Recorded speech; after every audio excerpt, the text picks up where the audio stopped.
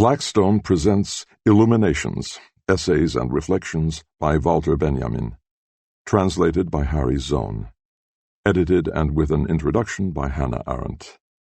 This book is read by Stefan Rudnicki. Introduction. Walter Benjamin, 1892 to 1940. 1. The Hunchback. Fama, that much-coveted goddess, has many faces, and fame comes in many sorts and sizes, from the one-week notoriety of the cover story to the splendor of an everlasting name. Posthumous fame is one of Fama's rarer and least desired articles, although it is less arbitrary and often more solid than the other sorts, since it is only seldom bestowed upon mere merchandise. The one who stood most to profit is dead, and hence it is not for sale.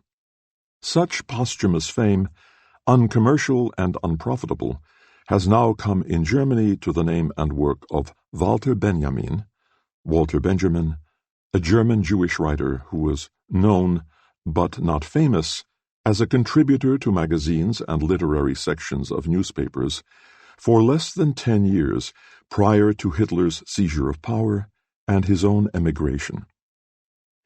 There were few who still knew his name when he chose death in those early fall days of 1940, which for many of his origin and generation marked the darkest moment of the war. The fall of France, the threat to England, the still intact Hitler-Stalin pact, whose most feared consequence at that moment was the close cooperation of the two most powerful secret police forces in Europe. 15 years later, a 2-volume edition of his writings was published in Germany and brought him almost immediately a succès d'estime that went far beyond the recognition among the few which he had known in his life. And since mere reputation, however high, as it rests on the judgment of the best, is never enough for writers and artists to make a living that only fame, the testimony of a multitude which need not be astronomical in size, can guarantee, one is doubly tempted to say with Cicero, Si vivi viscent, qui morte viserunt.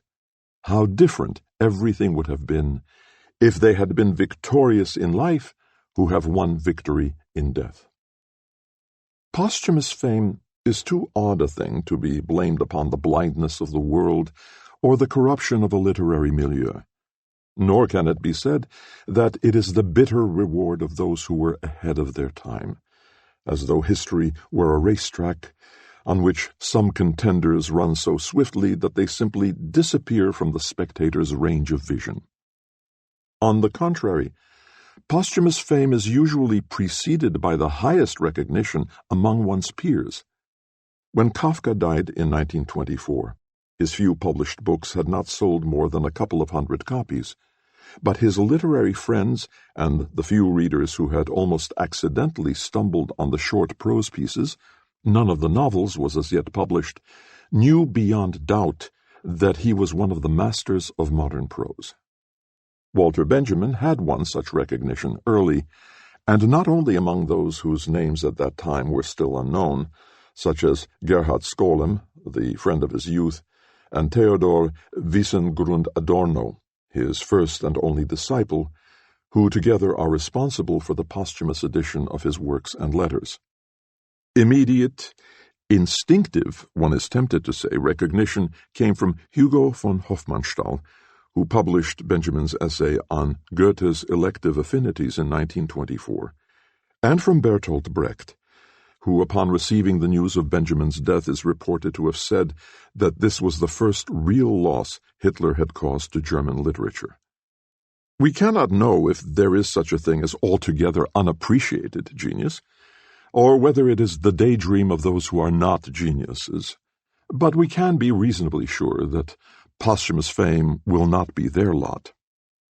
Fame is a social phenomenon. Ad gloriam non est satis unius opinio, as Seneca remarked wisely and pedantically. For fame, the opinion of one is not enough, although it is enough for friendship and love. and no society can properly function without classification, without an arrangement of things and men in classes and prescribed types. This necessary classification is the basis for all social discrimination, and discrimination, present opinion to the contrary notwithstanding, is no less a constituent element of the social realm than equality is a constituent element of the political. The point is that in society, everybody must answer the question of what he is, as distinct from the question of who he is, which his role is, and his function, and the answer, of course, can never be, I am unique, not because of the implicit arrogance, but because the answer would be meaningless. In the case of Benjamin, the trouble, if such it was, can be diagnosed in retrospect with great precision. When Hofmannsthal had read the long essay on Goethe by the completely unknown author, he called it schlechthin unvergleichlich, absolutely incomparable. And the trouble was that he was literally right. It could not be compared with anything else in existing literature. The trouble with everything, Benjamin wrote, was that it always turned out to be sui generis. Posthumous fame seems then to be the lot of the unclassifiable ones, that is, those whose work neither fits the existing order nor introduces a new genre that lends itself to future classification. Innumerable attempts to write à la Kafka, all of them dismal failures, have only served to emphasize Kafka's uniqueness, that absolute originality which can be traced to no predecessor and suffers no followers. This is what society can least come to terms with, and upon which it will always be very reluctant to bestow its seal of approval. To put it bluntly, it would be as misleading today to recommend Walter Benjamin as a literary critic and essayist as it would have been misleading to recommend Kafka in 1924 as a short story writer and novelist. To describe adequately his work and him as an author within our usual framework of reference, one would have to make a great many negative statements, such as, his erudition was great, but he was no scholar. His subject matter comprised texts and their interpretation, but he was no philologist. He was greatly attracted not by religion, but by theology, and the theological type of interpretation for which the text itself is sacred, but he was no theologian, and he was not particularly interested in the Bible. He was a born writer, but his greatest ambition was to produce a work consisting entirely of quotations. He was the first German to translate Proust, together with Franz Hessel, and St. John Perse, and before that he had translated Baudelaire's Tableau Parisien, but he was no translator.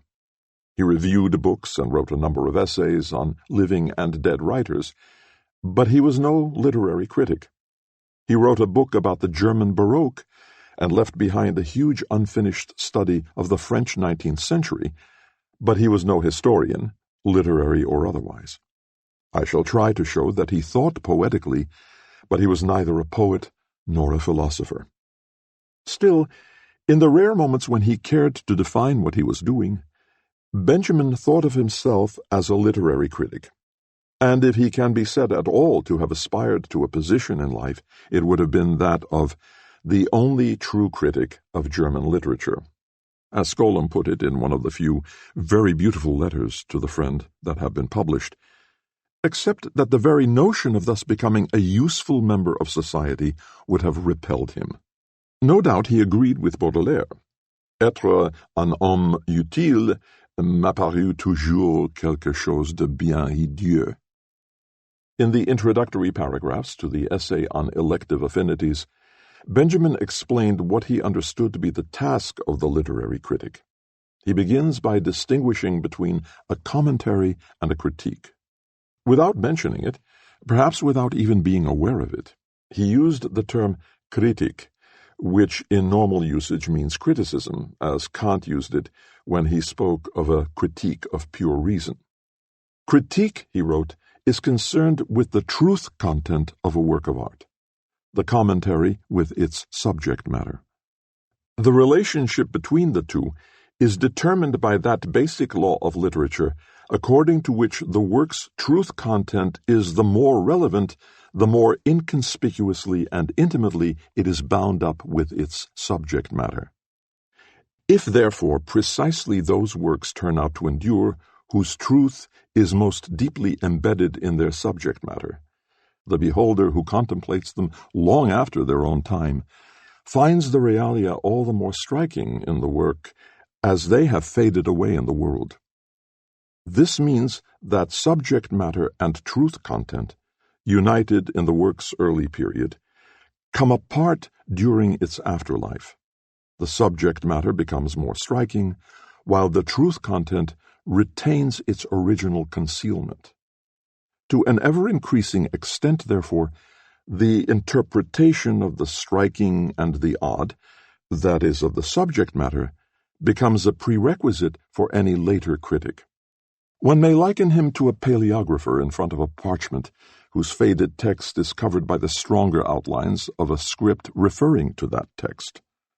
Just as the paleographer would have to start with reading the script, the critic must start with commenting on his text. And out of this activity there arises immediately an inestimable criterion of critical judgment. Only now can the critic ask the basic question of all criticism, namely, whether the work's shining truth content is due to its subject matter, or whether the survival of the subject matter is due to the truth content. For as they come apart in the work, they decide on its immortality. In this sense, the history of works of art prepares their critique, and this is why historical distance increases their power. If, to use a simile, one views the growing work as a funeral pyre, its commentator can be likened to the chemist, its critic to the alchemist.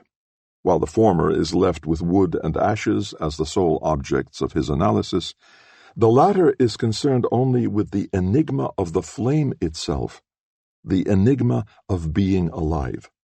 Thus the critic inquires about the truth, whose living flame goes on burning over the heavy logs of the past and the light ashes of life gone by. The critic, as an alchemist, practicing the obscure art of transmuting the futile elements of the real into the shining, enduring gold of truth, or rather watching and interpreting the historical process that brings about such magical transfiguration, whatever we may think of this figure, it hardly corresponds to anything we usually have in mind when we classify a writer as a literary critic.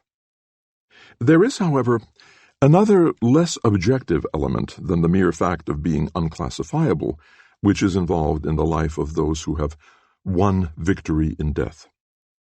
It is the element of bad luck, and this factor, very prominent in Benjamin's life, cannot be ignored here because he himself, who probably never thought or dreamed about posthumous fame, was so extraordinarily aware of it. In his writing, and also in conversation, he used to speak about the little hunchback, the Bucklicht-Mannlein, a German fairy tale figure out of Des Knaben Wunderhorn, the famous collection of German folk poetry. Will ich in mein Keller gehen, will mein Weinlein zapfen. Steht ein Bucklicht-Mannlein da, tät mir'n Krug wegschnappen. Will ich in mein Kückel gehen, will mein Süpplein kochen. Steht ein Bucklicht-Mannlein da, hat mein Töpflein brochen. The hunchback was an early acquaintance of Benjamin, who had first met him when, still a child, he found the poem in a children's book, and he never forgot. But only once, at the end of a Berlin childhood around 1900, when anticipating death, he attempted to get hold of his entire life, as it is said to pass before the eyes of the dying, did he clearly state who and what it was that had terrified him so early in life, and was to accompany him until his death.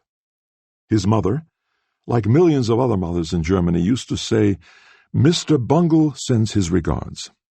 Ungeschickt lässt grüßen, whenever one of the countless little catastrophes of childhood had taken place. And the child knew, of course, what this strange bungling was all about. The mother referred to the little hunchback who caused the objects to play their mischievous tricks upon children. It was he who had tripped you up when you fell and knocked the thing out of your hand when it went to pieces.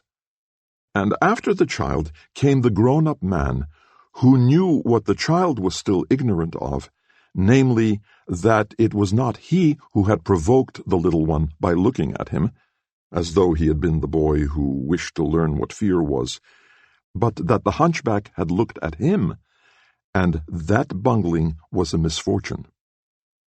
For anyone whom the little man looks at pays no attention, not to himself and not to the little man. In consternation he stands before a pile of debris. Schriften 1, 650-52. Thanks to the recent publication of his letters, the story of Benjamin's life may now be sketched in broad outline. And it would be tempting indeed to tell it as a sequence of such piles of debris, since there is hardly any question that he himself viewed it in that way. But the point of the matter is that he knew very well of the mysterious interplay, the place at which weakness and genius coincide, which he so masterfully diagnosed in Proust. For he was of course also speaking about himself when, in complete agreement, he quoted what Jacques Rivière had said about Proust. He died of the same inexperience that permitted him to write his works. He died of ignorance because he did not know how to make a fire or open a window. The image of Proust. Like Proust, he was wholly incapable of changing his life's conditions even when they were about to crush him. With a precision suggesting a sleepwalker, his clumsiness invariably guided him to the very center of a misfortune, or wherever something of the sort might lurk. Thus, in the winter of 1939-40, the danger of bombing made him decide to leave Paris for a safer place. Well, no bomb was ever dropped on Paris, but Meaux, where Benjamin went, was a troop center, and probably one of the very few places in France that was seriously endangered in those months of the phony war. But like Proust, he had every reason to bless the curse and to repeat the strange prayer at the end of the folk poem with which he closes his childhood memoir. Liebes Kindlein, ach, ich bitt, Bett fürs Büchlicht, Männlein mit.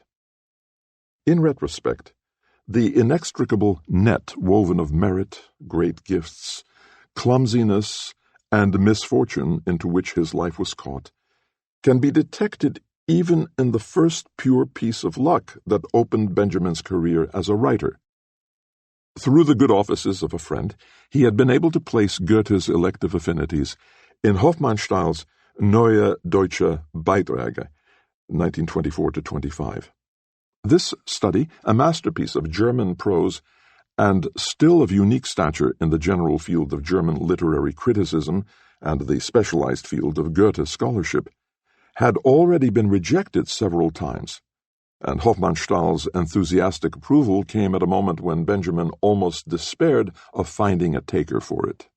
Briefe 1-300. But there was a decisive misfortune, apparently never fully understood, which, under the given circumstances, was necessarily connected with this chance. The only material security which this first public breakthrough could have led to was the habilitation, the first step of the university career for which Benjamin was then preparing himself. This, to be sure, would not yet have enabled him to make a living. The so-called Privatdozent received no salary, but it would probably have induced his father to support him until he received a full professorship, since this was a common practice in those days. It is now hard to understand how he and his friends could ever have doubted that a habilitation under a not unusual university professor was bound to end with a catastrophe.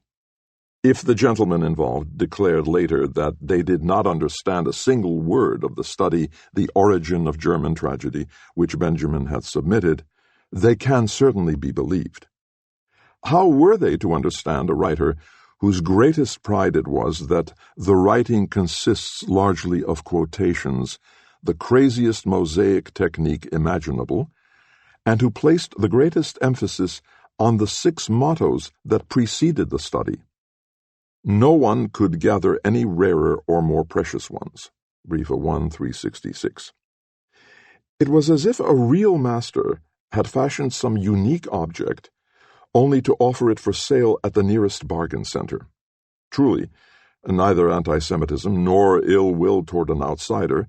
Benjamin had taken his degree in Switzerland during the war and was no one's disciple, nor the customary academic suspicion of anything that is not guaranteed to be mediocre need have been involved. However, and this is where bungling and bad luck come in the Germany of that time there was another way. And it was precisely his Goethe essay that spoiled Benjamin's only chance for a university career. As often with Benjamin's writings, this study was inspired by polemics, and the attack concerned Friedrich Gundolf's book on Goethe.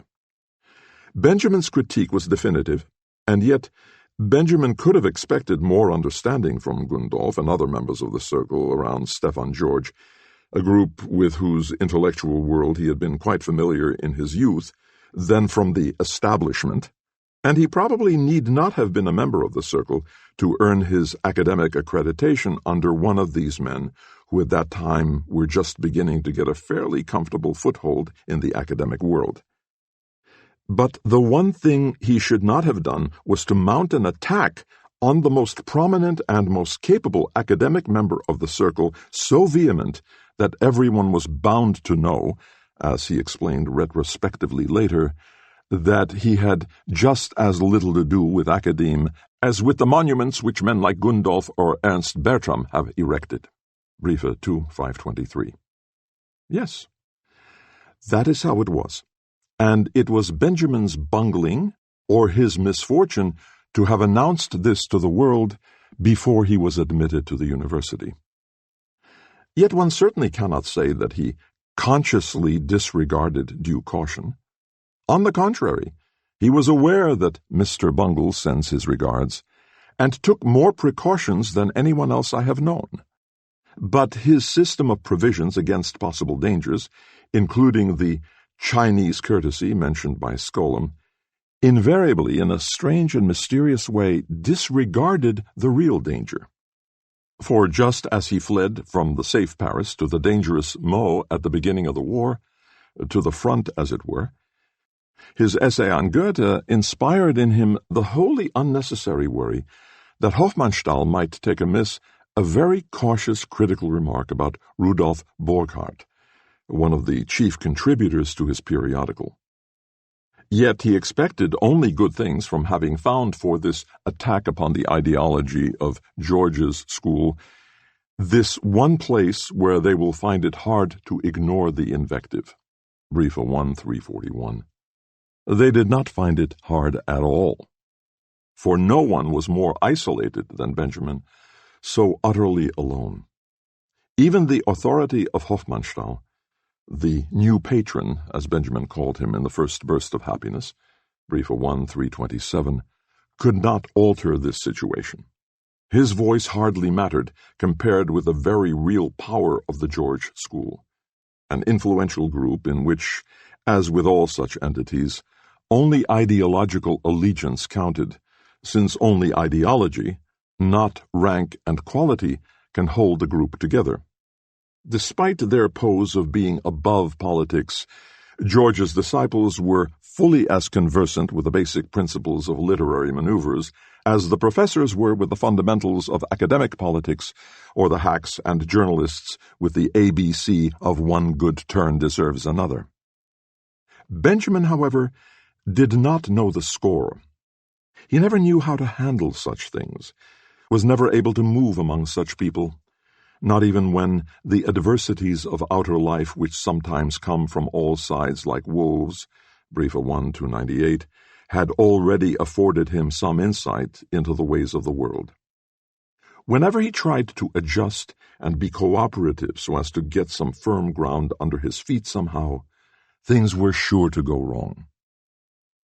A major study on Goethe from the viewpoint of Marxism, in the middle 20s he came very close to joining the Communist Party, never appeared in print, either in the Great Russian Encyclopedia, for which it was intended, or in present-day Germany. Klaus Mann, who had commissioned a review of Brecht's threepenny novel for his periodical Die Sammlung, returned the manuscript because Benjamin had asked 250 French francs, then about $10 for it, and he wanted to pay only 150. His commentary on Brecht's poetry did not appear in his lifetime, and the most serious difficulties finally developed with the Institute for Social Research, which originally, and now again part of the University of Frankfurt, had emigrated to America and on which Benjamin depended financially. Its guiding spirits, Theodor W. Adorno and Max Horkheimer, were dialectical materialists, and in their opinion, Benjamin's thinking was undialectic, moved in materialistic categories which by no means coincide with Marxist ones, was lacking in mediation insofar as in an essay on Baudelaire he had related certain conspicuous elements within the superstructure directly, perhaps even causally, to corresponding elements in the substructure. The result was that Benjamin's original essay, The Paris of the Second Empire and the Works of Baudelaire, was not printed, either then in the magazine of the Institute or in the posthumous 2-volume edition of his writings. Parts of it have now been published. Der Flaneur in Die Neue Rundschau, December 1967, and Die Moderne in Das Argument, March 1968. Benjamin probably was the most peculiar Marxist ever produced by this movement, which God knows had its full share of oddities. The theoretical aspect that was bound to fascinate him was the doctrine of the superstructure, which was only briefly sketched by Marx, but then assumed a disproportionate role in the movement as it was joined by a disproportionately large number of intellectuals, hence by people who were interested only in the superstructure.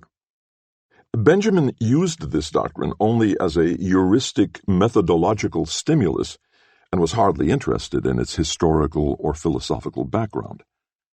What fascinated him about the matter was that the spirit and its material manifestation were so intimately connected that it seemed permissible to discover everywhere Baudelaire's correspondance, which clarified and illuminated one another if they were properly correlated, so that finally they would no longer require any interpretive or explanatory commentary. He was concerned with the correlation between a street scene, a speculation on the stock exchange, a poem, a thought, with the hidden line which holds them together and enables the historian or philologist to recognize that they must all be placed in the same period. When Adorno criticized Benjamin's wide-eyed presentation of actualities, brief at 2, 793, he hit the nail right on its head. This is precisely what Benjamin was doing and wanted to do. Strongly influenced by surrealism, it was the attempt to capture the portrait of history in the most insignificant representations of reality, its scraps, as it were. Brief at 2, 685. Benjamin had a passion for small, even minute things. Skolem tells about his ambition to get 100 lines onto the ordinary page of a notebook, and about his admiration for 2 grains of wheat in the Jewish section of the Musée Cluny, on which a kindred soul had inscribed the complete Shema Israel. For him, the size of an object was in an inverse ratio to its significance. And this passion, far from being a whim, derived directly from the only worldview that ever had a decisive influence on him. From Goethe's conviction of the factual existence of an Urphänomen, an archetypal phenomenon, a concrete thing to be discovered in the world of appearances in which significance, Bedeutung, the most Goethean of words, keeps recurring in Benjamin's writings, and appearance, word and thing, idea and experience would coincide. The smaller the object, the more likely it seemed that it could contain in the most concentrated form everything else. Hence his delight that 2 grains of wheat should contain the entire Shema Israel, the very essence of Judaism. Tiniest essence appearing on tiniest entity, from which, in both cases, everything else originates. That, however, in significance, cannot be compared with its origin. In other words, what profoundly fascinated Benjamin from the beginning was never an idea. It was always a phenomenon. What seems paradoxical about everything that is justly called beautiful is the fact that it appears, Schriften 1:349, and this paradox, or more simply, the wonder of appearance, was always at the center of all his concerns. How remote these studies were from Marxism and dialectical materialism is confirmed by their central figure, the flâneur. It is to him, aimlessly strolling through the crowds in the big cities, in studied contrast to their hurried, purposeful activity, that things reveal themselves in their secret meaning. The true picture of the past flits by, philosophy of history, and only the flâneur who idly strolls by receives the message. With great acumen, Adorno has pointed to the static element in Benjamin.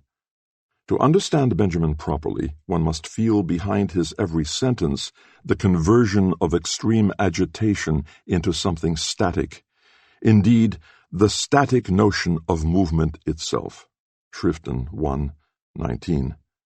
Naturally, nothing could be more undialectic than this attitude in which the angel of history, in the 9th of the Theses on the Philosophy of History, does not dialectically move forward into the future, but has his face turned toward the past. Where a chain of events appears to us, he sees one single catastrophe which keeps piling wreckage upon wreckage and hurls it in front of his feet.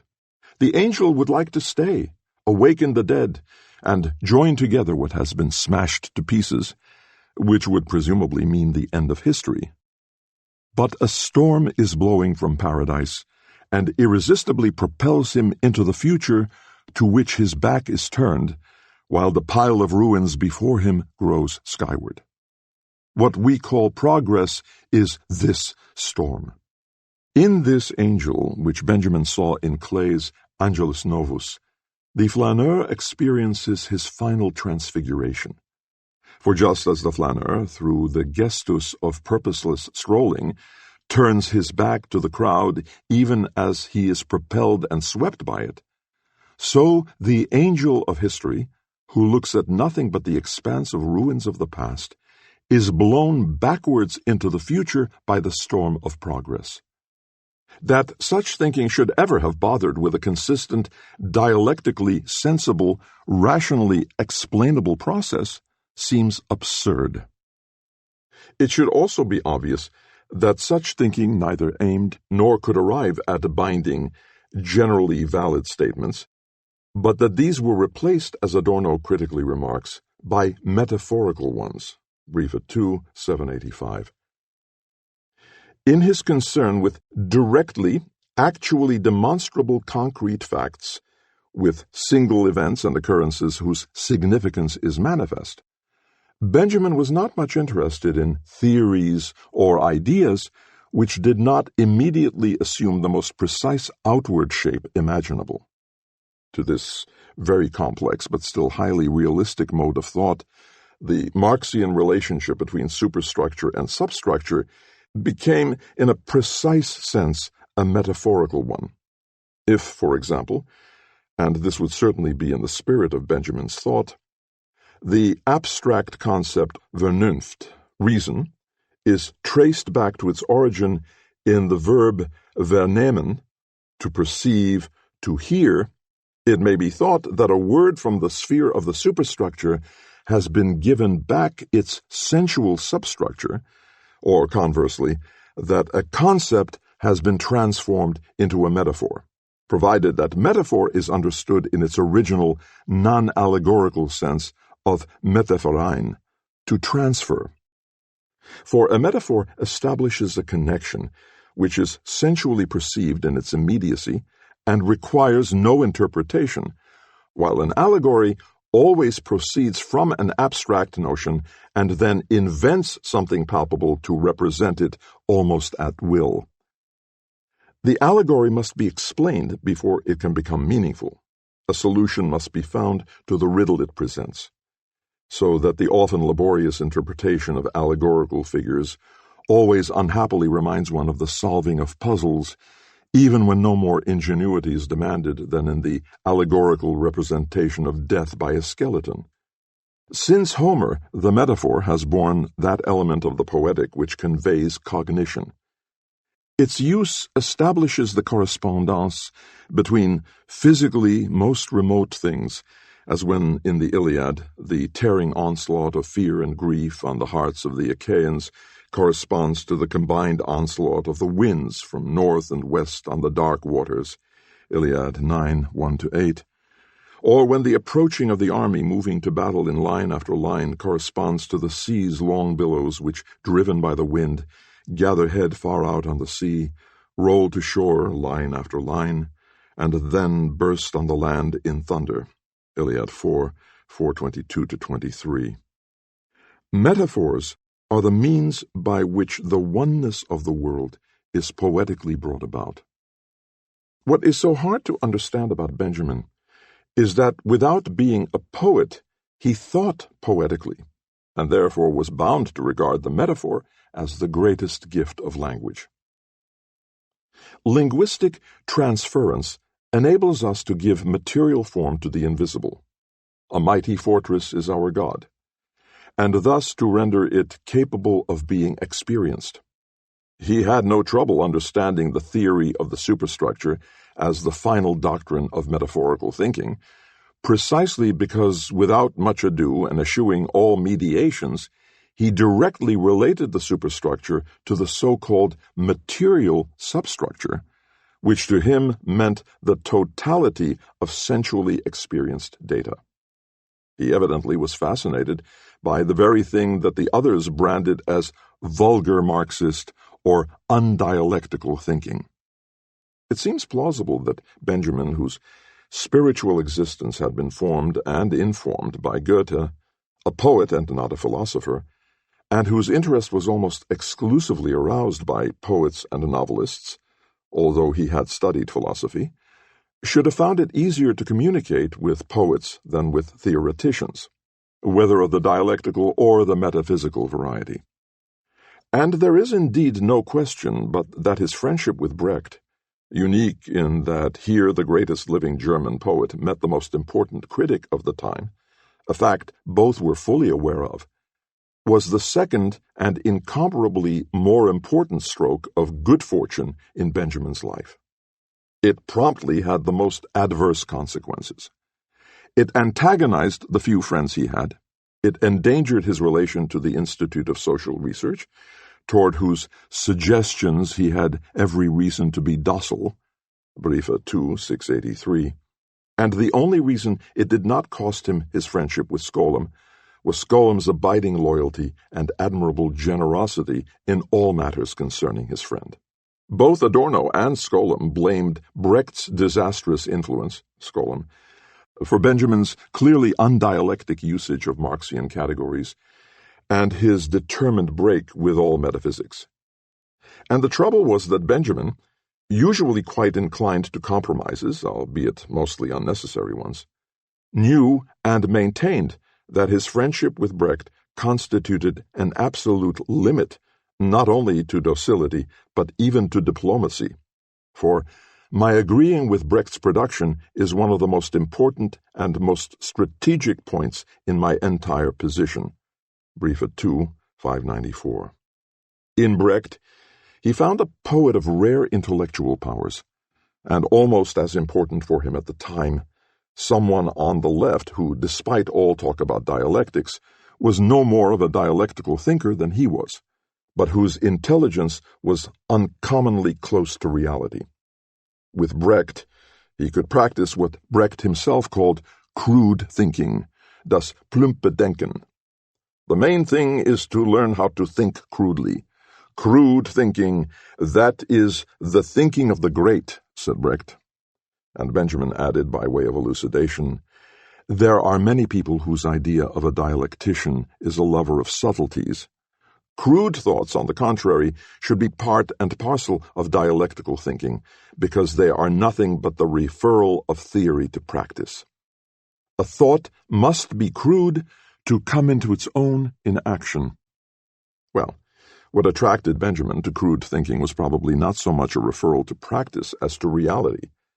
And to him, this reality manifested itself most directly in the proverbs and idioms of everyday language. Proverbs are a school of crude thinking, he writes in the same context. And the art of taking proverbial and idiomatic speech literally enabled Benjamin, as it did Kafka, in whom figures of speech are often clearly discernible as a source of inspiration and furnish the key to many a riddle, to write a prose of such singularly enchanting and enchanted closeness to reality. Wherever one looks in Benjamin's life, one will find the little hunchback. Long before the outbreak of the Third Reich, he was playing his evil tricks, causing publishers who had promised Benjamin an annual stipend for reading manuscripts or editing a periodical for them to go bankrupt before the first number appeared. Later, the hunchback did allow a collection of magnificent German letters, made with infinite care and provided with the most marvelous commentaries, to be printed under the title Deutsche Menschen, and with the motto Von Ehre ohne Ruhm, von Größe ohne Glanz, von Würde ohne Sold, of honor without fame, of greatness without splendor, of dignity without pay. But then he saw to it that it ended in the cellar of the bankrupt Swiss publisher, instead of being distributed as intended by Benjamin, who signed the selection with a pseudonym, in Nazi Germany. And in this cellar the edition was discovered in 1962, at the very moment when a new edition had come off the press in Germany. One would also charge it to the little hunchback that often the few things that were to take a good turn first presented themselves in an unpleasant guise. A case in point is the translation of Anabas by Alexis Saint-Léger, St. John Perse, which Benjamin, who thought the work of little importance, Briefe 1, 381, undertook because, like the Proust translation, the assignment had been procured for him by Hofmannsthal.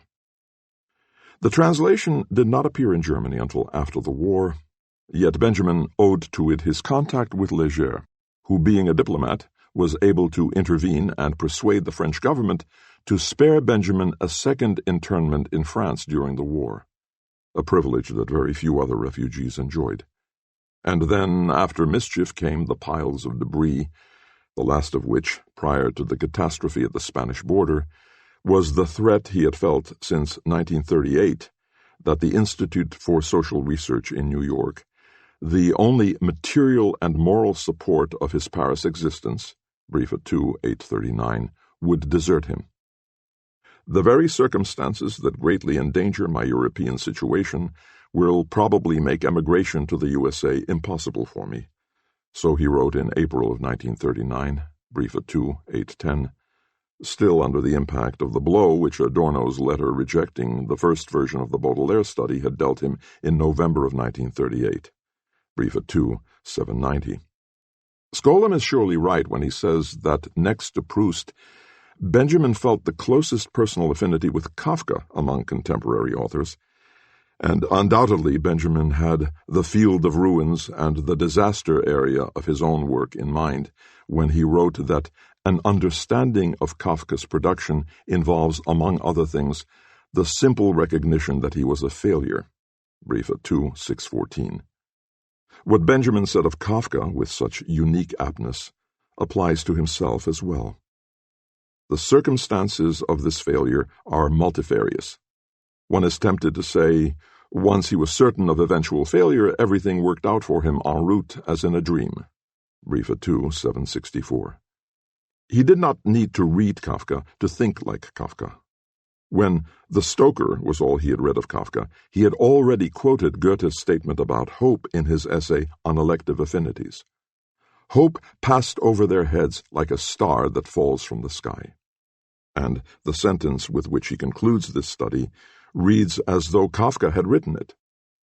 Only for the sake of the hopeless ones have we been given hope. Schriften 1, 140. On September 26, 1940, Walter Benjamin, who was about to emigrate to America, took his life at the Franco-Spanish border. There were various reasons for this. The Gestapo had confiscated his Paris apartment, which contained his library — he had been able to get the more important half out of Germany — and many of his manuscripts. And he had reason to be concerned also about the others which, through the good offices of Georges Bataille, had been placed in the Bibliothèque Nationale prior to his flight from Paris to Lourdes, in unoccupied France. How was he to live without a library? How could he earn a living without the extensive collection of quotations and excerpts among his manuscripts? Besides, nothing drew him to America, where, as he used to say, people would probably find no other use for him than to cart him up and down the country to exhibit him as the last European. But the immediate occasion for Benjamin's suicide was an uncommon stroke of bad luck. Through the armistice agreement between Vichy France and the Third Reich, refugees from Hitler Germany, les réfugiés provenant d'Allemagne, as they were officially referred to in France, were in danger of being shipped back to Germany, presumably only if they were political opponents. To save this category of refugees, which, it should be noted, never included the unpolitical mass of Jews, who later turned out to be the most endangered of all, the United States had distributed a number of emergency visas through its consulates in unoccupied France. Thanks to the efforts of the Institute in New York, Benjamin was among the first to receive such a visa in Marseille. Also, he quickly obtained a Spanish transit visa to enable him to get to Lisbon and board a ship there. However, he did not have a French exit visa, which at that time was still required, and which the French government, eager to please the Gestapo, invariably denied to German refugees. In general, this presented no great difficulty, since a relatively short and none too arduous road to be covered by foot over the mountains to Port Bou was well known and was not guarded by the French border police. Still, for Benjamin, apparently suffering from a cardiac condition, brief at 2/841, even the shortest walk was a great exertion, and he must have arrived in a state of serious exhaustion. The small group of refugees that he had joined reached the Spanish border town only to learn that Spain had closed the border that same day and that the border officials did not honor visas made out in Marseille. The refugees were supposed to return to France by the same route the next day. During the night, Benjamin took his life, whereupon the border officials, upon whom this suicide had made an impression, allowed his companions to proceed to Portugal. A few weeks later, the embargo on visas was lifted again. 1 day earlier, Benjamin would have got through without any trouble. 1 day later, the people in Marseille would have known that for the time being it was impossible to pass through Spain. Only on that particular day was the catastrophe possible. 2. The Dark Times. Anyone who cannot cope with life while he is alive needs one hand to ward off a little his despair over his fate. But with his other hand he can jot down what he sees among the ruins, for he sees different and more things than the others. After all, he is dead in his own lifetime, and the real survivor. Franz Kafka, Diaries. Entry of October 19, 1921. Like one who keeps afloat on a shipwreck by climbing to the top of a mast that is already crumbling, but from there he has a chance to give a signal leading to his rescue. Walter Benjamin, in a letter to Gerhard Skolem, dated April 17, 1931. Often an era most clearly brands with its seal those who have been least influenced by it, who have been most remote from it, and who therefore have suffered most. So it was with Proust, with Kafka, with Karl Kraus, and with Benjamin. His gestures, and the way he held his head when listening and talking, the way he moved, his manners, but especially his style of speaking, down to his choice of words and the shape of his syntax, finally his downright idiosyncratic tastes, all this seemed so old-fashioned, as though he had drifted out of the 19th century into the 20th, the way one is driven onto the coast of a strange land. Did he ever feel at home in 20th century Germany? One has reason to doubt it. In 1913, when he first visited France as a very young man, the streets of Paris were almost more homelike, Briefe 156, to him after a few days, than the familiar streets of Berlin. He may have felt even then, and he certainly felt 20 years later, how much the trip from Berlin to Paris was tantamount to a trip in time. Not from one country to another, but from the 20th century back to the 19th. There was the nation par excellence, whose culture had determined the Europe of the 19th century, and for which Haussmann had rebuilt Paris, the capital of the 19th century, as Benjamin was to call it. This Paris was not yet cosmopolitan, to be sure, but it was profoundly European, and thus it has, with unparalleled naturalness, offered itself to all homeless people as a second home ever since the middle of the last century. Neither the pronounced xenophobia of its inhabitants, nor the sophisticated harassment by the local police has ever been able to change this. Long before his immigration, Benjamin knew how very exceptional it was to make the kind of contact with a Frenchman that would enable one to prolong a conversation with him beyond the first quarter of an hour. Briefe 1, 445.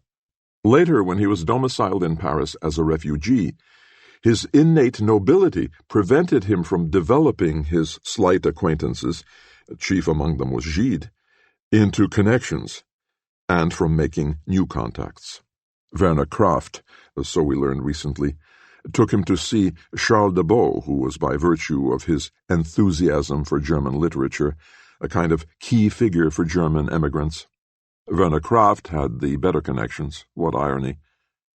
In his strikingly judicious review of Benjamin's works and letters, as well as of the secondary literature, Pierre Missac has pointed out how greatly Benjamin must have suffered because he did not get the reception in France that was due him. This is correct, of course, but it surely did not come as a surprise. No matter how irritating and offensive all this may have been, the city itself compensated for everything. Its boulevards, Benjamin discovered as early as 1913, are formed by houses which do not seem made to be lived in, but are like stone sets for people to walk between. Briefe 156. This city, around which one still can travel in a circle past the old gates, has remained what the cities of the Middle Ages, severely walled off and protected against the outside, once were. An interior, but without the narrowness of medieval streets, a generously built and planned open-air intérieur, with the arch of the sky like a majestic ceiling above it. The finest thing here about all art and all activity is the fact that they leave the few remainders of the original and the natural their splendor. Briefe 1, 421. Indeed, they help them to acquire new luster. It is the uniform facades, lining the streets like inside walls, that make one feel more physically sheltered in this city than in any other. The arcades which connect the great boulevards and offer protection from inclement weather exerted such an enormous fascination over Benjamin that he referred to his projected major work on the 19th century and its capital simply as the arcades. Passagenarbeit. And these passageways are indeed like a symbol of Paris, because they clearly are inside and outside at the same time, and thus represent its true nature in quintessential form. In Paris, a stranger feels at home because he can inhabit the city the way he lives in his own four walls.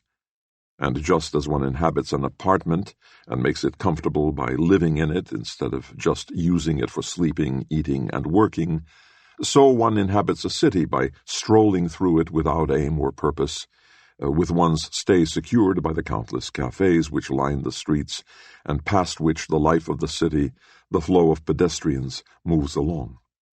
To this day, Paris is the only one among the large cities which can be comfortably covered on foot, and more than any other city, it is dependent for its liveliness on people who pass by in the streets, so that the modern automobile traffic endangers its very existence not only for technical reasons.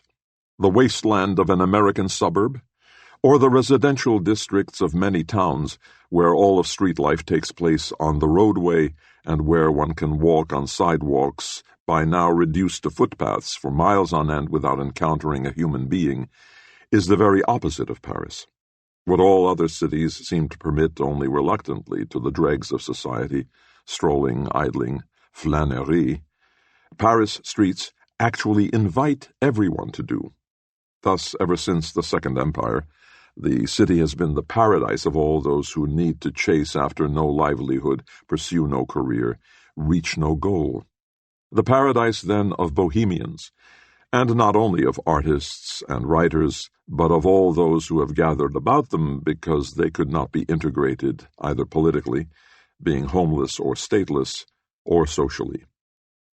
Without considering this background of the city, which became a decisive experience for the young Benjamin, one can hardly understand why the flâneur became the key figure in his writings. The extent to which this strolling determined the pace of his thinking was perhaps most clearly revealed in the peculiarities of his gait, which Max Richtner described as at once advancing and tarrying, a strange mixture of both. It was the walk of a flâneur, and it was so striking because, like the dandy and the snob, the flâneur had his home in the 19th century, an age of security in which children of upper-middle-class families were assured of an income without having to work, so that they had no reason to hurry. And just as the city taught Benjamin flânerie, the 19th century's secret style of walking and thinking, it naturally aroused in him a feeling for French literature as well, and this almost irrevocably estranged him from normal German intellectual life. In Germany I feel quite isolated in my efforts and interests among those of my generation, while in France there are certain forces, the writers Giraudoux and especially Aragon, the surrealist movement in which I see at work what occupies me too. So he wrote to Hofmannsthal in 1927, Briefe 1, 446, when having returned from a trip to Moscow and convinced that literary projects sailing under the communist flag were unfeasible, he was setting out to consolidate his Paris position, Briefe 1, 444-45. 8 years earlier, he had mentioned the incredible feeling of kinship which Péguy had inspired in him. No written work has ever touched me so closely and given me such a sense of communion. Briefe 1, 217. Well, he did not succeed in consolidating anything, and success would hardly have been possible. Only in post-war Paris have foreigners, and presumably that is what everyone not born in Paris is called in Paris to this day, been able to occupy positions. On the other hand, Benjamin was forced into a position which actually did not exist anywhere, which in fact could not be identified and diagnosed as such until afterwards. It was the position on the top of the mast from which the tempestuous times could be surveyed better than from a safe harbor, even though the distress signals of the shipwreck, of this one man who had not learned to swim either with or against the tide, were hardly noticed, either by those who had never exposed themselves to these seas, or by those who were capable of moving even in this element. Viewed from the outside, it was the position of the freelance writer who lives by his pen. However, as only Max Richtner seems to have observed, he did so in a peculiar way, for his publications were anything but frequent, and it was never quite clear to what extent he was able to draw upon other resources. Richtner's suspicions were justified in every respect. Not only were other resources at his disposal prior to his emigration, but behind the facade of freelance writing, he led the considerably freer, albeit constantly endangered life of an homme de lettres, whose home was a library that had been gathered with extreme care but was by no means intended as a working tool. It consisted of treasures whose value, as Benjamin often repeated, was proved by the fact that he had not read them. A library, then, which was guaranteed not to be useful or at the service of any profession. Such an existence was something unknown in Germany, and almost equally unknown was the occupation which Benjamin, only because he had to make a living, derived from it. Not the occupation of a literary historian and scholar, with the requisite number of fat tomes to his credit, but that of a critic and essayist who regarded even the essay form as too vulgarly extensive and would have preferred the aphorism if he had not been paid by the line.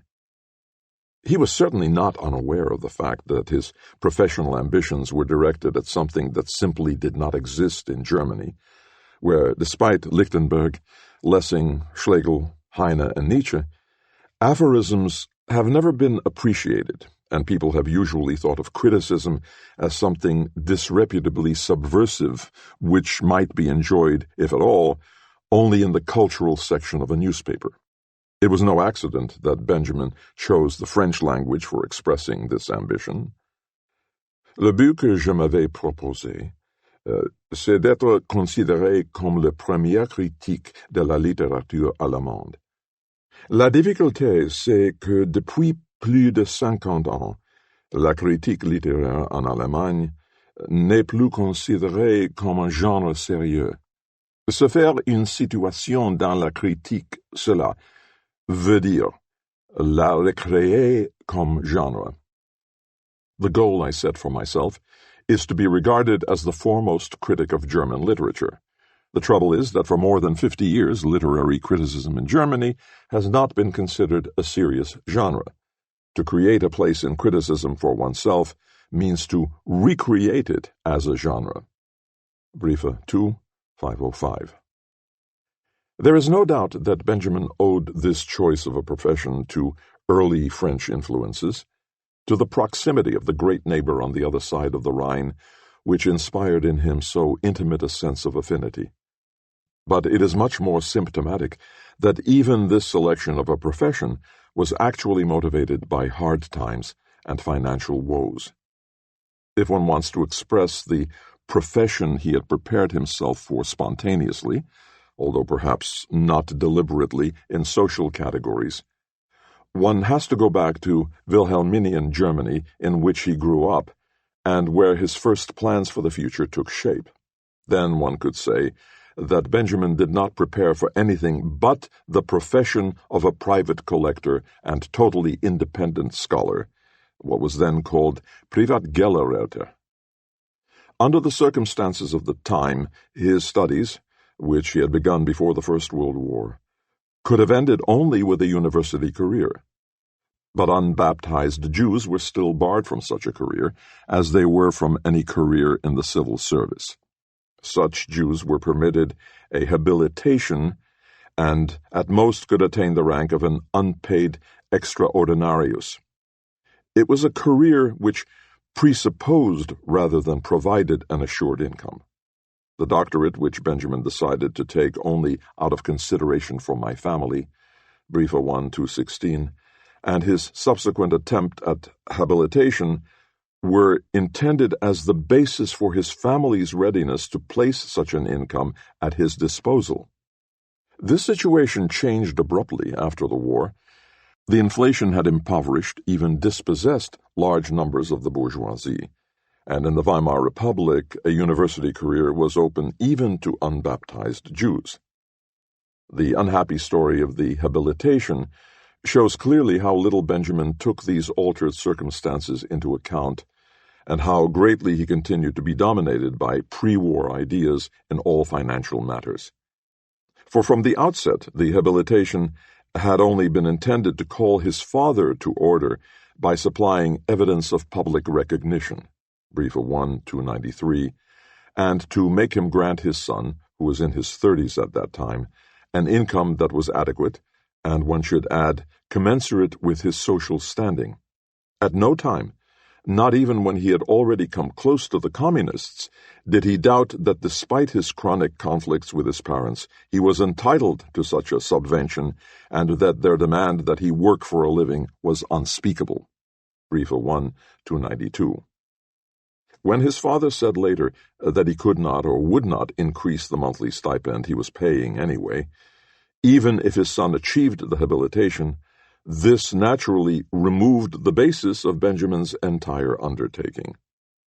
Until his parents' death in 1930, Benjamin was able to solve the problem of his livelihood by moving back into the parental home, living there first with his family — he had a wife and a son — and after his separation, which came soon enough, by himself. He was not divorced until 1930. It is evident that this arrangement caused him a great deal of suffering. But it is just as evident that in all probability he never seriously considered another solution. It is also striking that despite his permanent financial trouble, he managed throughout these years constantly to enlarge his library. His one attempt to deny himself this expensive passion — he visited the great auction houses the way others frequent gambling casinos — and his resolution even to sell something in an emergency ended with his feeling obliged to deaden the pain of this readiness, Briefe 1, 340, by making fresh purchases. And his one demonstrable attempt to free himself from financial dependence on his family ended with the proposal that his father immediately gave him, funds enabling me to buy an interest in a second-hand bookstore, Briefe 1, 292. This is the only gainful employment that Benjamin ever considered. Nothing came of it, of course. In view of the realities of the Germany of the 20s, and of Benjamin's awareness that he would never be able to make a living with his pen, there are places in which I can earn a minimum and places in which I can live on a minimum, but there is no place where I can do both. Briefe 2, 563. His whole attitude may strike one as unpardonably irresponsible. Yet it was anything but a case of irresponsibility. It is reasonable to assume that it is just as hard for rich people grown poor to believe in their poverty as it is for poor people turned rich to believe in their wealth. The former seem carried away by a recklessness of which they are totally unaware. The latter seem possessed by a stinginess which actually is nothing but the old ingrained fear of what the next day may bring. Moreover, in his attitude to financial problems, Benjamin was by no means an isolated case. If anything, his outlook was typical of an entire generation of German Jewish intellectuals, although probably no one else fared so badly with it. Its basis was the mentality of the fathers, successful businessmen who did not think too highly of their own achievements, and whose dream it was that their sons were destined for higher things. It was the secularized version of the ancient Jewish belief that those who learn the Torah or the Talmud, that is, God's law, were the true elite of the people and should not be bothered with so vulgar an occupation as making money or working for it. This is not to say that in this generation there were no father-son conflicts. On the contrary, the literature of the time is full of them, and if Freud had lived and carried on his inquiries in a country and language other than the German Jewish milieu which supplied his patients, we might never have heard of an Oedipus complex. But, as a rule, these conflicts were resolved by the sons laying claim to being geniuses, or, in the case of the numerous communists from well-to-do homes, to being devoted to the welfare of mankind, in any case, to aspiring to things higher than making money, and the fathers were more than willing to grant that this was a valid excuse for not making a living.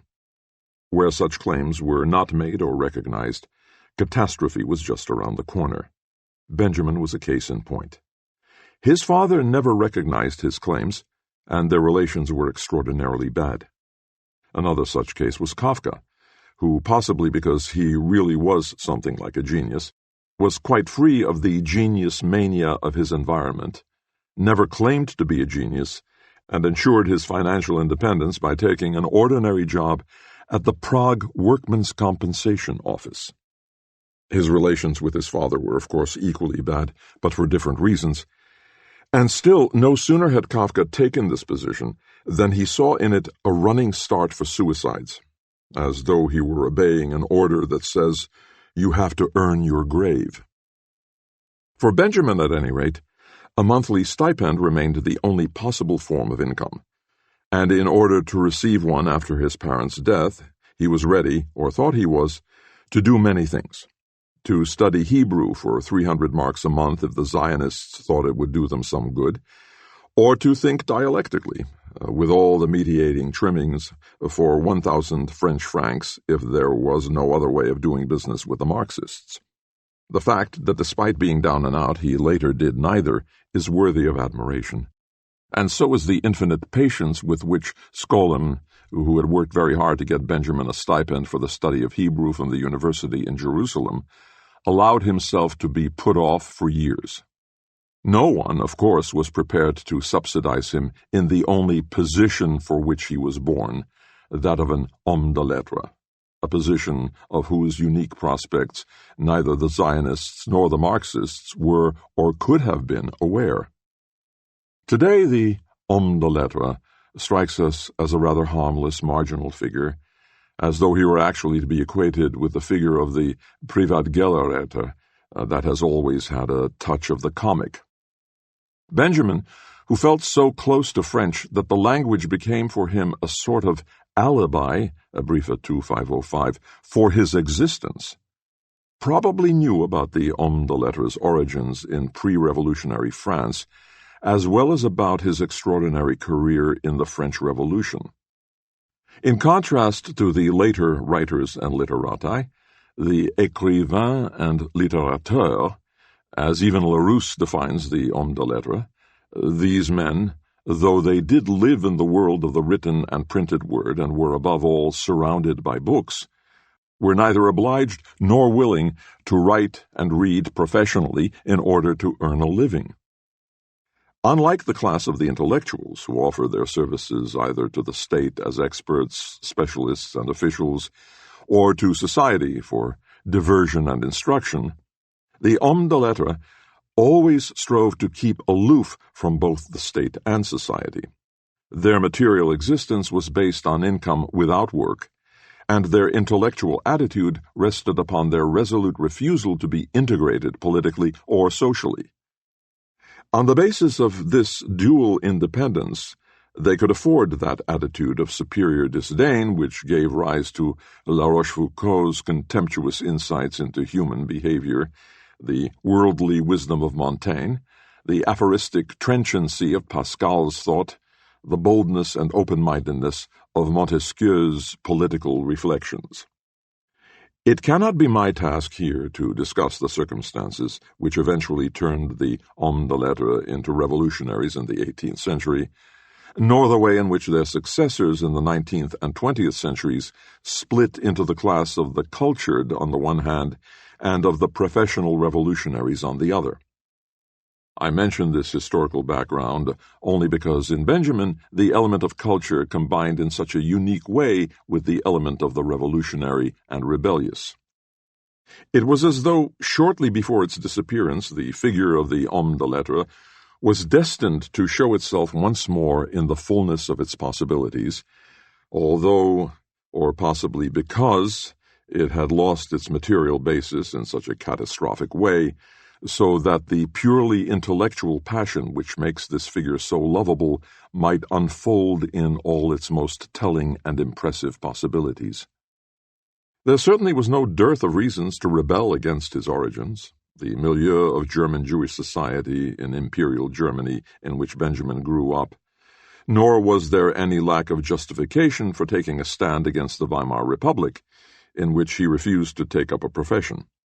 In A Berlin Childhood, around 1900, Benjamin describes the house from which he came as a mausoleum long intended for me, Schriften 1, 643. Characteristically enough, his father was an art dealer and antiquarian. The family was a wealthy and run-of-the-mill assimilated one. One of his grandparents was Orthodox, the other belonged to a Reform congregation. In my childhood I was a prisoner of the Old and the New West. In those days my clan inhabited these two districts with an attitude mingled of stubbornness and self-confidence, turning them into a ghetto which it regarded as its fief. Schriften 1, 643. The stubbornness was toward their Jewishness. It was only stubbornness that made them cling to it. The self-confidence was inspired by their position in the non-Jewish environment in which they had, after all, achieved quite a bit. Just how much was shown on days when guests were expected. On such occasions, the inside of the sideboard, which seemed to be the center of the house, and thus with good reason resembled the Temple Mountains, was opened, and now it was possible to show off treasures such as idols like to be surrounded with. Then the house's hoard of silver appeared, and what was displayed was there not 10-fold, but 20-fold or 30-fold. And when I looked at these long, long rows of mocha spoons or knife rests, fruit knives or oyster forks, the enjoyment of this profusion struggled with the fear that those who were being expected might all look alike, just as our cutlery did. Schriften 1, 632. Even the child knew that something was radically wrong, and not only because there were poor people. The poor, for the rich children of my age, they existed only as beggars, and it was a great advance in my understanding when for the first time poverty dawned on me in the ignominy of poorly paid work. Schriften 1, 632. But because stubbornness within and self-confidence without were producing an atmosphere of insecurity and self-consciousness, which truly was anything but suitable for the raising of children. This was true not only of Benjamin, or Berlin West, or Germany. With what passion did Kafka try to persuade his sister to put her 10-year-old son in a boarding school so as to save him from the special mentality which is particularly virulent among wealthy Prague Jews and which cannot be kept away from children, this petty, dirty, sly mentality. What was involved then was what had since the 1870s or 1880s been called the Jewish question, and existed in that form only in the German-speaking Central Europe of those decades.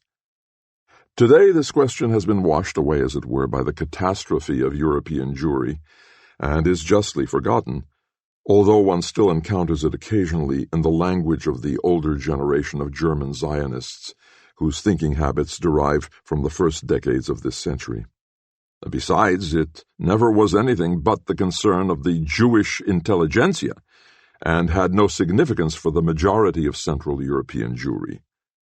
For the intellectuals, however, it was of great importance, for their own Jewishness, which played hardly any role in their spiritual household, determined their social life to an extraordinary degree, and therefore presented itself to them as a moral question of the first order.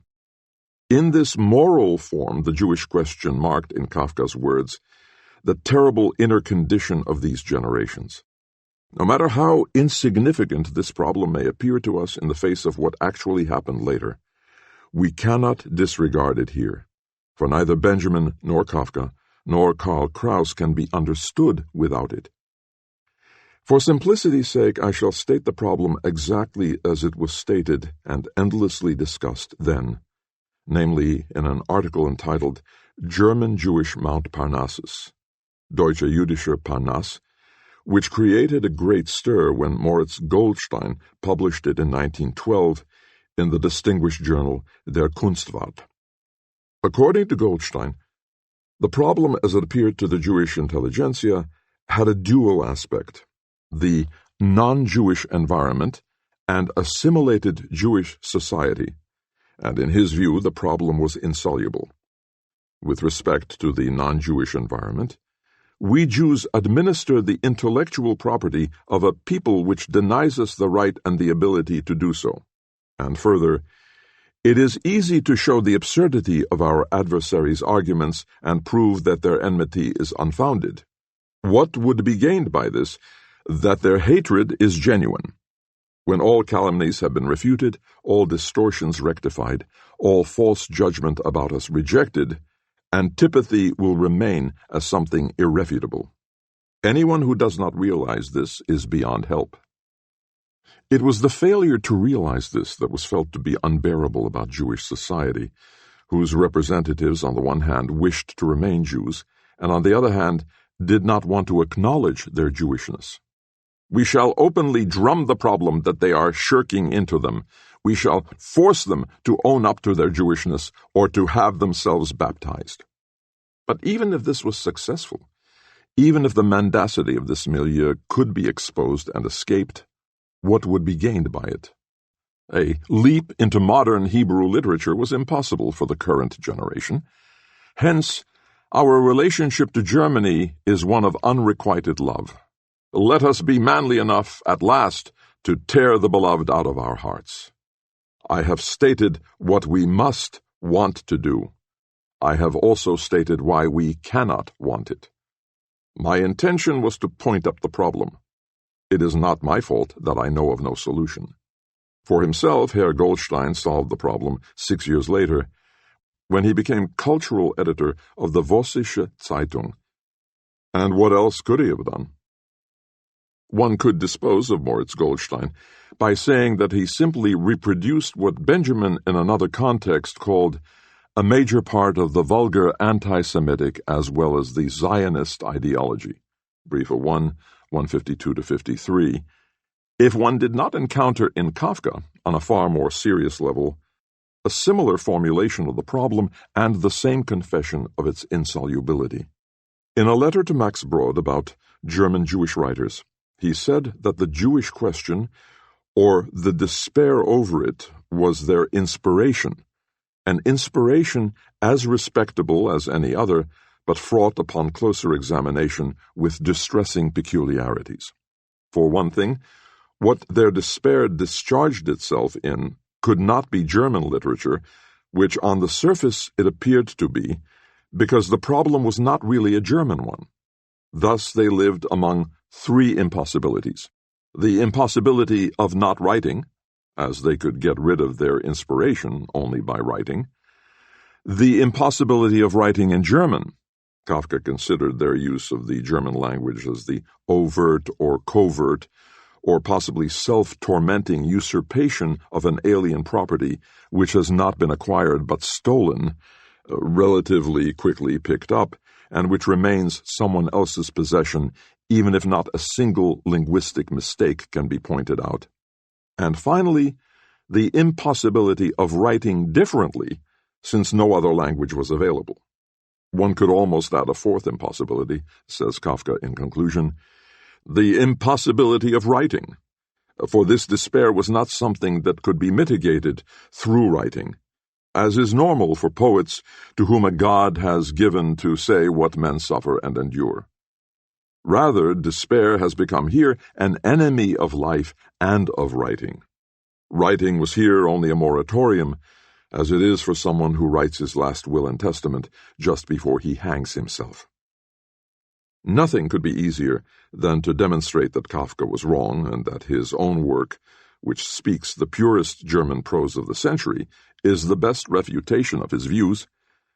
But such a demonstration, apart from being in bad taste, is all the more superfluous as Kafka himself was so very much aware of it. If I indiscriminately write down a sentence, he once wrote in his diaries, it already is perfect. Just as he was the only one to know that Mauscheln, speaking a Yiddishized German, though despised by all German-speaking people, Jews or non-Jews, did have a legitimate place in the German language, being nothing else but one of the numerous German dialects. And since he rightly thought that within the German language only the dialects, and besides them the most personal High German, are really alive, it naturally was no less legitimate to change from Mauscheln or from Yiddish to High German than it was to change from Low German or the Alemannic dialect.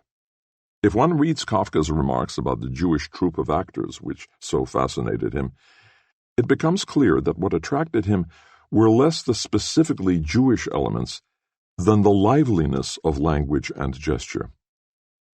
To be sure, We have some difficulty today in understanding these problems or taking them seriously, especially since it is so tempting to misinterpret and dismiss them as mere reaction to an anti-Semitic milieu, and thus as an expression of self-hatred.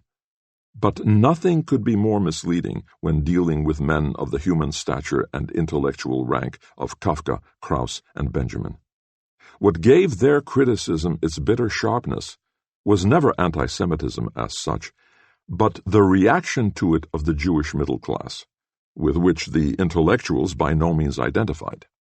There, too, it was not a matter of the frequently undignified apologetic attitude of official Jewry, with which the intellectuals had hardly any contact, but of the lying denial of the very existence of widespread anti-Semitism, of the isolation from reality staged with all the devices of self-deception by the Jewish bourgeoisie, an isolation which for Kafka, and not only for him, included the often hostile and always haughty separation from the Jewish people, the so-called Ostjuden, Jews from Eastern Europe, who were, though one knew better, blamed by them for anti-Semitism. The decisive factor in all this was the loss of reality, aided and abetted by the wealth of these classes. Among poor people, wrote Kafka, the world, the bustle of work, so to speak, irresistibly enters the huts, and does not allow the musty, polluted, child-consuming air of a nicely furnished family room to be generated. They fought against Jewish society because it would not permit them to live in the world as it happened to be, without illusions. Thus, for example, to be prepared for the murder of Walter Rathenau in 1922. To Kafka, it was incomprehensible that they should have let him live as long as that. What finally determined the acuteness of the problem was the fact that it did not merely or even primarily manifest itself as a break between the generations from which one could have escaped by leaving home and family. To only very few German Jewish writers did the problem present itself in this way, and these few were surrounded by all those others who are already forgotten, but from whom they are clearly distinguishable only today, when posterity has settled the question of who is who. Their political function, wrote Benjamin, is to establish not parties but cliques, their literary function to produce not schools but fashions, and their economic function to set into the world not producers but agents. Agents, or smarties who know how to spend their poverty as if it were riches, and who make whoopee out of their yawning vacuity. One could not establish oneself more comfortably in an uncomfortable situation. Kafka, who exemplified the situation in the above-mentioned letter by linguistic impossibilities, adding that they could also be called something quite different, points to a linguistic middle class between, as it were, proletarian dialect and high-class prose. It is nothing but ashes, which can be given a semblance of life only by over-eager Jewish hands rummaging through them. One need hardly add that the overwhelming majority of Jewish intellectuals belonged to this middle class. According to Kafka, they constituted the hell of German Jewish letters, in which Karl Kraus held sway as the great overseer and taskmaster, without noticing how much he himself belongs in this hell among those to be chastised. That these things may be seen quite differently, from a non-Jewish perspective, becomes apparent when one reads in one of Benjamin's essays what Brecht said about Karl Kraus. When the age died by its own hand, he was that hand. Schriften 2, 174. For the Jews of that generation, Kafka and Moritz Goldstein were but 10 years older than Benjamin. The available forms of rebellion were Zionism and communism, and it is noteworthy that their fathers often condemned the Zionist rebellion more bitterly than the communist. Both were escape routes from illusion into reality, from mendacity and self-deception to an honest existence. But this is only how it appears in retrospect. At the time when Benjamin tried first a half-hearted Zionism, and then a basically no less half-hearted communism, the two ideologies faced each other with the greatest hostility. The communists were defaming Zionists as Jewish fascists, and the Zionists were calling the young Jewish communists red assimilationists. In a remarkable and probably unique manner, Benjamin kept both routes open for himself for years. He persisted in considering the road to Palestine long after he had become a Marxist, without allowing himself to be swayed in the least by the opinions of his Marxist-oriented friends, particularly the Jews among them. This shows clearly how little the positive aspect of either ideology interested him, and that what mattered to him in both instances was the negative factor of criticism of existing conditions, a way out of bourgeois illusions and untruthfulness, a position outside the literary as well as the academic establishment. He was quite young when he adopted this radically critical attitude, probably without suspecting to what isolation and loneliness it would eventually lead him. Thus we read, for example, in a letter written in 1918, that Walter Rathenau, claiming to represent Germany in foreign affairs, and Rudolf Burckhardt, making a similar claim with respect to German spiritual affairs, had in common the will to lie, the objective mendacity, Briefe 1, 189 ff. Neither wanted to serve a cause through his works. In Burckhardt's case, the spiritual and linguistic resources of the people, in Rathenau's the nation, but both used their works and talents as sovereign means in the service of an absolute will to power. In addition, there were the littérateurs who placed their gifts in the service of a career and social status. To be a littérateur is to live under the sign of mere intellect, just as prostitution is to live under the sign of mere sex. Schriften 2, 179. Just as a prostitute betrays sexual love, a littérateur betrays the mind. And it was this betrayal of the mind which the best among the Jews could not forgive their colleagues in literary life. In the same vein, Benjamin wrote 5 years later, 1 year after the assassination of Rathenau, to a close German friend, "Jews today ruin even the best German cause which they publicly champion, because their public statement is necessarily venal, in a deeper sense, and cannot adduce proof of its authenticity." Briefe 1, 310. He went on to say that only the private, almost secret relationships between Germans and Jews were legitimate, while everything about German-Jewish relations that works in public today causes harm. There was much truth in these words. Written from the perspective of the Jewish question at that time, they supply evidence of the darkness of a period in which one could rightly say, "The light of the public darkens everything." Heidegger.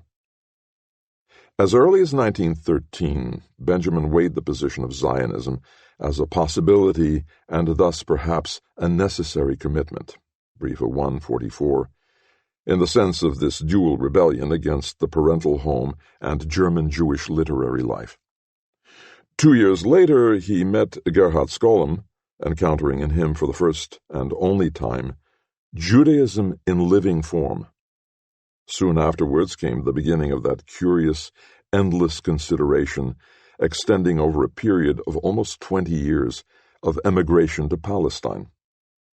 Under certain, by no means impossible conditions, I am ready, if not determined, to go to Palestine.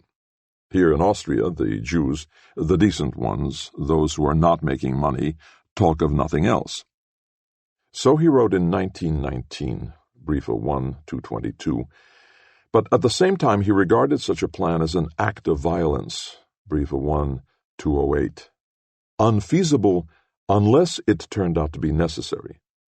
Whenever such financial or political necessity arose, he reconsidered the project and did not go.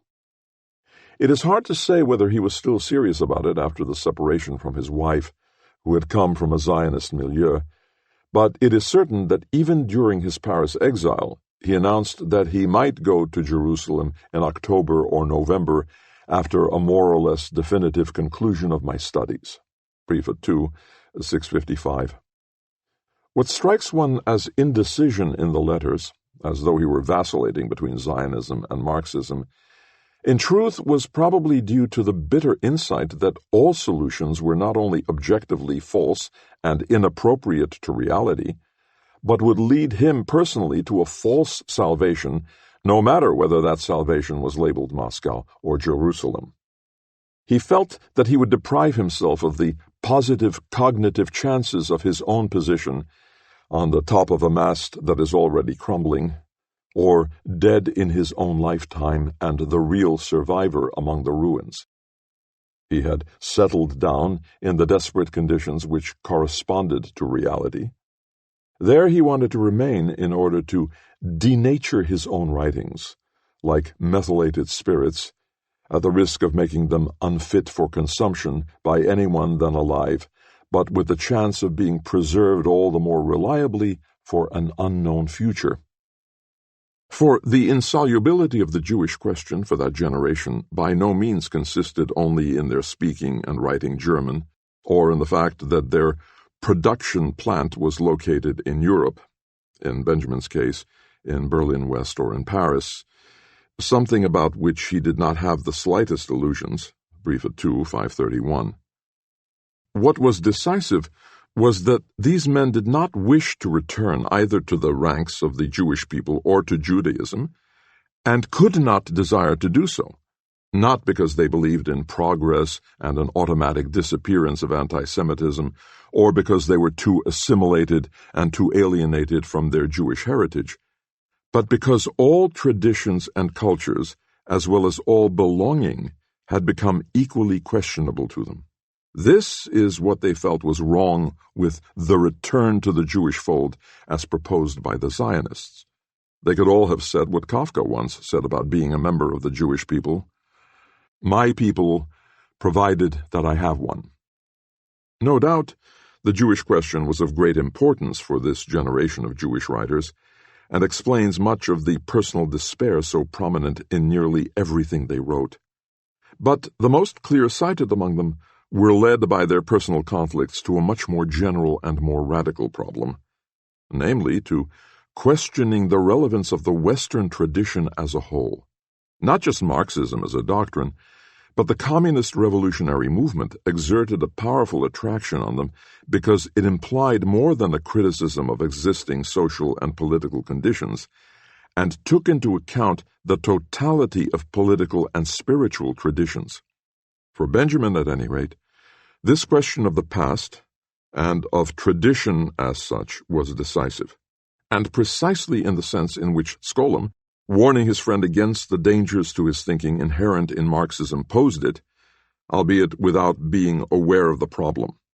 Benjamin, he wrote, was running the risk of forfeiting the chance of becoming the legitimate continuer of the most fruitful and most genuine traditions of a Hamann and a Humboldt. Brief at 2, 526.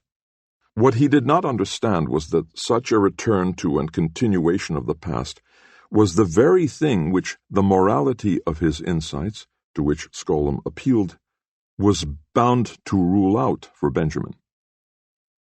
It seems tempting to believe, and would indeed be a comforting thought, that those few who ventured out onto the most exposed positions of the time and paid the full price of isolation at least thought of themselves as the precursors of a new age. That certainly was not the case. In his essay on Karl Kraus, Benjamin brought up this question: does Kraus stand at the threshold of a new age? Alas, by no means. He stands at the threshold of the Last Judgment, Schriften 2, 174. And at this threshold, there really stood all those who later became the masters of the New Age. They looked upon the dawn of a New Age basically as a decline, and viewed history along with the traditions which led up to this decline as a field of ruins. No one has expressed this more clearly than Benjamin in his Theses on the Philosophy of History, and nowhere has he said it more unequivocally than in a letter from Paris dated 1935. Actually, I hardly feel constrained to try to make head or tail of this condition of the world. On this planet, a great number of civilizations have perished in blood and horror. Naturally, one must wish for the planet that one day it will experience a civilization that has abandoned blood and horror. In fact, I am inclined to assume that our planet is waiting for this. But it is terribly doubtful whether we can bring such a present to its 100 or 400 millionth birthday party, and if we don't, the planet will finally punish us, its unthoughtful well-wishers, by presenting us with the Last Judgment. Briefe 2, 698. Well, in this respect, the last 30 years have hardly brought much that could be called new. 3. The Pearl Diver. Full fathom 5 thy father lies, of his bones are coral made. Those are pearls that were his eyes. Nothing of him that doth fade, but doth suffer a sea change into something rich and strange. The Tempest, Act 1, Scene 2. Insofar as the past has been transmitted as tradition, it possesses authority. Insofar as authority presents itself historically, it becomes tradition. Walter Benjamin knew that the break in tradition and the loss of authority which occurred in his lifetime were irreparable, and he concluded that he had to discover new ways of dealing with the past. In this he became a master when he discovered that the transmissibility of the past had been replaced by its citability, and that in place of its authority there had arisen a strange power to settle down piecemeal in the present and to deprive it of peace of mind, the mindless peace of complacency. Quotations in my works are like robbers by the roadside who make an armed attack and relieve an idler of his convictions. Schriften 1, 571. This discovery of the modern function of quotations, according to Benjamin, who exemplified it by Karl Kraus, was born of despair, not the despair of a past that refuses to throw its light on the future and lets the human mind wander in darkness, as in Tocqueville, but out of the despair of the present and the desire to destroy it. Hence their power is not the strength to preserve, but to cleanse, to tear out of context, to destroy. Schriften 2, 192. Still, the discoverers and lovers of this destructive power originally were inspired by an entirely different intention, the intention to preserve, and only because they did not let themselves be fooled by the professional preservers all around them did they finally discover that the destructive power of quotations was the only one which still contains the hope that something from this period will survive, for no other reason than that it was torn out of it. In this form of thought fragments, quotations have the double task of interrupting the flow of the presentation with transcendent force, Schriften 1, 142-43, and at the same time of concentrating within themselves that which is presented. As to their weight in Benjamin's writings, quotations are comparable only to the very dissimilar biblical citations, which so often replace the eminent consistency of argumentation in medieval treatises. I have already mentioned that collecting was Benjamin's central passion. It started early with what he himself called his bibliomania, but soon extended into something far more characteristic, and not so much of the person as of his work, the collecting of quotations. Not that he ever stopped collecting books. Shortly before the fall of France, he seriously considered exchanging his edition of the collected works of Kafka, which had recently appeared in 5 volumes, for a few first editions of Kafka's early writings, an undertaking which naturally was bound to remain incomprehensible to any non-bibliophile. The inner need to own a library, Briefe 1, 193, asserted itself around 1916, at the time when Benjamin turned in his studies to Romanticism as the last movement that once more saved tradition.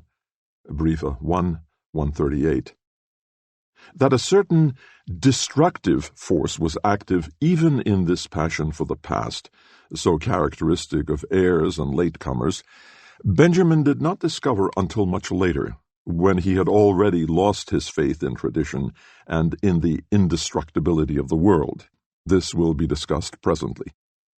In those days, encouraged by Skolem, he still believed that his own estrangement from tradition was probably due to his Jewishness, and that there might be a way back for him as there was for his friend who was preparing to emigrate to Jerusalem. As early as 1920, when he was not yet seriously beset by financial worries, he thought of learning Hebrew. He never went as far on this road as did Kafka, who, after all his efforts, stated bluntly that he had no use for anything Jewish except the Hasidic tales which Buber had just prepared for modern usage. Into everything else I just drift, and another current of air carries me away again.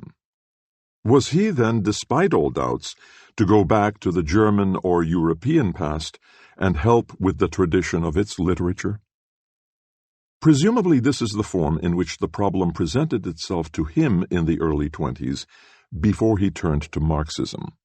That is when he chose the German Baroque age as a subject for his habilitation thesis, a choice that is very characteristic of the ambiguity of this entire, still unresolved cluster of problems. For in the German literary and poetic tradition, the Baroque has, with the exception of the great church chorales of the time, never really been alive. Goethe rightly said that when he was 18 years old, German literature was no older, and Benjamin's choice, Baroque in a double sense, has an exact counterpart in Skolem's strange decision to approach Jerusalem via the Kabbalah, that is, that part of Hebrew literature which is untransmitted and untransmissible in terms of Jewish tradition, in which it has always had the odor of something downright disreputable. Nothing showed more clearly, so one is inclined to say today, that there was no such thing as a return, either to the German or the European or the Jewish tradition, than the choice of these fields of study. It was an implicit admission that the past spoke directly only through things that had not been handed down, whose seeming closeness to the present was thus due precisely to their exotic character, which ruled out all claims to a binding authority.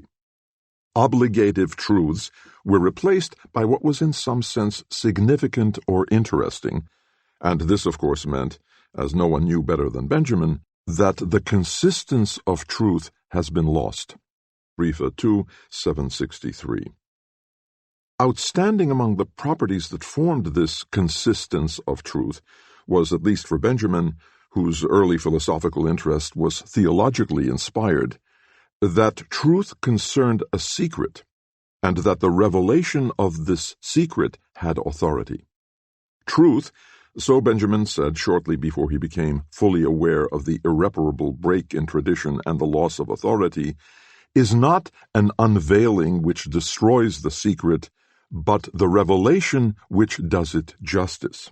Schriften 1:146. Once this truth had come into the human world at the appropriate moment in history, be it as the Greek aletheia, visually perceptible to the eyes of the mind and comprehended by us as an unconcealment, Unverborgenheit, Heidegger, or as the acoustically perceptible Word of God as we know it from the European religions of revelation, it was this consistence peculiar to it which made it tangible, as it were, so that it could be handed down by tradition. Tradition transforms truth into wisdom, and wisdom is the consistence of transmissible truth. In other words, even if truth should appear in our world, it could not lead to wisdom because it would no longer have the characteristics which it could acquire only through universal recognition of its validity. Benjamin discusses these matters in connection with Kafka, and says that, of course, Kafka was far from being the first to face this situation.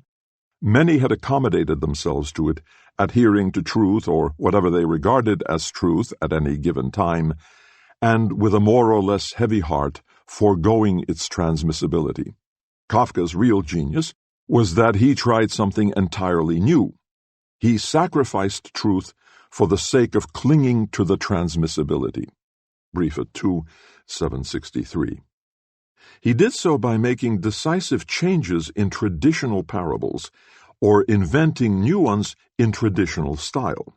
However, these do not modestly lie at the feet of the doctrine, as do the Haggadic tales in the Talmud, but unexpectedly raise a heavy claw against it. Even Kafka's reaching down to the sea bottom of the past had this peculiar duality of wanting to preserve and wanting to destroy. He wanted to preserve it, even though it was not truth, if only for the sake of this new beauty in what is vanishing. See Benjamin's essay on Leskov. And he knew, on the other hand, that there is no more effective way to break the spell of tradition than to cut out the rich and strange, coral and pearls, from what had been handed down in one solid piece. Benjamin exemplified this ambiguity of gesture in regard to the past by analyzing the collector's passion, which was his own. Collecting springs from a variety of motives which are not easily understood. As Benjamin was probably the first to emphasize, collecting is the passion of children, for whom things are not yet commodities and are not valued according to their usefulness, and it is also the hobby of the rich, who own enough not to need anything useful and hence can afford to make the transfiguration of objects, Schriften 1:416, their business. In this they must of necessity discover the beautiful, which needs disinterested delight, Kant, to be recognized. At any rate, a collected object possesses only an amateur value and no use value whatsoever. Benjamin was not yet aware of the fact that collecting can also be an eminently sound and often highly profitable form of investment. And inasmuch as collecting can fasten on any category of objects, not just art objects, which are in any case removed from the everyday world of use objects because they are good for nothing, and thus, as it were, redeem the object as a thing, since it now is no longer a means to an end, but has its intrinsic worth, Benjamin could understand the collector's passion as an attitude akin to that of the revolutionary. Like the revolutionary, the collector dreams his way not only into a remote or bygone world, but at the same time into a better one, in which, to be sure, people are not provided with what they need any more than they are in the everyday world, but in which things are liberated from the drudgery of usefulness. Schriften 1:416. Collecting is the redemption of things, which is to complement the redemption of man. Even the reading of his books is something questionable to a true bibliophile. And you have read all these?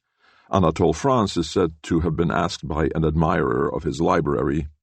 Not 1/10 of them. I don't suppose you use your Sèvres china every day? Unpacking my library. In Benjamin's library, there were collections of rare children's books, and of books by mentally deranged authors. Since he was interested neither in child psychology nor in psychiatry, these books, like many others among his treasures, literally were not good for anything, serving neither to divert nor to instruct. Closely connected with this is the fetish character which Benjamin explicitly claimed for collected objects. The value of genuineness, which is decisive for the collector as well as for the market, determined by him, has replaced the cult value and is its secularization. These reflections, like so much else in Benjamin, have something of the ingeniously brilliant which is not characteristic of his essential insights, which are for the most part quite down to earth. Still, they are striking examples of the flânerie in his thinking, of the way his mind worked when he, like Le Flâneur in the city, entrusted himself to chance as a guide on his intellectual journeys of exploration. Just as strolling through the treasures of the past is the inheritor's luxurious privilege, so is the collector's attitude, in the highest sense the attitude of the heir, unpacking my library, who by taking possession of things, and ownership is the most profound relationship that one can have to objects, ibid, establishes himself in the past so as to achieve, undisturbed by the present, a renewal of the old world. And since this deepest urge in the collector has no public significance whatsoever, but results in a strictly private hobby, everything that is said from the angle of the true collector is bound to appear as whimsical as the typically Jean-Paulian vision of one of those writers who write books not because they are poor, but because they are dissatisfied with the books which they could buy but do not like, ibid. Upon closer examination, however, this whimsicality has some noteworthy and not so harmless peculiarities. There is, for one thing, the gesture, so significant of an era of public darkness, with which the collector not only withdraws from the public into the privacy of his four walls, but takes along with him all kinds of treasures that once were public property to decorate them. This, of course, is not today's collector, who gets hold of whatever has, or in his estimate will have, a market value or can enhance his social status, but the collector who, like Benjamin, seeks strange things that are considered valueless. Also, in his passion for the past for its own sake, born of his contempt for the present as such, and therefore rather heedless of objective quality, there already appears a disturbing factor to announce that tradition may be the last thing to guide him, and traditional values by no means be as safe in his hands as one might have assumed at first glance. For tradition puts the past in order, not just chronologically, but first of all systematically, in that it separates the positive from the negative, the orthodox from the heretical, and which is obligatory and relevant from the mass of irrelevant or merely interesting opinions and data.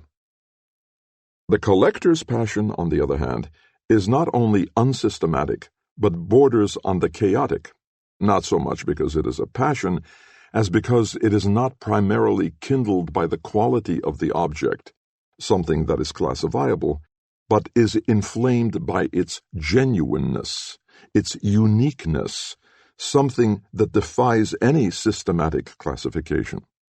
Therefore, while tradition discriminates, the collector levels all differences, and this leveling, so that the positive and the negative, predilection and rejection are here closely contiguous, Schriften 2, 313, takes place even if the collector has made tradition itself his special field and carefully eliminated everything not recognized by it. Against tradition, the collector pits the criterion of genuineness. To the authoritative, he opposes the sign of origin. To express this way of thinking in theoretical terms, he replaces content with pure originality or authenticity, something that only French existentialism established as a quality per se, detached from all specific characteristics. If one carries this way of thinking to its logical conclusion, the result is a strange inversion of the original collector's drive. The genuine picture may be old, but the genuine thought is new. It is of the present. This present may be meager, granted, but no matter what it is like, one must firmly take it by the horns to be able to consult the past. It is the bull whose blood must fill the pit if the shades of the departed are to appear at its edge. Schriften 2, 314. Out of this present, when it has been sacrificed for the invocation of the past, arises then the deadly impact of thought which is directed against tradition and the authority of the past.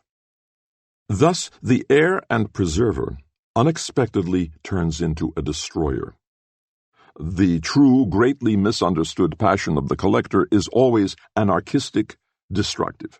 For this is its dialectics, to combine with loyalty to an object, to individual items, to things sheltered in his care, a stubborn, subversive protest against the typical, the classifiable.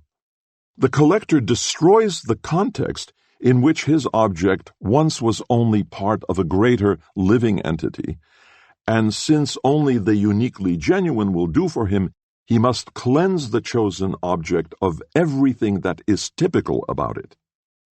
The figure of the collector, as old-fashioned as that of the flaneur, could assume such eminently modern features in Benjamin because history itself, that is, the break in tradition which took place at the beginning of this century, had already relieved him of this task of destruction, and he only needed to bend down, as it were, to select his precious fragments from the pile of debris.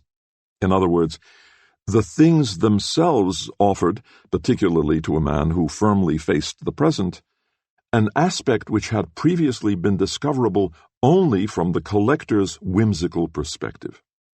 I do not know when Benjamin discovered the remarkable coincidence of his old-fashioned inclinations with the realities of the times. It must have been in the mid-20s when he began the serious study of Kafka, only to discover shortly thereafter in Brecht the poet who was most at home in this century. I do not mean to assert that Benjamin shifted his emphasis from the collecting of books to the collecting of quotations, exclusive with him, overnight or even within 1 year, although there is some evidence in the letters of a conscious shifting of emphasis. At any rate, nothing was more characteristic of him in the 30s than the little notebooks with black covers which he always carried with him, and in which he tirelessly entered, in the form of quotations, what daily living and reading netted him in the way of pearls and coral. On occasion he read from them aloud, showed them around like items from a choice and precious collection. And in this collection, which by then was anything but whimsical, it was easy to find, next to an obscure love poem from the 18th century, the latest newspaper item, next to Göcking's Der erste Schnee, a report from Vienna dated summer 1939, saying that the local gas company had stopped supplying gas to Jews. The gas consumption of the Jewish population involved a loss for the gas company, since the biggest consumers were the ones who did not pay their bills. The Jews used the gas especially for committing suicide. Brief at 2, 820. Here, indeed, the shades of the departed were invoked only from the sacrificial pit of the present. The close affinity between the break in tradition and the seemingly whimsical figure of the collector who gathers his fragments and scraps from the debris of the past is perhaps best illustrated by the fact, astonishing only at first glance, that there probably was no period before ours in which old and ancient things, many of them long forgotten by tradition, have become general educational material which is handed to schoolboys everywhere in hundreds of thousands of copies. This amazing revival, particularly of classical culture, which since the 40s has been especially noticeable in relatively tradition-less America, began in Europe in the 20s. There it was initiated by those who were most aware of the irreparability of the break in tradition. Thus, in Germany, and not only there, first and foremost by Martin Heidegger, whose extraordinary and extraordinarily early success in the 20s was essentially due to a listening to the tradition that does not give itself up to the past but thinks of the present. Without realizing it, Benjamin actually had more in common with Heidegger's remarkable sense for living eyes and living bones that had sea-changed into pearls and coral, and as such could be saved and lifted into the present only by doing violence to their context in interpreting them with the deadly impact of new thoughts, than he did with the dialectical subtleties of his Marxist friends. For just as the above-cited closing sentence from the Goethe essay sounds as though Kafka had written it, the following words from a letter to Hofmannsthal dated 1924 make one think of some of Heidegger's essays written in the 40s and 50s. The conviction which guides me in my literary attempts is that each truth has its home, its ancestral palace in language, that this palace was built with the oldest logoi, and that, to a truth thus founded, the insights of the sciences will remain inferior, for as long as they make do here and there in the area of language like nomads, as it were, in the conviction of the sign character of language which produces the irresponsible arbitrariness of their terminology. Briefe 1, 329. In the spirit of Benjamin's early work on the philosophy of language, words are the opposite of all communication directed toward the outside, just as truth is the death of intention. Anyone who seeks truth fares like the man in the fable about the veiled picture at Sais. This is caused not by some mysterious monstrousness of the content to be unveiled, but by the nature of truth before which even the purest fire of searching is extinguished as though under water. Schriften 1, 151, 152. From the Goethe essay on, quotations are at the center of every work of Benjamin's. This very fact distinguishes his writings from scholarly works of all kinds in which it is the function of quotations to verify and document opinions, wherefore they can safely be relegated to the notes. This is out of the question in Benjamin. When he was working on his study of German tragedy, he boasted of a collection of over 600 quotations very systematically and clearly arranged. Briefe 1, 339. Like the later notebooks, this collection was not an accumulation of excerpts intended to facilitate the writing of the study, but constituted the main work, with the writing as something secondary. The main work consisted in tearing fragments out of their context and arranging them afresh in such a way that they illustrated one another and were able to prove their raison d'etre in a free-floating state, as it were. It definitely was a sort of surrealistic montage. Benjamin's ideal of producing a work consisting entirely of quotations, one that was mounted so masterfully that it could dispense with any accompanying text, may strike one as whimsical in the extreme and self-destructive to boot, but it was not, any more than were the contemporaneous surrealistic experiments which arose from similar impulses. To the extent that an accompanying text by the author proved unavoidable, it was a matter of fashioning it in such a way as to preserve the intention of such investigations, namely, to plumb the depths of language and thought by drilling rather than excavating. Briefe 1, 329, so as not to ruin everything with explanations that seek to provide a causal or systematic connection. In so doing, Benjamin was quite aware that this new method of drilling resulted in a certain forcing of insights, whose inelegant pedantry, however, is preferable to today's almost universal habit of falsifying them. It was equally clear to him that this method was bound to be the cause of certain obscurities. Briefe 1, 330. What mattered to him above all was to avoid anything that might be reminiscent of empathy, as though a given subject of investigation had a message in readiness which easily communicated itself, or could be communicated, to the reader or spectator. No poem is intended for the reader, no picture for the beholder, no symphony for the listener. The task of the translator. This sentence, written quite early, could serve as motto for all of Benjamin's literary criticism. It should not be misunderstood as another Dadaist affront of an audience that even then had already become quite used to all sorts of merely capricious shock effects and put-ons.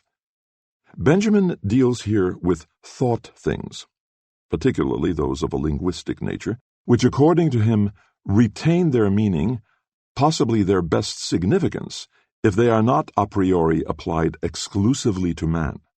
For example, one could speak of an unforgettable life or moment, even if all men had forgotten them.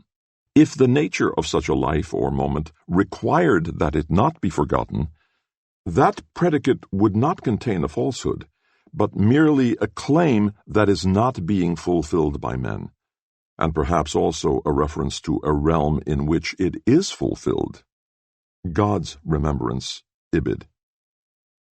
Benjamin later gave up this theological background, but not the theory, and not his method of drilling to obtain the essential in the form of quotations, as one obtains water by drilling for it from a source concealed in the depths of the earth.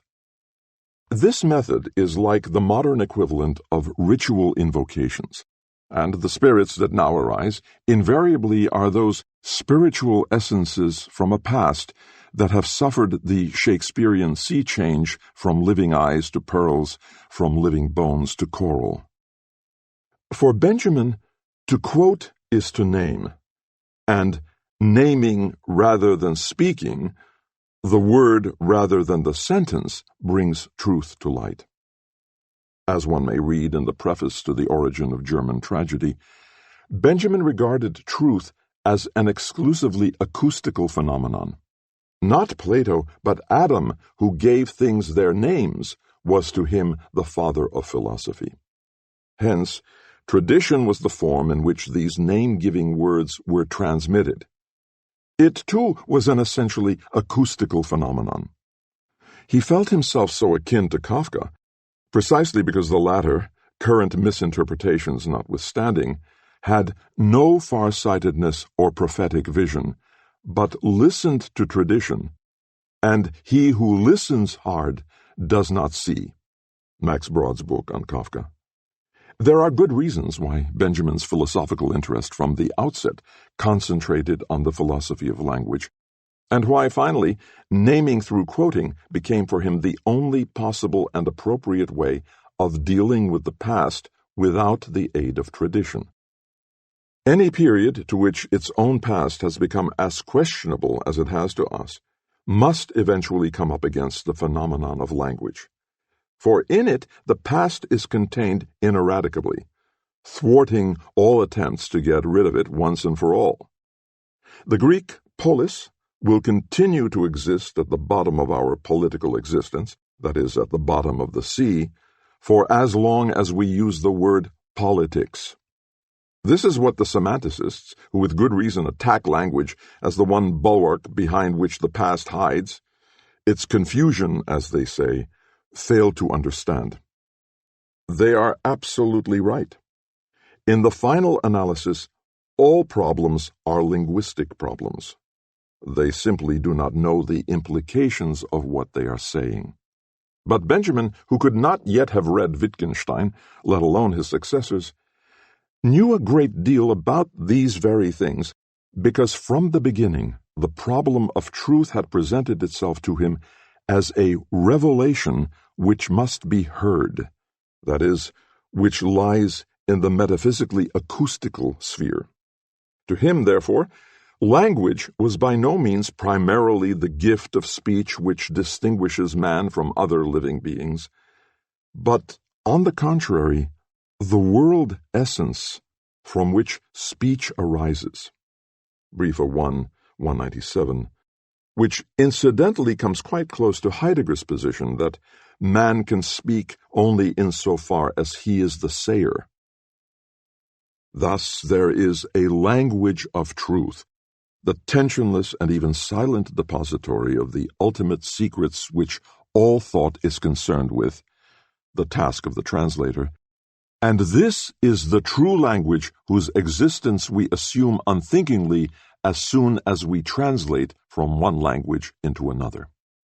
That is why Benjamin places at the center of his essay, The Task of the Translator, the astonishing quotation from Mallarmé, in which the spoken languages in their multiplicity and diversity suffocate, as it were, by virtue of their Babel-like tumult, the immortelle parole, which cannot even be thought, since thinking is writing without implement or whispers, silently, and thus prevent the voice of truth from being heard on earth with the force of material, tangible evidence. Whatever theoretical revisions Benjamin may subsequently have made in these theological metaphysical convictions, his basic approach, decisive for all his literary studies, remained unchanged. Not to investigate the utilitarian or communicative functions of linguistic creations, but to understand them in their crystallized and thus ultimately fragmentary form as intentionless and non-communicative utterances of a world essence. What else does this mean than that he understood language as an essentially poetic phenomenon? And this is precisely what the last sentence of the Mallarmé aphorism, which he does not quote, says in unequivocal clarity. Seulement, sachant n'existerait pas le vers. Lui, philosophiquement rémunère le défaut des langues, complément supérieur. All this were true if poetry did not exist. The poem that philosophically makes good the defect of languages is their superior complement. All of which says no more, though in a slightly more complex way, than what I mentioned before, namely, that we are dealing here with something which may not be unique, but is certainly extremely rare, the gift of thinking poetically. And this thinking, fed by the present, works with the thought fragments it can wrest from the past and gather about itself. Like the pearl diver, who descends to the bottom of the sea not to excavate the bottom and bring it to light, but to pry loose the rich and the strange, the pearls and the coral in the depths, and to carry them to the surface, this thinking delves into the depths of the past, but not in order to resuscitate it the way it was, and to contribute to the renewal of extinct ages. What guides this thinking is the conviction that although the living is subject to the ruin of the time, the process of decay is at the same time a process of crystallization, that in the depth of the sea into which sinks and is dissolved what once was alive, some things suffer a sea change and survive in new crystallized forms and shapes that remain immune to the elements, as though they waited only for the pearl diver who one day will come down to them and bring them up into the world of the living as thought fragments, as something rich and strange, and perhaps even as everlasting orphanomene. Hannah Arendt. Unpacking My Library, a talk about book collecting. I am unpacking my library. Yes, I am. The books are not yet on the shelves, not yet touched by the mild boredom of order. I cannot march up and down their ranks to pass them in review before a friendly audience. You need not fear any of that. Instead, I must ask you to join me in the disorder of crates that have been wrenched open, the air saturated with the dust of wood, the floor covered with torn paper, to join me among piles of volumes that are seeing daylight again after 2 years of darkness, so that you may be ready to share with me a bit of the mood. It is certainly not an elegiac mood, but rather one of anticipation, which these books arouse in a genuine collector. For such a man is speaking to you, and on closer scrutiny he proves to be speaking only about himself. Would it not be presumptuous of me if, in order to appear convincingly objective and down-to-earth, I enumerated for you the main sections or prize pieces of a library? If I presented you with their history, or even their usefulness to a writer? I, for one, have in mind something less obscure, something more palpable than that. What I am really concerned with is giving you some insight into the relationship of a book collector to his possessions, into collecting rather than a collection. If I do this by elaborating on the various ways of acquiring books, this is something entirely arbitrary. This or any other procedure is merely a dam against the spring tide of memories which surges toward any collector as he contemplates his possessions. Every passion borders on the chaotic, but the collector's passion borders on the chaos of memories. More than that, the chance, the fate that suffuse the past before my eyes are conspicuously present in the accustomed confusion of these books. For what else is this collection but a disorder to which habit has accommodated itself to such an extent that it can appear as order? You have all heard of people whom the loss of their books has turned into invalids, or of those who, in order to acquire them, became criminals. These are the very areas in which any order is a balancing act of extreme precariousness. The only exact knowledge there is, said Anatole France, is the knowledge of the date of publication and the format of books.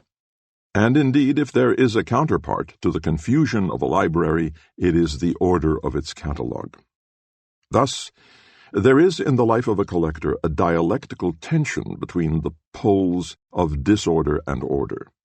Naturally, his existence is tied to many other things as well, to a very mysterious relationship to ownership, something about which we shall have more to say later, also to a relationship to objects which does not emphasize their functional utilitarian value, that is, their usefulness, but studies and loves them as the scene, the stage of their fate.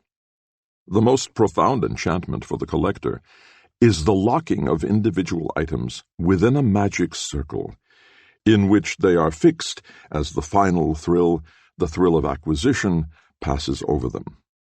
Everything remembered and thought, everything conscious, becomes the pedestal, the frame, the base, the lock of his property.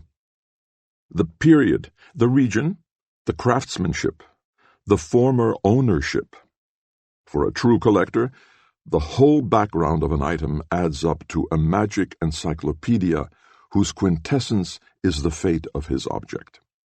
In this circumscribed area, then, it may be surmised how the great physiognomists, and collectors are the physiognomists of the world of objects, turn into interpreters of fate.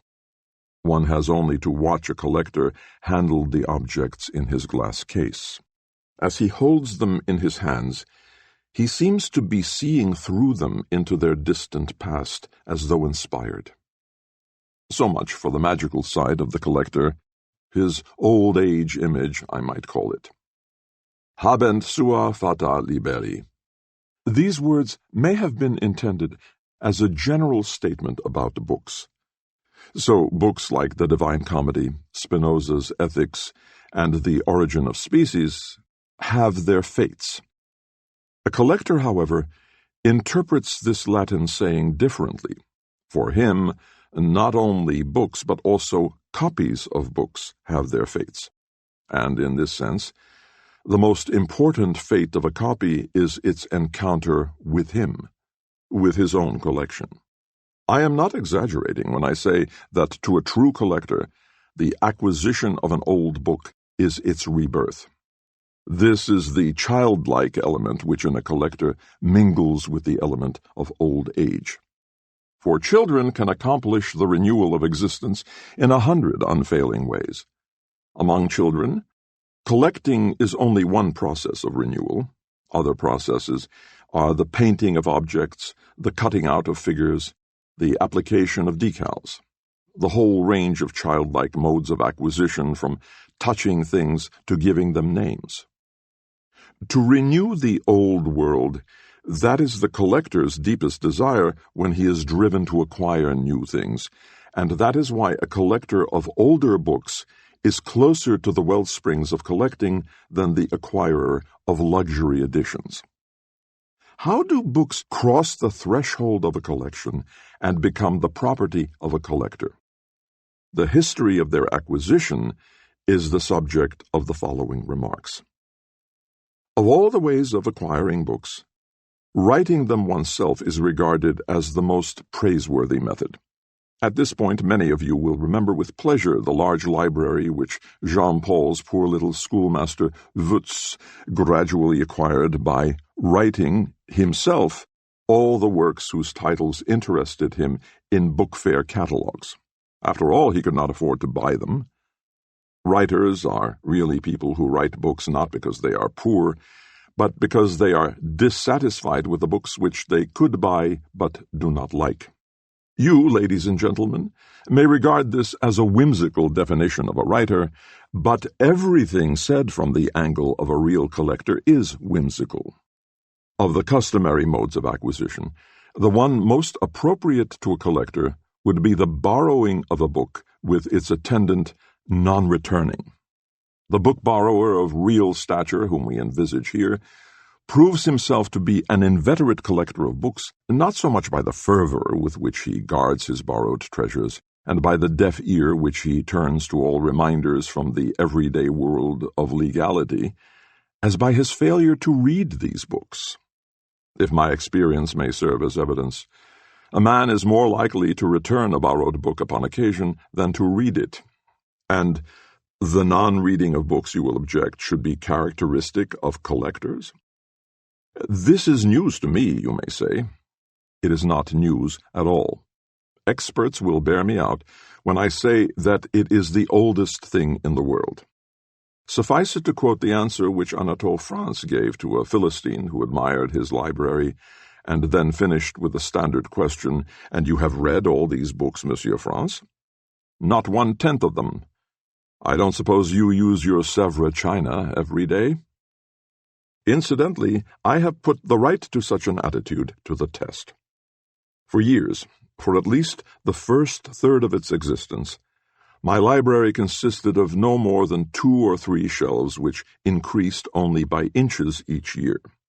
This was its militant age, when no book was allowed to enter it without the certification that I had not read it.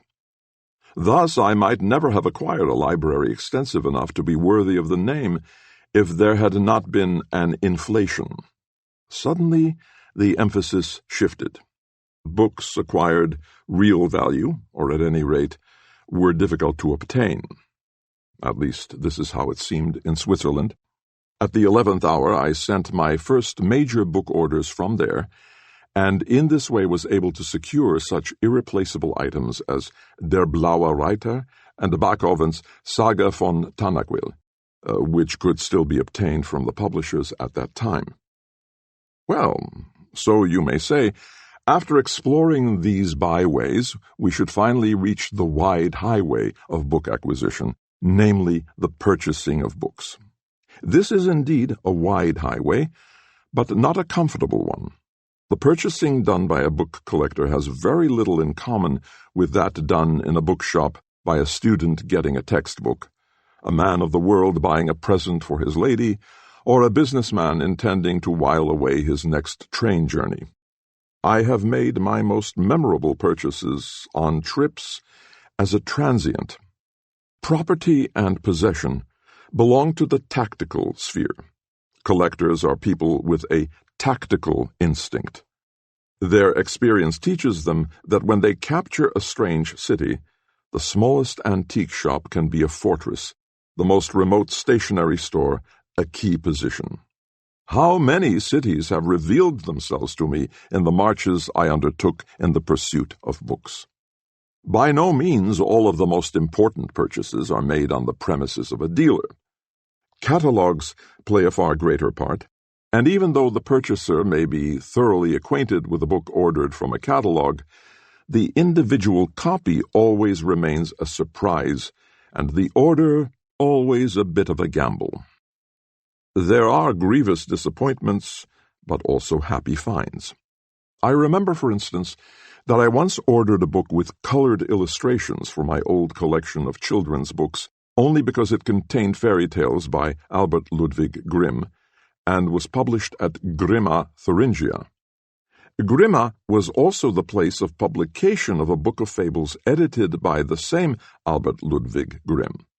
With its 16 illustrations, My copy of this book of fables was the only extant example of the early work of the great German book illustrator Lysor, who lived in Hamburg around the middle of the last century. Well, my reaction to the consonants of the names had been correct. In this case, too, I discovered the work of Lysor, namely Linas Markenbuch, a work which has remained unknown to its bibliographers, and which deserves a more detailed reference than this first one I am introducing here. The acquisition of books is by no means a matter of money or expert knowledge alone. Not even both factors together suffice for the establishment of a real library, which is always somewhat impenetrable and at the same time uniquely itself. Anyone who buys from catalogs must have flair in addition to the qualities I have mentioned. Dates, place names, formats, previous owners, bindings, and the like. All these details must tell him something, not as dry, isolated facts, but as a harmonious whole. From the quality and intensity of this harmony, he must be able to recognize whether a book is for him or not. An auction requires yet another set of qualities in a collector. To the reader of a catalogue, the book itself must speak, or possibly its previous ownership, if the provenance of the copy has been established. A man who wishes to participate in an auction must pay equal attention to the book and to his competitors, in addition to keeping a cool enough head to avoid being carried away in the competition. It is a frequent occurrence that someone gets stuck with a high purchase price because he kept raising his bid, more to assert himself than to acquire the book. On the other hand, one of the finest memories of a collector is the moment when he rescued a book to which he might never have given a thought, much less a wishful look, because he found it lonely and abandoned on the marketplace and bought it to give it its freedom. The way the prince bought a beautiful slave girl in the Arabian Nights. To a book collector, you see, the true freedom of all books is somewhere on his shelves. To this day, Balzac's Peau de Chagrin stands out from long rows of French volumes in my library as a memento of my most exciting experience at an auction. This happened in 1915 at the Rühmann auction put up by Emil Hirsch, one of the greatest of book experts and most distinguished of dealers. The edition in question appeared in 1838 in Paris, Place de la Bourse. As I pick up my copy, I see not only its number in the Rühmann collection, but even the label of the shop in which the first owner bought the book over 90 years ago for 1/80th of today's price. Papeterie à Flâneau, it says. A fine age in which it was still possible to buy such a deluxe edition at a stationery dealer's.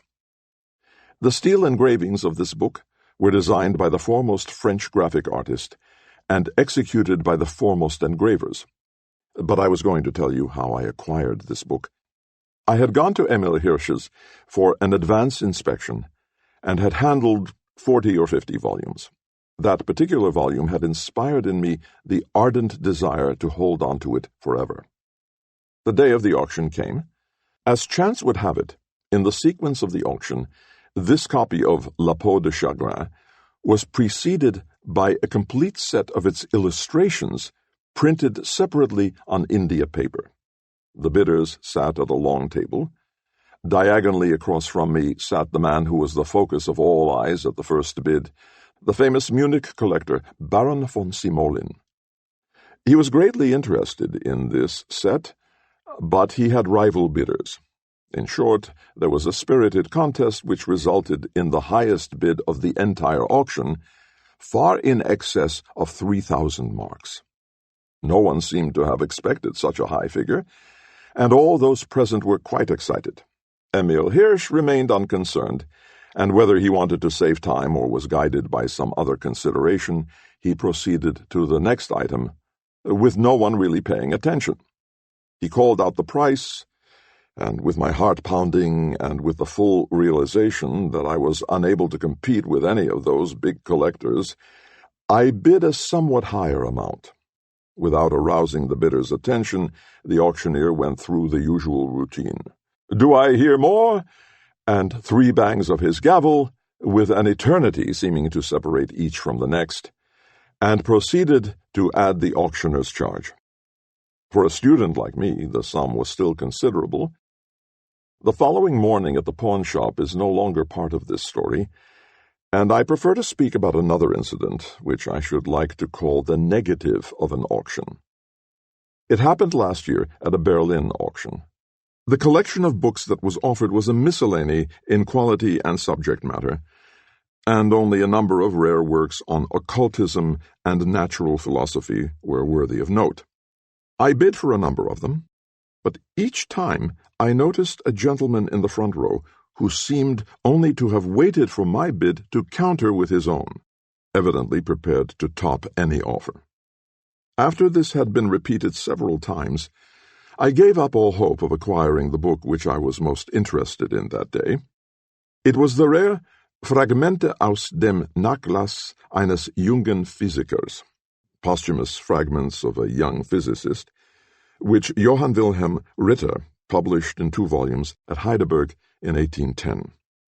This work has never been reprinted, but I have always considered its preface, in which the author-editor tells the story of his life in the guise of an obituary for his supposedly deceased unnamed friend, with whom he is really identical, as the most important sample of personal prose of German Romanticism. Just as the item came up, I had a brainwave. It was simple enough. Since my bid was bound to give the item to the other man, I must not bid at all. I controlled myself and remained silent. What I had hoped for came about.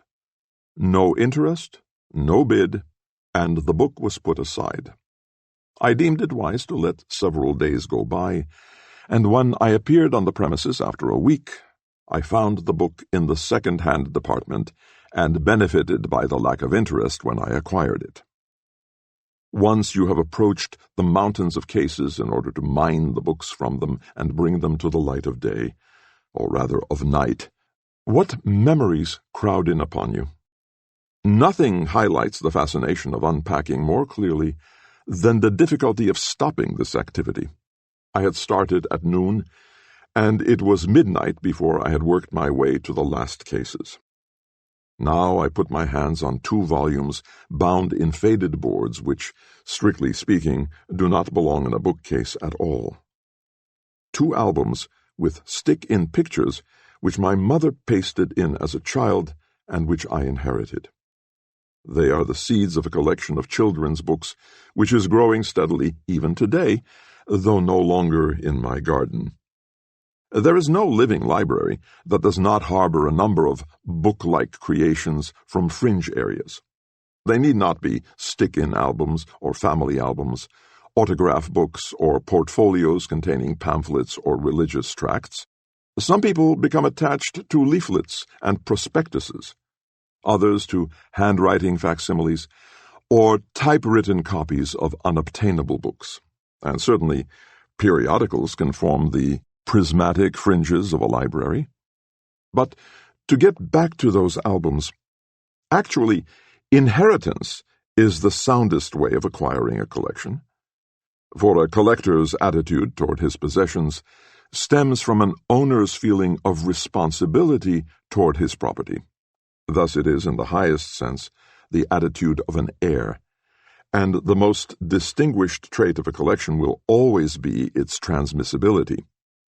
You should know that, in saying this, I fully realize that my discussion of the mental climate of collecting will confirm many of you in your conviction that this passion is behind the times, in your distrust of the collector type. Nothing is further from my mind than to shake either your conviction or your distrust. But one thing should be noted. The phenomenon of collecting loses its meaning as it loses its personal owner. Even though public collections may be less objectionable socially and more useful academically than private collections, The objects get their due only in the latter. I do know that time is running out for the type that I am discussing here, and have been representing before you a bit ex officio. But as Hegel put it, only when it is dark does the owl of Minerva begin its flight. Only in extinction is the collector comprehended. Now I am on the last half-emptied case, and it is way past midnight. Other thoughts fill me than the ones I am talking about. Not thoughts, but images, memories. Memories of the cities in which I found so many things. Riga, Naples, Munich, Danzig, Moscow, Florence, Basel, Paris. Memories of Rosenthal's sumptuous rooms in Munich, of the Danzig Stockturm, where the late Hans Rau was domiciled, of Süssengut's musty bookseller in North Berlin. Memories of the rooms where these books had been housed, of my student's den in Munich, of my room in Bern, of the solitude of Iserwald on the lake of Brienz, and finally of my boyhood room, the former location of only 4 or 5 of the several thousand volumes that are piled up around me. Oh, bliss of the collector, bliss of the man of leisure! Of no one has less been expected, and no one has had a greater sense of well-being than the man who has been able to carry on his disreputable existence in the mask of Spitzweg's bookworm. For inside him there are spirits, or at least little genii, which have seen to it that for a collector, and I mean a real collector, a collector as he ought to be, ownership is the most intimate relationship that one can have to objects. Not that they come alive in him, it is he who lives in them. So I have erected one of his dwellings, with books as the building stones, before you, and now he is going to disappear inside, as is only fitting.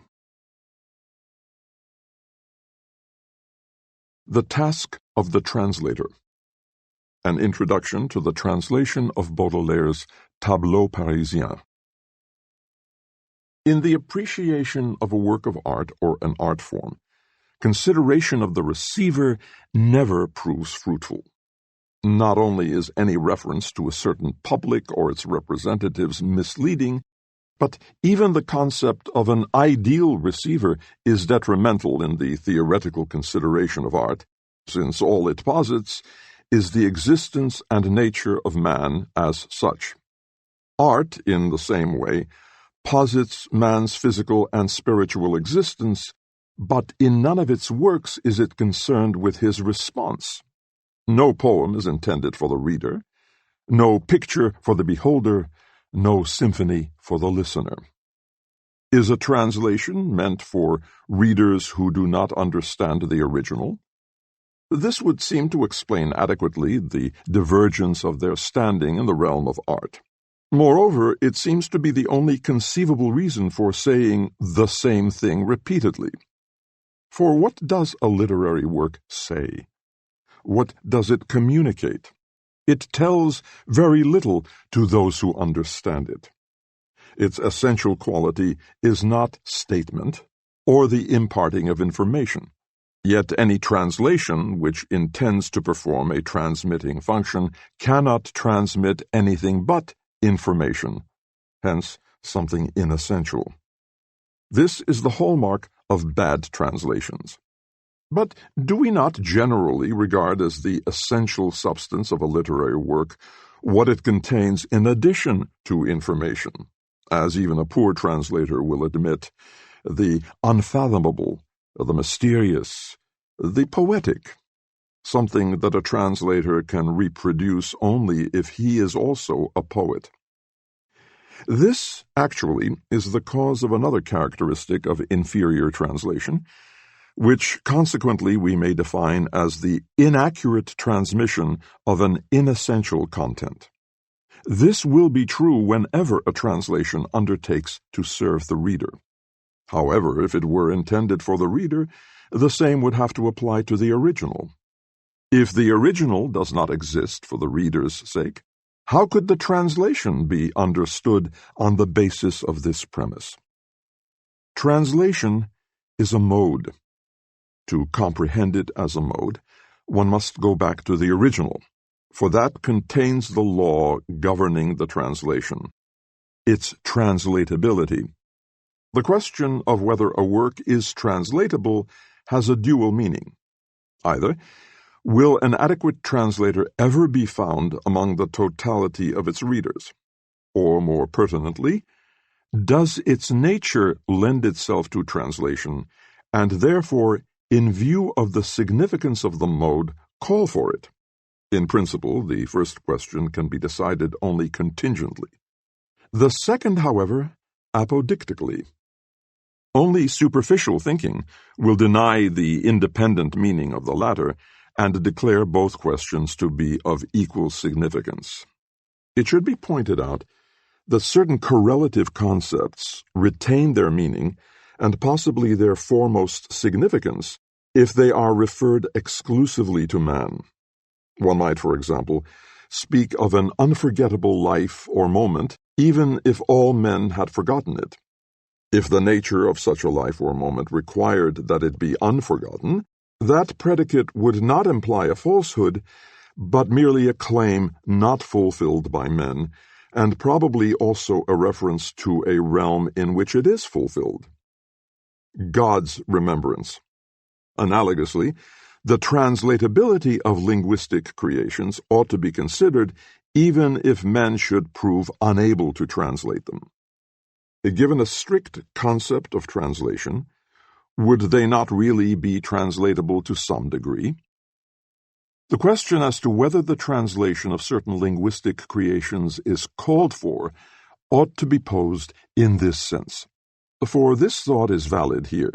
If translation is a mode, translatability must be an essential feature of certain works. Translatability is an essential quality of certain works, which is not to say that it is essential that they be translated. It means rather that a specific significance inherent in the original manifests itself in its translatability. It is plausible that no translation, however good it may be, can have any significance as regards the original. Yet, by virtue of its translatability, the original is closely connected with the translation. In fact, this connection is all the closer since it is no longer of importance to the original. We may call this connection a natural one, or more specifically, a vital connection. Just as the manifestations of life are intimately connected with the phenomenon of life without being of importance to it, a translation issues from the original not so much from its life as from its afterlife. For a translation comes later than the original, and since the important works of world literature never find their chosen translators at the time of their origin, their translation marks their stage of continued life. The idea of life and afterlife in works of art should be regarded with an entirely unmetaphorical objectivity. Even in times of narrowly prejudiced thought, there was an inkling that life was not limited to organic corporeality. But it cannot be a matter of extending its dominion under the feeble scepter of the soul, as Fechner tried to do, or, conversely, of basing its definition on the even less conclusive factors of animality, such as sensation, which characterize life only occasionally. The concept of life is given its due only if everything that has a history of its own, and is not merely the setting for history, is credited with life.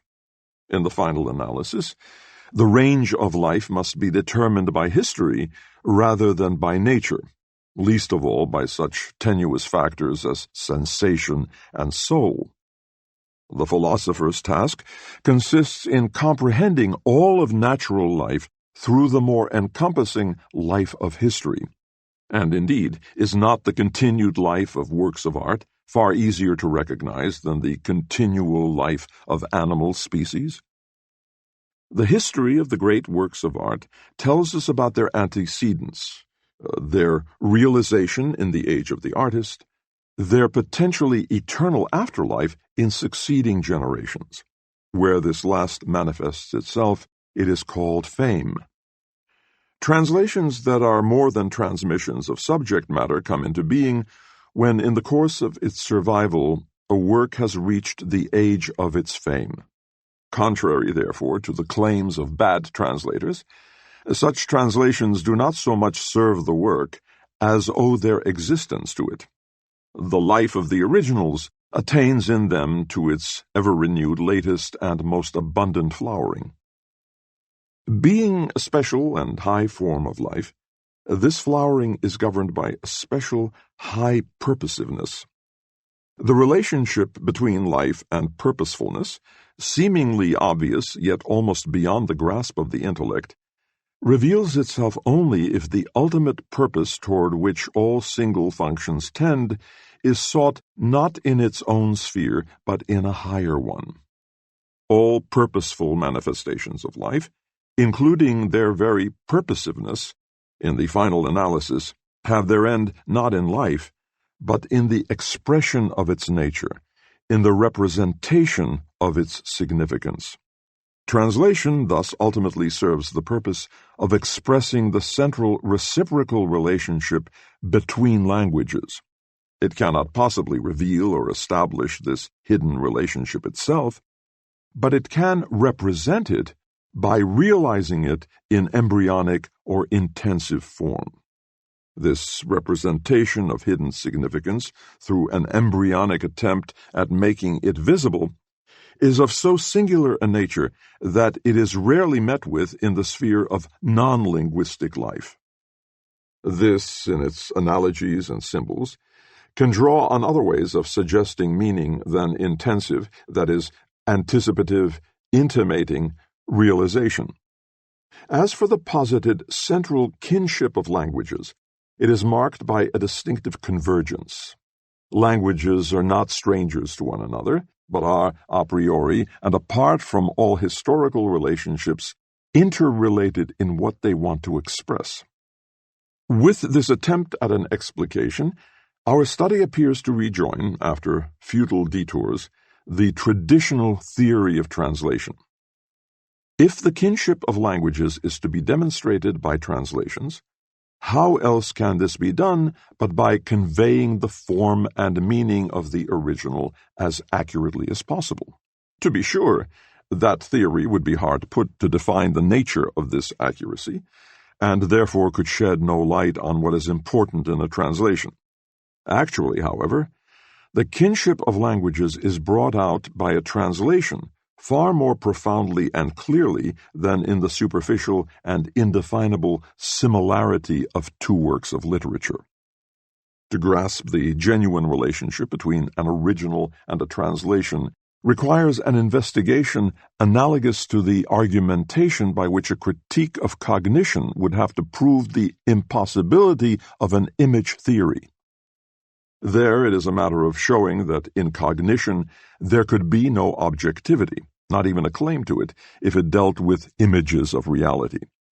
Here it can be demonstrated that no translation would be possible if in its ultimate essence it strove for likeness to the original. For in its afterlife, which could not be called that if it were not a transformation and a renewal of something living, the original undergoes a change. Even words with fixed meaning can undergo a maturing process. The obvious tendency of a writer's literary style may in time wither away, only to give rise to imminent tendencies in the literary creation. What sounded fresh once may sound hackneyed later. What was once current may someday sound quaint. To seek the essence of such changes, as well as the equally constant changes in meaning, in the subjectivity of posterity rather than in the very life of language and its works, would mean, even allowing for the crudest psychologism, to confuse the root cause of a thing with its essence. More pertinently, it would mean denying, by an impotence of thought, one of the most powerful and fruitful historical processes. And even if one tried to turn an author's last stroke of the pen into the coup de grace of his work, this still would not save that dead theory of translation. For just as the tenor and the significance of the great works of literature undergo a complete transformation over the centuries, the mother tongue of the translator is transformed as well. While a poet's words endure in his own language, even the greatest translation is destined to become part of the growth of its own language and eventually to be absorbed by its renewal. Translation is so far removed from being the sterile equation of two dead languages that of all literary forms, it is the one charged with the special mission of watching over the maturing process of the original language and the birth pangs of its own.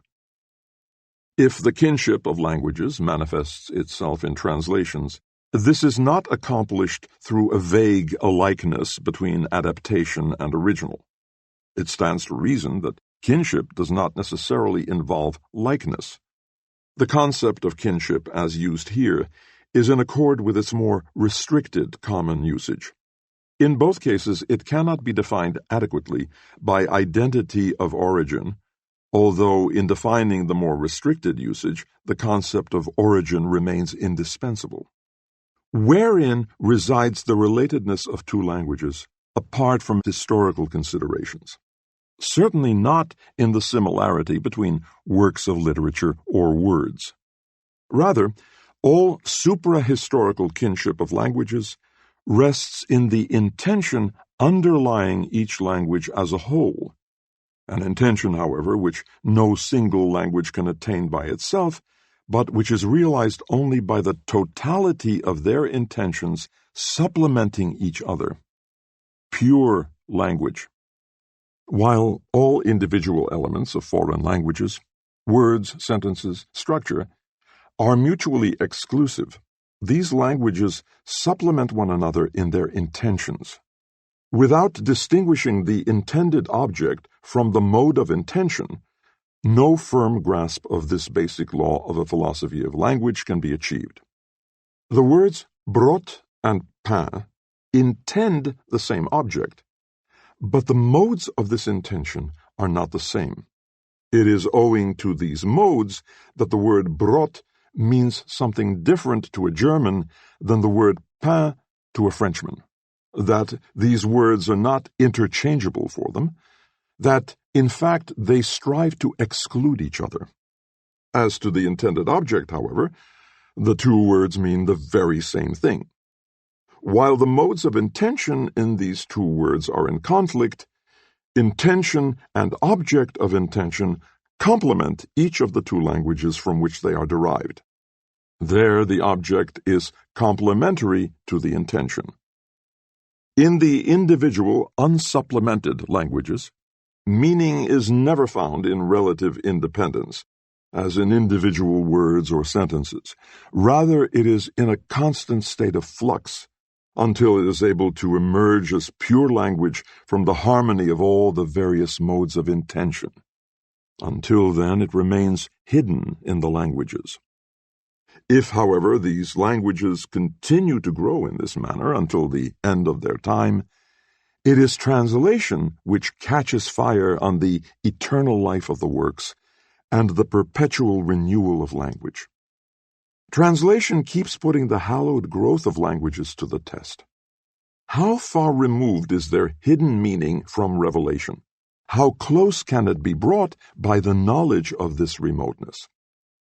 This, to be sure, is to admit that all translation is only a somewhat provisional way of coming to terms with the foreignness of languages.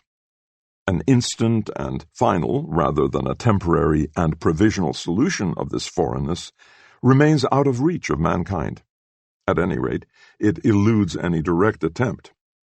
Indirectly, however, the growth of religions ripens the hidden seed into a higher development of language. Although translation, unlike art, cannot claim permanence for its products, its goal is undeniably a final, conclusive, decisive stage of all linguistic creation. In translation, the original rises into a higher and purer linguistic air, as it were. It cannot live there permanently, to be sure, and it certainly does not reach it in its entirety.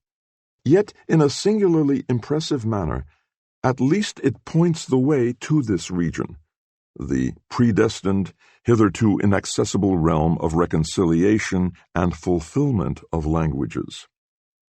The transfer can never be total, but what reaches this region is that element in a translation which goes beyond transmittal of subject matter. This nucleus is best defined as the element that does not lend itself to translation.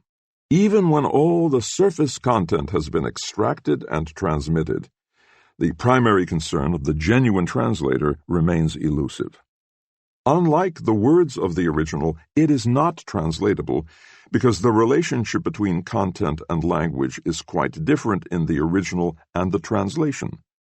While content and language form a certain unity in the original, like a fruit and its skin, the language of the translation envelops its content like a royal robe with ample folds, for it signifies a more exalted language than its own, and thus remains unsuited to its content, overpowering and alien.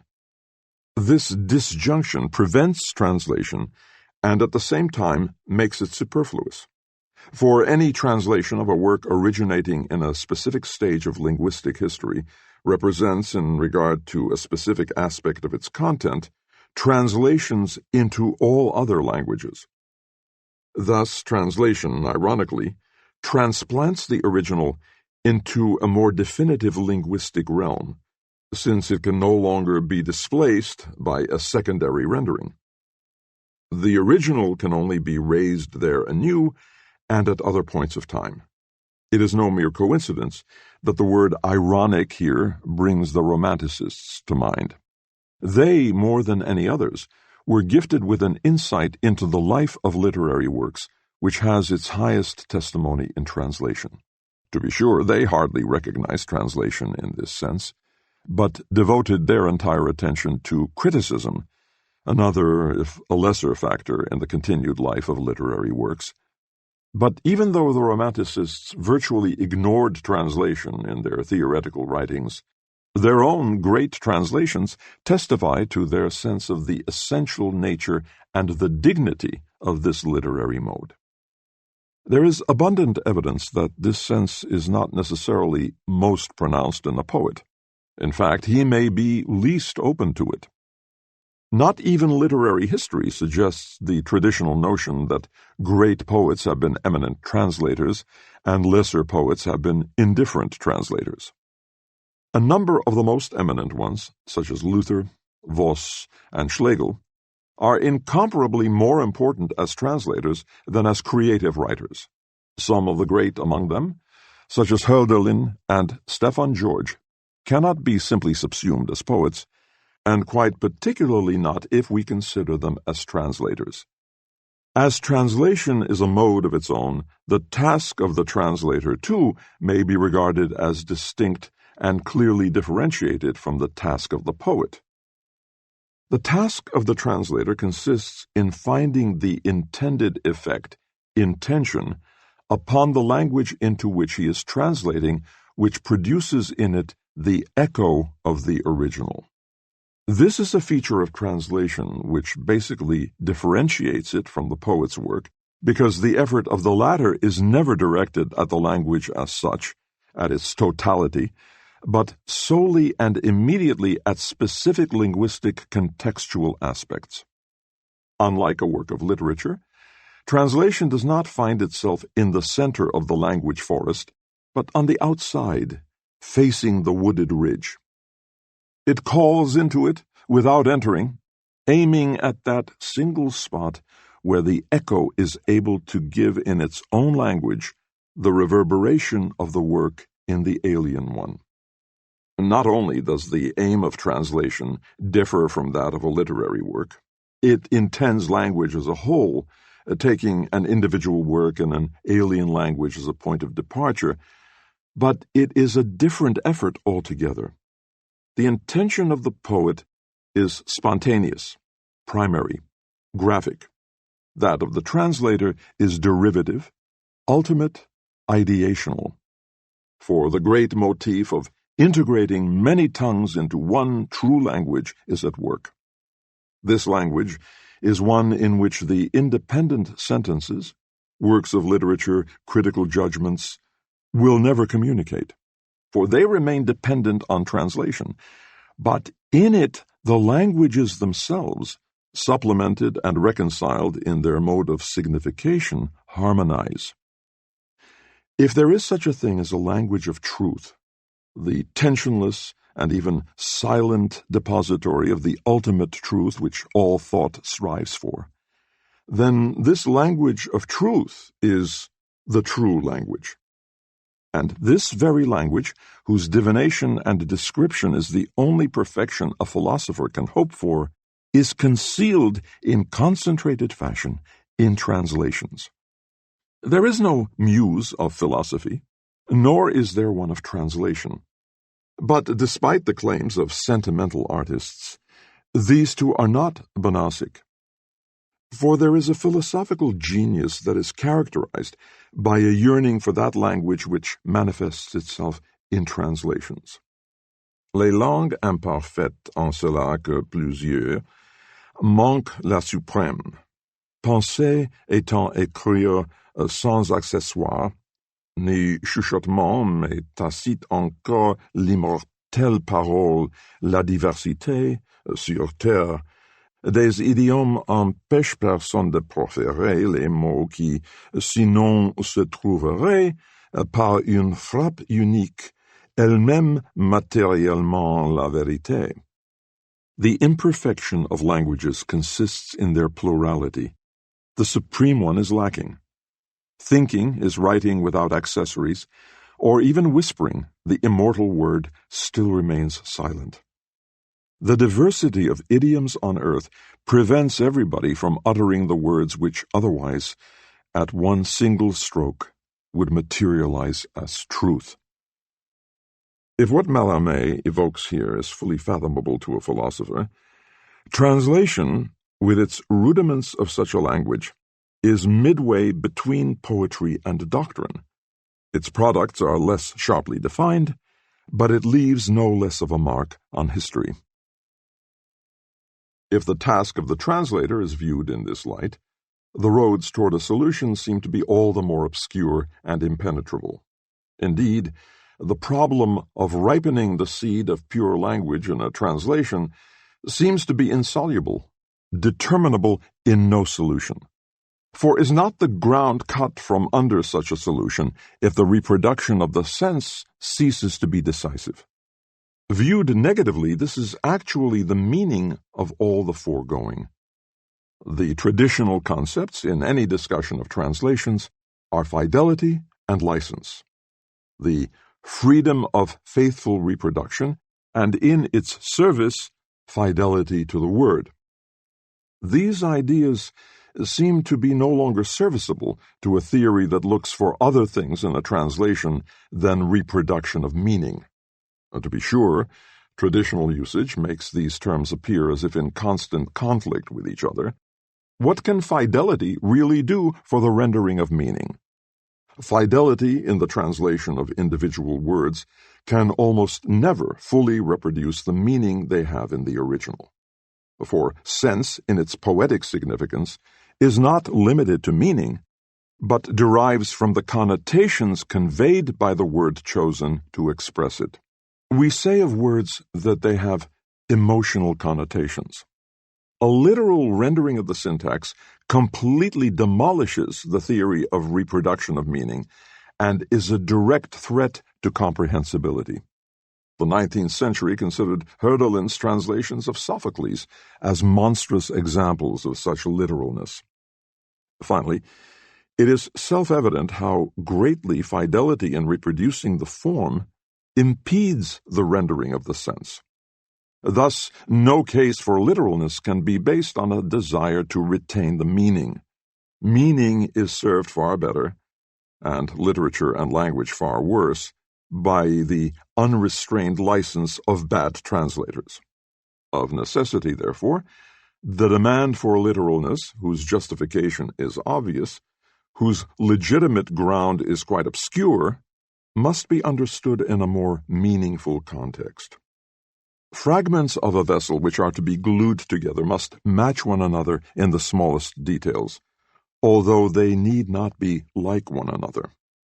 In the same way, a translation, instead of resembling the meaning of the original, must lovingly and in detail incorporate the original's mode of signification, thus making both the original and the translation recognizable as fragments of a greater language, just as fragments are part of a vessel. For this very reason, translation must in large measure refrain from wanting to communicate something, from rendering the sense.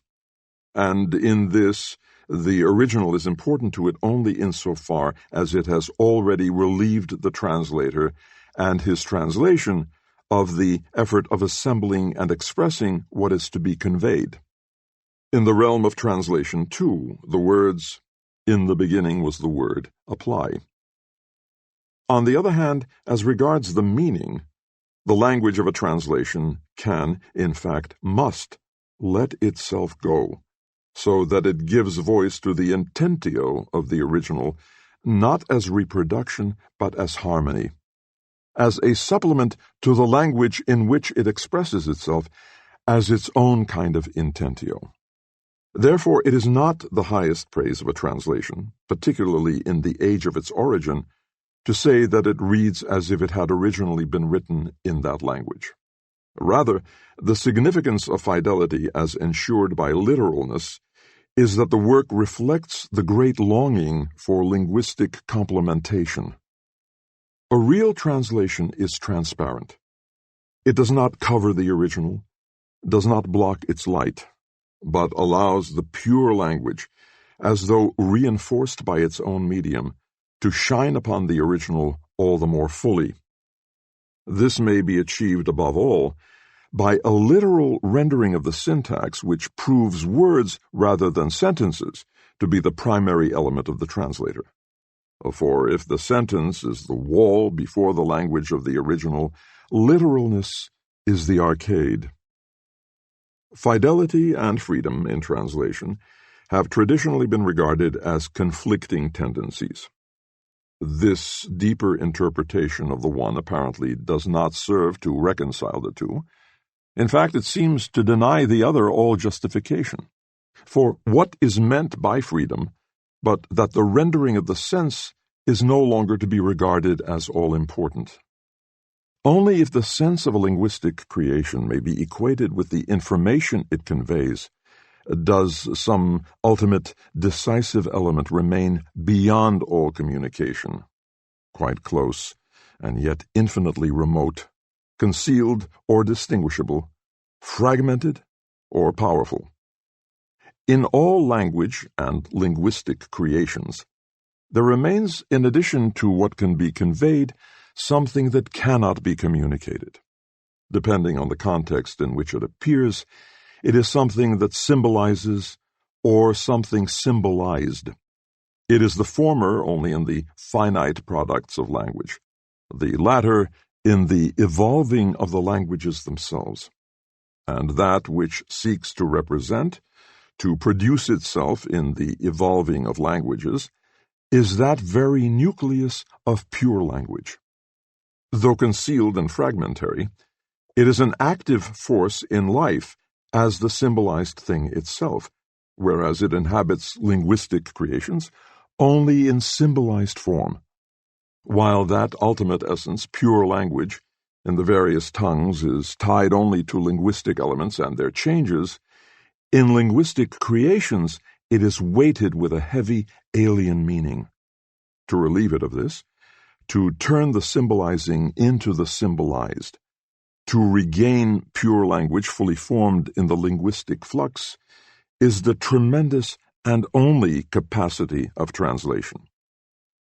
In this pure language, which no longer means or expresses anything, but is, as expressionless and creative word, That which is meant in all languages, all information, all sense, and all intention finally encounter a stratum in which they are destined to be extinguished. This very stratum furnishes a new and higher justification for free translation. This justification does not derive from the sense of what is to be conveyed, for the emancipation from this sense is the task of fidelity. Rather, for the sake of pure language, a free translation bases the test on its own language. It is the task of the translator to release in his own language that pure language which is under the spell of another, to liberate the language imprisoned in a work in his recreation of that work.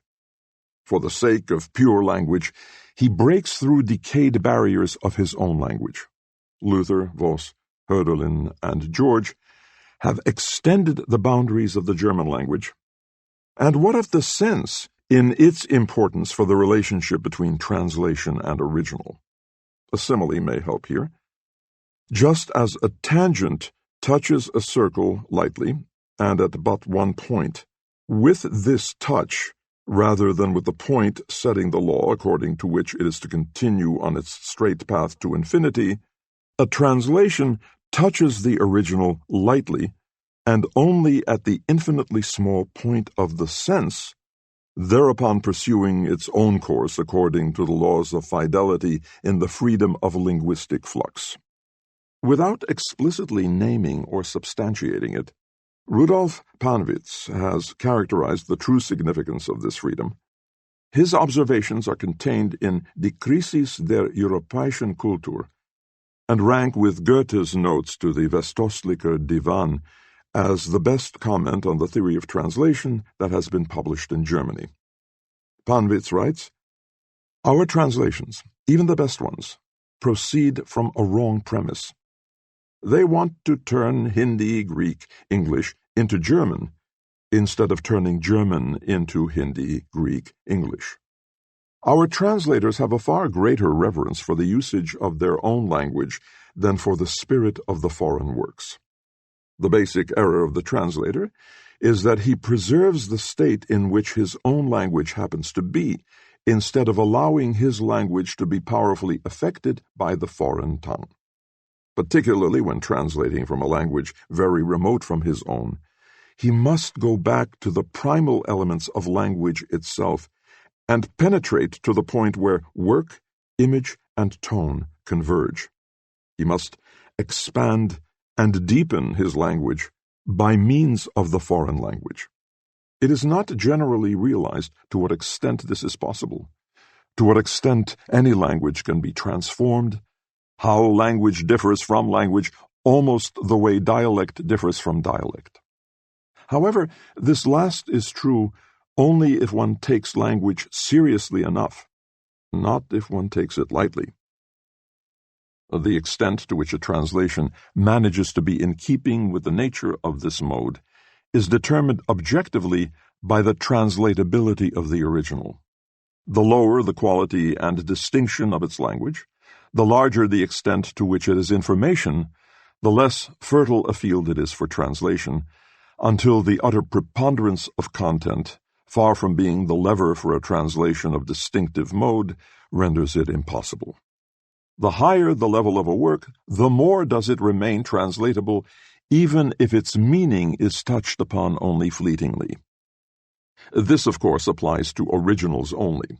Translations, on the other hand, prove to be untranslatable not because of any inherent difficulty, but because of the looseness with which meaning attaches to them. Confirmation of this, as well as of every other important aspect, is supplied by Hölderlin's translations, particularly those of the two tragedies by Sophocles. In them, the harmony of the languages is so profound that sense is touched by language only the way an Aeolian harp is touched by the wind. Hölderlin's translations are prototypes of their kind. They are to even the most perfect renderings of their texts, as a prototype is to a model. This can be demonstrated by comparing Hölderlin's and Rudolf Borchart's translations of Pindar's third Pythian ode. For this very reason, Hölderlin's translations in particular are subject to the enormous danger inherent in all translations. The gates of a language thus expanded and modified may slam shut and enclose the translator with silence. Hölderlin's translations from Sophocles were his last work. In them, meaning plunges from abyss to abyss until it threatens to become lost in the bottomless depths of language. There is, however, a stop. It is vouchsafed to Holy Writ alone, in which meaning has ceased to be the watershed for the flow of language and the flow of revelation. Where a text is identical with truth or dogma, where it is supposed to be the true language in all its literalness and without the mediation of meaning, this text is unconditionally translatable. In such case, translations are called for only because of the plurality of languages. Just as in the original, language and revelation are one, without any tension, so the translation must be one with the original in the form of the interlinear version, in which literalness and freedom are united. For to some degree, all great texts contain their potential translation between the lines. This is true to the highest degree of sacred writings. The interlinear version of the Scriptures is the prototype or ideal of all translation.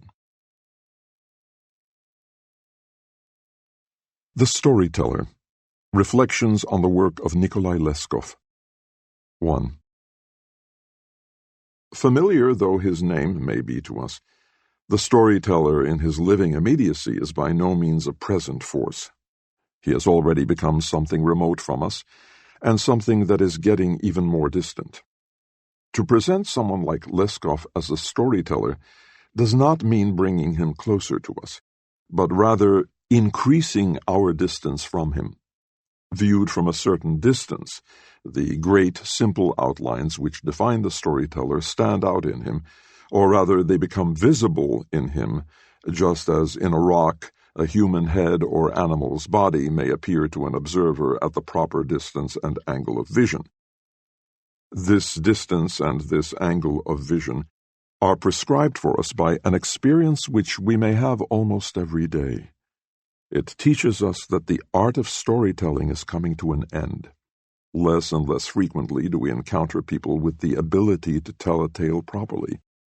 More and more often, there is embarrassment all around when the wish to hear a story is expressed. It is as if something that seemed inalienable to us, the securest among our possessions, were taken from us. The ability to exchange experiences. One reason for this phenomenon is obvious. Experience has fallen in value, and it looks as if it is continuing to fall into bottomlessness. Every glance in a newspaper demonstrates that it has reached a new low, that our picture, not only of the external world, but of the moral world as well, overnight has undergone changes which were never thought possible. With the First World War, a process began to become apparent which has not halted since then. Was it not noticeable at the end of the war that men returned from the battlefield grown silent? Not richer, but poorer in communicable experience. What 10 years later was poured out in the flood of war books was anything but experience that goes from mouth to mouth, and there was nothing remarkable about that. For never has experience been contradicted more thoroughly than strategic experience by tactical warfare, economic experience by inflation, bodily experience by mechanical warfare, moral experience by those in power.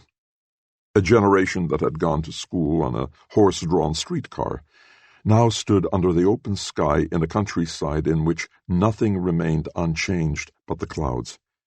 And beneath these clouds, in a field of force of destructive torrents and explosions, was the tiny, fragile human body. 2. Experience which is passed on from mouth to mouth is the source from which all storytellers have drawn. And among those who have written down the tales, It is the great ones whose written version differs least from the speech of the many nameless storytellers. Incidentally, among the last named, there are two groups which, to be sure, overlap in many ways, and the figure of the storyteller gets its full corporeality only for the one who can picture them both. When someone goes on a trip, he has something to tell about, goes the German saying, and people imagine the storyteller as someone who has come from afar. But they enjoy no less listening to a man who has stayed at home, making an honest living, and who knows the local tales and traditions. If one wants to picture these two groups through their archaic representatives, one is embodied in the resident tiller of the soil, and the other in the trading seaman. Indeed, each sphere of life has, as it were, produced its own tribe of storytellers. Each of these tribes preserves some of its characteristics centuries later. Thus, among 19th-century German storytellers, writers like Hebel and Gotthelf stem from the first tribe, writers like Salesfield and Gerstacker from the second. With these tribes, however, as stated above, it is only a matter of basic types. The actual extension of the realm of storytelling in its full historical breadth is inconceivable without the most intimate interpenetration of these two archaic types. Such an interpenetration was achieved particularly by the Middle Ages in their trade structure. The resident master craftsman and the traveling journeyman worked together in the same rooms, and every master had been a traveling journeyman before he settled down in his hometown or somewhere else. If peasants and seamen were past masters of storytelling, the artisan class was its university. In it was combined the lore of faraway places, such as a much-traveled man brings home, with the lore of the past as it best reveals itself to natives of a place. 3. Leskov was at home in distant places as well as distant times. He was a member of the Greek Orthodox Church, a man with genuine religious interests, but he was a no less sincere opponent of ecclesiastic bureaucracy. Since he was not able to get along any better with secular officialdom, the official positions he held were not of long duration. Of all his posts, the one he held for a long time as Russian representative of a big English firm was presumably the most useful one for his writing. For this firm he traveled through Russia, and these trips advanced his worldly wisdom as much as they did his knowledge of conditions in Russia. In this way, he had an opportunity of becoming acquainted with the organization of the sects of the country. This left its mark on his works of fiction. In the Russian legends, Leskov saw allies in his fight against Orthodox bureaucracy. There are a number of his legendary tales whose focus is a righteous man, seldom an ascetic, usually a simple, active man who becomes a saint apparently in the most natural way in the world. Mystical exaltation is not Leskov's forte. Even though he occasionally liked to indulge in the miraculous, even in piousness he preferred to stick with a sturdy nature. He sees the prototype in the man who finds his way about the world without getting too deeply involved with it. He displayed a corresponding attitude in worldly matters. It is in keeping with this that he began to write late, at the age of 29. That was after his commercial travels. His first printed work was entitled, Why Are Books Expensive in Kiev? A number of other writings about the working class, alcoholism, police doctors, and unemployed salesmen are precursors of his works of fiction. 4. An orientation toward practical interests is characteristic of many born storytellers. More pronouncedly than in Leskov, this trait can be recognized, for example, in Gotthelf, who gave his peasants agricultural advice. It is found in Nodier, who concerned himself with the perils of gaslight, and Hebel, who slipped bits of scientific instruction for his readers into his Schatzkastlein, is in this line as well. All this points to the nature of every real story. It contains, openly or covertly, something useful. The usefulness may in one case consist in a moral, in another in some practical advice, in a third in a proverb or maxim. In every case, the storyteller is a man who has counsel for his readers. But if today having counsel is beginning to have an old-fashioned ring, this is because the communicability of experience is decreasing. In consequence, we have no counsel either for ourselves or for others. After all, counsel is less an answer to a question than a proposal concerning the continuation of a story which is just unfolding. To seek this counsel, one would first have to be able to tell the story. Quite apart from the fact that a man is receptive to counsel only to the extent that he allows his situation to speak. Counsel woven into the fabric of real life is wisdom. The art of storytelling is reaching its end, because the epic side of truth, wisdom, is dying out. This, however, is a process that has been going on for a long time, and nothing would be more fatuous than to want to see in it merely a symptom of decay, let alone a modern symptom. It is, rather, only a concomitant symptom of the secular productive forces of history, a concomitant that has quite gradually removed narrative from the realm of living speech, and at the same time is making it possible to see a new beauty in what is vanishing. 5. The earliest symptom of a process whose end is the decline of storytelling is the rise of the novel at the beginning of modern times. What distinguishes the novel from the story, and from the epic in the narrower sense, is its essential dependence on the book. The dissemination of the novel became possible only with the invention of printing. What can be handed on orally, the wealth of the epic, is of a different kind from what constitutes the stock in trade of the novel. What differentiates the novel from all other forms of prose literature, the fairy tale, the legend, even the novella, is that it neither comes from oral tradition nor goes into it. This distinguishes it from storytelling in particular. The storyteller takes what he tells from experience, his own or that reported by others, and he, in turn, makes it the experience of those who are listening to his tale. The novelist has isolated himself. The birthplace of the novel is the solitary individual, who is no longer able to express himself by giving examples of his most important concerns, is himself uncounseled, and cannot counsel others. To write a novel means to carry the incommensurable to extremes in the representation of human life. In the midst of life's fullness, and through the representation of this fullness, the novel gives evidence of the profound perplexity of the living. Even the first great book of the genre, Don Quixote, teaches how the spiritual greatness, the boldness, the helpfulness of one of the noblest of men, Don Quixote, are completely devoid of counsel and do not contain the slightest scintilla of wisdom.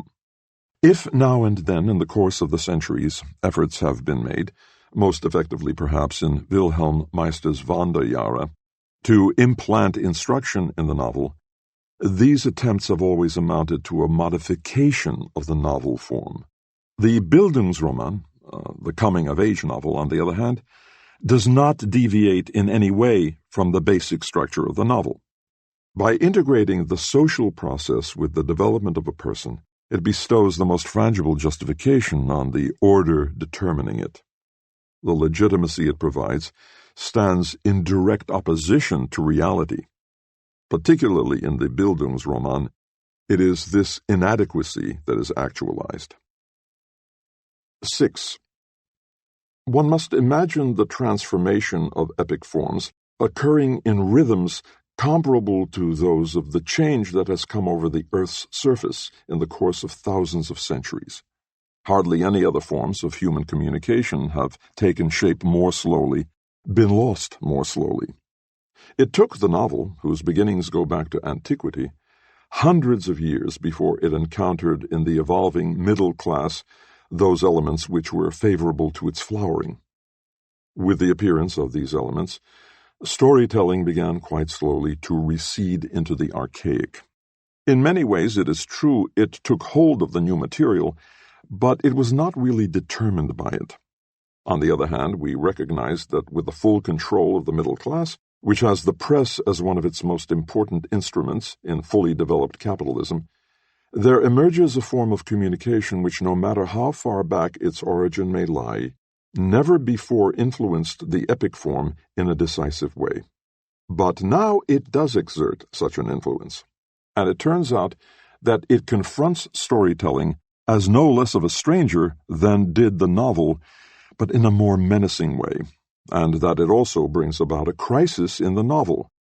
This new form of communication is information. Villemessant, the founder of Le Figaro, characterized the nature of information in a famous formulation. "To my readers," he used to say, "an attic fire in the Latin Quarter is more important than a revolution in Madrid." This makes strikingly clear that it is no longer intelligence coming from afar, but the information which supplies a handle for what is nearest that gets the readiest hearing. The intelligence that came from afar, whether the spatial kind from foreign countries or the temporal kind of tradition, possessed an authority which gave it validity, even when it was not subject to verification. Information, however, lays claim to prompt verifiability. The prime requirement is that it appear understandable in itself. Often it is no more exact than the intelligence of earlier centuries was, but while the latter was inclined to borrow from the miraculous, it is indispensable for information to sound plausible. Because of this, it proves incompatible with the spirit of storytelling. If the art of storytelling has become rare, the dissemination of information has had a decisive share in this state of affairs. Every morning brings us the news of the globe, and yet we are poor in noteworthy stories. This is because no event any longer comes to us without already being shot through with explanation. In other words, by now almost nothing that happens benefits storytelling. Almost everything benefits information. Actually, it is half the art of storytelling to keep a story free from explanation as one reproduces it. Leskov is a master at this. Compare pieces like The Deception and The White Eagle. The most extraordinary things, marvelous things, are related with the greatest accuracy. But the psychological connection of the events is not forced on the reader. It is left up to him to interpret things the way he understands them, and thus the narrative achieves an amplitude that information lacks. 7. Leskov was grounded in the classics. The first storyteller of the Greeks was Herodotus. In the 14th chapter of the 3rd book of his Histories, there is a story from which much can be learned. It deals with Samanitis. When the Egyptian king Samanitis had been beaten and captured by the Persian king Cambyses, Cambyses was bent on humbling his prisoner. He gave orders to place Samanitis on the road along which the Persian triumphal procession was to pass, and he further arranged that the prisoner should see his daughter pass by as a maid going to the well with her pitcher. While all the Egyptians were lamenting and bewailing this spectacle, Samanitis stood alone, mute and motionless, his eyes fixed on the ground. And when presently he saw his son, who was being taken along in the procession to be executed, he likewise remained unmoved. But when afterwards he recognized one of his servants, an old impoverished man in the ranks of the prisoners, he beat his fists against his head and gave all the signs of deepest mourning. From this story it may be seen what the nature of true storytelling is.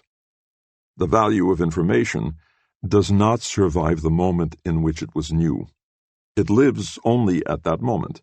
It has to surrender to it completely and explain itself to it without losing any time. A story is different. It does not expend itself. It preserves and concentrates its strength, and is capable of releasing it even after a long time. Thus Montaigne referred to this Egyptian king and asked himself why he mourned only when he caught sight of his servant. Montaigne answers, "Since he was already overfull of grief, it took only the smallest increase for it to burst through its dams." Thus Montaigne. But one could also say, "The king is not moved by the fate of those of royal blood, for it is his own fate." Or, "We are moved by much on the stage that does not move us in real life. To the king, this servant is only an actor." Or, "Great grief is pent up and breaks forth only with relaxation. Seeing his servant was the relaxation." Herodotus offers no explanations. His report is the driest. That is why this story from ancient Egypt is still capable after thousands of years of arousing astonishment and thoughtfulness. It resembles the seeds of grain which have lain for centuries in the chambers of the pyramids, shut up airtight, and have retained their germinative power to this day. 8. There is nothing that commends a story to memory more effectively than that chaste compactness which precludes psychological analysis. And the more natural the process by which the storyteller foregoes psychological shading, the greater becomes the story's claim to a place in the memory of the listener. The more completely is it integrated into his own experience, the greater will be his inclination to repeat it to someone else someday, sooner or later. This process of assimilation, which takes place in depth, requires a state of relaxation which is becoming rarer and rarer. If sleep is the apogee of physical relaxation, boredom is the apogee of mental relaxation. Boredom is the dream bird that hatches the egg of experience. A rustling in the leaves drives him away. His nesting places, the activities that are intimately associated with boredom, are already extinct in the cities and are declining in the country as well. With this, the gift for listening is lost, and the community of listeners disappears. For storytelling is always the art of repeating stories, and this art is lost when the stories are no longer retained. It is lost because there is no more weaving and spinning to go on while they are being listened to. The more self-forgetful the listener is, the more deeply is what he listens to impressed upon his memory. When the rhythm of work has seized him, he listens to the tale in such a way that the gift of retelling them comes to him all by itself. This, then, is the nature of the web in which the gift of storytelling is cradled. This is how today it is becoming unraveled at all its ends after being woven thousands of years ago in the ambiance of the oldest forms of craftsmanship. 9. The storytelling that thrives for a long time in the milieu of work, the rural, the maritime, and the urban, is itself an artisan form of communication, as it were. It does not aim to convey the pure essence of the thing, like information or a report. It sinks the thing into the life of the storyteller in order to bring it out of him again. Thus, traces of the storyteller cling to the story the way the handprints of the potter cling to the clay vessel. Storytellers tend to begin their story with a presentation of the circumstances in which they themselves have learned what is to follow, unless they simply pass it off as their own experience. Leskov begins his deception with the description of a train trip on which he supposedly heard from a fellow passenger the events which he then goes on to relate. Or he thinks of Dostoevsky's funeral, where he sets his acquaintance with the heroine of his story apropos of the Kreutzer Sonata. Or he evokes a gathering of a reading circle, in which we are told the events that he reproduces for us in his Interesting Men. Thus his tracks are frequently evident in his narratives, if not as those of the one who experienced it, then as those of the one who reports it. This craftsmanship, storytelling, was actually regarded as a craft by Leskov himself. Writing, he says in one of his letters, is to me no liberal art, but a craft. It cannot come as a surprise that he felt bonds with craftsmanship, but faced industrial technology as a stranger. Tolstoy, who must have understood this, occasionally touches this nerve of Leskov's storytelling talent when he calls him the first man who pointed out the inadequacy of economic progress. It is strange that Dostoevsky is so widely read, but I simply cannot comprehend why Leskov is not read. He is a truthful writer. In his artful and high-spirited story, The Steel Flea, which is midway between legend and farce, Leskov glorifies native craftsmanship through the silversmiths of Tula. Their masterpiece, The Steel Flea, is seen by Peter the Great and convinces him that the Russians need not be ashamed before the English. The intellectual picture of the atmosphere of craftsmanship from which the storyteller comes has perhaps never been sketched in such a significant way as by Paul Valéry. He speaks of the perfect things in nature, flawless pearls, full-bodied, mature wines, truly developed creatures, and calls them the precious product of a long chain of causes similar to one another. The accumulation of such causes has its temporal limit only at perfection. This patient process of nature, Valéry continues, was once imitated by men. Miniatures, ivory carvings, elaborated to the point of greatest perfection, stones that are perfect in polish and engraving, lacquer work or paintings in which a series of thin transparent layers are placed one on top of the other. All these products of sustained sacrificing effort are vanishing, and the time is past in which time did not matter. Modern man no longer works at what cannot be abbreviated. In point of fact, he has succeeded in abbreviating even storytelling. We have witnessed the evolution of the short story, which has removed itself from oral tradition and no longer permits that slow piling one on top of the other of thin transparent layers, which constitutes the most appropriate pictures of the way in which the perfect narrative is revealed through the layers of a variety of retellings. 10. Valéry concludes his observations with this sentence: "It is almost as if the decline of the idea of eternity coincided with the increasing aversion to sustained effort. The idea of eternity has ever had its strongest source in death. If this idea declines, so we reason, the face of death must have changed. It turns out that this change is identical with the one that has diminished the communicability of experience to the same extent as the art of storytelling has declined. It has been observable for a number of centuries how in the general consciousness the thought of death has declined in omnipresence and vividness. In its last stages, this process is accelerated.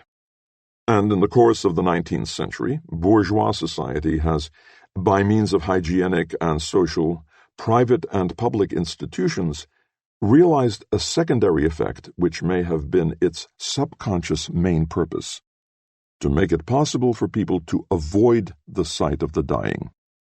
Dying was once a public process in the life of the individual, and a most exemplary one. Think of the medieval pictures in which the deathbed has turned into a throne toward which the people press through the wide-open doors of the death house. In the course of modern times, dying has been pushed further and further out of the perceptual world of the living. There used to be no house, hardly a room, in which someone had not once died. The Middle Ages also felt spatially what makes that inscription on a sundial of Ibiza, Ultima Multis, the last day for many, significant as the temper of the times. Today, people live in rooms that have never been touched by death, dry dwellers of eternity, and when their end approaches, they are stowed away in sanatoria or hospitals by their heirs. It is, however, characteristic that not only a man's knowledge or wisdom, but above all his real life, and this is the stuff that stories are made of, first assumes transmissible form at the moment of his death. Just as a sequence of images is set in motion inside a man as his life comes to an end, unfolding the views of himself under which he has encountered himself without being aware of it, suddenly in his expressions and looks the unforgettable emerges and imparts to everything that concerned him that authority which even the poorest wretch in dying possesses for the living around him. This authority is at the very source of the story. 11. Death is the sanction of everything that the storyteller can tell. He has borrowed his authority from death. In other words, it is natural history to which his stories refer back. This is expressed in exemplary form in one of the most beautiful stories we have by the incomparable Johann Peter Hebel. It is found in the Schatzkästlein des Rheinischen Hausfreundes, is entitled Unexpected Reunion, and begins with the betrothal of a young lad who works in the mines of Fallon. On the eve of his wedding, he dies a miner's death at the bottom of his tunnel. His bride keeps faith with him after his death, and she lives long enough to become a wizened old woman. One day a body is brought up from the abandoned tunnel which, saturated with iron vitriol, has escaped decay, and she recognizes her betrothed. After this reunion, she too is called away by death. When Hebel, in the course of this story, was confronted with the necessity of making this long period of years graphic, he did so in the following sentences. In the meantime, the city of Lisbon was destroyed by an earthquake, and the 7 Years' War came and went. The Emperor Francis I died, and the Jesuit order was abolished, and Poland was partitioned, and Empress Maria Theresa died, and Struensee was executed. America became independent, and the united French and Spanish forces were unable to capture Gibraltar. The Turks locked up General Stein in the Veteraner cave in Hungary, and Emperor Joseph died also. King Gustavus of Sweden conquered Russian Finland, and the French Revolution and the Long War began, and Emperor Leopold II went to his grave too. Napoleon captured Prussia, and the English bombarded Copenhagen, and the peasants sowed and harvested. The millers ground, the smiths hammered, and the miners dug for veins of ore in their underground workshops. But when, in 1809, the miners at Fallon... Never has a storyteller embedded his report deeper in natural history than Hebel manages to do in this chronology. Read it carefully.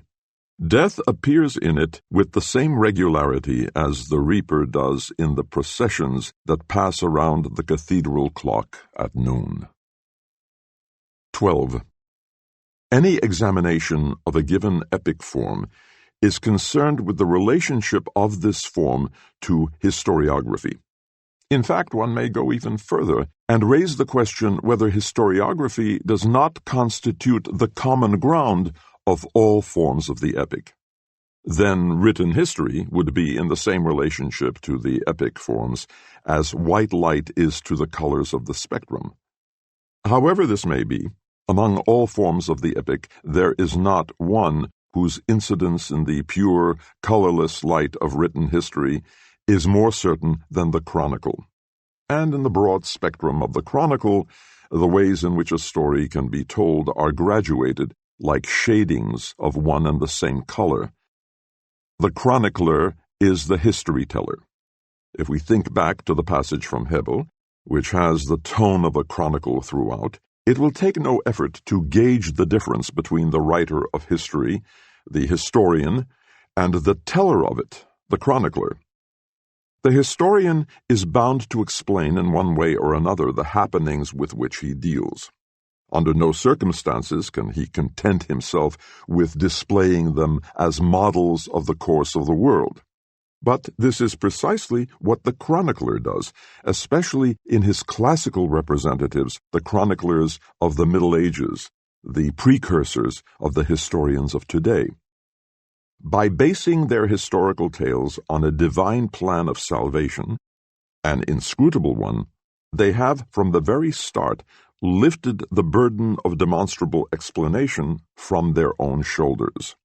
Its place is taken by interpretation, which is not concerned with an accurate concatenation of definite events, but with the way these are embedded in the great inscrutable course of the world. Whether this course is eschatologically determined or is a natural one makes no difference. In the storyteller, the chronicler is preserved in changed form, secularized, as it were. Leskov is among those whose work displays this with particular clarity.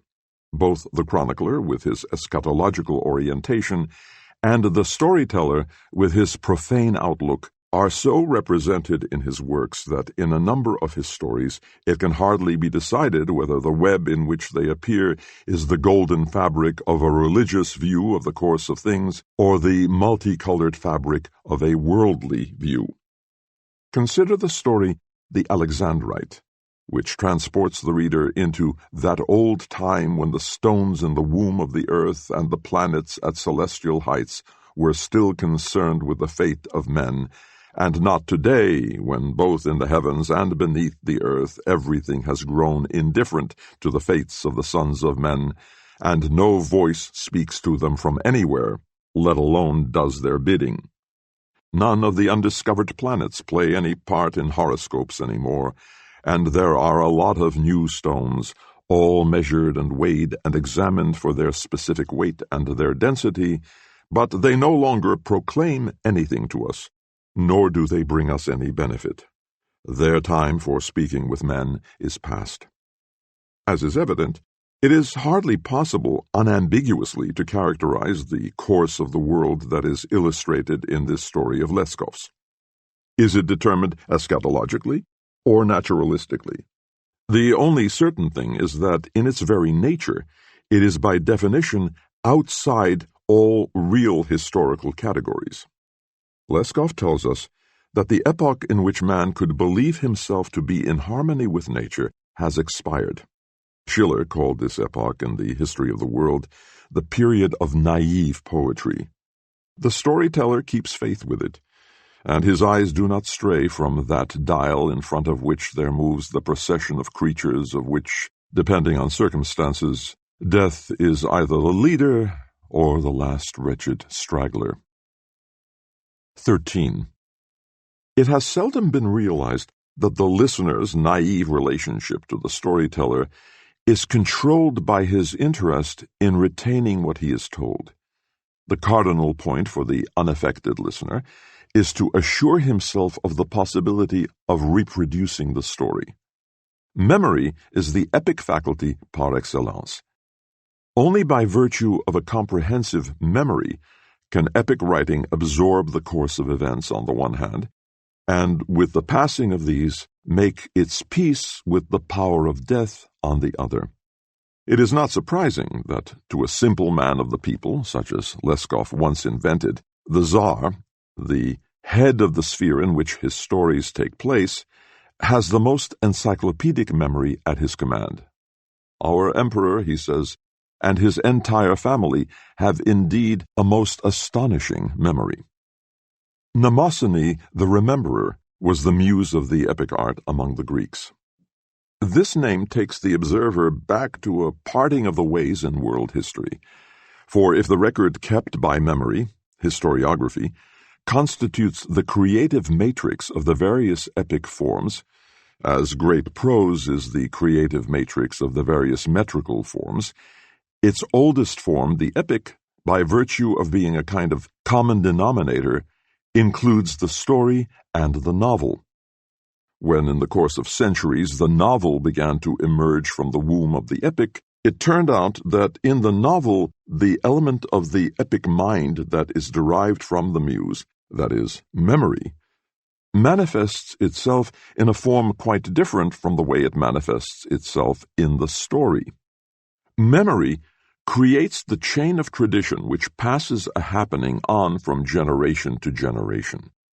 It is the muse-derived element of the epic art in a broader sense and encompasses its varieties. In the first place among these is the one practiced by the storyteller. It starts the web which all stories together form in the end. One ties on to the next, as the great storytellers, particularly the Oriental ones, have always readily shown. In each of them there is a Scheherazade, who thinks of a fresh story whenever her tale comes to a stop. This is epic remembrance and the muse-inspired element of the narrative. But this should be set against another principle, also a muse-derived element in a narrower sense, which as an element of the novel in its earliest form, that is, in the epic, lies concealed, still undifferentiated from the similarly derived element of the story. It can, at any rate, occasionally be divined in the epics, particularly at moments of solemnity in the Homeric epics, as in the invocations to the muse at their beginning. What announces itself in these passages is the perpetuating remembrance of the novelist, as contrasted with the short-lived reminiscences of the storyteller. The first is dedicated to one hero, one odyssey, one battle. The second to many diffuse occurrences. It is, in other words, remembrance which, as the muse-derived element of the novel, is added to reminiscence, the corresponding element of the story, the unity of their origin in memory having disappeared with the decline of the epic. 14. No one, Pascal once said, dies so poor that he does not leave something behind. Surely it is the same with memories too, although these do not always find an heir. The novelist takes charge of this bequest, and seldom without profound melancholy. For what Arnold Bennett says about a dead woman in one of his novels, that she had had almost nothing in the way of real life, is usually true of the sum total of the estate which the novelist administers. Regarding this aspect of the matter, we owe the most important elucidation to Georg Lukács, who sees in the novel the form of transcendental homelessness. According to Lukács, the novel is at the same time the only art form which includes time among its constitutive principles. Time, he says in his theory of the novel, can become constitutive only when connection with the transcendental home has been lost. Only in the novel are meaning and life, and thus the essential and the temporal, separated. One can almost say that the whole inner action of a novel is nothing else but a struggle against the power of time. And from this arise the genuinely epic experiences of time, hope and memory. Only in the novel does there occur a creative memory which transfixes the object and transforms it. The duality of inwardness and outside world can here be overcome for the subject only when he sees the unity of his entire life out of the past life stream which is compressed in memory. The insight which grasps this unity becomes the divinatory intuitive grasping of the unattained and therefore inexpressible meaning of life. The meaning of life is really the center about which the novel moves. But the quest for it is no more than the initial expression of perplexity with which its reader sees himself living this written life. Here, meaning of life. There, moral of the story. With these slogans, novel and story confront each other, and from them the totally different historical coordinates of these art forms may be discerned. If Don Quixote is the earliest perfect specimen of the novel, its latest exemplar is perhaps the Éducation sentimentale. In the final words of the last-named novel, the meaning which the bourgeois age found in its behavior at the beginning of its decline has settled like sediment in the cup of life. Frédéric and Deslauriers, the boyhood friends, think back to their youthful friendship. This little incident then occurred. One day they showed up in the bordello of their hometown, stealthily and timidly, doing nothing but presenting the patron with a bouquet of flowers which they had picked in their own gardens. This story was still discussed 3 years later, and now they told it to each other in detail, each supplementing the recollection of the other. That may have been, said Frédéric when they had finished, the finest thing in our lives. "Yes, you may be right," said Des Lauriers. "That was perhaps the finest thing in our lives." With such an insight, the novel reaches an end which is more proper to it in a stricter sense than to any story. Actually, there is no story for which the question as to how it continued would not be legitimate. The novelist, on the other hand, cannot hope to take the smallest step beyond that limit at which he invites the reader to a divinatory realization of the meaning of life by writing "Fini." 15. A man listening to a story is in the company of the storyteller.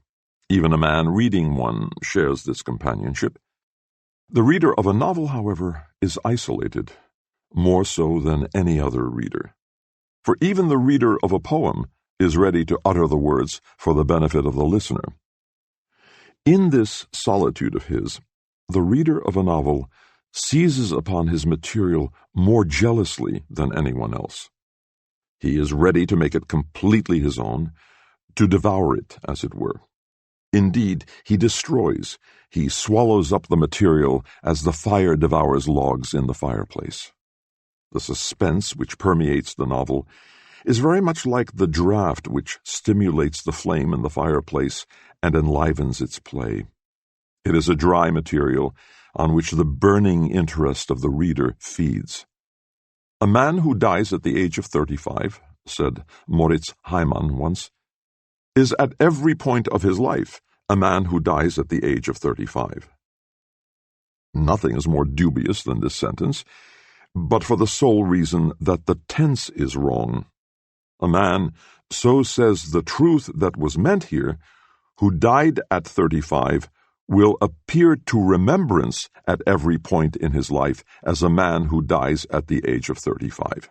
In other words, the statement that makes no sense for real life becomes indisputable for remembered life. The nature of the character in a novel cannot be presented any better than is done in this statement, which says that the meaning of his life is revealed only in his death. But the reader of a novel actually does look for human beings from whom he derives the meaning of life. Therefore, he must, no matter what, know in advance that he will share their experience of death. If need be, their figurative death, the end of the novel, but preferably their actual one. How do the characters make him understand that death is already waiting for them? A very definite death, and at a very definite place. That is the question which feeds the reader's consuming interest in the events of the novel. The novel is significant, therefore, not because it presents someone else's fate to us, perhaps didactically, but because this stranger's fate, by virtue of the flame which consumes it, yields us the warmth which we never draw from our own fate. What draws the reader to the novel is the hope of warming his shivering life with a death he reads about. 16. Leskov, writes Gorky, is the writer most deeply rooted in the people and is completely untouched by any foreign influences. A great storyteller will always be rooted in the people, primarily in a milieu of craftsmen. But just as this includes the rural, the maritime, and the urban elements in the many stages of their economic and technical development, there are many gradations in the concepts in which their store of experience comes down to us. To say nothing of the by no means insignificant share which traders had in the art of storytelling, their task was less to increase its didactic content than to refine the tricks with which the attention of the listener was captured. They have left deep traces in the narrative cycle of the Arabian Nights. In short, despite the primary role which storytelling plays in the household of humanity, the concepts through which the yield of the stories may be garnered are manifold. What may most readily be put in religious terms in Leskov seems almost automatically to fall into place in the pedagogical perspectives of the Enlightenment in Hebel, appears as Hermetic tradition in Poe, finds a last refuge in Kipling in the life of British seamen and colonial soldiers. All great storytellers have in common the freedom with which they move up and down the rungs of their experience as on a ladder. A ladder extending downward to the interior of the earth and disappearing into the clouds is the image for a collective experience to which even the deepest shock of every individual experience, death, constitutes no impediment or barrier. And they lived happily ever after, says the fairy tale. The fairy tale, which to this day is the first tutor of children, because it was once the first tutor of mankind, secretly lives on in the story. The first true storyteller is and will continue to be the teller of fairy tales. Whenever good counsel was at a premium, the fairy tale had it, and where the need was greatest, its aid was nearest. This need was the need created by the myth. The fairy tale tells us of the earliest arrangements that mankind made to shake off the nightmare which the myth had placed upon its chest. In the figure of the fool, it shows us how mankind acts dumb toward the myth. In the figure of the youngest brother, it shows us how one's chances increase as the mythical primitive times are left behind. In the figure of the man who sets out to learn what fear is, it shows us that the things we are afraid of can be seen through. In the figure of the wiseacre, it shows us that the questions posed by the myth are simple-minded, like the riddle of the Sphinx. In the shape of the animals which come to the aid of the child in the fairy tale, it shows that nature not only is subservient to the myth, but much prefers to be aligned with man. The wisest thing, so the fairy tale taught mankind in olden times and teaches children to this day, is to meet the forces of the mythical world with cunning and with high spirits. This is how the fairy tale polarizes Mut, courage, dividing it dialectically into Untermut, that is cunning, and Übermut, high spirits. The liberating magic which the fairy tale has as its disposal does not bring nature into play in a mythical way, but points to its complicity with liberated man. A mature man feels this complicity only occasionally, that is, when he is happy. But the child first meets it in fairy tales, and it makes him happy. 17. Few storytellers have displayed so profound a kinship with the spirit of the fairy tale as did Leskov. This involves tendencies that were promoted by the dogmas of the Greek Orthodox Church. As is well known, Origen's speculation about apokatastasis, the entry of all souls into paradise, which was rejected by the Roman Church, plays a significant part in these dogmas. Leskov was very much influenced by Origen and planned to translate his work on first principles. In keeping with Russian folk belief, he interpreted the resurrection less as a transfiguration than as a disenchantment, in a sense akin to the fairy tale. Such an interpretation of Origen is at the bottom of The Enchanted Pilgrim. In this, as in many other tales by Leskov, a hybrid between fairy tale and legend is involved, not unlike that hybrid which Ernst Bloch mentions in a connection in which he utilizes our distinction between myth and fairy tale in his fashion. A hybrid between fairy tale and legend, he says, contains figuratively mythical elements whose effect is certainly captivating and static, and yet not outside man. In the legend there are Taoist figures, especially very old ones, which are mythical in this sense. For instance, the couple Philemon and Baucis magically escaped, though in natural repose. And surely there is a similar relationship between fairy tale and legend in the Taoist climate of Gotthealth, which to be sure is on a much lower level. At certain points it divorces the legend from the locality of the spell, rescues the flame of life, the specifically human flame of life, calmly burning, within as without. Magically escaped are the beings that lead the procession of Leskov's creations. The righteous ones, Pavlin, Figura, the toupee artiste, the bear keeper, the helpful sentry, all of them embodiments of wisdom, kindness, comfort the world, crowd about the storyteller. They are unmistakably suffused with the imago of his mother.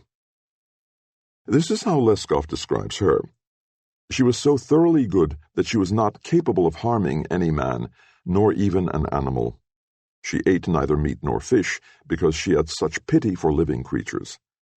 Sometimes my father used to reproach her with this, but she answered, "I have raised the little animals myself. They are like my children to me. I can't eat my own children, can I?" She would not eat meat at a neighbor's house either.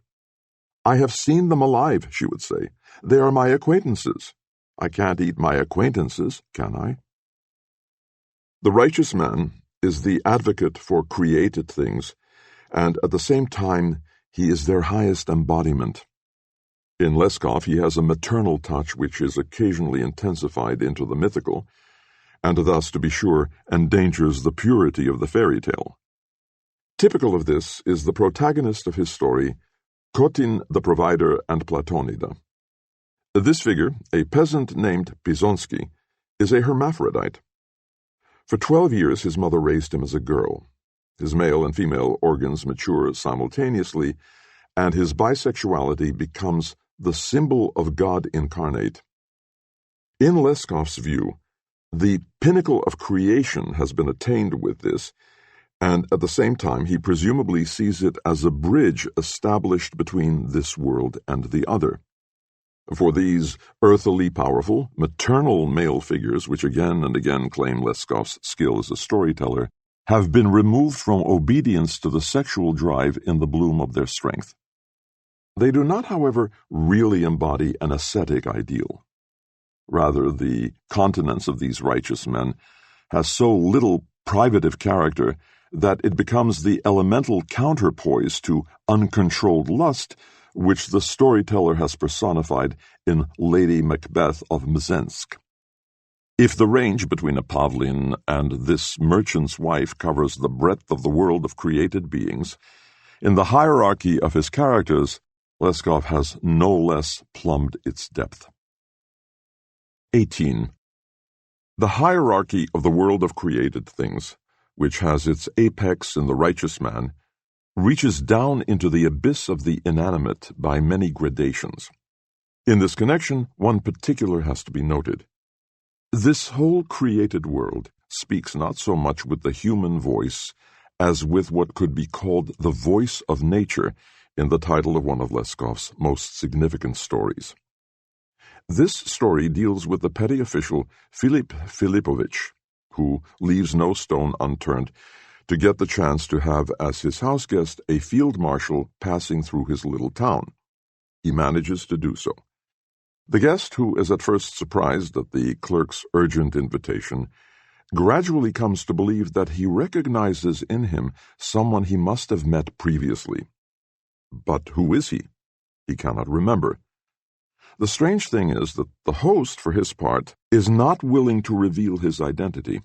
Instead, he puts off the high personage from day to day, saying that the voice of nature will not fail to speak distinctly to him one day. This goes on until finally the guest, shortly before continuing on his journey, must grant the host's public request to let the voice of nature resound. Thereupon the host's wife withdraws. She returned with a big, brightly polished copper hunting horn which she gave to her husband. He took the horn, put it to his lips, and was at the same instant as though transformed. Hardly had he inflated his cheeks and produced a tone as powerful as the rolling of thunder, when the field marshal cried, "Stop! I've got it now, brother! This makes me recognize you at once. You are the bugler from the regiment of Jaegers, and because you were so honest, I sent you to keep an eye on a cricket supplies supervisor." "That's it, Your Excellency," answered the host.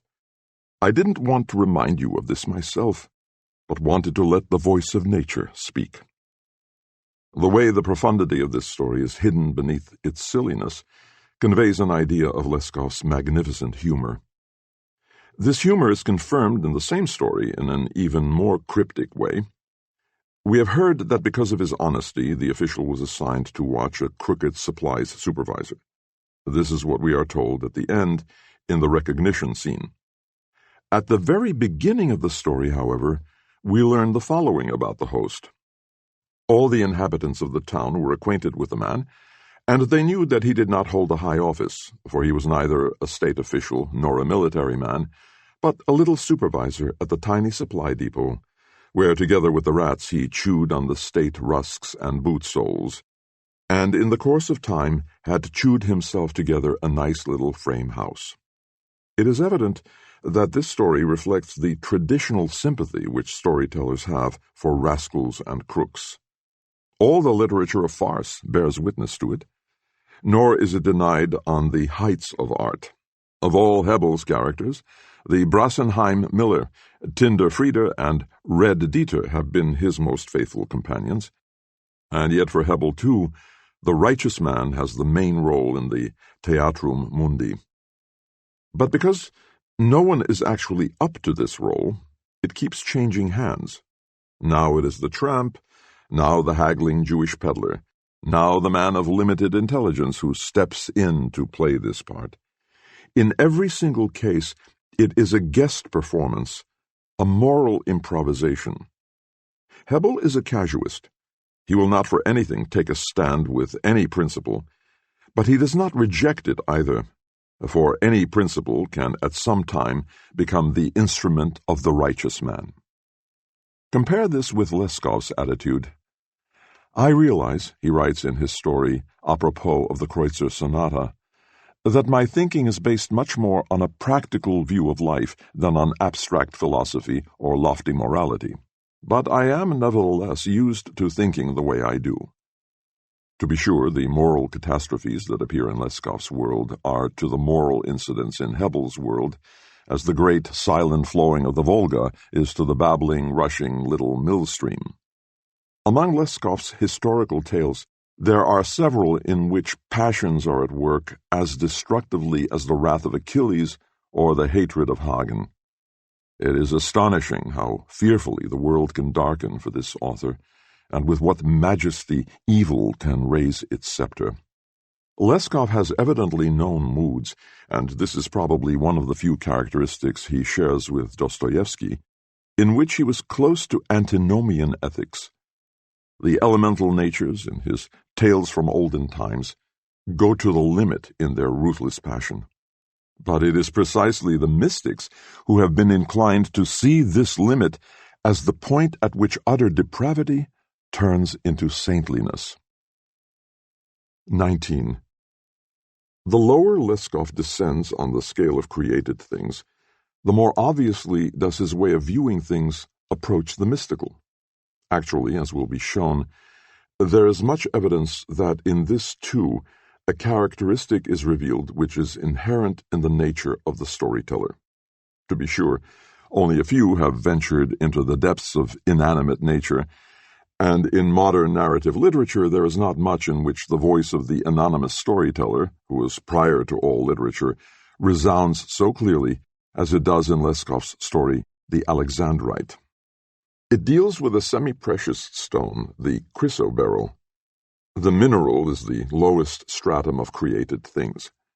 For the storyteller, however, it is directly joined to the highest. To him it is granted to see in this chrysoberyl a natural prophecy of petrified, lifeless nature concerning the historical world in which he himself lives. This world is the world of Alexander II. The storyteller, or rather the man to whom he attributes his own knowledge, is a gem engraver named Wenzel, who has achieved the greatest conceivable skill in his art. One can juxtapose him with the silversmiths of Tula and say that, in the spirit of Leskov, the perfect artisan has access to the innermost chamber of the realm of created things. He is an incarnation of the devout. We are told of this gem cutter, "He suddenly squeezed my hand on which was the ring with the Alexandrite, which is known to sparkle red in artificial light, and cried, "Look, here it is, the prophetic Russian stone. O crafty Siberian, it was always green as hope, and only toward evening was it suffused with blood. It was that way from the beginning of the world, but it concealed itself for a long time, lay hidden in the earth, and permitted itself to be found only on the day when Tsar Alexander was declared of age, when a great sorcerer had come to Siberia to find the stone, a magician." "What nonsense are you talking?" I interrupted him. "This stone wasn't found by a magician at all. It was a scholar named Nordenskjold." "A magician, I tell you! A magician!" screamed Wenzel in a loud voice. "Just look, what a stone! A green morning is in it, and a bloody evening. This is fate, the fate of noble Tsar Alexander." With these words, old Wenzel turned to the wall, propped his head on his elbows, and began to sob. One can hardly come any closer to the meaning of this significant story than by some words which Paul Valéry wrote in a very remote context. "Artistic observation," he says, in Reflections on a Woman Artist whose work consisted in the silk embroidery of figures, "can attain an almost mystical depth. The objects on which it falls lose their names. Light and shade form very particular systems, present very individual questions which depend upon no knowledge and are derived from no practice, but get their existence and value exclusively from a certain accord of the soul, the eye, and the hand of someone who is born to perceive them and evoke them in his own inner self." With these words, soul, eye, and hand are brought into connection. Interacting with one another, they determine a practice. We are no longer familiar with this practice. The role of the hand in production has become more modest, and the place it filled in storytelling lies waste. After all, storytelling, in its sensory aspect, is by no means a job for the voice alone. Rather, in genuine storytelling, the hand plays a part which supports what is expressed in 100 ways with its gestures trained by work. That old coordination of the soul, the eye, and the hand which emerges in Valéry's words is that of the artisan which we encounter wherever the art of storytelling is at home. In fact, one can go on and ask oneself whether the relationship of the storyteller to his material, human life, is not in itself a craftsman's relationship, whether it is not his very task to fashion the raw material of experience, his own and that of others, in a solid, useful, and unique way.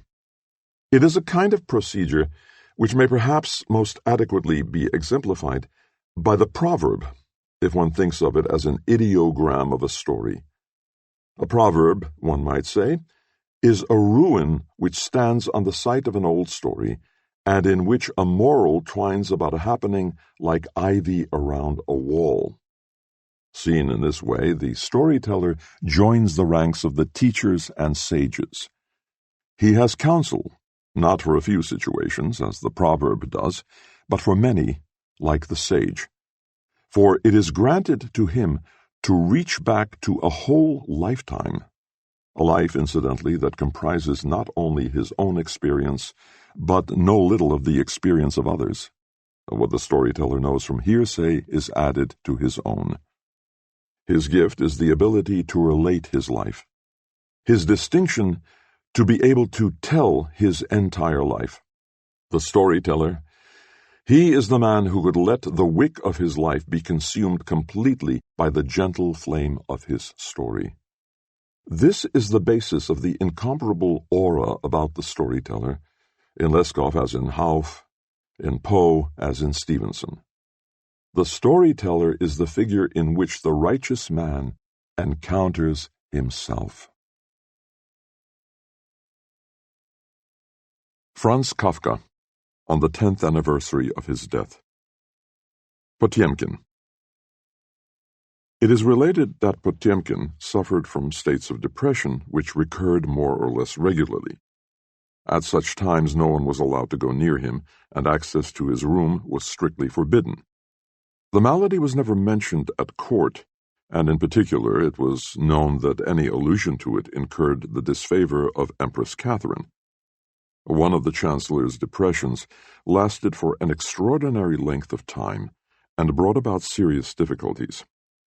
In the offices, documents piled up that required Potemkin's signature, and the Empress pressed for their completion.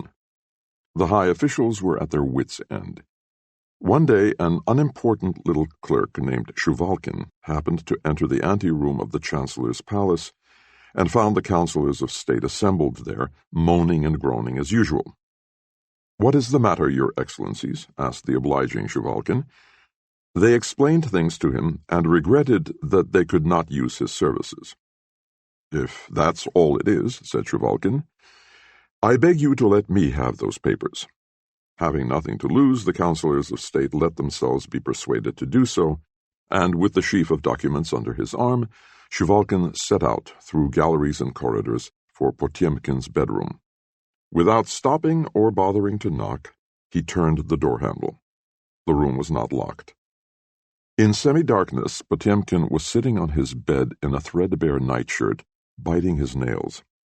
Shuvalkin stepped up to the writing desk, dipped a pen in ink, and without saying a word pressed it into Potemkin's hand while putting one of the documents on his knees. Potemkin gave the intruder a vacant stare. Then, as though in his sleep, he started to sign. First one paper, then a second, finally all of them. When the last signature had been affixed, Shuvalkin took the papers under his arm and left the room without further ado, just as he had entered it. Waving the papers triumphantly, he stepped into the anteroom. The councillors of state rushed toward him and tore the documents out of his hands. Breathlessly, they bent over them. No one spoke a word. The whole group seemed paralyzed. Again, Shuvalkin came closer and solicitously asked why the gentlemen seemed so upset. At that point, he noticed the signatures.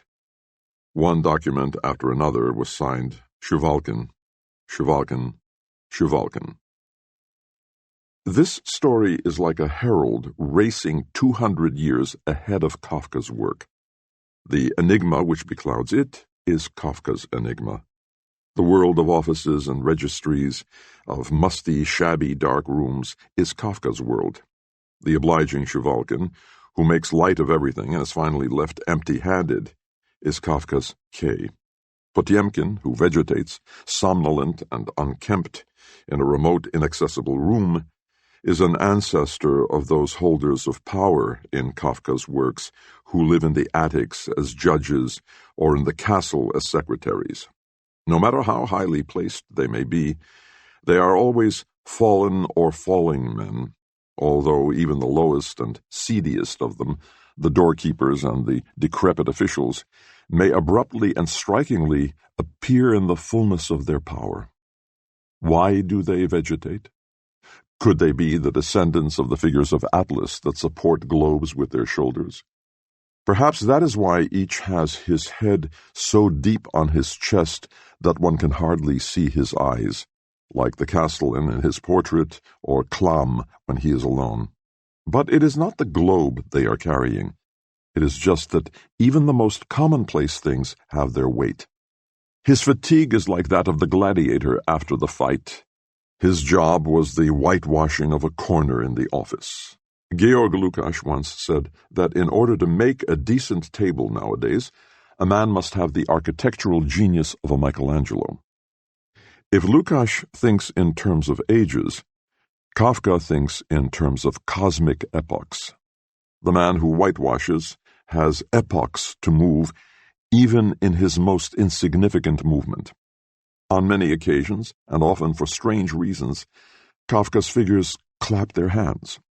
Once the casual remark is made that these hands are really steam hammers. We encounter these holders of power in constant slow movement, rising or falling, but they are at their most terrible when they rise from the deepest decay, from the fathers. The son calms his spiritless, senile father, whom he has just gently put to bed. "Don't worry, you are well covered up." "No," cried his father, cutting short the answer. threw the blanket off with such strength that it unfolded fully as it flew, and stood up in bed. Only one hand lightly touched the ceiling to steady him. "You want to cover me up, I know, my little scamp, but I'm not all covered up yet. And even if this is all the strength I have left, it's enough for you, too much for you.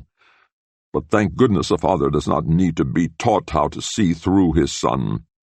And he stood up quite unsupported and kicked his legs out. He beamed with insight. "So, now you know what else there was in the world besides yourself. Until now you have known only about yourself.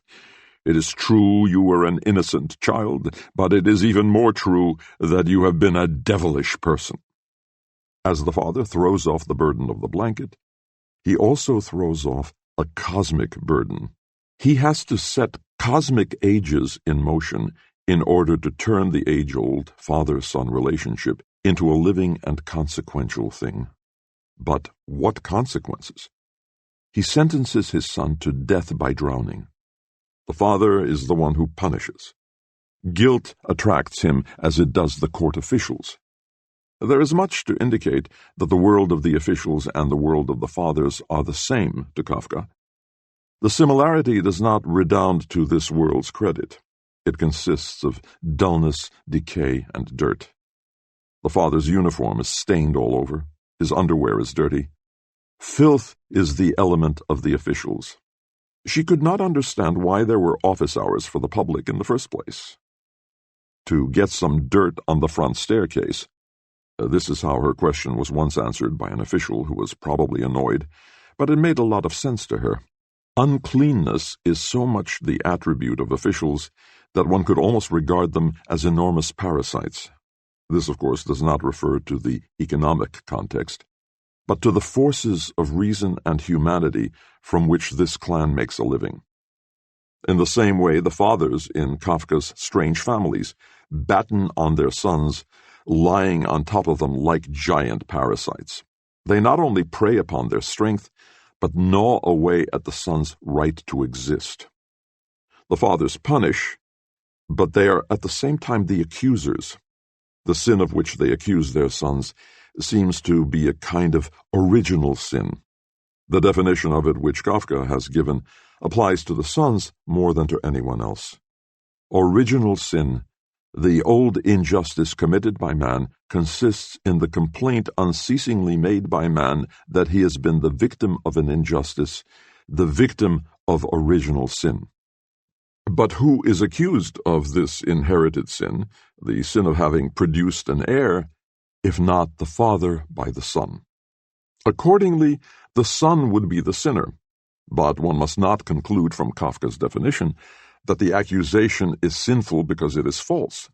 Nowhere does Kafka say that it is made wrongfully. A never-ending process is at work here, and no cause can appear in a worse light than the one for which the father enlists the aid of these officials and court offices. A boundless corruptibility is not their worst feature, for their essence is such that their venality is the only hope held out to the human spirit facing them. The courts, to be sure, have law books at their disposal, but people are not allowed to see them. It is characteristic of this legal system, conjectures Kay, that one is sentenced not only in innocence, but also in ignorance. Laws and definite norms remain unwritten in the prehistoric world. A man can transgress them without suspecting it, and thus become subject to atonement. But no matter how hard it may hit the unsuspecting, the transgression in the sense of the law is not accidental, but fated, a destiny which appears here in all its ambiguity. In a cursory investigation of the idea of fate in antiquity, Hermann Cohen came to a conclusion that becomes inescapable. The very rules of fate seem to be what causes and brings about the breaking away from them, the defection. It is the same way with the legal authorities whose proceedings are directed against Kay. It takes us back far beyond the time of the giving of the law on the 12 tablets to a prehistoric world, written law being one of the first victories scored over this world. In Kafka, the written law is contained in books, but they are secret. By basing itself on them, the prehistoric world exerts its rule all the more ruthlessly. In Kafka's works, the conditions in offices and in families have multifarious points of contact. In the village at the foot of Castle Hill, people use an illuminating saying. We have a saying here that you may be familiar with. Official decisions are as shy as young girls. That's a sound observation, said Kay. A sound observation. Decisions may have even other characteristics in common with girls. The most remarkable of these qualities is the willingness to lend oneself to anything, like the shy girls whom Kay meets in the castle and the trial, girls who indulge in unchastity in the bosom of their family as they would in a bed. He encounters them at every turn. The rest give him as little trouble as the conquest of the barmaid. They embraced each other, her little body burned in Kay's hands. In a state of unconsciousness, which Kay tried to master constantly but fruitlessly, they rolled a little way, hit Klam's door with a thud, and then lay in the little puddles of beer and the other refuse that littered the floor. Hours passed, in which Kay constantly had the feeling that he was losing his way, or that he had wandered farther than anyone had ever wandered before, to a place where even the air had nothing in common with his native air, where all this strangeness might choke one, yet a place so insanely enchanting that one could not help but go on and lose oneself even further. We shall have more to say about this strange place. The remarkable thing is that these whore-like women never seem to be beautiful. Rather, beauty appears in Kafka's world only in the most obscure places, among the accused persons, for example. This, to be sure, is a strange phenomenon, a natural law, as it were. It cannot be guilt that makes them attractive, nor can it be the just punishment which makes them attractive in anticipation. So it must be the mere charges brought against them that somehow show on them.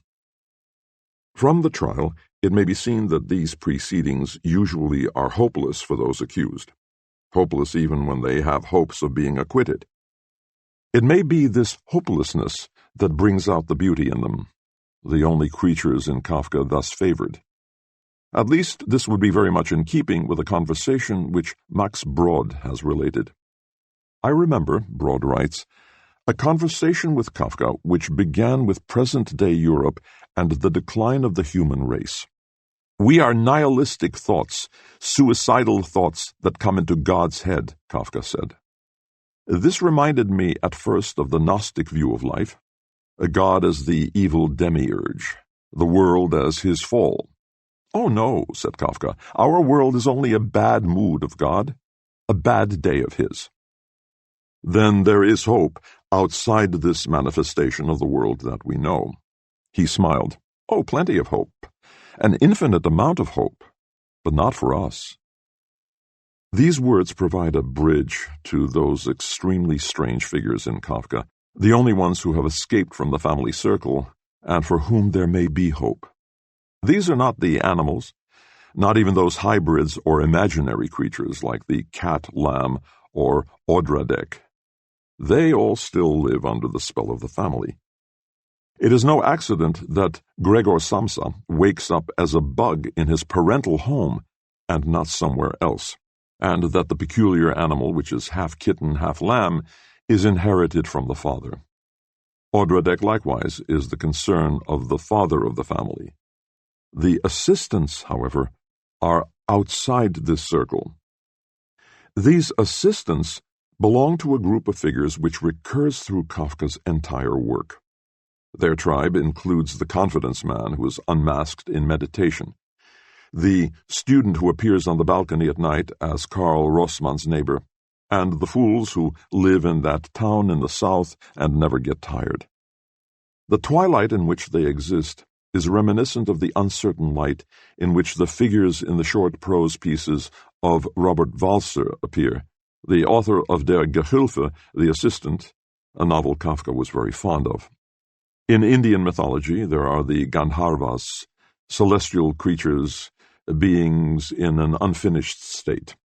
Kafka's assistants are of that kind, neither members of nor strangers to any of the other groups of figures, but rather messengers from one to the other. Kafka tells us that they resemble Barnabas, who is a messenger. They have not yet been completely released from the womb of nature, and that is why they have settled down on two old women's skirts on the floor in a corner. It was their ambition to use up as little space as possible. To that end, they kept making various experiments, folding their arms and legs, huddling close together. In the darkness, all one could see in their corner was one big ball. It is for them and their kind, the unfinished and the bunglers, that there is hope. What may be discerned, subtly and informally, in the activities of these messengers is law in an oppressive and gloomy way for this whole group of beings. None has a firm place in the world, firm, inalienable outlines. There is not one that is not either rising or falling, none that is not trading qualities with its enemy or neighbor, none that has not completed its period of time and yet is unripe, none that is not deeply exhausted and yet is only at the beginning of a long existence. To speak of any order or hierarchy is impossible here. Even the world of myth, of which we think in this context, is incomparably younger than Kafka's world, which has been promised redemption by the myth. But if we can be sure of one thing, it is this: Kafka did not succumb to its temptation. A latter-day Ulysses, he let the sirens go by his gaze, which was fixed on the distance. The sirens disappeared, as it were, before his determination, and at the very moment when he was closest to them, he was no longer aware of them. Among Kafka's ancestors in the ancient world, the Jews and the Chinese, whom we shall encounter later, this Greek one should not be forgotten. Ulysses, after all, stands at the dividing line between myth and fairy tale. Reason and cunning have inserted tricks into myths. Their forces cease to be invincible. Fairy tales are the traditional stories about victory over these forces, and fairy tales for dialecticians are what Kafka wrote when he went to work on legends. He inserted little tricks into them. Then he used them as proof that inadequate, even childish measures may also serve to rescue one. With these words he begins his story about the silence of the sirens. For Kafka's sirens are silent. They have an even more terrible weapon than their song, their silence. This they used on Ulysses. But he, so Kafka tells us, was so full of guile, was such a fox, that not even the goddess of fate could pierce his armor. Perhaps he had really noticed, although here the human understanding is beyond its depths, that the sirens were silent, and opposed the aforementioned pretense to them and the gods merely as a sort of shield. Kafka's sirens are silent. Perhaps because for Kafka, music and singing are an expression, or at least a token of escape, a token of hope, which comes to us from that intermediate world, at once unfinished and commonplace, comforting and silly, in which the assistants are at home. Kafka is like the lad who set out to learn what fear was. He has got into Potemkin's palace, and finally in the depths of its cellar has encountered Josephine, the singing mouse, whose tune he describes: "Something of our poor brief childhood is in it, something of lost happiness which can never be found again, but also something of active present-day life, of its small gaieties, unaccountable and yet real and unquenchable." A childhood photograph. There is a childhood photograph of Kafka, a rarely touching portrayal of the poor brief childhood. It was probably made in one of those 19th century studios whose draperies and palm trees, tapestries and easels placed them somewhere between a torture chamber and a throne room. At the age of approximately 6, the boy is presented in a sort of greenhouse setting, wearing a tight, heavily lace-trimmed, almost embarrassing child's suit.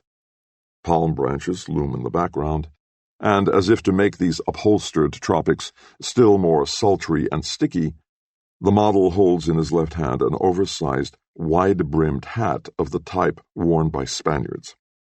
Immensely sad eyes dominate the landscape prearranged for them, and the oracle of a big ear seems to be listening for its sounds. The ardent wish to become a Red Indian may have consumed this great sadness at some point.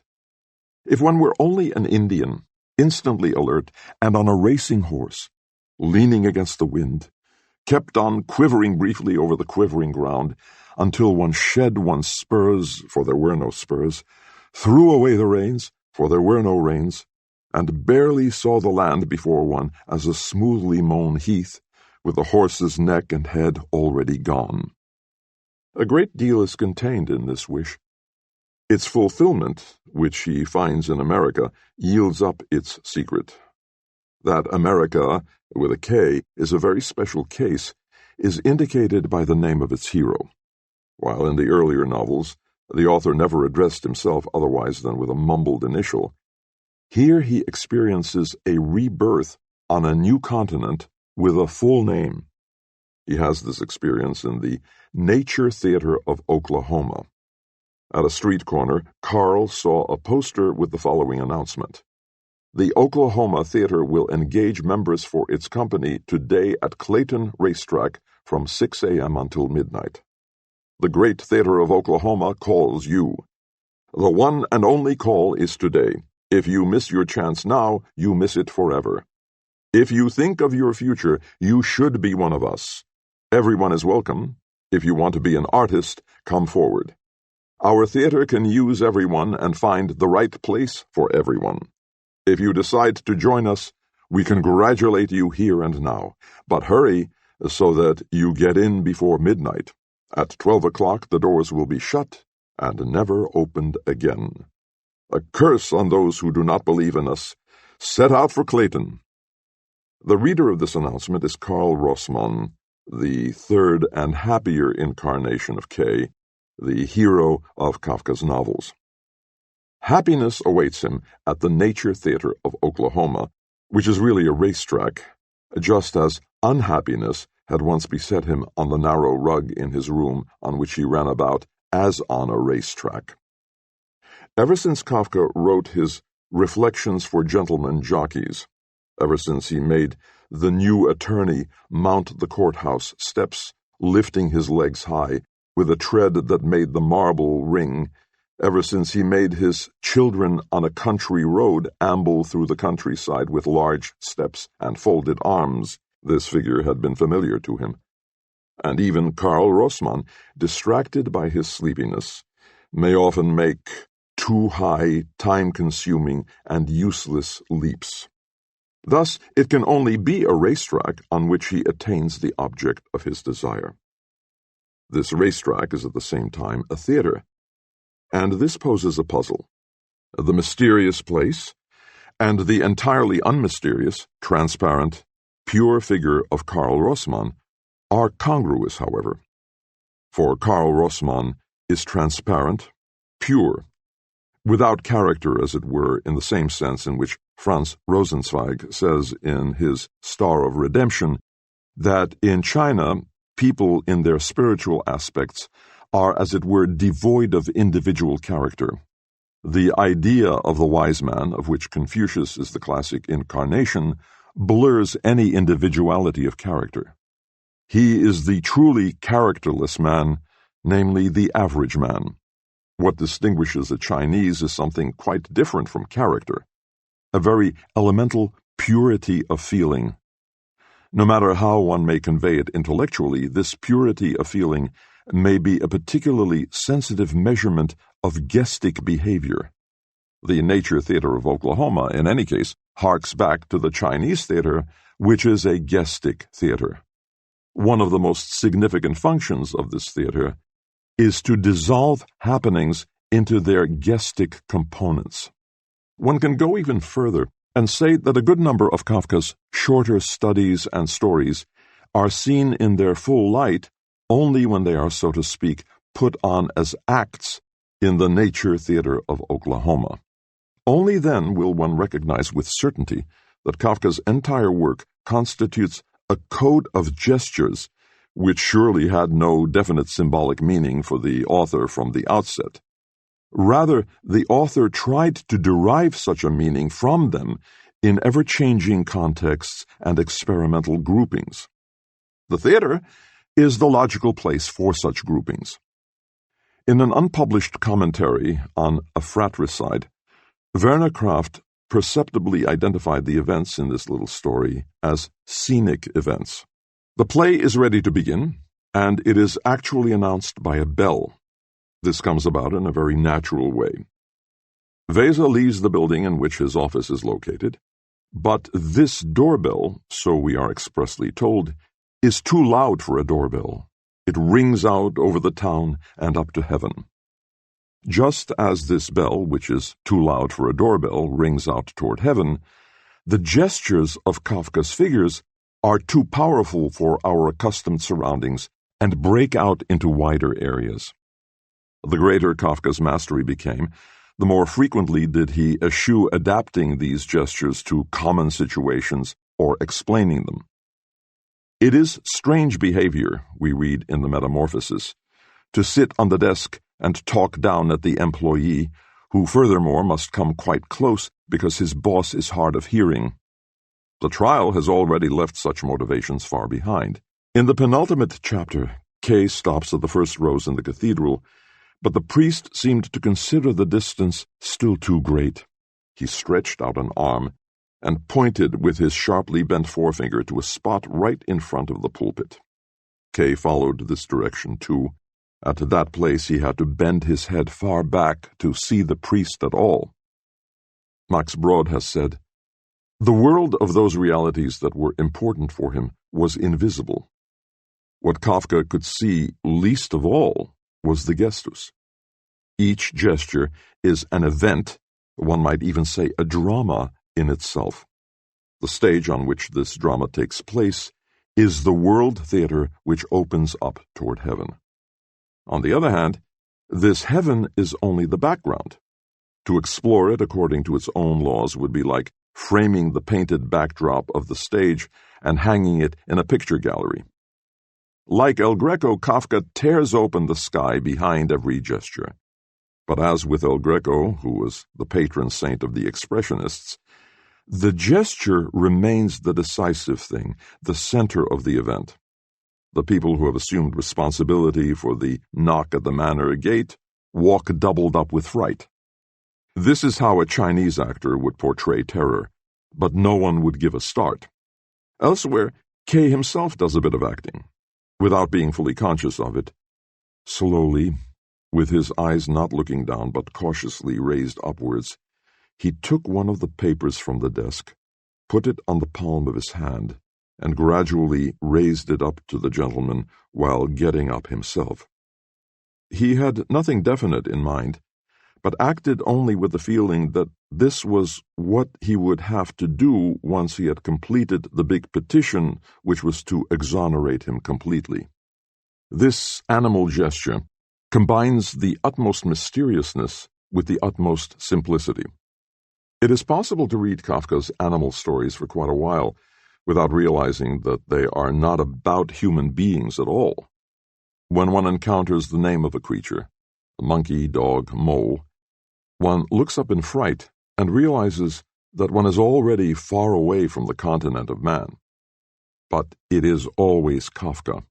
He divests the human gesture of its traditional supports and then has a subject for reflection without end. Strangely enough, these reflections are endless even when their point of departure is one of Kafka's philosophical tales. Take, for example, the parable Before the Law. The reader who read it in A Country Doctor may have been struck by the cloudy spot in it, but would it have led him to the never-ending series of reflections traceable to this parable at the place where Kafka undertakes to interpret it? This is done by the priest in the trial, and at such a significant moment that it looks as if the novel were nothing but the unfolding of the parable. The word unfolding has a double meaning. A bud unfolds into a blossom, but the boat, which one teaches children to make by folding paper, unfolds into a flat sheet of paper. This second kind of unfolding is really appropriate to the parable. It is the reader's pleasure to smooth it out so that he has the meaning on the palm of his hand. Kafka's parables, however, unfold in the first sense, the way a bud turns into a blossom. That is why their effect resembles poetry.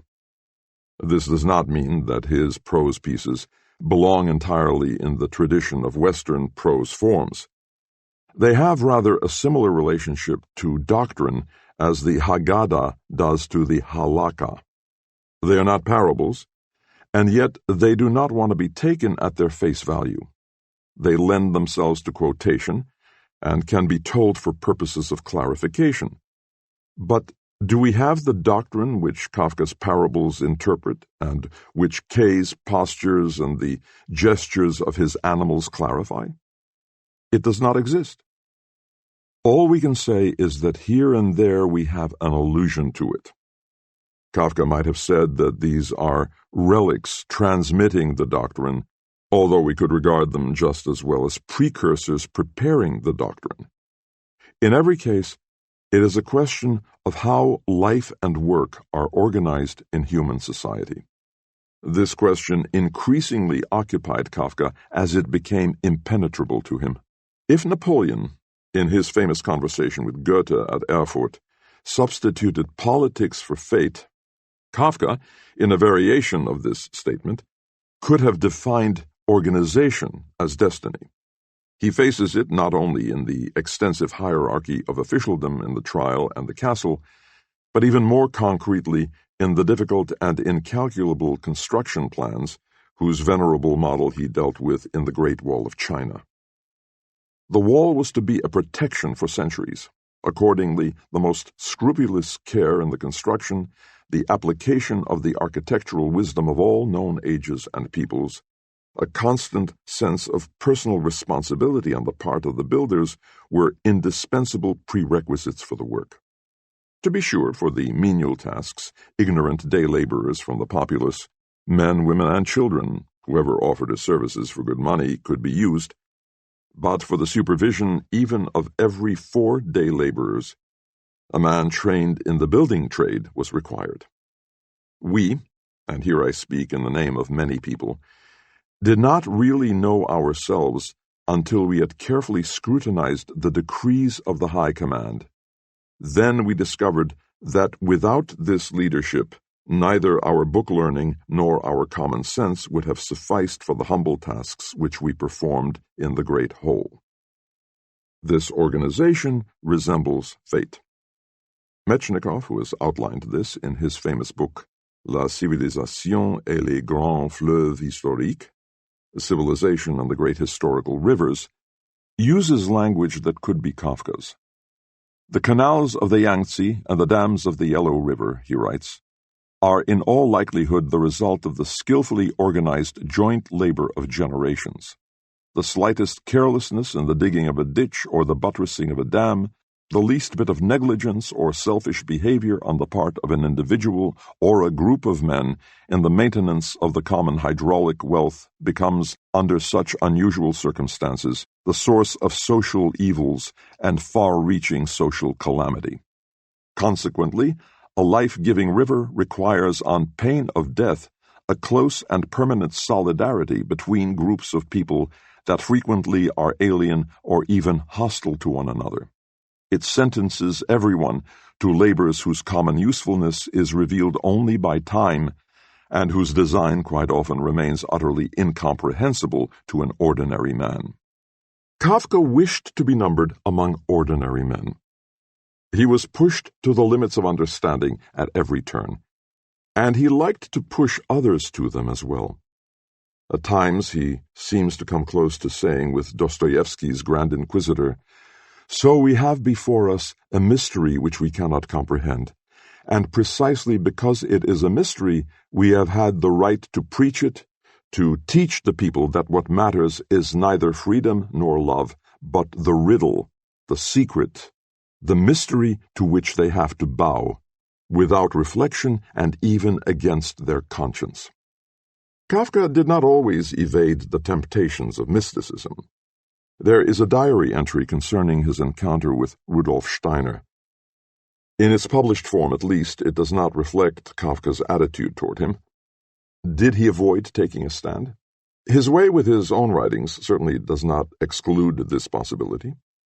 Kafka had a rare capacity for creating parables for himself, yet his parables are never exhausted by what is explainable.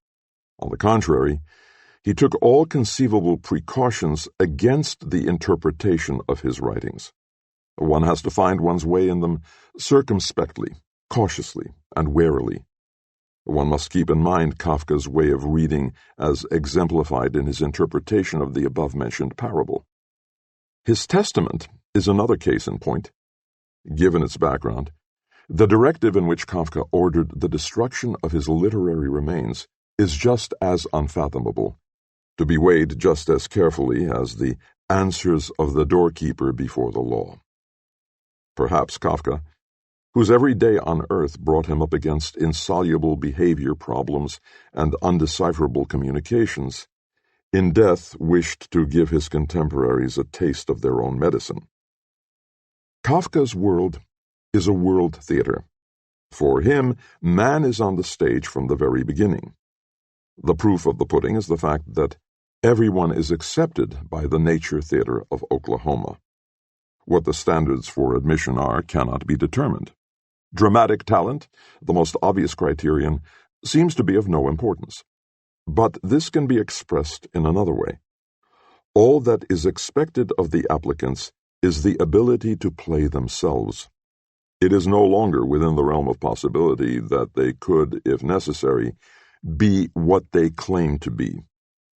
With their roles, these people look for a position in the Nature Theater, just as Pirandello's 6 characters sought an author. For all of them, this place is the last refuge, which does not preclude it from being their salvation. Salvation is not a premium on existence, but the last way out for a man whose path, as Kafka puts it, is blocked by his own frontal bone. The law of this theater is contained in a sentence tucked away in A Report to an Academy. I imitated people because I was looking for a way out and for no other reason. Before the end of his trial, Kay seems to have an intimation of these things. He suddenly turns to the 2 gentlemen wearing top hats who have come for him and asks them, "What theater are you playing at?" "Theater?" asked one, the corners of his mouth twitching as he looked for advice to the other, who acted as if he were a mute struggling to overcome a stubborn disability. The men do not answer this question, but there is much to indicate that it has hit home. At a long bench which has been covered with a white cloth, all those who will henceforth be with the Nature Theater are fed. They were all happy and excited. By way of celebration, extras act as angels. They stand on high pedestals that are covered with flowing raiments and have stairs inside. The makings of a country church fair, or maybe a children's festival, which may have eliminated the sadness from the eyes of the tightly laced, dressed-up boy we discussed above. But for the fact that their wings are tied on, these angels might be real. They have forerunners in Kafka's works. One of them is the impresario who climbs up on the luggage rack next to the trapeze artist beset by his first sorrow, caresses him, and presses his face against the artist's, so that he was bathed by the trapeze artist's tears. Another, a guardian angel or guardian of the law, takes care of Schmar, the murderer, following the fratricide, and leads him away, stepping lightly, with Schmar's mouth pressed against the policeman's shoulder. Kafka's America ends with the rustic ceremonies of Oklahoma. In Kafka, said Soma Morgenstern, there is the air of a village, as with all great founders of religions. Lao-Tzu's presentation of piousness is all the more pertinent here, because Kafka has supplied its most perfect description in The Next Village. Neighboring countries may be within sight, so that the sounds of roosters and dogs may be heard in the distance, and yet people are said to die at a ripe old age without having traveled far. Thus Lao-Tzu.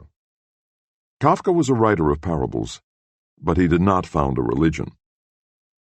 Let us consider the village at the foot of Castle Hill, whence Kay's alleged employment as the land surveyor is so mysteriously and unexpectedly confirmed.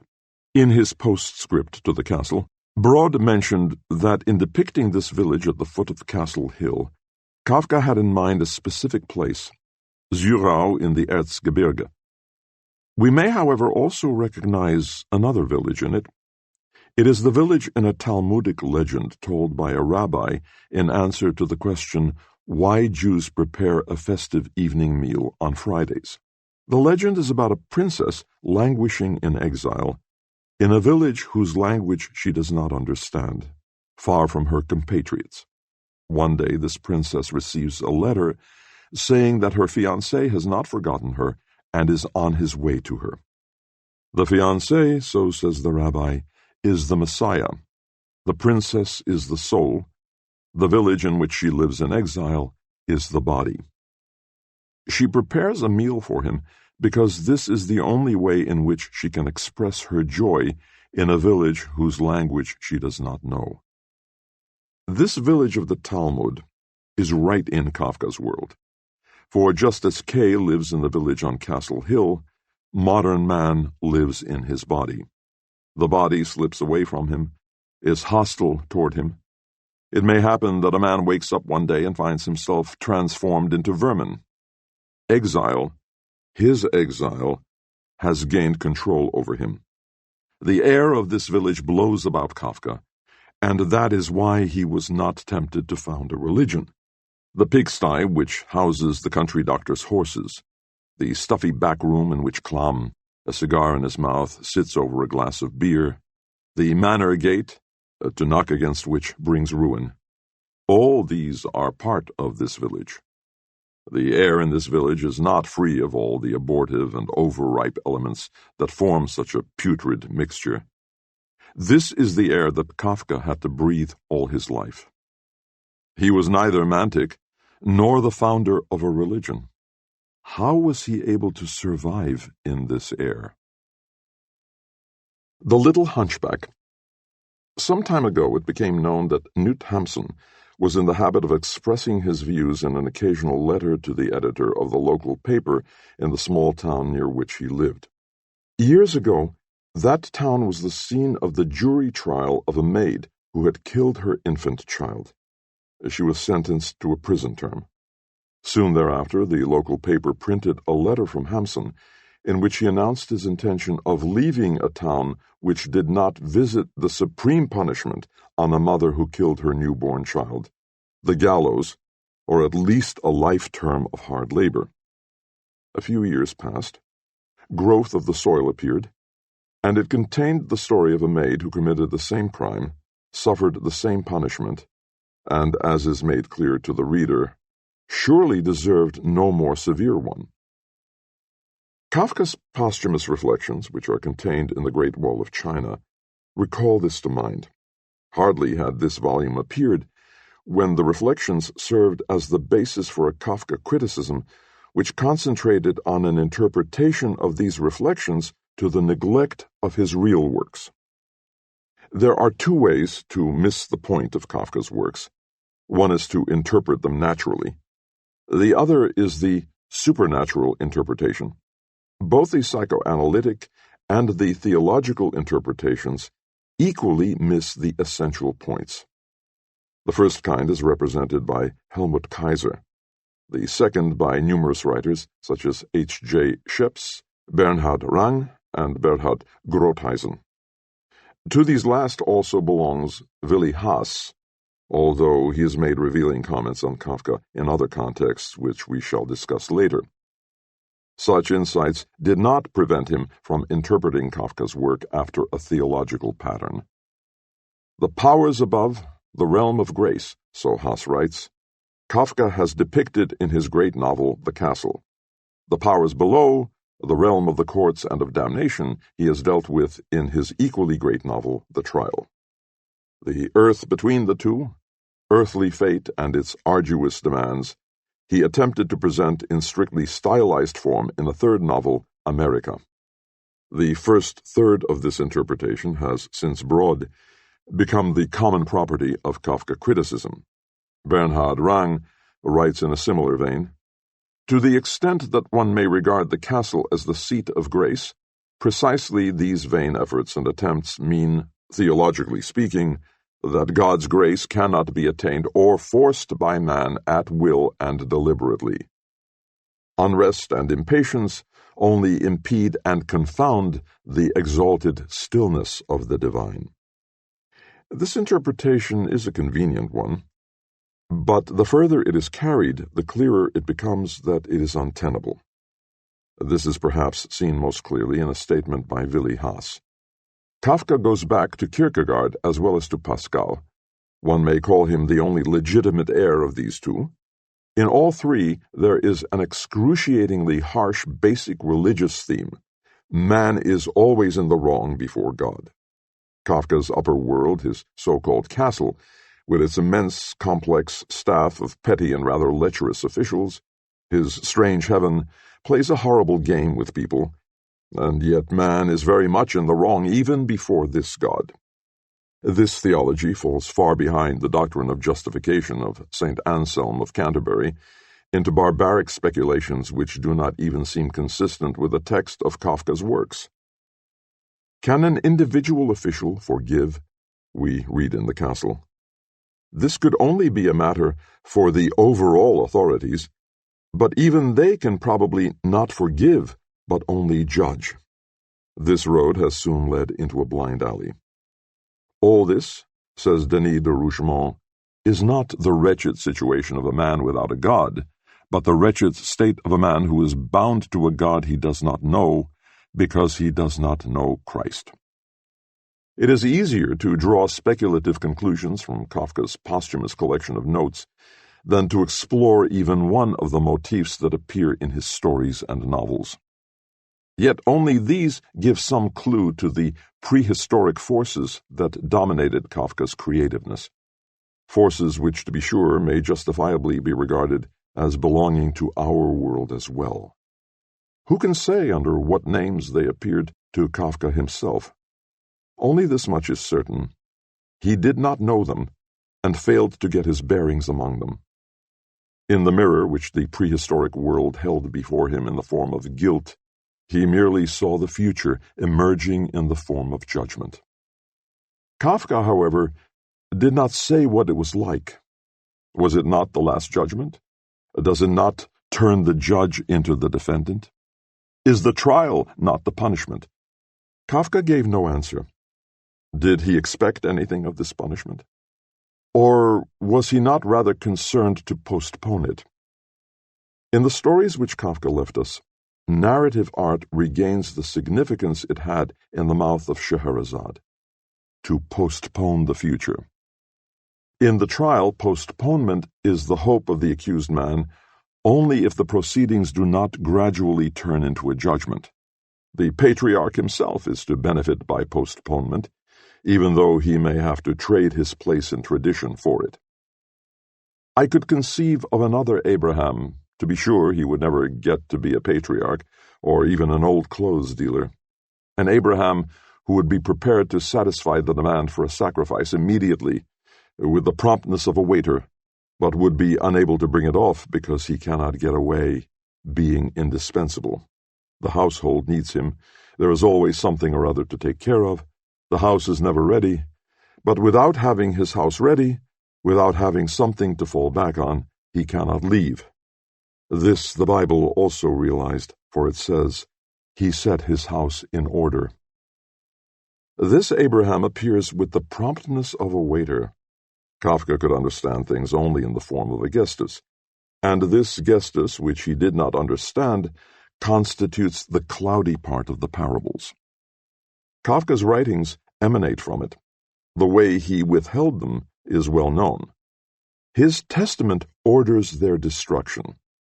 This document, which no one interested in Kafka can disregard, says that the writings did not satisfy their author, that he regarded his efforts as failures, that he counted himself among those who were bound to fail.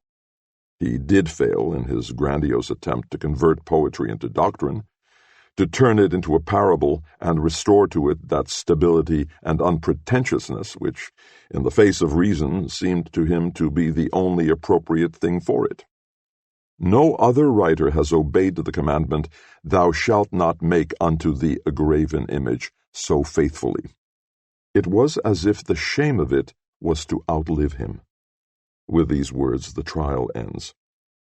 Corresponding as it does to his elemental purity of feeling, shame is Kafka's strongest gesture. It has a dual aspect, however. Shame is an intimate human reaction, but at the same time it has social pretensions. Shame is not only shame in the presence of others, but can also be shame one feels for them. Kafka's shame, then, is no more personal than the life and thought which govern it, and which he has described thus. He does not live for the sake of his own life. He does not think for the sake of his own thoughts. He feels as though he were living and thinking under the constraint of a family. Because of this unknown family, he cannot be released. We do not know the makeup of this unknown family, which is composed of human beings and animals. But this much is clear. It is this family that forces Kafka to move cosmic ages in his writings. Doing his family's bidding, he moves the mass of historical happenings as Sisyphus rolled the stone. As he does so, its nether side comes to light. It is not a pleasant sight, but Kafka is capable of bearing it. To believe in progress is not to believe that progress has already taken place. That would be no belief. Kafka did not consider the age in which he lived as an advance over the beginnings of time. His novels are set in a swamp world. In his works, created things appear at the stage which Bachofen has termed the heteric stage. The fact that it is now forgotten does not mean that it does not extend into the present. On the contrary, it is actual by virtue of this very oblivion. An experience deeper than that of an average person can make contact with it. "I have experience," we read in one of Kafka's earliest notes, "and I am not joking when I say that it is a seasickness on dry land." It is no accident that the first meditation was made on a swing, and Kafka does not tire of expressing himself on the fluctuating nature of experiences. Each gives way and mingles with its opposite. "It was summer, a hot day," so begins the knock at the manor gate.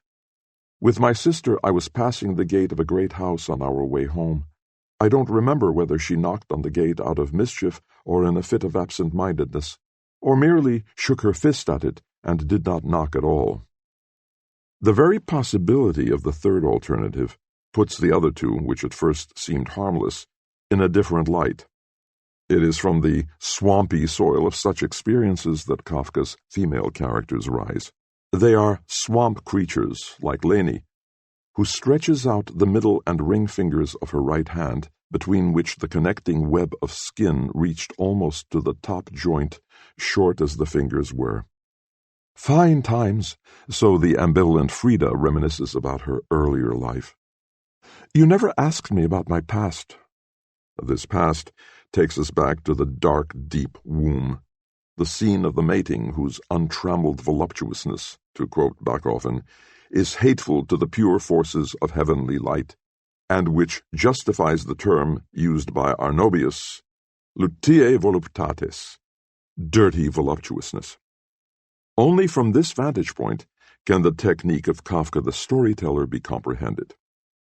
Whenever figures in the novels have anything to say to K, no matter how important or surprising it may be, they do so casually and with the implication that he must really have known it all along.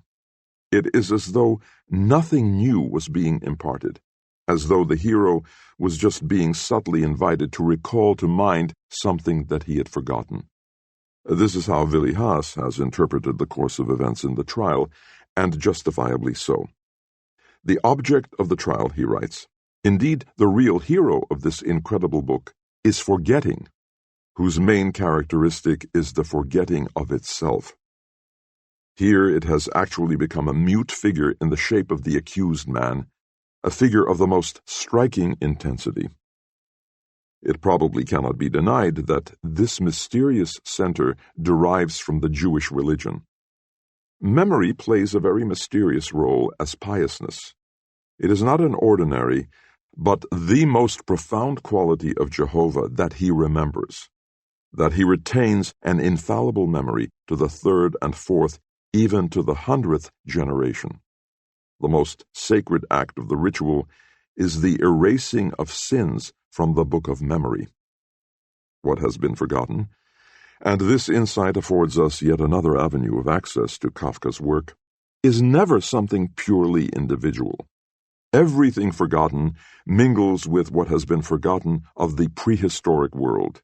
Forms countless, uncertain, changing compounds, yielding a constant flow of new strange products. Oblivion is the container from which the inexhaustible intermediate world in Kafka's stories presses toward the light. Here, the very fullness of the world is considered as the only reality. All spirit must be concrete, particularized in order to have its place and raison d'etre. The spiritual, if it plays a role at all, turns into spirits. These spirits become definite individuals, with names and a very special connection with the name of the worshipper. Without any scruples, their fullness is crammed into the fullness of the world. The crowd of spirits is swelled without any concern, new ones are constantly added to the old ones, and all are distinguished from the others by their own names. All this does not refer to Kafka, but to China. This is how Franz Rosenzweig describes the Chinese ancestor cult in his Star of Redemption. To Kafka, the world of his ancestors was as unfathomable as the world of realities was important for him. And we may be sure that, like the totem poles of primitive peoples, the world of ancestors took him down to the animals. Incidentally, Kafka is not the only writer for whom animals are the receptacles of the forgotten. In Tieck's profound story, Fair Eckbert, the forgotten name of a little dog, Stromi, stands for a mysterious guilt. One can understand, then, that Kafka did not tire of picking up the forgotten from animals. They are not the goal, to be sure, but one cannot do without them. A case in point is the hunger artist, who, strictly speaking, was only an impediment on the way to the menagerie. Can one not see the animals in the burrow or the giant mole ponder as they dig in? And yet this thinking is extremely flighty. Irresolutely it flits from one worry to the next. It nibbles at every anxiety with the fickleness of despair. Thus there are butterflies in Kafka too. The guilt-ridden hunter Gracchus, who refuses to acknowledge his guilt, has turned into a butterfly. "Don't laugh," says the hunter Gracchus. This much is certain. Of all of Kafka's creatures, the animals have the greatest opportunity for reflection. What corruption is in the law, anxiety is in their thinking. It messes a situation up, yet it is the only hopeful thing about it. However, because the most forgotten alien land is one's own body, one can understand why Kafka called the cough that erupted from within him the animal. It was the most advanced outpost of the great herd. The strangest bastard which the prehistoric world has begotten with guilt in Kafka is Odradek in The Cares of a Family Man.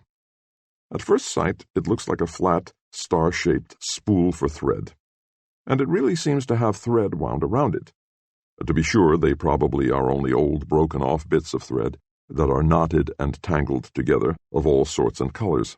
But it is not just a spool, for a small wooden crossbar sticks out of the middle of the star, and another small rod is joined to it at a right angle. With the aid of this latter rod on one side and one of the extensions of the star on the other, the whole thing can stand upright as if on two legs.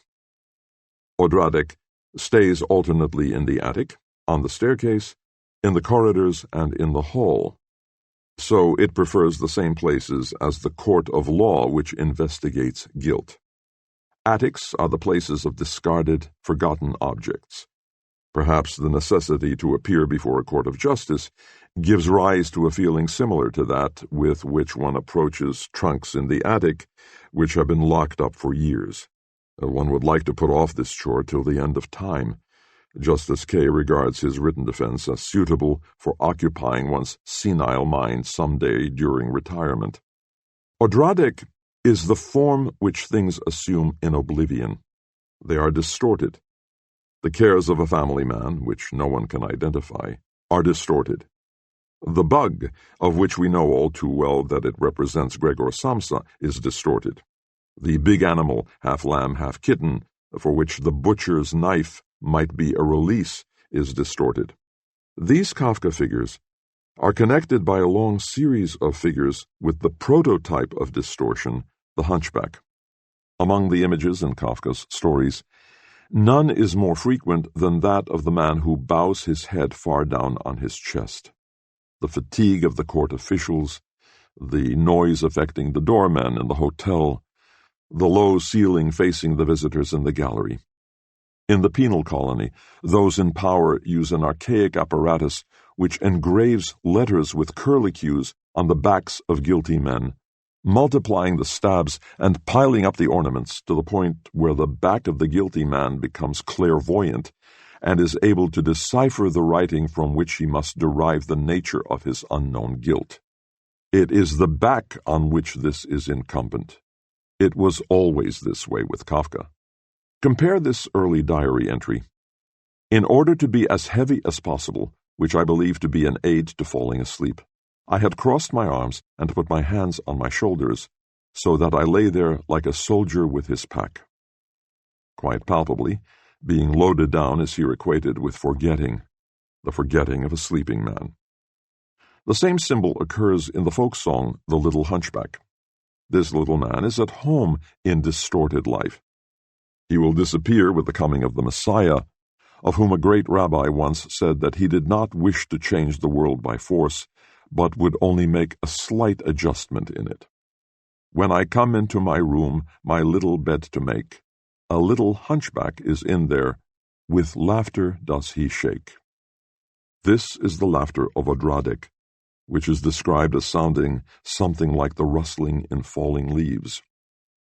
When I kneel upon my stool and I want to pray, a hunchbacked man is in the room, and he starts to say, "My dear child, I beg of you, pray for the little hunchback, too." So ends the folk song. In his depth, Kafka touches the ground which neither mythical divination nor existential theology supplied him with. It is the core of folk tradition, the German as well as the Jewish. Even if Kafka did not pray, and this we do not know, he still possessed in the highest degree what Malebranche called the natural prayer of the soul, attentiveness. And in his attentiveness, he included all living creatures, as saints include them in their prayers. Sancho Panza. In a Hasidic village, so the story goes, Jews were sitting together in a shabby inn one Sabbath evening. They were all local people, with the exception of one person no one knew, a very poor, ragged man who was squatting in a dark corner at the back of the room. All sorts of things were discussed, and then it was suggested that everyone should tell what wish he would make if one were granted him. One man wanted money, another wished for a son-in-law, a third dreamed of a new carpenter's bench, and so everyone spoke in turn. After they had finished, only the beggar in his dark corner was left. Reluctantly and hesitantly, he answered the question. "I wish I were a powerful king reigning over a big country. Then some night while I was asleep in my palace, an enemy would invade my country, and by dawn his horsemen would penetrate to my castle and meet with no resistance. Roused from my sleep, I wouldn't have time even to dress, and I would have to flee in my shirt. Rushing over hill and dale and through forests day and night, I would finally arrive safely, right here at the bench in this corner. This is my wish." The others exchanged uncomprehending glances. "And what good would this wish have done you?" someone asked. "I'd have a shirt," was the answer. This story takes us right into the milieu of Kafka's world. No one says that the distortions which it will be the Messiah's mission to set right someday affect only our space.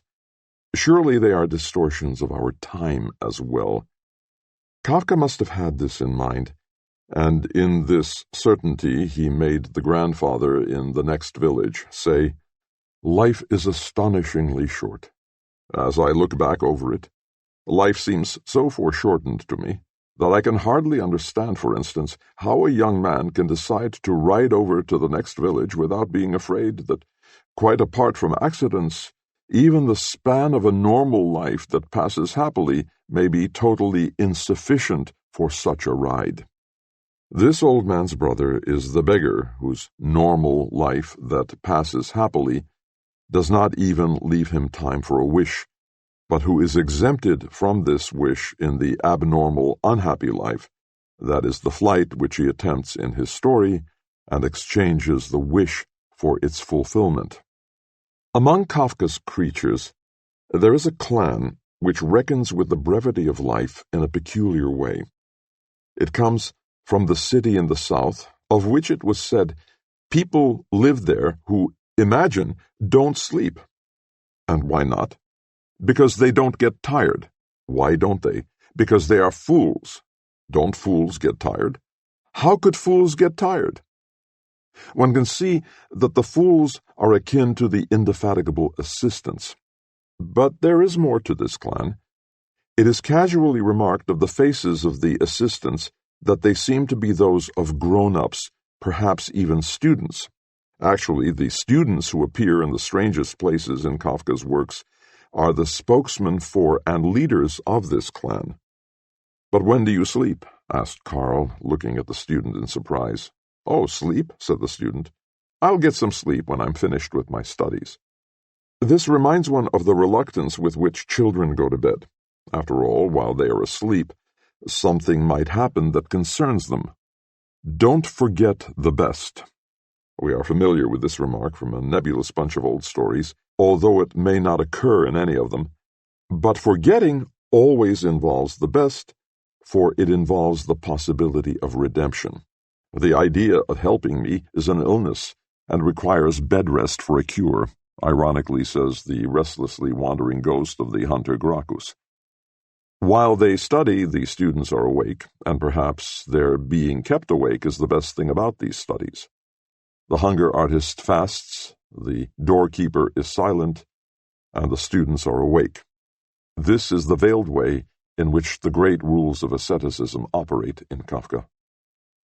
Their crowning achievement is studying.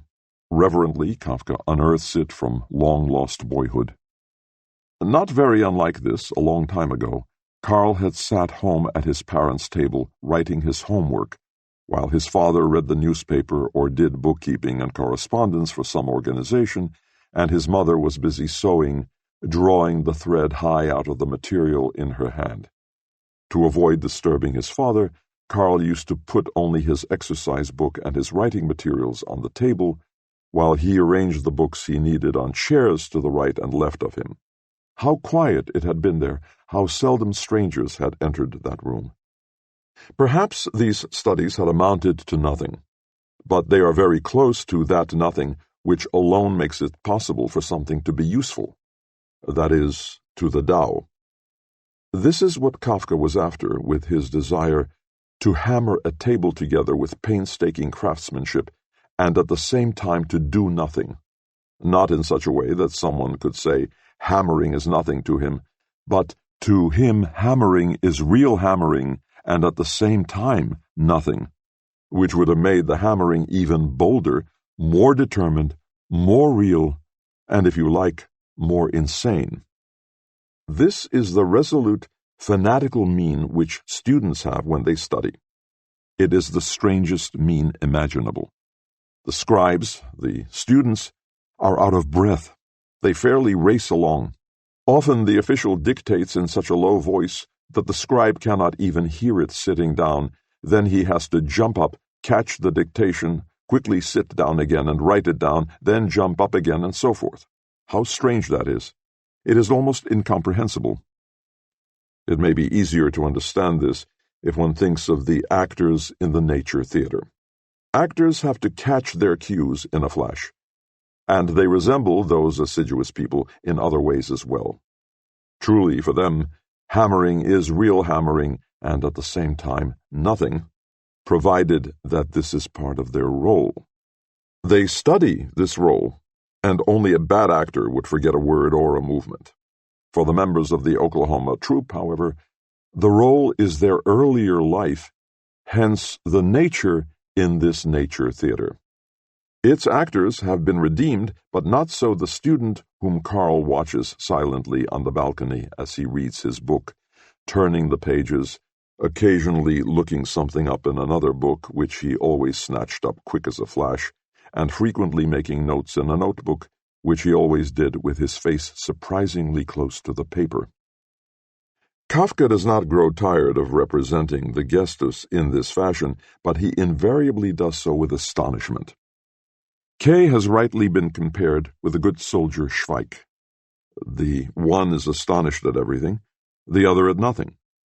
The invention of the film and the phonograph came in an age of maximum alienation of men from one another, of unpredictably intervening relationships which have become their only ones.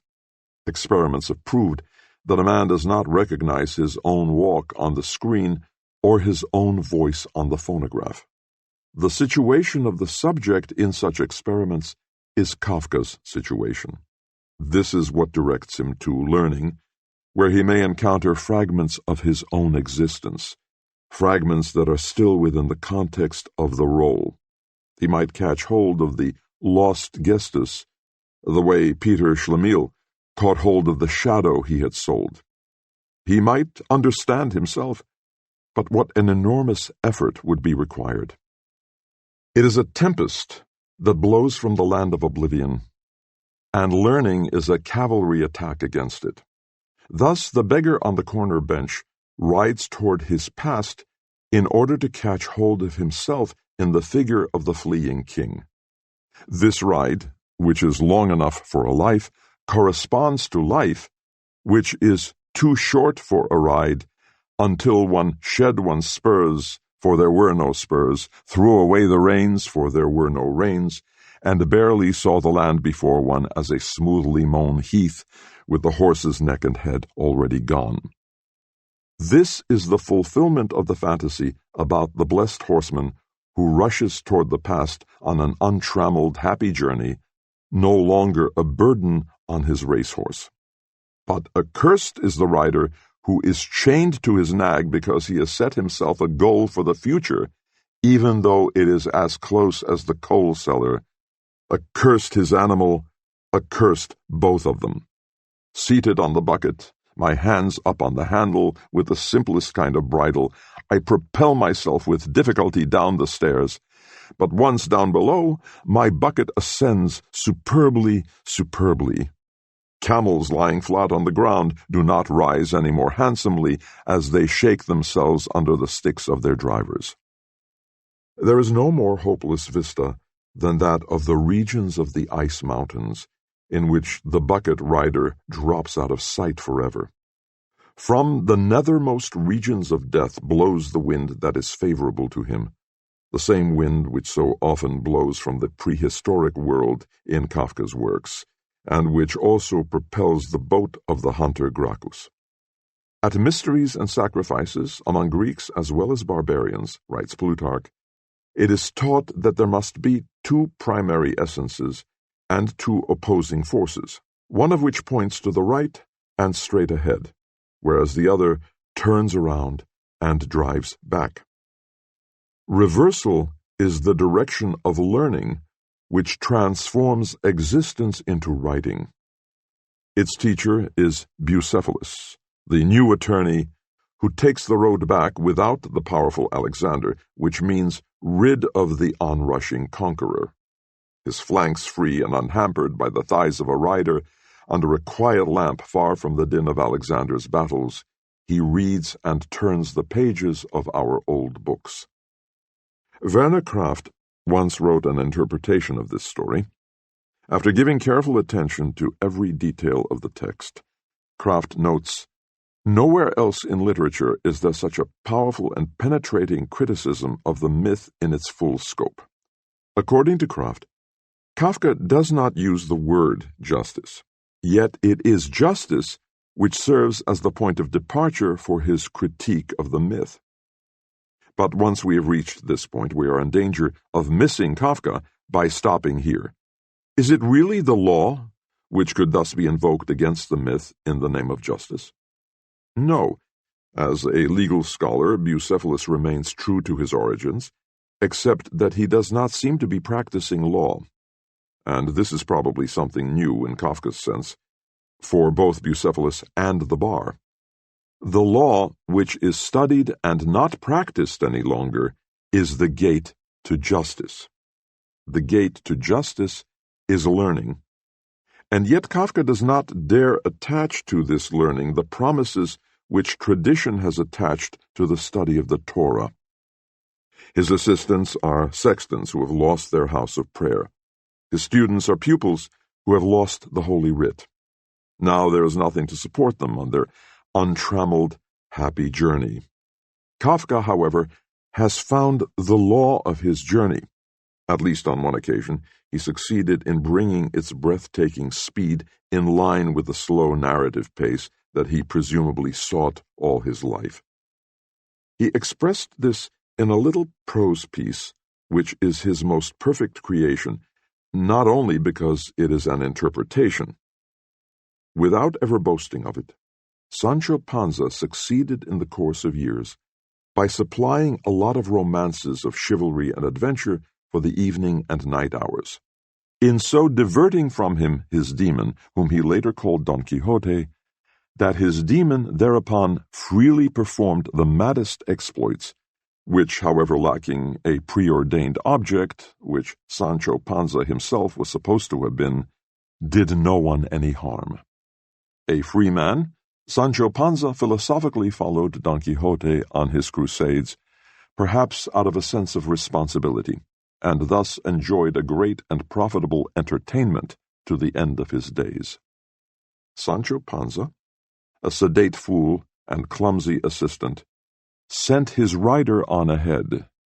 Bucephalus outlived his.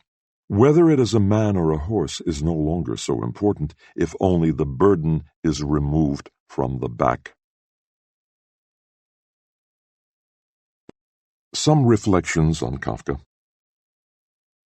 Kafka's work is an ellipse with foci that are far apart and are determined on the one hand by mystical experience, in particular the experience of tradition, and on the other by the experience of the modern big city dweller.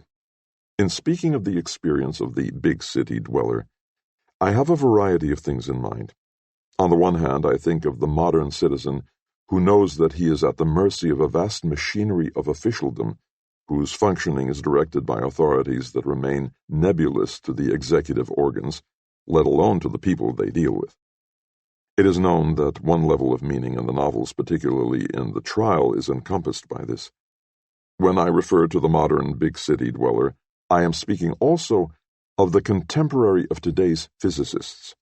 If one reads the following passage from Eddington's The Nature of the Physical World, one can virtually hear Kafka speak. I am standing on the threshold about to enter a room. It is a complicated business. In the first place, I must shove against an atmosphere pressing with a force of 14 pounds on every square inch of my body. I must make sure of landing on a plank traveling at 20 miles a second round the sun. A fraction of a second too early or too late, the plank would be miles away. I must do this whilst hanging from a round planet head outward into space, and with a wind of ether blowing at no one knows how many miles a second through every interstice of my body. The plank has no solidity of substance. To step on it is like stepping on a swarm of flies. Shall I slip through? No. If I make the venture, one of the flies hits me and gives a boost up again. I fall again and am knocked upwards by another fly, and so on. I may hope that the net result will be that I remain about steady. But if unfortunately I should slip through the floor, or be boosted too violently up to the ceiling, the occurrence would be not a violation of the laws of nature, but a rare coincidence. Verily, it is easier for a camel to pass through the eye of a needle than for a scientific man to pass through a door. And whether the door be a barn door or church door, it might be wiser that he should consent to be an ordinary man, and walk in rather than wait till all the difficulties involved in a really scientific ingress are resolved. In all of literature, I know no passage which has the Kafka stamp to the same extent. Without any effort, one could match almost every passage of this physical perplexity with sentences from Kafka's prose pieces, and there is much to indicate that in so doing, many of the most incomprehensible passages would be accommodated. Therefore, if one says, as I have just said, that there was a tremendous tension between those of Kafka's experiences that correspond to present-day physics and his mystical ones, only a half-truth is stated. What is actually, and in a very literal sense, wildly incredible in Kafka, is that this most recent world of experience was conveyed to him precisely by this mystical tradition. This, of course, could not have happened without devastating processes, to be discussed presently, within this tradition.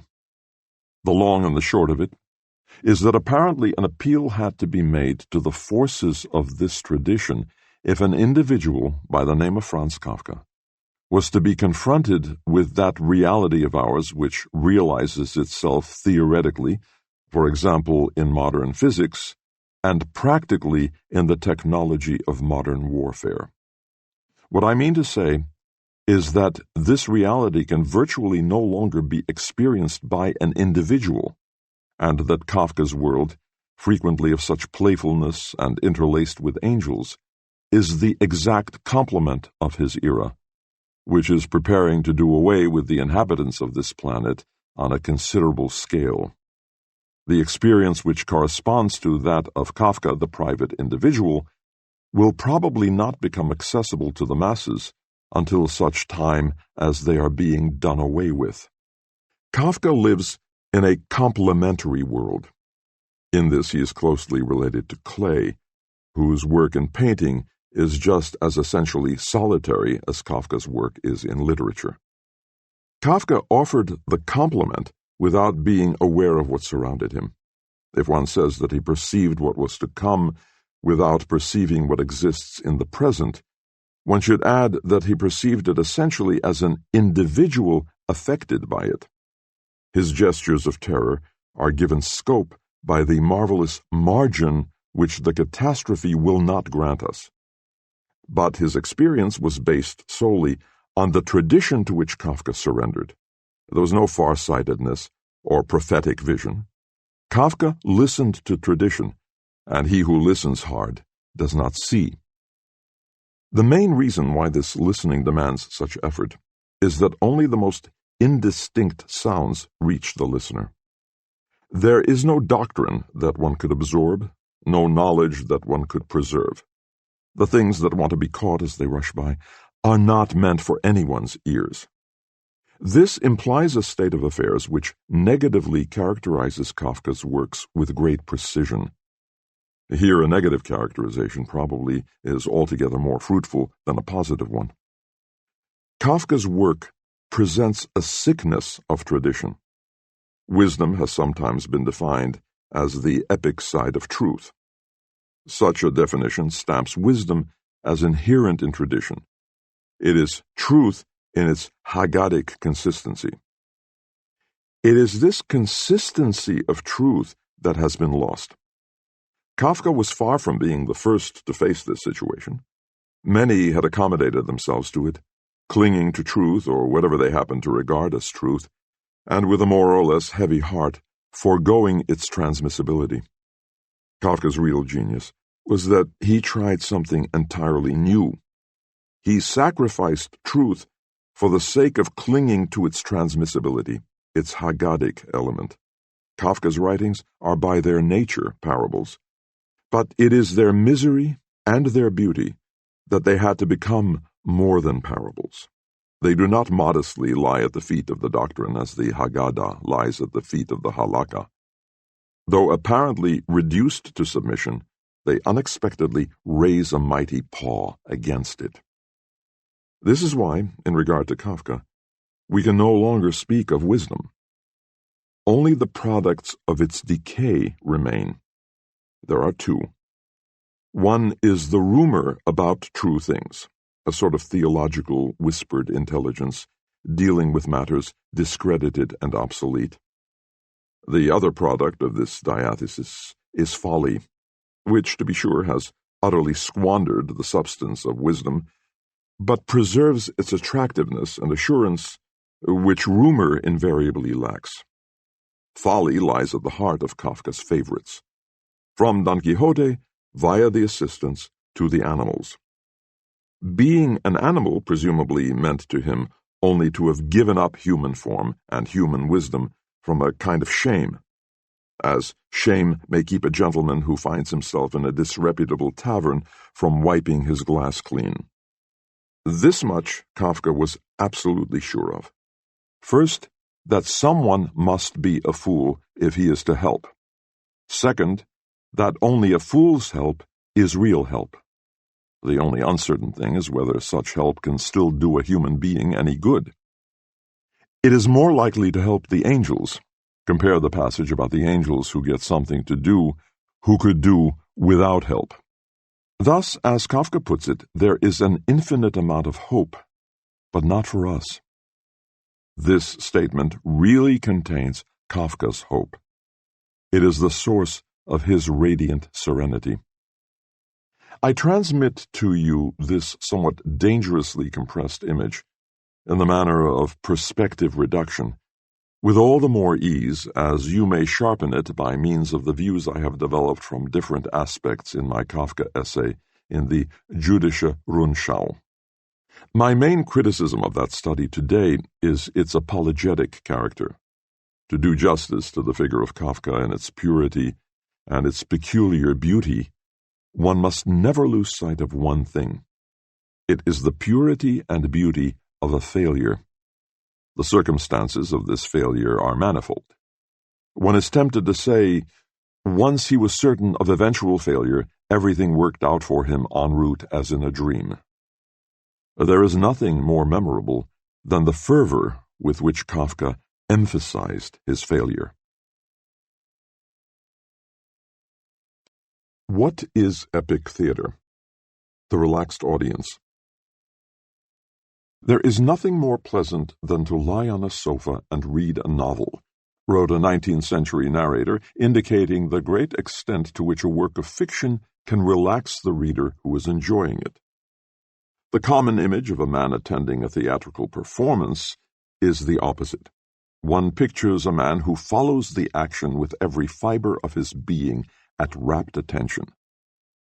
The concept of the epic theater, originated by Brecht as the theoretician of his poetic practice, indicates above all that this theater desires an audience that is relaxed and follows the action without strain.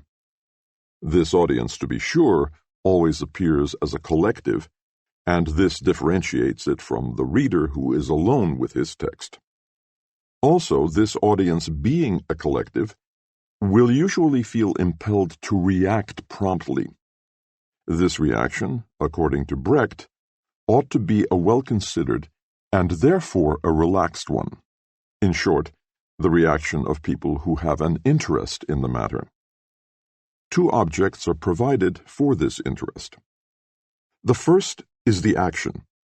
It has to be such that the audience can keep a check on it at crucial places on the basis of its own experience. The second is the performance. It should be mounted artistically in a pellucid manner. This manner of presentation is anything but artless. Actually, it presupposes artistic sophistication and acumen on the part of the director. Epic theater appeals to an interest group who do not think without reason. Brecht does not lose sight of the masses whose limited practice of thinking is probably described by this phrase. In the endeavor to interest the audience in the theater expertly, but definitely not by way of mere cultural involvement, a political will has prevailed. The plot. The epic theater purposes to deprive the stage of its sensation derived from subject matter. Thus, an old story will often do more for it than a new one. Brecht has considered the question of whether the incidents that are presented by the epic theater should not already be familiar. The theater would have the same relationship to the plot as a ballet teacher has to his pupil. His first task would be to loosen her joints to the greatest possible extent. This is how the Chinese theater actually proceeds. In his essay, The Fourth Wall of China, Life and Letters Today, Volume 15, Number 6, 1936, Brecht states what he owes to this theater.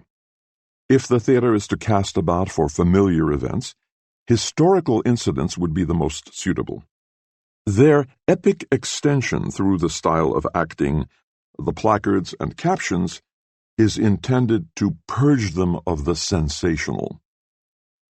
In this vein, Brecht takes the life of Galileo as the subject of his latest play. Brecht presents Galileo primarily as a great teacher, who not only teaches a new physics, but does so in a new way. In his hands, experiments are not only an achievement of science, but a tool of pedagogy as well. The main emphasis of this play is not on Galileo's recantation. Rather, the truly epic process must be sought in what is evident from the labeling of the penultimate scene, 1633 to 1642. As a prisoner of the Inquisition, Galileo continues his scientific work until his death.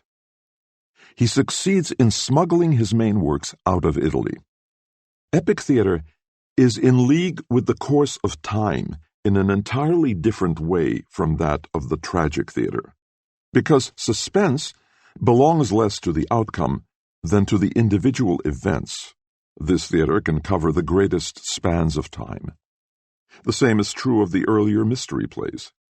The dramaturgy of Oedipus or The Wild Duck constitutes the counterpole of epic dramaturgy. The untragic hero. The French classical theater made room in the midst of the players for persons of rank who had their armchairs on the open stage. To us, this seems inappropriate.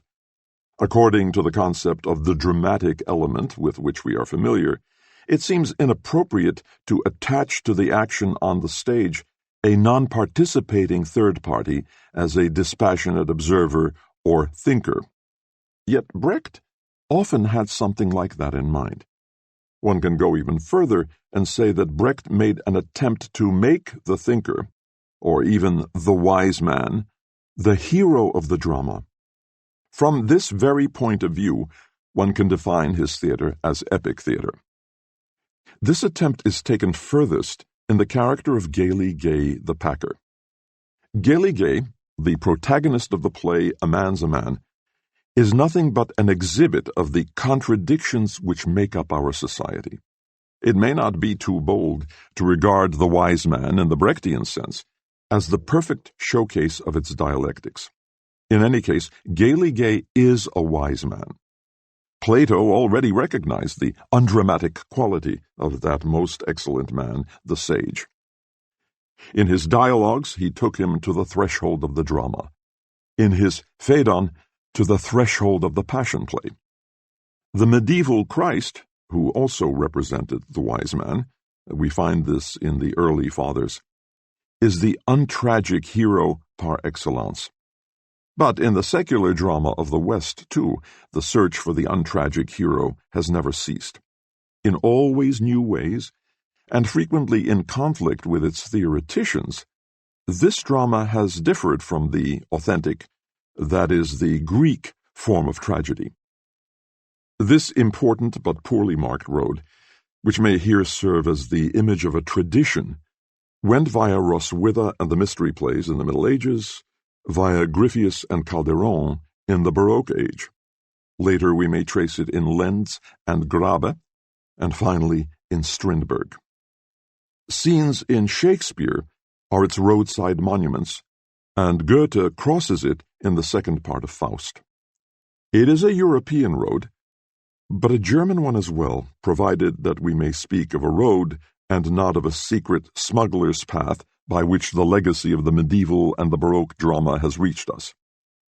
It is this mule track, neglected and overgrown, which comes to light today in the dramas of Brecht. The interruption. Brecht differentiates his epic theater from the dramatic theater in the narrower sense, whose theory was formulated by Aristotle. Appropriately, Brecht introduces his art of the drama as non-Aristotelian, just as Riemann introduced a non-Euclidean geometry. This analogy may bring out the fact that it is not a matter of competition between the theatrical forms in question. Riemann eliminated the parallel postulate. Brecht's drama eliminated the Aristotelian catharsis, the purging of the emotions through empathy with the stirring fate of the hero. The special character of the relaxed interest of the audience for which the performances of the epic theater are intended is the fact that hardly any appeal is made to the empathy of the spectators. Instead, the art of the epic theater consists in producing astonishment rather than empathy. To put it succinctly, instead of identifying with the characters, the audience should be educated to be astonished at the circumstances under which they function. The task of the epic theater, according to Brecht, is not so much the development of actions as the representation of conditions. This presentation does not mean reproduction as the theoreticians of naturalism understood it. Rather, the truly important thing is to discover the conditions of life. One might say just as well, to alienate, verfremden them. This discovery, alienation of conditions, takes place through the interruption of happenings. The most primitive example would be a family scene. Suddenly a stranger enters. The mother was just about to seize a bronze bust and hurl it at her daughter. The father was in the act of opening the window in order to call a policeman. At that moment, the stranger appears in the doorway. This means that the stranger is confronted with the situation as with a startling picture. Troubled faces, an open window, the furniture in disarray. But there are eyes to which even more ordinary scenes of middle-class life look almost equally startling. The quotable gesture. In one of his didactic poems on dramatic art, Brecht says, "The effect of every sentence was waited for and laid bare, and the waiting lasted until the crowd had carefully weighed our sentence." In short, the play was interrupted. One can go even further and remember that interruption is one of the fundamental devices of all structuring. It goes far beyond the sphere of art. To give only one example, it is the basis of quotation. To quote a text involves the interruption of its context. It is therefore understandable that the epic theater, being based on interruption, is in a specific sense a quotable one. There is nothing special about the quotability of its texts. It is different with the gestures which fit into the course of the play. Making gestures quotable is one of the substantial achievements of the epic theater. An actor must be able to space his gestures the way a typesetter produces spaced type. This effect may be achieved, for instance, by an actor's quoting his own gesture on the stage. Thus we saw in Happy End how Carola Neher, acting as a sergeant in the Salvation Army, sang, by way of proselytizing, a song in a sailor's tavern that was more appropriate there than it would have been in a church, and then had to quote this song and act out the gestures before a council of the Salvation Army. Similarly, in the measure taken, the party tribunal is given not only the report of the comrades, but also the acting out of some of the gestures of the comrade they are accusing. What is a device of the subtlest kind in the epic theater generally becomes an immediate purpose in the specific case of the didactic play. Epic theater is by definition a gestic theater, for the more frequently we interrupt someone in the act of acting, the more gestures result. The didactic play. In every instance, the epic theater is meant for the actors as much as for the spectators.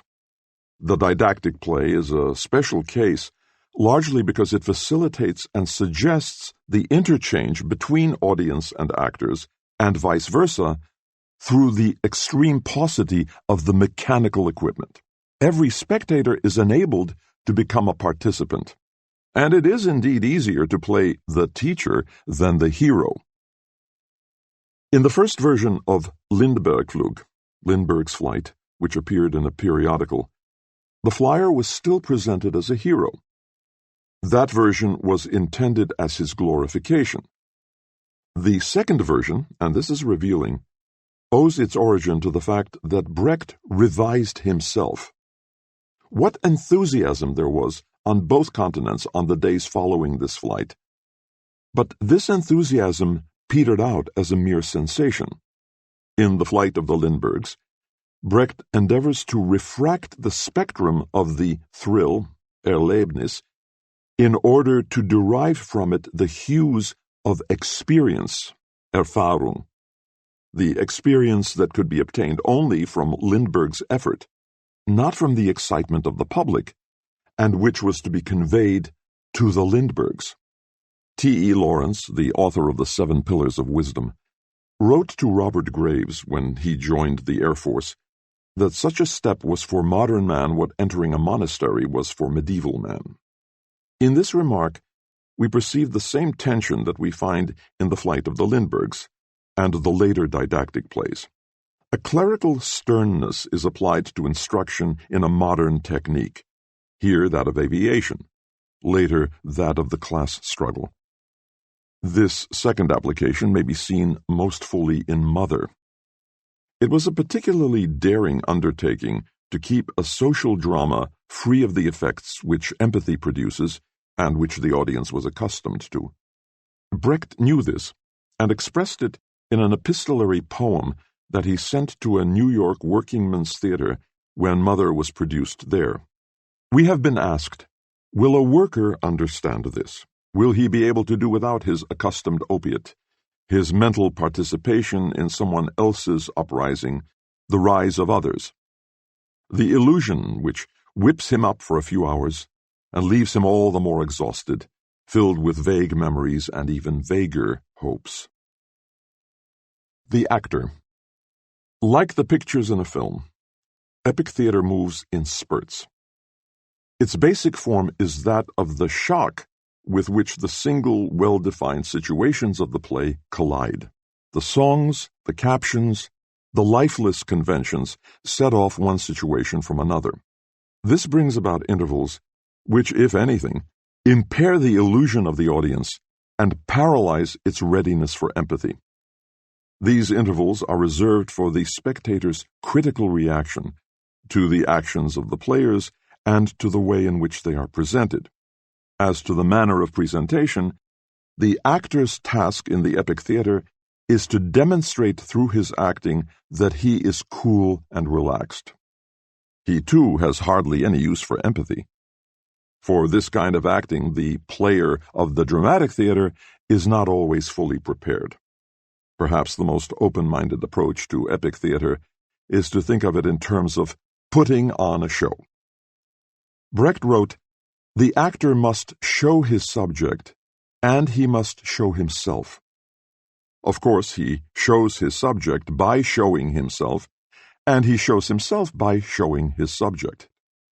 Although the two coincide, They must not coincide in such a way that the difference between the two tasks disappears. In other words, the actor should reserve for himself the possibility of stepping out of character artistically. At the proper moment, he should insist on portraying a man who reflects about his part. It would be erroneous to think at such a moment of romantic irony, as employed by Tieck in his Puss in Boots. This irony has no didactic aim. Basically, it demonstrates only the philosophic sophistication of the author who, in writing his plays, always remembers that in the end the world may turn out to be a theater. To what extent artistic and political interests coincide on the scene of epic theater will become manifest in the style of acting appropriate to this genre. A case in point is Brecht's cycle The Private Life of the Master Race.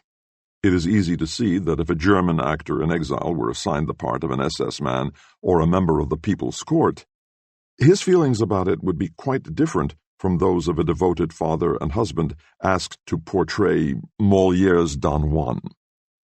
For the former, empathy can hardly be regarded as an appropriate method, since he presumably cannot identify with the murderers of his fellow fighters. Another mode of performance, which calls for detachment, would in such cases be right and fitting, and particularly successful. This is the epic stagecraft. Theater on a dais. The aims of the epic theater can be defined more easily in terms of the stage than of a new drama. Epic theater allows for a circumstance which has been too little noticed. It may be called the filling in of the orchestra pit, the abyss which separates the players from the audience, as it does the dead from the living, the abyss whose silence in a play heightens the sublimity, whose resonance in an opera heightens the intoxication. This abyss, of all elements of the theater, the one that bears the most indelible traces of its ritual origin, has steadily decreased in significance. The stage is still raised, but it no longer rises from an unfathomable depth. It has become a dais. The didactic play and the epic theater are attempts to sit down on a dais. On some motifs in Baudelaire. 1. Baudelaire envisaged readers to whom the reading of lyric poetry would present difficulties. The introductory poem of the Fleur du Mal is addressed to these readers. Willpower and the ability to concentrate are not their strong points. What they prefer is sensual pleasures. They are familiar with the spleen which kills interest and receptiveness. It is strange to come across a lyric poet who addresses himself to this, the least rewarding type of audience. There is, of course, a ready explanation for it. Baudelaire was anxious to be understood. He dedicates his book to kindred spirits. The poem addressed to the reader ends with a salutation, Hypocrite lecteur, mon semblable, mon frère. It might be more fruitful to put it another way and say, Baudelaire wrote a book which from the very beginning had little prospect of becoming an immediate popular success. The kind of reader he envisaged is described in the introductory poem, and this turned out to have been a far-sighted judgment. He was eventually to find the reader at whom his work was aimed. This situation, the fact, in other words, that the climate for lyric poetry has become increasingly inhospitable, is attested to, among other things, by three factors. In the first place, the lyric poet has ceased to represent the poet per se. He no longer is a minstrel, as Lamartine still was. He has become a representative of a genre. Verlaine is a concrete example of this specialization. Rimbaud must already be regarded as an esoteric figure, a poet who maintained an ex officio distance between his public and his work. Secondly, there has been no success on a mass scale in lyric poetry since Baudelaire. The lyric poetry of Victor Hugo was still able to set off powerful reverberations when it first appeared. In Germany, Heine's Buch der Lieder marks a watershed. As a result, a third factor was the greater coolness of the public even toward the lyric poetry that had been handed down as part of its own cultural heritage. The period in question dates back roughly to the middle of the last century. Throughout it, the fame of the Fleur du Mal has constantly spread. This book, which was expected to be read by the least indulgent of readers, and which was at first read by few indulgent ones, has over the decades acquired the stature of a classic and become one of the most widely printed ones as well. If conditions for a positive reception of lyric poetry have become less favorable, it is reasonable to assume that only in rare instances is lyric poetry in rapport with the experience of its readers. This may be due to a change in the structure of their experience. Even though one may approve of this development, one may be all the more hard put to say precisely in what respect there may have been a change. Thus one turns to philosophy for an answer, which brings one up against a strange situation.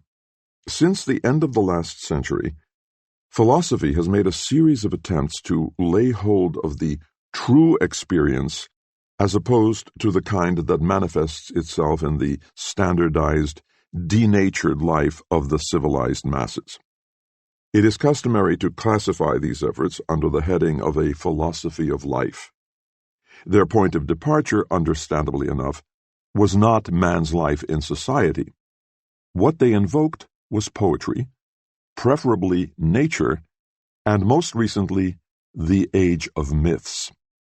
Dilthey's book Das Erlebnis und die Dichtung represents one of the earliest of these efforts, which end with Klages and Jung. Both made common cause with fascism. Towering above this literature is Bergson's early monumental work, Matière et Mémoire. More than the others, it preserves links with empirical research. It is oriented toward biology. The title suggests that it regards the structure of memory as decisive for the philosophical pattern of experience. Experience is indeed a matter of tradition, in collective existence as well as private life. It is less the product of facts firmly anchored in memory than of a convergence in memory of accumulated and frequently unconscious data. It is, however, not at all Bergson's intention to attach any specific historical label to memory. On the contrary, he rejects any historical determination of memory. He thus manages above all to stay clear of that experience from which his own philosophy evolved, or rather in reaction to which it arose. It was the inhospitable, blinding age of big-scale industrialism. In shutting out this experience, the eye perceives an experience of a complementary nature in the form of its spontaneous after-image, as it were. Bergson's philosophy represents an attempt to give the details of this after-image and to fix it as a permanent record.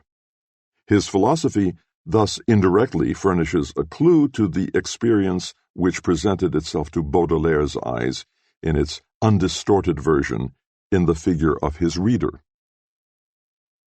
2. Matière et Mémoire defines the nature of experience in the durée in such a way that the reader is bound to conclude that only a poet can be the adequate subject of such an experience. And it was indeed a poet who put Bergson's theory of experience to the test. Proust's work, À la recherche du temps perdu, may be regarded as an attempt to produce experience synthetically, as Bergson imagines it, under today's conditions, for there is less and less hope that it will come into being naturally. Proust, incidentally, does not evade the question in his work. He even introduces a new factor, one that involves an imminent critique of Bergson.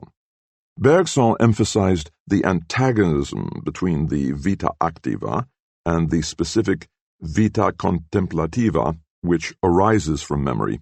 But he leads us to believe that turning to the contemplative actualization of the stream of life is a matter of free choice. From the start, Proust indicates his divergent view terminologically. To him, the mémoire pure of Bergson's theory becomes a mémoire involontaire. Proust immediately confronts this involuntary memory with a voluntary memory, one that is in the service of the intellect. The first pages of his great work are charged with making this relationship clear. In the reflection which introduces the term, Proust tells us how poorly, for many years, he remembered the town of Cambrai, in which, after all, he spent part of his childhood. One afternoon, the taste of a kind of pastry called Madeleine, which he later mentions often, transported him back to the past, whereas before then he had been limited to the promptings of a memory which obeyed the call of attentiveness. This he calls the mémoire volontaire, and it is its characteristic that the information which it gives about the past retains no trace of it. It is the same with our own past. In vain we try to conjure it up again. The efforts of our intellect are futile. Therefore, Proust, summing up, says that the past is somewhere beyond the reach of the intellect and unmistakably present in some material object, or in the sensation which such an object arouses in us, though we have no idea which one it is. As for that object, it depends entirely on chance whether we come upon it before we die, or whether we never encounter it. According to Proust, it is a matter of chance whether an individual forms an image of himself, whether he can take hold of his experience. It is by no means inevitable to be dependent on chance in this matter. Man's inner concerns do not have their issueless, private character by nature. They do so only when he is increasingly unable to assimilate the data of the world around him by way of experience. Newspapers constitute one of many evidences of such an inability. If it were the intention of the press to have the reader assimilate the information it supplies as part of his own experience, it would not achieve its purpose. But its intention is just the opposite, and it is achieved: to isolate what happens from the realm in which it could affect the experience of the reader. The principles of journalistic information, freshness of the news, brevity, comprehensibility, and above all, lack of connection between the individual news items, contribute as much to this as does the makeup of the pages and the paper's style. Karl Hauss never tired of demonstrating the great extent to which the linguistic usage of newspapers paralyzed the imagination of their readers. Another reason for the isolation of information from experience is that the former does not enter tradition. Newspapers appear in large editions. Few readers can boast of any information which another reader may require of him. Historically, the various modes of communication have competed with one another.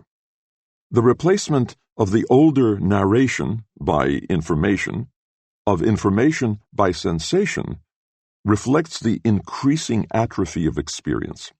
In turn, there is a contrast between all these forms and the story, which is one of the oldest forms of communication.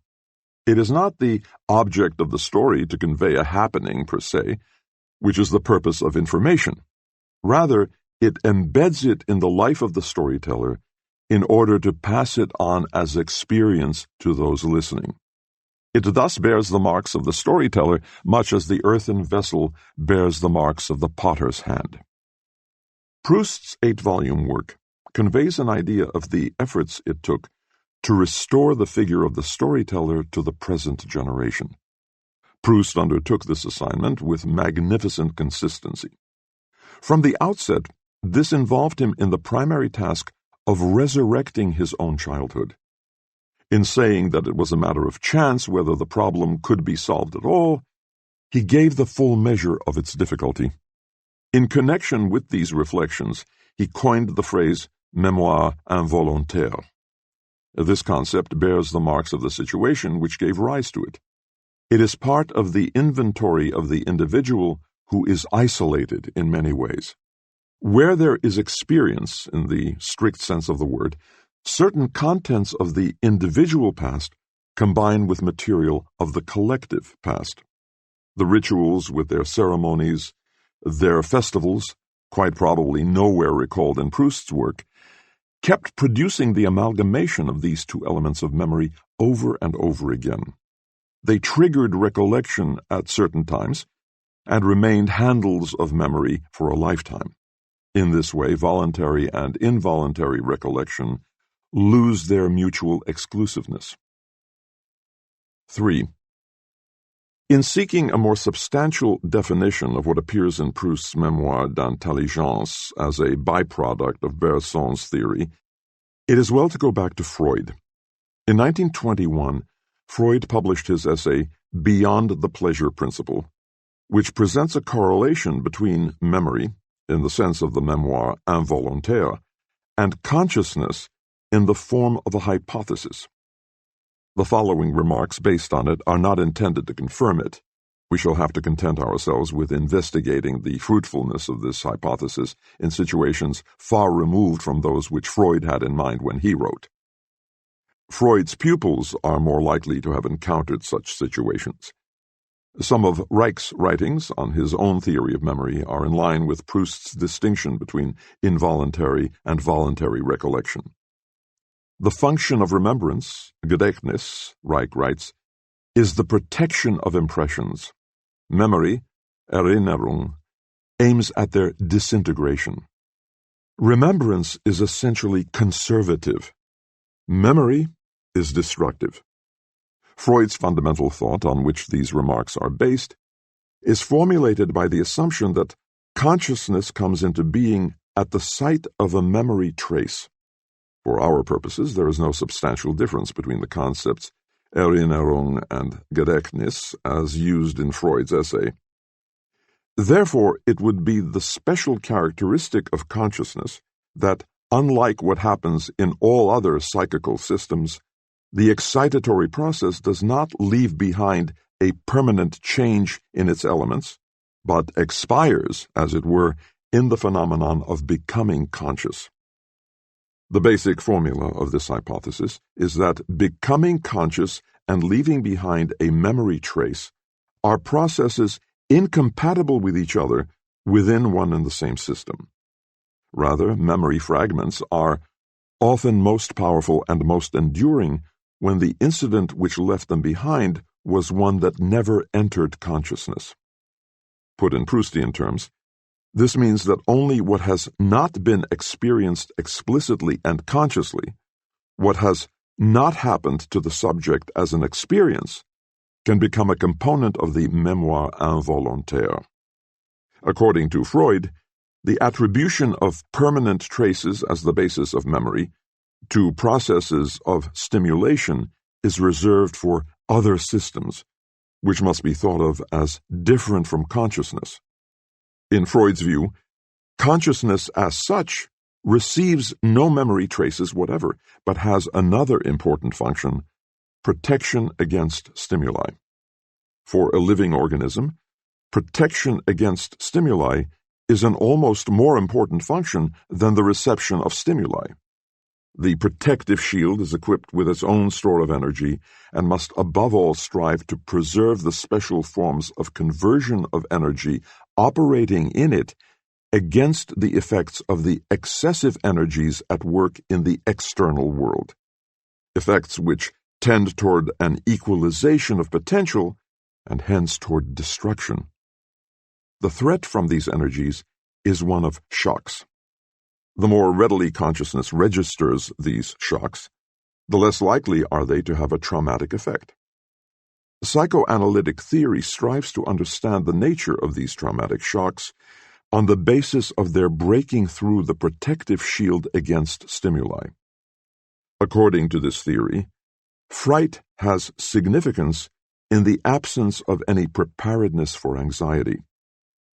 Freud's investigation was occasioned by a dream characteristic of accident neuroses which reproduce the catastrophe in which the patient was involved. Dreams of this kind, according to Freud, endeavor to master the stimulus retroactively by developing the anxiety whose omission was the cause of the traumatic neurosis. Valéry seems to have had something similar in mind. The coincidence is worth noting, for Valéry was among those interested in the special functioning of psychic mechanisms under present-day conditions. Moreover, Valéry was able to reconcile this interest with his poetic production, which remained exclusively lyric. He thus emerges as the only author who goes back directly to Baudelaire. The impressions and sense perceptions of man, Valéry writes, actually belong in the category of surprises. They are evidence of an insufficiency in man. Recollection is an elemental phenomenon which aims at giving us the time for organizing the reception of stimuli which we initially lacked. The acceptance of shocks is facilitated by training in coping with stimuli, and if need be, dreams as well as recollection may be enlisted. As a rule, however, so Freud assumes, this training devolves upon the wakeful consciousness located in a part of the cortex which is so blown out by the effect of the stimulus that it offers the most favorable situation for the reception of stimuli. That the shock is thus cushioned, parried by consciousness, would lend the incident that occasions it the character of having been lived in the strict sense. If it were incorporated directly in the registry of conscious memory, it would sterilize this incident for poetic experience. The question suggests itself how lyric poetry can have as its basis an experience for which the shock experience has become the norm. One would expect such poetry to have a large measure of consciousness. It would suggest that a plan was at work in its composition. This is indeed true of Baudelaire's poetry. It establishes a connection between him and Poe among his predecessors, and with Valéry among his successors. Proust's and Valéry's reflections concerning Baudelaire complement each other providentially. Proust wrote an essay about Baudelaire, the significance of which is even exceeded by certain reflections in his novels. In his Situation de Baudelaire, Valéry supplies the classical introduction to the Fleur du Mal.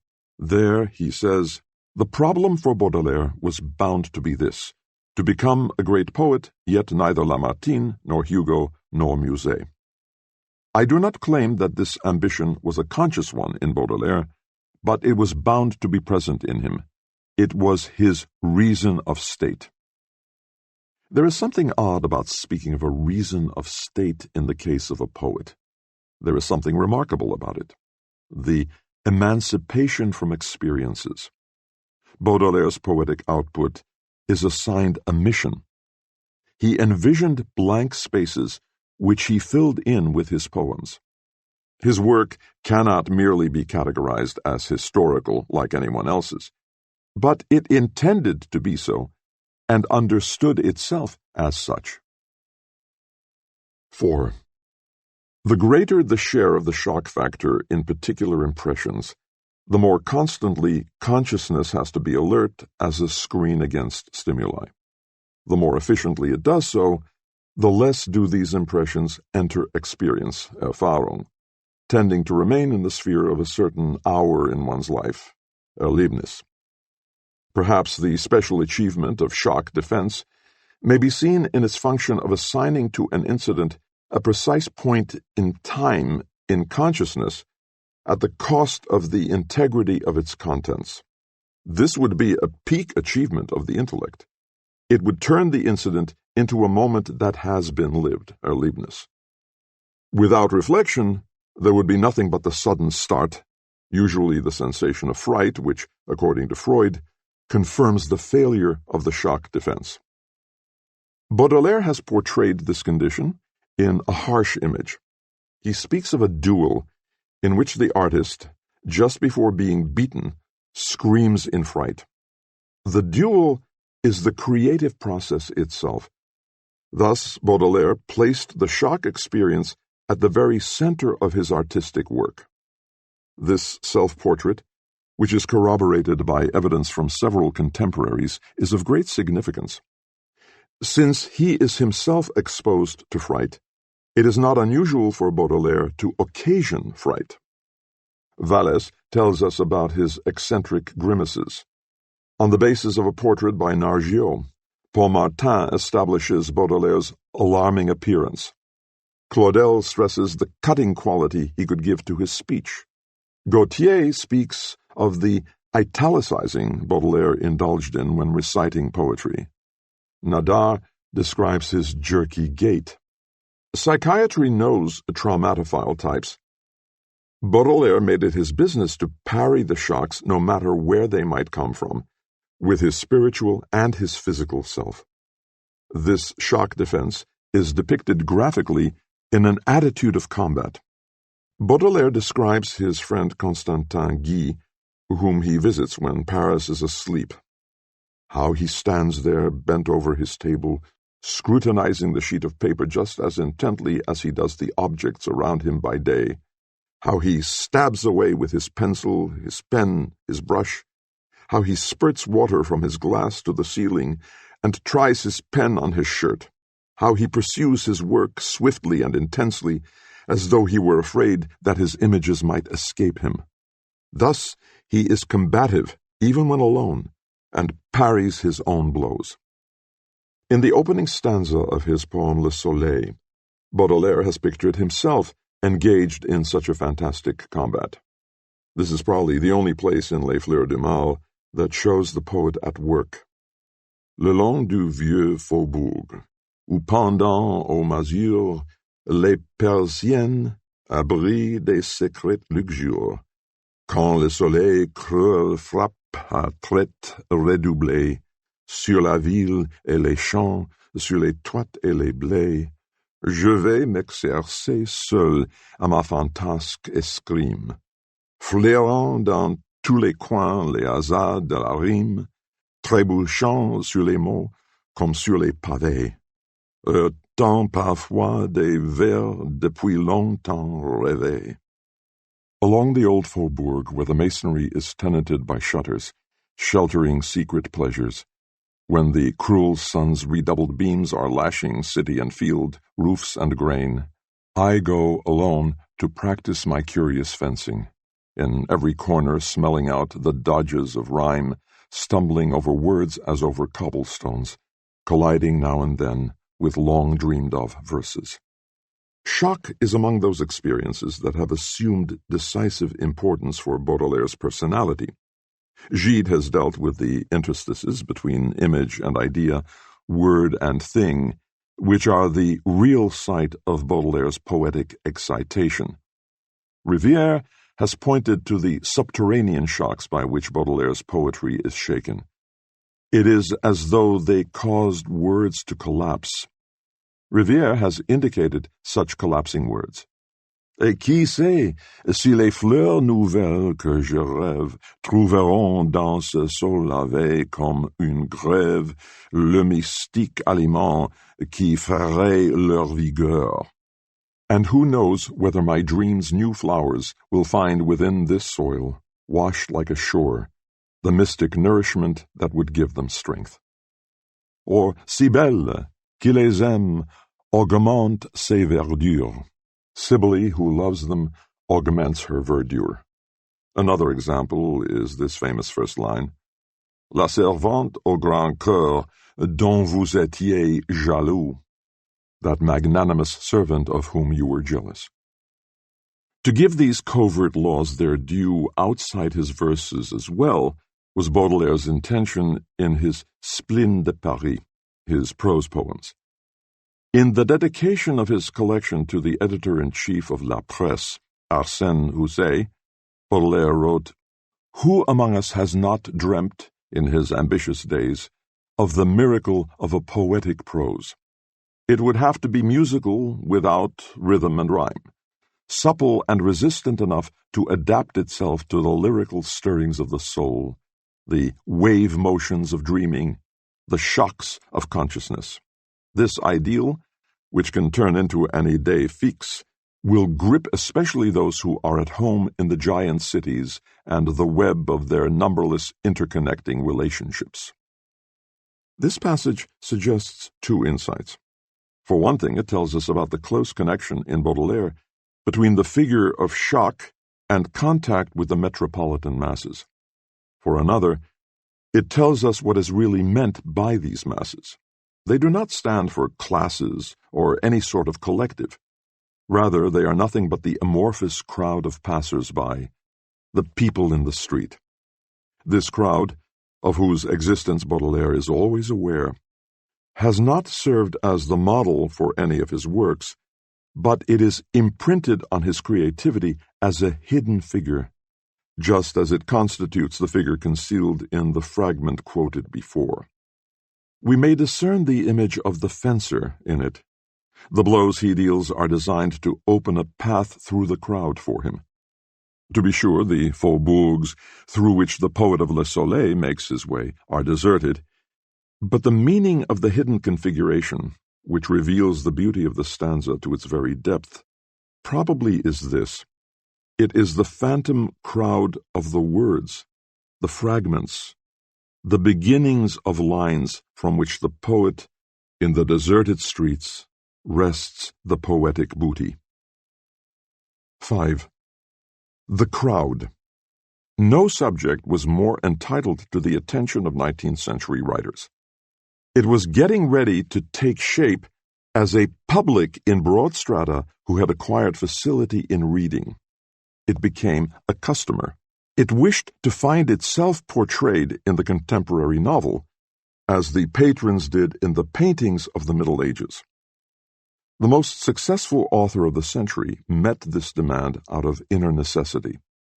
To him, crowd meant, almost in the ancient sense, the crowd of the clients, the public. Victor Hugo was the first to address the crowd in his titles: Les Misérables, Les Travailleurs de la Mer. In France, Hugo was the only writer able to compete with the serial novel. As is generally known, Eugène Sue was the master of this genre, which began to be the source of revelation for the man in the street. In 1850, an overwhelming majority elected him to Parliament as representative of the city of Paris. It is no accident that the young Marx chose Sue's Les Mystères de Paris for an attack. He early recognized it as his task to forge the amorphous mass, which was then being wooed by an aesthetic socialism, into the iron of the proletariat. Engels's description of these masses in his early writings may be regarded as a prelude, however modest, to one of Marx's themes. In his book, The Condition of the Working Class in England, Engels writes, "A city like London, where one can roam about for hours without reaching the beginning of an end, without seeing the slightest indication that open country is nearby, is really something very special. This colossal centralization, this agglomeration of 3.5 million people on a single spot, has multiplied the strength of these 3.5 million inhabitants 100-fold. But the price that has been paid is not discovered until later. Only when one has tramped the pavements of the main streets for a few days does one notice that these Londoners have had to sacrifice what is best in human nature in order to create all the wonders of civilization with which their city teems. That 100 creative faculties that lay dormant in them remained inactive and were suppressed. There is something distasteful about the very bustle of the streets, something that is abhorrent to human nature itself. Hundreds of thousands of people of all classes and ranks of society jostle past one another. Are they not all human beings with the same characteristics and potentialities, equally interested in the pursuit of happiness? And yet they rush past one another as if they had nothing in common or were in no way associated with one another. Their only agreement is a tacit one, that everyone should keep to the right of the pavement so as not to impede the stream of people moving in the opposite direction. No one even bothers to spare a glance for the others. The greater the number of people that are packed into a tiny space, the more repulsive and offensive becomes the brutal indifference, the unfeeling concentration of each person on his private affairs. This description differs markedly from those to be found in minor French masters such as Gozlan, Delvaux, or Lurine. It lacks the skill and ease with which the flaneur moves among the crowd, and which the journalist eagerly learns from him. Engels is dismayed by the crowd. He responds with a moral reaction, and an aesthetic one as well. The speed with which people rush past one another unsettles him. The charm of his description lies in the intersecting of unshakable critical integrity with an old-fashioned attitude. The writer came from a Germany that was still provincial. He may never have faced the temptation to lose himself in a stream of people. When Hegel went to Paris for the first time not long before his death, he wrote to his wife, "When I walk through the streets, people look just as they do in Berlin. They wear the same clothes, and the faces are about the same aspect, but in a large crowd." To move in this crowd was natural for a Parisian. No matter how great the distance which an individual cared to keep from it, he still was colored by it, and, unlike Engels, was not able to view it from without. As regards Baudelaire, the masses were anything but external to him. Indeed, it is easy to trace in his works his defensive reaction to their attraction and allure. The masses had become so much a part of Baudelaire that it is rare to find a description of them in his works. His most important subjects are hardly ever encountered in descriptive form. As Dujardin so aptly put it, he was more concerned with implanting the image in the memory than with adorning and elaborating it. It is futile to search in Les Fleurs du Mal or in Spleen de Paris for any counterpart to the portrayals of the city which Victor Hugo did with such mastery. Baudelaire describes neither the Parisians nor their city. Foregoing such descriptions enables him to invoke the ones in the form of the other. His crowd is always the crowd of a big city. His Paris is invariably overpopulated. It is this that makes him so superior to Barbier, whose descriptive method caused a rift between the masses and the city. In Tableaux Parisiens, the secret presence of a crowd is demonstrable almost everywhere. When Baudelaire takes the dawn as his theme, the deserted streets emanate something of that silence of a throng which Hugo senses in nocturnal Paris. As Baudelaire looks at the plates in the anatomical works for sale on the dusty banks of the Seine, the mass of the departed takes the place of the singular skeletons on these pages. In the figures of the Danse Macabre, he sees a compact mass on the move.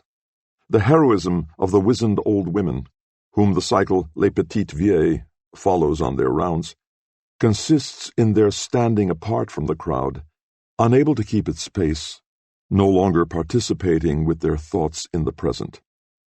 The mass was the agitated veil. Through it, Baudelaire saw Paris. The presence of the mass determines one of the most famous components of Les Fleurs du Mal. In a sonnet, À une passante, the crowd is nowhere named in either word or phrase, and yet the whole happening hinges on it, just as the progress of a sailboat depends on the wind. La rue assourdissante autour de moi hurlait, long, mince, et grand deuil, douleur majestueuse. Une femme passa, d'une main fasteuse, soulevant, balançant le feston et l'ourlet. Agile et noble, avec sa jambe de statue. Moi, je buvais, crispé comme un extravagant, dans son œil, ciel livide où germe l'ouragan, la douceur qui fascine et le plaisir qui tue. Un éclair, puis la nuit, fugitive beauté, dont le regard m'a fait soudainement renaître.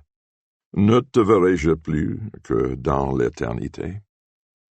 Ailleurs, bien loin d'ici, trop tard, jamais peut-être. Car j'ignore où tu fuis. Tu ne sais où je vais. Ô toi que j'eusse aimé, ô toi qui le savais. The deafening street was screaming all around me.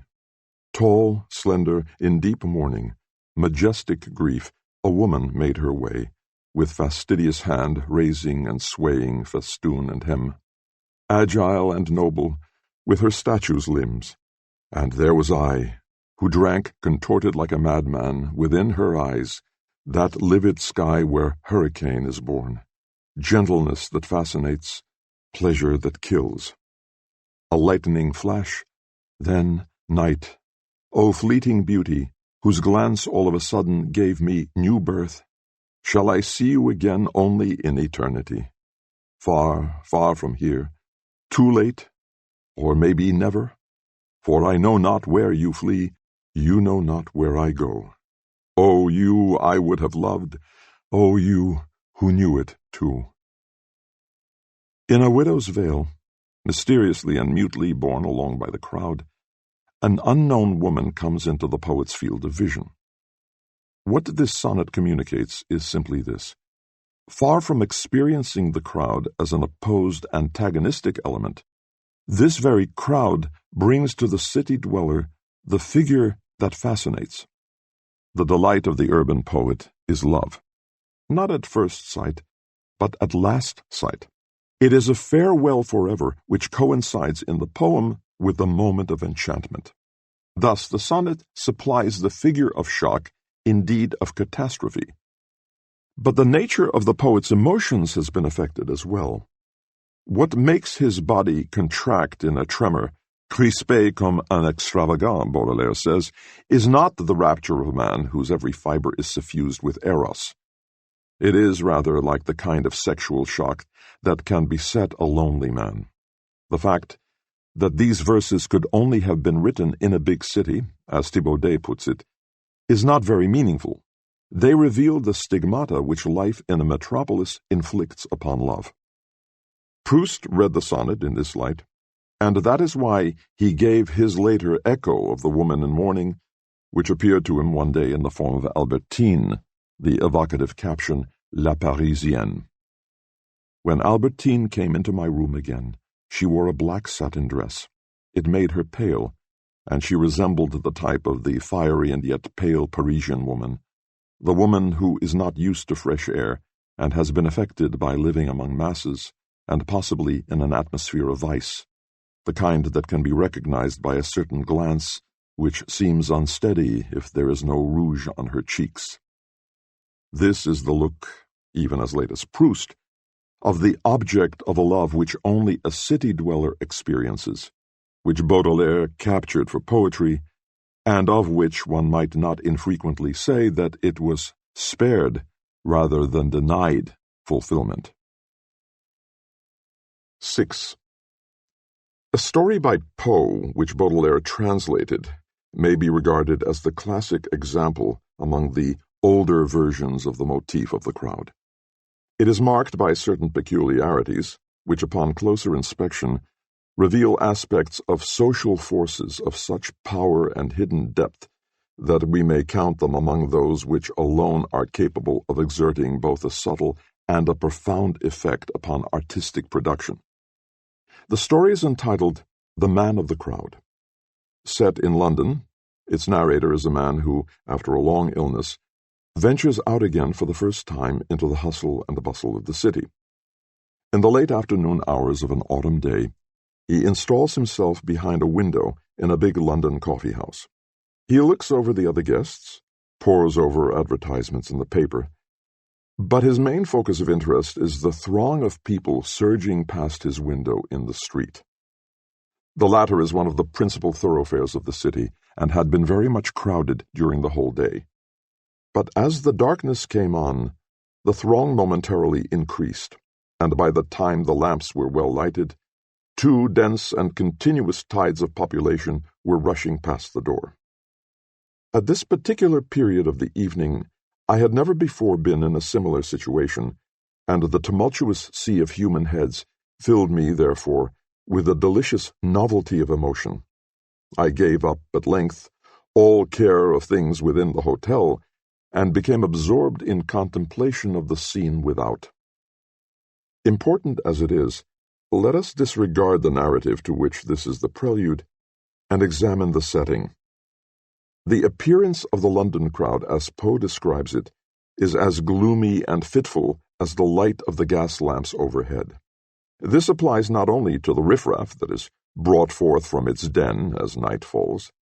The employees of higher rank, the upper clerks of staunch firms, Poe describes as follows. They had all slightly bald heads, from which the right ears, long used to pen-holding, had an odd habit of standing off on end. I observed that they always removed or settled their hats with both hands, and wore watches with short gold chains of a substantial and ancient pattern. Even more striking is his description of the crowd's movements. By far the greater number of those who went by had a satisfied, businesslike demeanor, and seemed to be thinking only of making their way through the press. Their brows were knit, and their eyes rolled quickly. When pushed against by fellow wayfarers, they evinced no symptom of impatience, but adjusted their clothes and hurried on. Others, still a numerous class, were restless in their movements, had flushed faces, and talked and gesticulated to themselves, as if feeling in solitude on account of the very denseness of the company around. When impeded in their progress, these people suddenly ceased muttering, but redoubled their gesticulations, and awaited with an absent and overdone smile upon the lips the course of the persons impeding them. If jostled, they bowed profusely to the jostlers, and appeared overwhelmed with confusion. One might think he was speaking of half-drunken wretches. Actually, they were noblemen, merchants, attorneys, tradesmen, stock jobbers. Poe's manner of presentation cannot be called realism. It shows a purposely distorting imagination at work, one that removes the text far from what is commonly advocated as the model of social realism. Barbier, perhaps one of the best examples of this type of realism that comes to mind, describes things in a less eccentric way. Moreover, he chose a more transparent subject, the oppressed masses. Poe is not concerned with these. He deals with people, pure and simple. For him, as for Engels, there was something menacing in the spectacle they presented. It is precisely this image of big city crowds that became decisive for Baudelaire. If he succumbed to the force by which he was drawn to them, and as a flaneur was made one of them, he was nevertheless unable to rid himself of a sense of their essentially inhuman makeup. He becomes their accomplice even as he dissociates himself from them. He becomes deeply involved with them, only to relegate them to oblivion with a single glance of contempt. There is something compelling about this ambivalence where he cautiously admits to it. Perhaps the charm of his crépuscule du soir, so difficult to account for, is bound up with this. 7. Baudelaire saw fit to equate the man of the crowd, whom Poe's narrator follows throughout the length and breadth of nocturnal London, with the flaneur.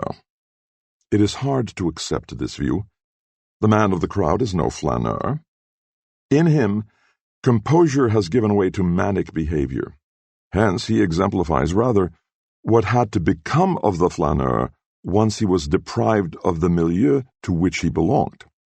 If London ever provided it for him, it was certainly not the setting described by Poe. In comparison, Baudelaire's Paris preserved some features that dated back to the happy old days. Ferries were still crossing the Seine at points that would later be spanned by the arch of a bridge. In the year of Baudelaire's death, it was still possible for some entrepreneur to cater to the comfort of the well-to-do with a fleet of 500 sedan chairs circulating about the city. Arcades where the flaneur would not be exposed to the sight of carriages that did not recognize pedestrians as rivals were enjoying undiminished popularity. There was the pedestrian who would let himself be jostled by the crowd, but there was also the flaneur who demanded elbow room and was unwilling to forego the life of a gentleman of leisure. Let the many attend to their daily affairs. The man of leisure can indulge in the perambulations of the flaneur only if as such he is already out of place. He is as much out of place in an atmosphere of complete leisure as in the feverish turmoil of the city. London has its man of the crowd.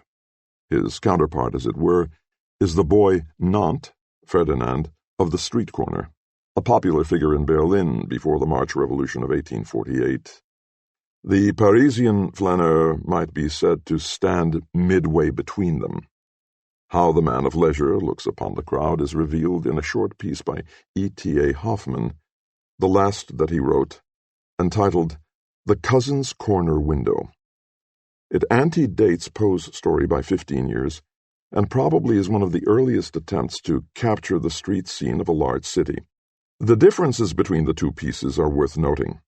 Poe's narrator observes from behind the window of a public coffeehouse, whereas the cousin is installed at home. Poe's observer succumbs to the fascination of the scene, which finally lures him outside into the world of the crowd. Hoffmann's cousin, looking out from his corner window, is immobilized as a paralytic. He would not be able to follow the crowd, even if he were in the midst of it.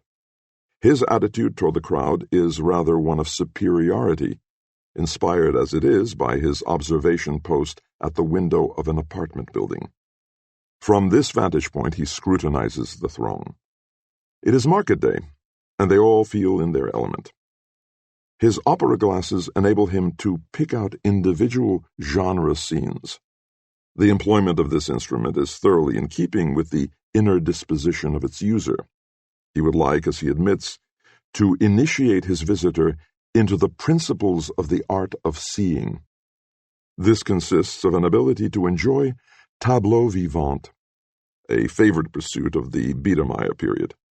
Edifying sayings provide the interpretation.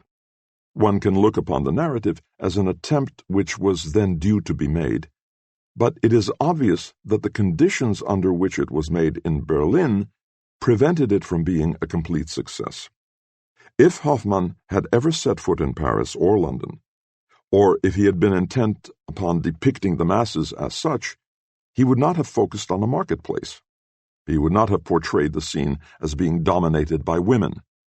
He would perhaps have seized on the motifs that Poe derives from the swarming crowds under the gas lamps. Actually, there would have been no need for these motifs in order to bring out the uncanny elements that other students of the physiognomy of the big city have felt. A thoughtful observation by Heine is relevant here. Heine's eyesight, wrote a correspondent in a letter to Varnhagen in 1838, caused him acute trouble in the spring. On the last such occasion, I was walking down one of the boulevards with him. The magnificence, the life of this in its way unique thoroughfare, roused me to boundless admiration, something that prompted Heine, this time, to make a significant point in stressing the horror with which this center of the world was tinged. 8. Fear, revulsion, and horror were the emotions which the big city crowd aroused in those who first observed it. For Poe, it has something barbaric. Discipline just barely manages to tame it. Later, James Ensor tirelessly confronted its discipline with its wildness. He liked to put military groups in his carnival mobs, and both got along splendidly, as the prototype of totalitarian states in which the police make common cause with the looters. Valéry, who had a fine eye for the cluster of symptoms called civilization, has characterized one of the pertinent facts. The inhabitant of the great urban centers, he writes, reverts to a state of savagery, that is, of isolation. The feeling of being dependent on others, which used to be kept alive by need, is gradually blunted in the smooth functioning of the social mechanism. Any improvement of this mechanism eliminates certain modes of behavior and emotions. Comfort isolates. On the other hand, it brings those enjoying it closer to mechanization. The invention of the match around the middle of the 19th century brought forth a number of innovations which have one thing in common. One abrupt movement of the hand triggers a process of many steps. This development is taking place in many areas. One case in point is the telephone, where the lifting of a receiver has taken the place of the steady movement that used to be required to crank the older models. Of the countless movements of switching, inserting, pressing, and the like, the snapping of the photographer has had the greatest consequence. A touch of the finger now sufficed to fix an event for an unlimited period of time. The camera gave the moment a posthumous shock, as it were. Haptic experiences of this kind are joined by optic ones, such as are supplied by the advertising pages of a newspaper or the traffic of a big city. Moving through this traffic involves the individual in a series of shocks and collisions. At dangerous intersections, nervous impulses flow through him in rapid succession, like the energy from a battery. Baudelaire speaks of a man who plunges into the crowd as into a reservoir of electric energy. Circumscribing the experience of the shock, he calls this man a kaleidoscope equipped with consciousness. Whereas Poe's passers-by cast glances in all directions which still appeared to be aimless, today's pedestrians are obliged to do so in order to keep abreast of traffic signals. Thus, technology has subjected the human sensorium to a complex kind of training. There came a day when a new and urgent need for stimuli was met by the film. In a film, perception in the form of shocks was established as a formal principle. That which determines the rhythm of production on a conveyor belt is the basis of the rhythm of reception in the film. Marx had good reason to stress the great fluidity of the connection between segments in manual labor. This connection appears to the factory worker on an assembly line in an independent, objectified form. Independently of the worker's volition, the article being worked on comes within his range of action and moves away from him just as arbitrarily. It is a common characteristic of all capitalist production, wrote Marx, that the worker does not make use of the working conditions. The working conditions make use of the worker, but it takes machinery to give this reversal a technically concrete form. In working with machines, workers learn to coordinate their own movements with the uniformly constant movements of an automaton. These words shed a peculiar light on the absurd kind of uniformity with which Poe wants to saddle the crowd, uniformities of attire and behavior, but also a uniformity of facial expression. Those smiles provide food for thought. They are probably the familiar kind, as expressed in the phrase, "keep smiling." In that context, they function as a mimetic shock absorber. All machine work, it is said in the above context, requires early drilling of the worker. This drill must be differentiated from practice. Practice, which was the sole determinant in craftsmanship, still had a function in manufacturing. With it as the basis, each particular area of production finds its appropriate technical form in experience and slowly perfects it. To be sure, it quickly crystallizes it as soon as a certain degree of maturity has been attained. On the other hand, this same manufacturing produces in every handicraft it seizes a class of so-called unskilled laborers, which the handicraft system strictly excluded. In developing the greatly simplified specialty to the point of virtuosity at the cost of the work capacity as a whole, it starts turning the lack of any development into a specialty. In addition to ranks, we get the simple division of workers into the skilled and the unskilled. The unskilled worker is the one most deeply degraded by the drill of the machines. His work has been sealed off from experience. Practice counts for nothing there. What the fun fair achieves with its dodgem cars and other similar amusements is nothing but a taste of the drill to which the unskilled laborer is subjected in the factory. A sample which at times was for him the entire menu. For the art of being off-center, in which the little man could acquire training in places like the fun fair, flourished concomitantly with unemployment. Poe's text makes us understand the true connection between wildness and discipline. His pedestrians act as if they had adapted themselves to the machines and could express themselves only automatically. Their behavior is a reaction to shocks. If jostled, they bowed profusely to the jostlers. 9. The shock experience which the passerby has in the crowd corresponds to what the worker experiences at his machine.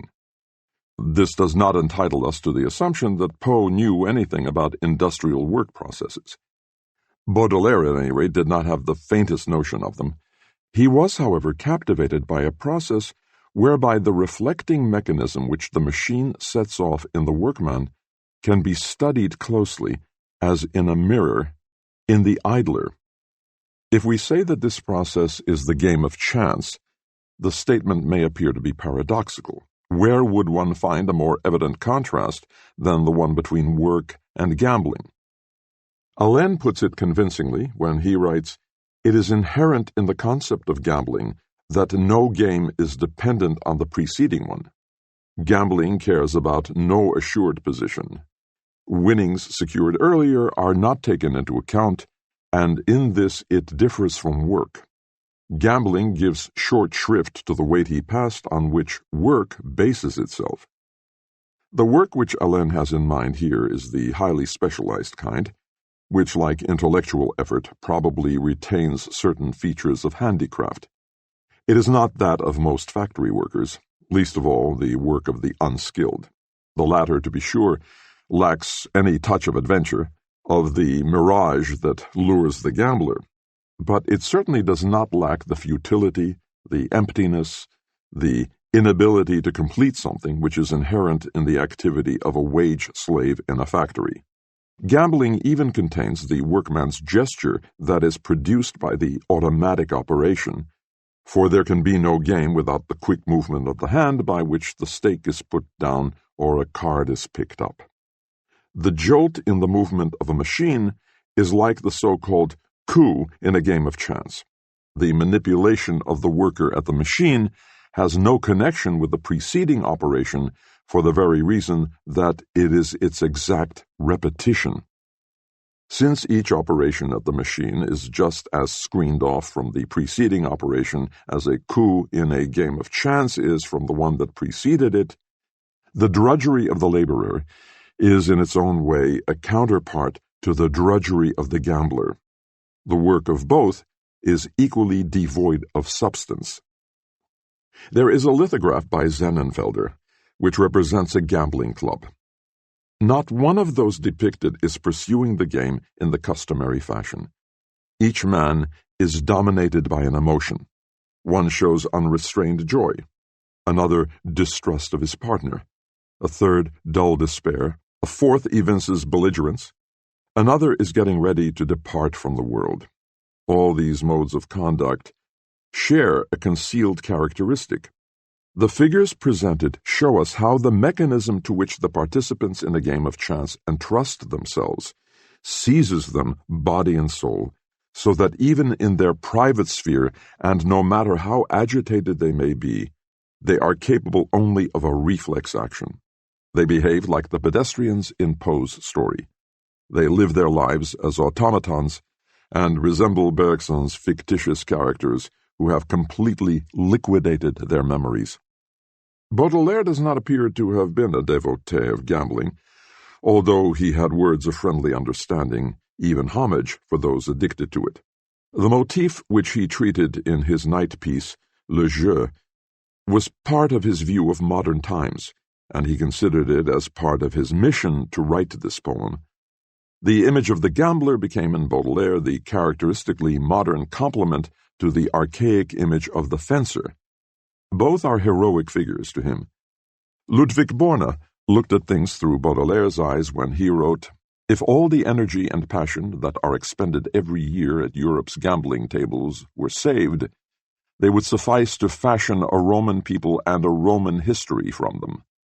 But that is just it. Because every man is born a Roman, bourgeois society seeks to de-Romanize him, and that is why there are games of chance and parlor games, novels, Italian operas, and fashionable newspapers. Gambling becomes a stock diversion of the bourgeoisie only in the 19th century. In the 18th, only the aristocracy gambled.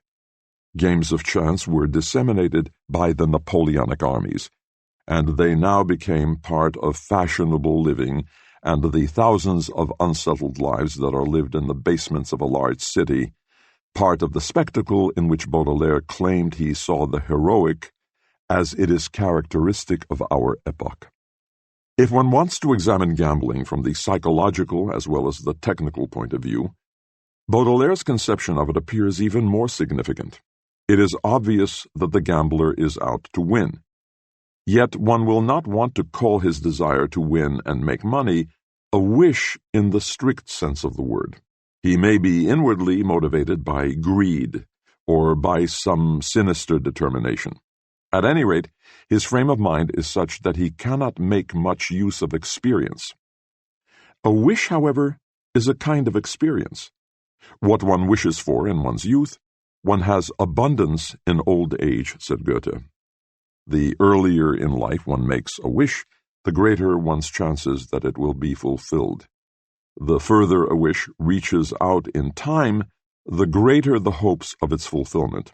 But it is experience that accompanies one to the far reaches of time, that fills and divides time. Thus, a wish fulfilled is the crowning of experience. In folk symbolism, distance in space can take the place of distance in time. That is why a shooting star which plunges into the infinite distance of space has become the symbol of a fulfilled wish. The ivory ball which rolls into the next compartment, the next card which lies on top, are the very antithesis of a falling star. The period of time encompassed by the instant in which the light of a shooting star flashes for a man is of the kind that Joubert has described with his customary assurance. Time, he says, is found even in eternity, but it is not earthly, worldly time. That time does not destroy, it merely completes. It is the antithesis of time in hell, the province of those who are not allowed to complete anything they have started. The disrepute of games of chance is actually based on the fact that the player himself has a hand in it. An incorrigible patron of a lottery will not be proscribed in the same way as the gambler in a stricter sense. This starting all over again is the regulative idea of the game as it is of work for wages. Thus, it is highly meaningful if in Baudelaire the second hand, la seconde, appears as partner of the gambler. Souviens-toi que le temps est un joueur avide qui gagne sans tricher, à tout coup, c'est la loi. Keep in mind that time's a rabid gambler who wins always without cheating. It's the law. In another place, Satan himself takes the place of this second. The taciturn corner of the cave to which the poem Le Jeu relegates those who are addicted to gambling undoubtedly is part of his realm. Voilà le noir tableau qu'en un rêve nocturne je vis se dérouler sous mon œil clairvoyant. Moi-même, dans un coin de l'antre taciturne, je me vis accoudé, froid, muet, enviant de ces gens la passion tenace. Here you see the hellish picture that one night in a dream I saw unfolding before my clairvoyant eyes.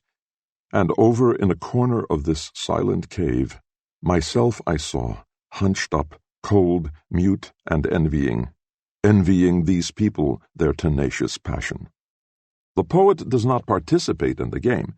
He stands in his corner, no happier than those who are playing. He too has been cheated out of his experience, a modern man. The only difference is that he rejects the narcotics with which the gamblers seek to submerge the consciousness that has delivered them to the march of the second hand.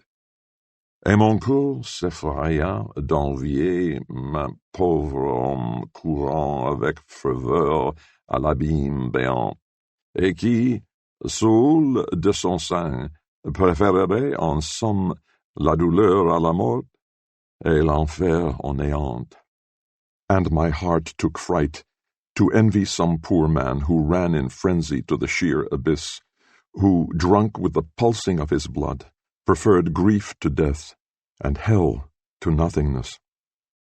In this last stanza, Baudelaire presents impatience as the substratum of the passion for gambling.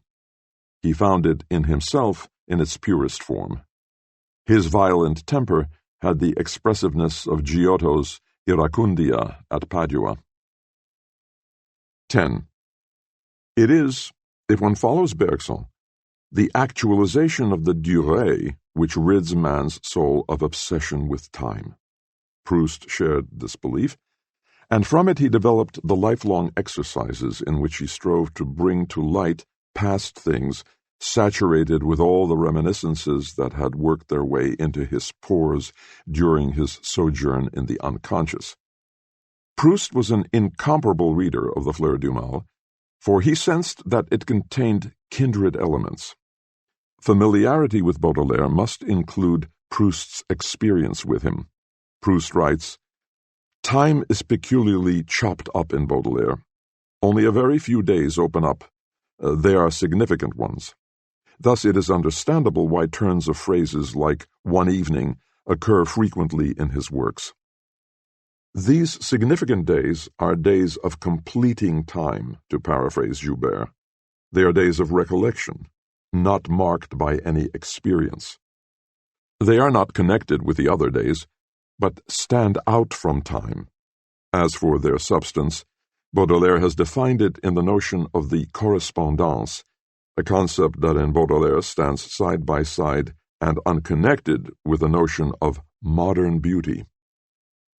Disregarding the scholarly literature on the correspondance, the common property of the mystics, Baudelaire encountered them in Fourier's writings, Proust no longer fusses about the artistic variations on the situation which are supplied by synesthesia. The important thing is that the correspondance record a concept of experience which includes ritual elements. Only by appropriating these elements was Baudelaire able to fathom the full meaning of the breakdown which he, a modern man, was witnessing. Only in this way was he able to recognize in it the challenge meant for him alone, a challenge which he incorporated in the Fleurs du Mal.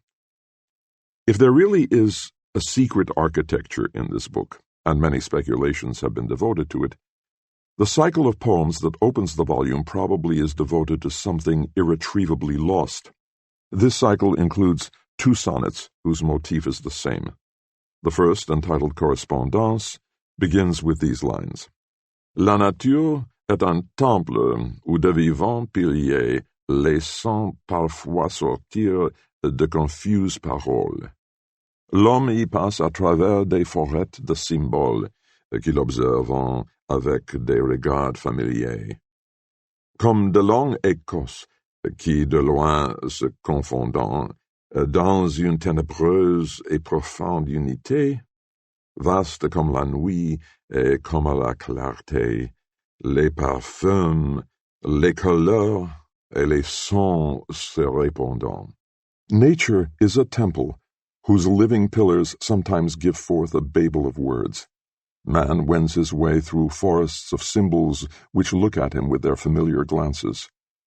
As long resounding echoes from afar are mingling in a deep, dark unity, vast as the night or as the orb of day, perfumes, colors, and sounds commingle.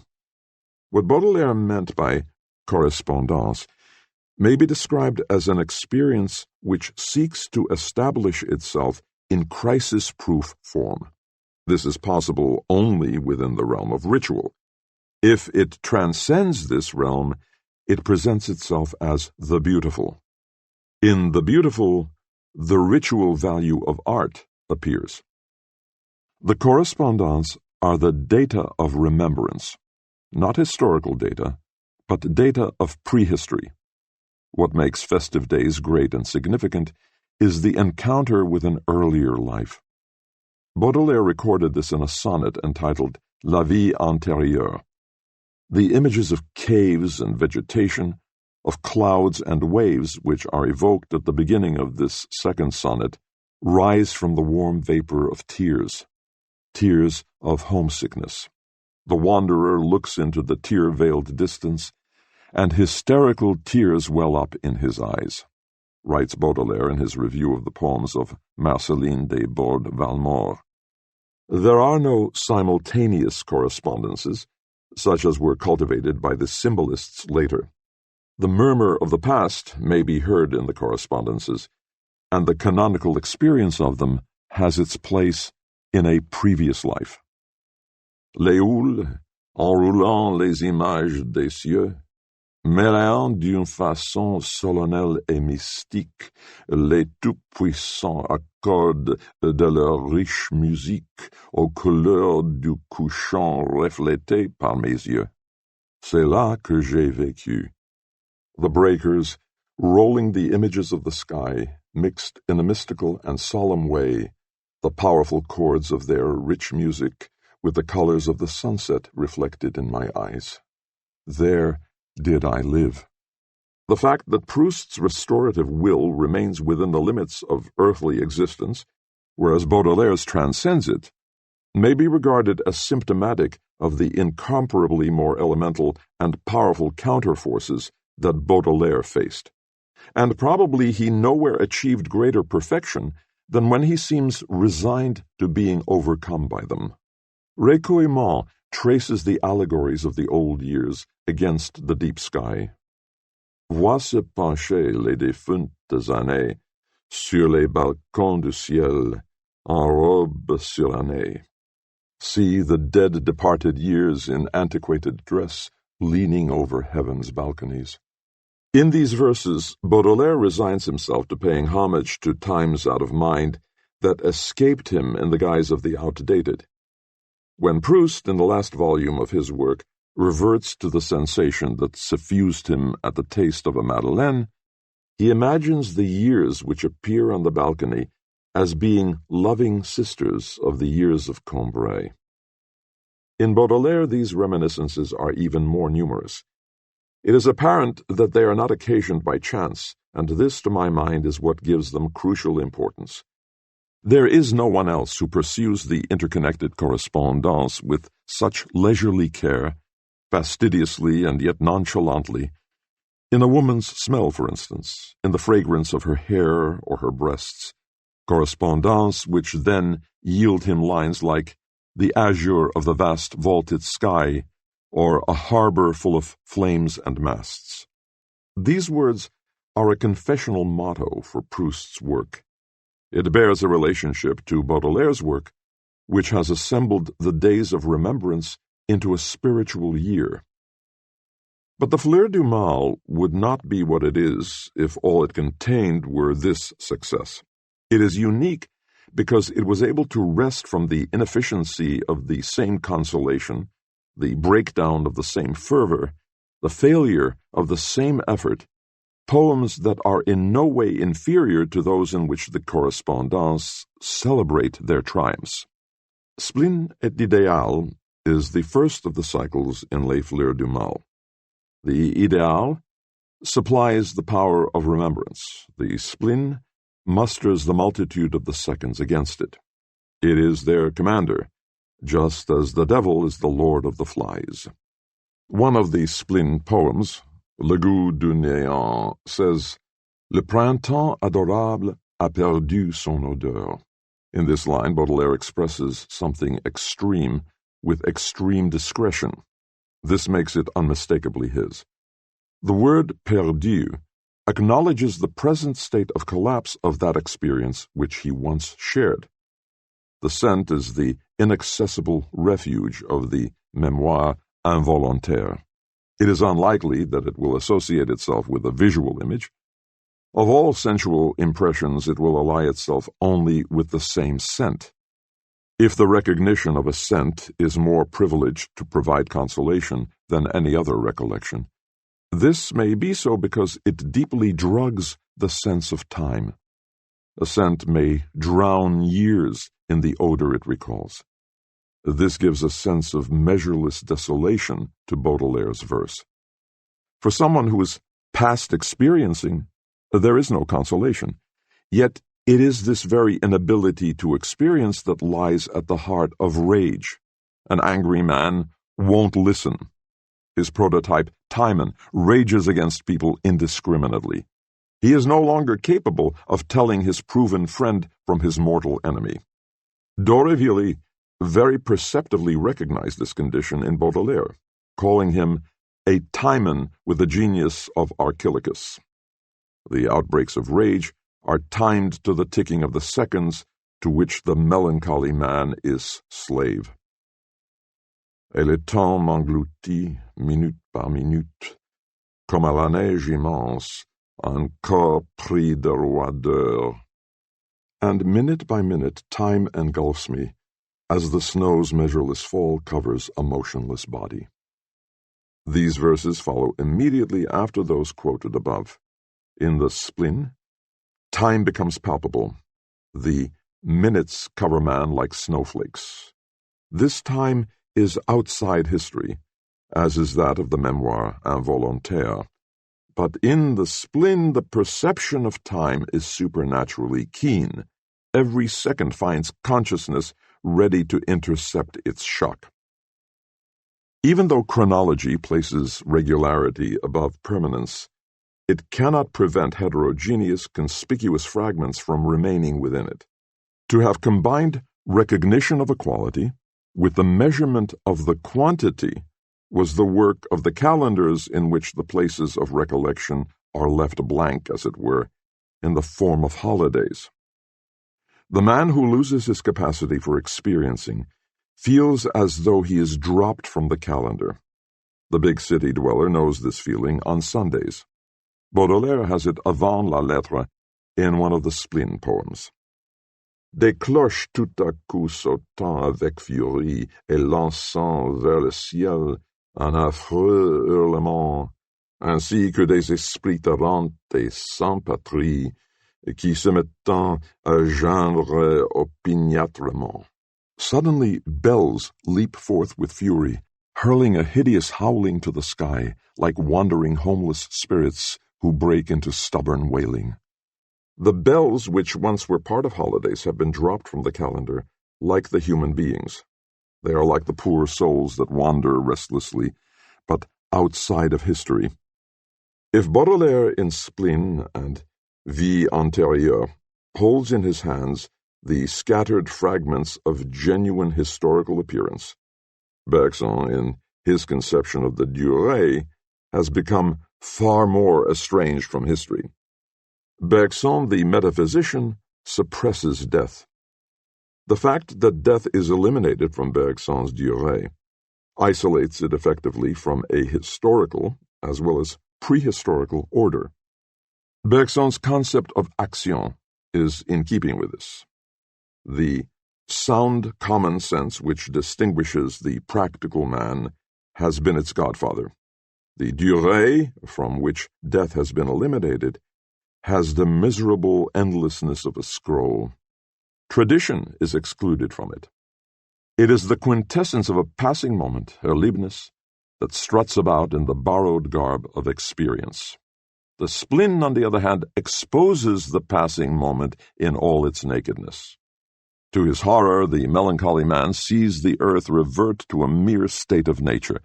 No breath of prehistory surrounds it. There is no aura.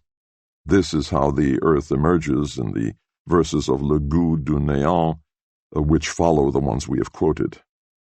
Je contemple d'en haut le globe en sa rondeur, et je n'y cherche plus l'abri d'une cahute. And from on high I contemplate the globe in its roundness. No longer do I look there for the shelter of a hut. 11. If we designate as aura the associations which, at home in the memoir Involontaire, tend to cluster around the object of a perception, then its analog in the case of a utilitarian object is the experience which has left traces of the practiced hand. The techniques based on the use of the camera and of subsequent analogous mechanical devices extend the range of the memoir volontaire. By means of these devices, they make it possible for an event at any time to be permanently recorded in terms of sound and sight. Thus they represent important achievements of a society in which practice is in decline. To Baudelaire, there was something profoundly unnerving and terrifying about daguerreotypy. He speaks of the fascination it exerted as startling and cruel. Thus he must have sensed, though he certainly did not see through them, the connections of which we have spoken. His willingness always to grant the modern its place, and especially in art, to assign it its specific function, also determined his attitude toward photography. Whenever he felt it as a threat, he tried to put it down to its mistaken developments. Yet he admitted that these were promoted by the stupidity of the broad masses. These masses demanded an ideal that would conform to their aspirations and the nature of their temperament. Their prayers were granted by a vengeful God, and Daguerre became his prophet. Nevertheless, Baudelaire tried to take a more conciliatory view. Photography should be free to stake out a claim for ephemeral things, those that have a right to a place in the archives of our memory, as long as it stops short of the region of the intangible, imaginative, that of art in which only that is allotted a place on which man has bestowed the imprint of his soul. This is scarcely a Solomonian judgment. The perpetual readiness of volitional discursive memory, encouraged by the technique of mechanical reproduction, reduces the scope for the play of the imagination. The latter may perhaps be defined as an ability to give expression to desires of a special kind with something beautiful thought of as their fulfillment. Valery has set forth the conditions for this fulfillment. We recognize a work of art by the fact that no idea it inspires in us, no mode of behavior that it suggests we adopt, could exhaust it or dispose of it. We may inhale the smell of a flower whose fragrance is agreeable to us for as long as we like. It is impossible for us to rid ourselves of the fragrance by which our senses have been aroused, and no recollection, no thought, no mode of behavior can obliterate its effect or release us from the hold it has on us. He who has set himself the task of creating a work of art aims at the same effect. According to this view, the painting we look at reflects back at us that of which our eyes will never have their fill. What it contains that fulfills the original desire would be the very same stuff on which the desire continuously feeds. What distinguishes photography from painting is therefore clear, and why there can be no encompassing principle of creation applicable to both. To the eyes that will never have their fill of a painting, photography is rather like food for the hungry or drink for the thirsty. The crisis of artistic reproduction, which manifests itself in this way, can be seen as an integral part of a crisis in perception itself. What prevents our delight in the beautiful from ever being satisfied is the image of the past, which Baudelaire regards as veiled by the tears of nostalgia. Ach, du warst in abgelebten Zeiten meine Schwester oder meine Frau. Oh, you were in time gone by, my sister or my wife. Goethe. This declaration of love is the tribute which the beautiful as such is entitled to claim, insofar as art aims at the beautiful, and on however modest a scale reproduces it, it conjures it up, as Faust does Helen, out of the womb of time. This no longer happens in the case of technical reproduction. The beautiful has no place in it. Proust, complaining of the barrenness and lack of depth in the images of Venice that his Mémoires volontaires presented to him, notes that the very word Venice made that wealth of images seem to him as vapid as an exhibition of photographs. If the distinctive feature of the images that rise from the Mémoires involontaires is seen in their aura, then photography is decisively implicated in the phenomenon of the decline of the aura. What was inevitably felt to be inhuman, one might even say deadly, in daguerreotypy, was the prolonged looking into the camera. since the camera records our likeness without returning our gaze. But looking at someone carries the implicit expectation that our look will be returned by the object of our gaze.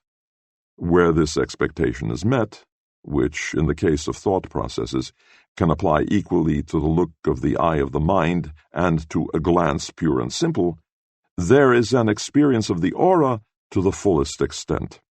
Perceptibility, as Novalis puts it, is a kind of attentiveness. The perceptibility he has in mind is none other than that of the aura.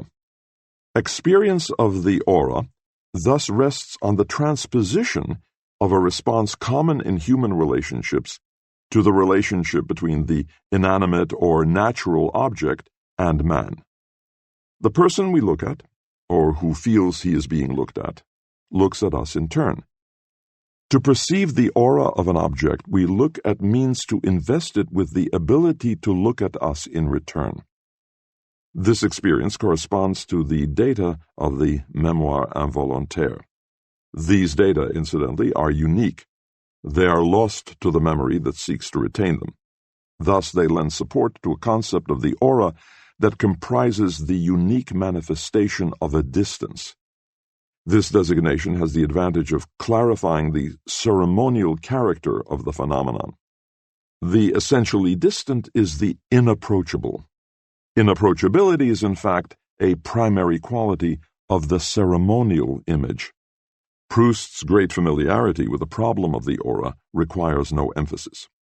Nevertheless, it is notable that he alludes to it at times in terms which comprehend its theory. Some people who are fond of secrets flatter themselves that objects retain something of the gaze that has rested on them, the ability, it would seem, of returning the gaze. They believe that monuments and pictures present themselves only beneath the delicate veil which centuries of love and reverence on the part of so many admirers have woven about them.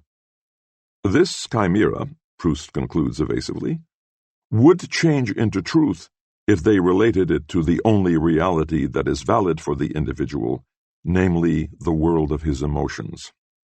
Valéry's characterization of perception in dreams as aural is akin to this, and by virtue of its objective orientation reaches further. To say, "Here I see such and such an object," does not establish an equation between me and the object. In dreams, however, there is an equation. The things I see me just as much as I see them. On a level with perception in dreams is the nature of temples, of which Baudelaire said, "L'homme y passe à travers des forêts de symboles, qu'il observant avec des regards familiers." Man wends his way through forests of symbols which look at him with their familiar glances. The greater Baudelaire's insight into this phenomenon, the more unmistakably did the disintegration of the aura make itself felt in his lyrical poetry. This occurs in the form of a symbol which we encounter in the Fleurs du Mal almost invariably whenever the look of the human eye is invoked. That Baudelaire did not follow some preconceived scheme goes without saying. What is involved here is that the expectation roused by the look of the human eye is not fulfilled. Baudelaire describes eyes of which one is inclined to say that they have lost their ability to look. Yet this lends them a charm which to a large, perhaps predominant extent, serves as a means of defraying the cost of his instinctual desires. It was under the spell of these eyes that Sexus in Baudelaire detached itself from Eros. If in Selige Sehnsucht the lines "Keine ferne Macht dicht schwierig, kommst geflogen und gebannt," no distance makes you difficult, you come flying and stay under a spell, Goethe, must be regarded as the classic description of that love which is sated with the experience of the aura, then lyric poetry could hardly offer a greater challenge to those lines than Baudelaire's "Je t'adore à l'égal de la voûte nocturne, ô vase de tristesse, ô grande taciturne, et t'aime d'autant plus, belle, que tu me fuis." Et que tu me parais, ornement de mes nuits, plus ironiquement accumulé les lieux, qui séparant mes bras des immensités bleues. No less than the night's vault do I adore you, vessel of sorrow, O deeply silent one, and even more I love you, my lovely one, because you flee from me, and, ornament of my nights, ironically you seem to multiply the miles that separate my arms from blue immensities. The deeper the remoteness, which a glance has to overcome, the stronger will be the spell that is apt to emanate from the gaze. In eyes that look at us with a mirror-like blankness, the remoteness remains complete. It is precisely for this reason that such eyes know nothing of distance. Baudelaire incorporated the smoothness of their stare in a subtle couplet. Plonge tes yeux dans des yeux fixes, des satyresses ou des nixes. Let your eyes look deeply into the fixed stare of satyresses or of nymphs. Female satyrs and nymphs are no longer members of the family of man. Theirs is a world apart. Significantly, Baudelaire injected into his poem the look of the eye encumbered by distance as regard familier. The poet who failed to found a family endowed the word familier with overtones pervaded by promise and renunciation.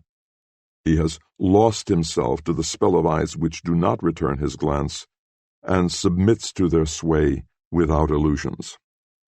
Tes yeux, illuminés ainsi que des boutiques, et des ifs flamboyants dans les fêtes publiques, usant insolemment d'un pouvoir impronté.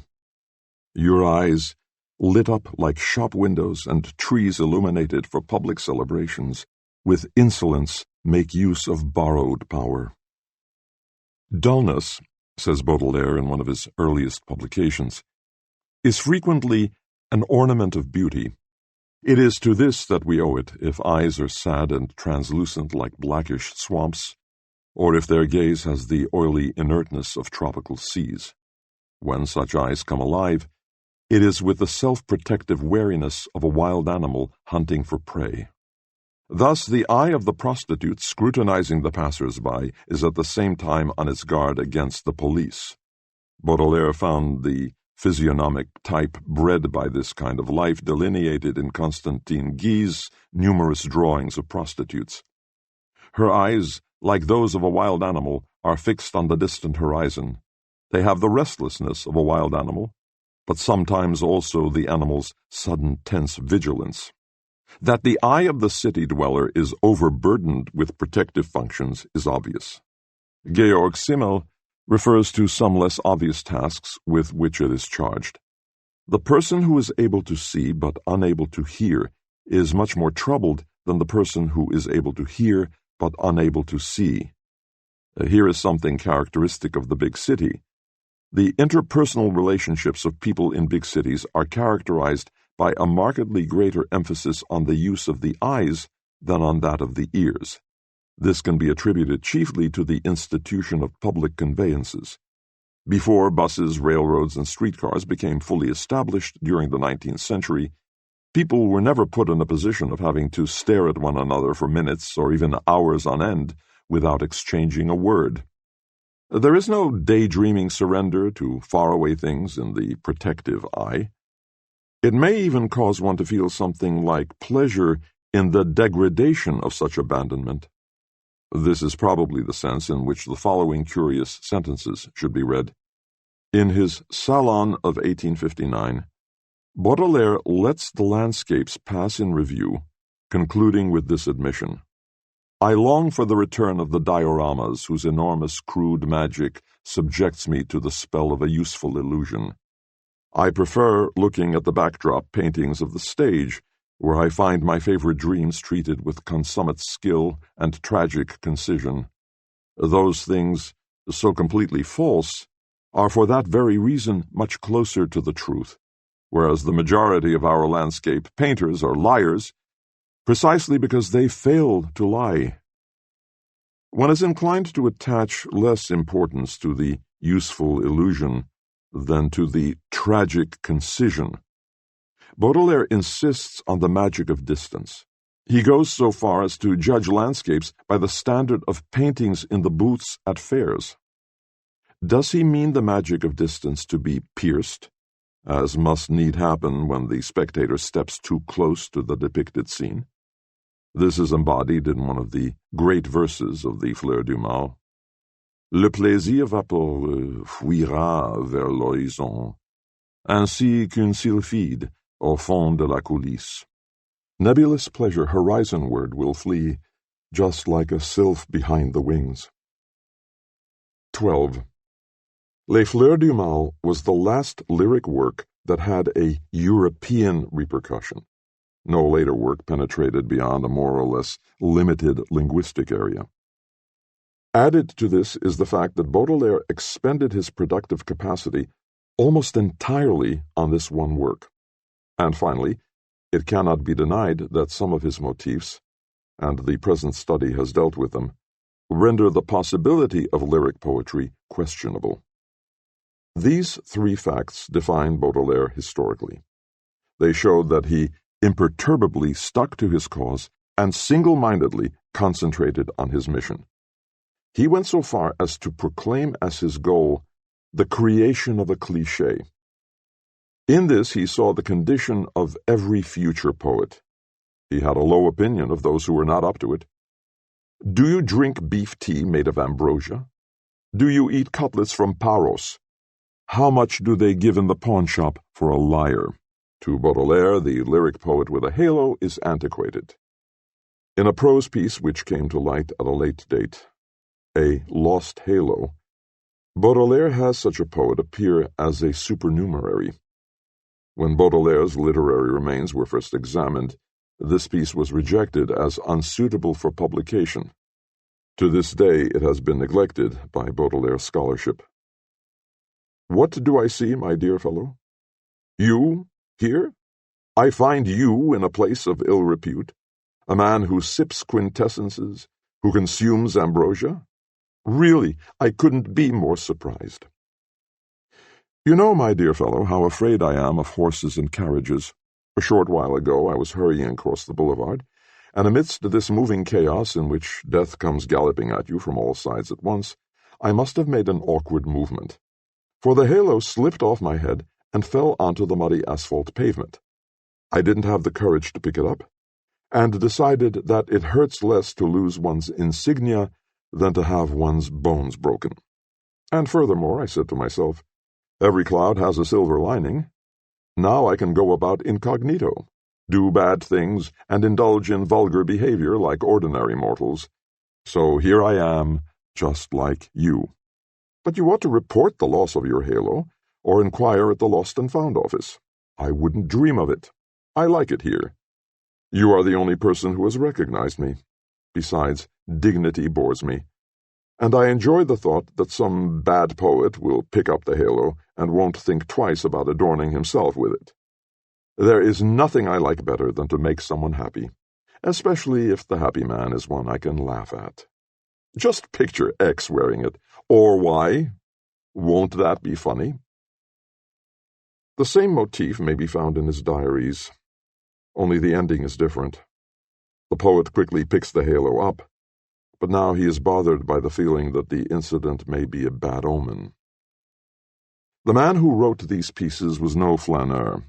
They embody, in ironic form, the same experiences which Baudelaire put into this sentence without any trimmings, and in passing, perdu dans ce vilain monde, coudoyé par les foules, je suis comme un homme lassé dont l'œil ne voit en arrière, dans les années profondes, que des abusements et amertume, et devant lui, qu'un orage où rien de neuf n'est contenu, ni enseignement, ni douleur. Lost in this mean world, jostled by the crowd, I am like a weary man whose eye, looking backwards into the depth of the years, sees nothing but disillusion and bitterness, and before him nothing but a tempest which contains nothing new, neither instruction nor pain. Of all the experiences which made his life what it was, Baudelaire singled out his having been jostled by the crowd as the decisive, unique experience. The luster of a crowd with emotion and a soul of its own, the glitter that had bedazzled the flaneur, had dimmed for him. To impress the crowd's meanness upon himself, he envisaged the day on which even the lost women, the outcasts, would be ready to advocate a well-ordered life, condemn libertinism, and reject everything except money. Having been betrayed by these last allies of his, Baudelaire battled the crowd with the impotent rage of someone fighting the rain or the wind. This is the nature of something lived through, Erlebnis, to which Baudelaire has given the weight of an experience, Erfahrung. He indicated the price for which the sensation of the modern age may be had, the disintegration of the aura in the experience of shock. He paid dearly for consenting to this disintegration. But it is the law of his poetry, which shines in the sky of the Second Empire as a star without atmosphere. The Image of Proust. 1. The 13 volumes of Marcel Proust's À la recherche du temps perdu are the result of an unconstruable synthesis in which the absorption of a mystic, the art of a prose writer, the verve of a satirist, the erudition of a scholar, and the self-consciousness of a monomaniac have combined in an autobiographical work. It has rightly been said that all great works of literature found a genre or dissolve one, that they are, in other words, special cases. Among these cases, this is one of the most unfathomable. From its structure, which is fiction, autobiography, and commentary in one, to the syntax of endless sentences, the Nile of language which here overflows and fructifies the regions of truth, everything transcends the norm. The first revealing observation that strikes one is that this great special case of literature at the same time constitutes its greatest achievement of recent decades. The conditions under which it was created were extremely unhealthy, an unusual malady, extraordinary wealth, and an abnormal disposition. This is not a model life in every respect, but everything about it is exemplary. The outstanding literary achievement of our time is assigned a place in the heart of the impossible, at the center and also at the point of indifference of all dangers, and it marks this great realization of a life work as the last for a long time.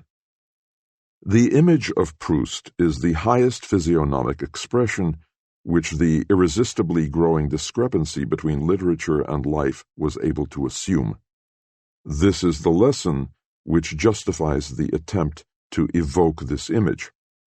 We know that in his work, Proust did not describe a life as it actually was, but a life as it was remembered by the one who had lived it. And yet even this statement is imprecise and far too crude, for the important thing for the remembering author is not what he experienced, but the weaving of his memory, the Penelope work of recollection, or should one call it rather, a Penelope work of forgetting. Is not the involuntary recollection, Proust's Mémoire involontaire, much closer to forgetting than what is usually called memory? And is not this work of spontaneous recollection, in which remembrance is the woof and forgetting the wharf, a counterpart to Penelope's work rather than its likeness? For here the day unravels what the night has woven. When we awake each morning, we hold in our hands, usually weakly and loosely, but a few fringes of the tapestry of lived life, as loomed for us by forgetting. However, with our purposeful activity, and even more, our purposive remembering each day, unravels the web and the ornaments of forgetting. This is why Proust finally turned his days into nights, devoting all his hours to undisturbed work in his darkened room with artificial illumination, so that none of those intricate arabesques might escape him. The Latin word textum means web. No one's text is more tightly woven than Marcel Proust's. To him, nothing was tight or durable enough. From his publisher, Gallimard, we know that Proust's proofreading habits were the despair of the typesetters. The galleys always went back covered with marginal notes, but not a single misprint had been corrected. All available space had been used for fresh text. Thus, the laws of remembrance were operative even within the confines of the work. For an experienced event is finite, at any rate, confined to one sphere of experience. A remembered event is infinite because it is only a key to everything that happened before it and after it. There is yet another sense in which memory issues strict weaving regulations. Only the actus purus of recollection itself, and not the author or the plot, constitutes the unity of the text. One may even say that the intermittence of author and plot is only the reverse of the continuum of memory, the pattern on the backside of the tapestry. This is what Proust meant, and this is how he must be understood when he said that he would prefer to see his entire work printed in one volume in 2 columns and without any paragraphs. What was it that Proust sought so frenetically? What was at the bottom of these infinite efforts? Can we say that all lives, works, and deeds that matter were never anything but the undisturbed unfolding of the most banal, most fleeting, most sentimental, weakest hour in the life of the one to whom they pertain? When Proust, in a well-known passage, described the hour that was most his own, he did it in such a way that everyone can find it in his own existence. We might almost call it an everyday hour. It comes with the night, a lost twittering of birds or a breath drawn at the sill of an open window. And there is no telling what encounters would be in store for us if we were less inclined to give in to sleep. Proust did not give in to sleep, and yet, or rather precisely for this reason, Jean Cocteau was able to say in a beautiful essay that the intonation of Proust's voice obeyed the laws of night and honey. By submitting to these laws, he conquered the hopeless sadness within him, what he once called l'imperfection incurable dans l'essence même du présent. And from the honeycombs of memory, he built a house for the swarm of his thoughts. Cocteau recognized what really should have been the major concern of all readers of Proust, and yet has served no one as the pivotal point of his reflections or his affection. He recognized Proust's blind, senseless, frenzied quest for happiness. It shone from his eyes. They were not happy, but in them there lay fortune as it lies in gambling or in love. Nor is it hard to say why this paralyzing, explosive will to happiness which pervades Proust's writings is so seldom comprehended by his readers. In many places, Proust himself made it easy for them to view this oeuvre, too, from the time-tested, comfortable perspective of resignation, heroism, asceticism. After all, nothing makes more sense to the model pupils of life than the notion that a great achievement is the fruit of toil, misery, and disappointment. The idea that happiness could have a share in beauty would be too much of a good thing, something that their ressentiment would never get over. There is a dual will to happiness, a dialectics of happiness, a hymnic and an elegiac form. The one is the unheard of, the unprecedented, the height of bliss. The other, the eternal repetition, the eternal restoration of the original, the first happiness. It is this elegiac idea of happiness, it could also be called Eleatic, which for Proust transforms existence into a preserve of memory. To it he sacrificed in his life friends, and companionship. In his works, plot, unity of characters, the flow of the narration, the play of the imagination. Max Hunold, one of Proust's more discerning readers, fastened on the boredom thus created in Proust's writings and likened it to pointless stories. Proust managed to make the pointless story interesting. He says, "Imagine, dear reader, yesterday I was dunking a cookie in my tea when it occurred to me that as a child I spent some time in the country." For this he uses 80 pages, and it is so fascinating that you think you are no longer the listener, but the daydreamer himself. In such stories, all ordinary dreams turn into pointless stories as soon as one tells them to someone. Hunold has discovered the bridge to the dream.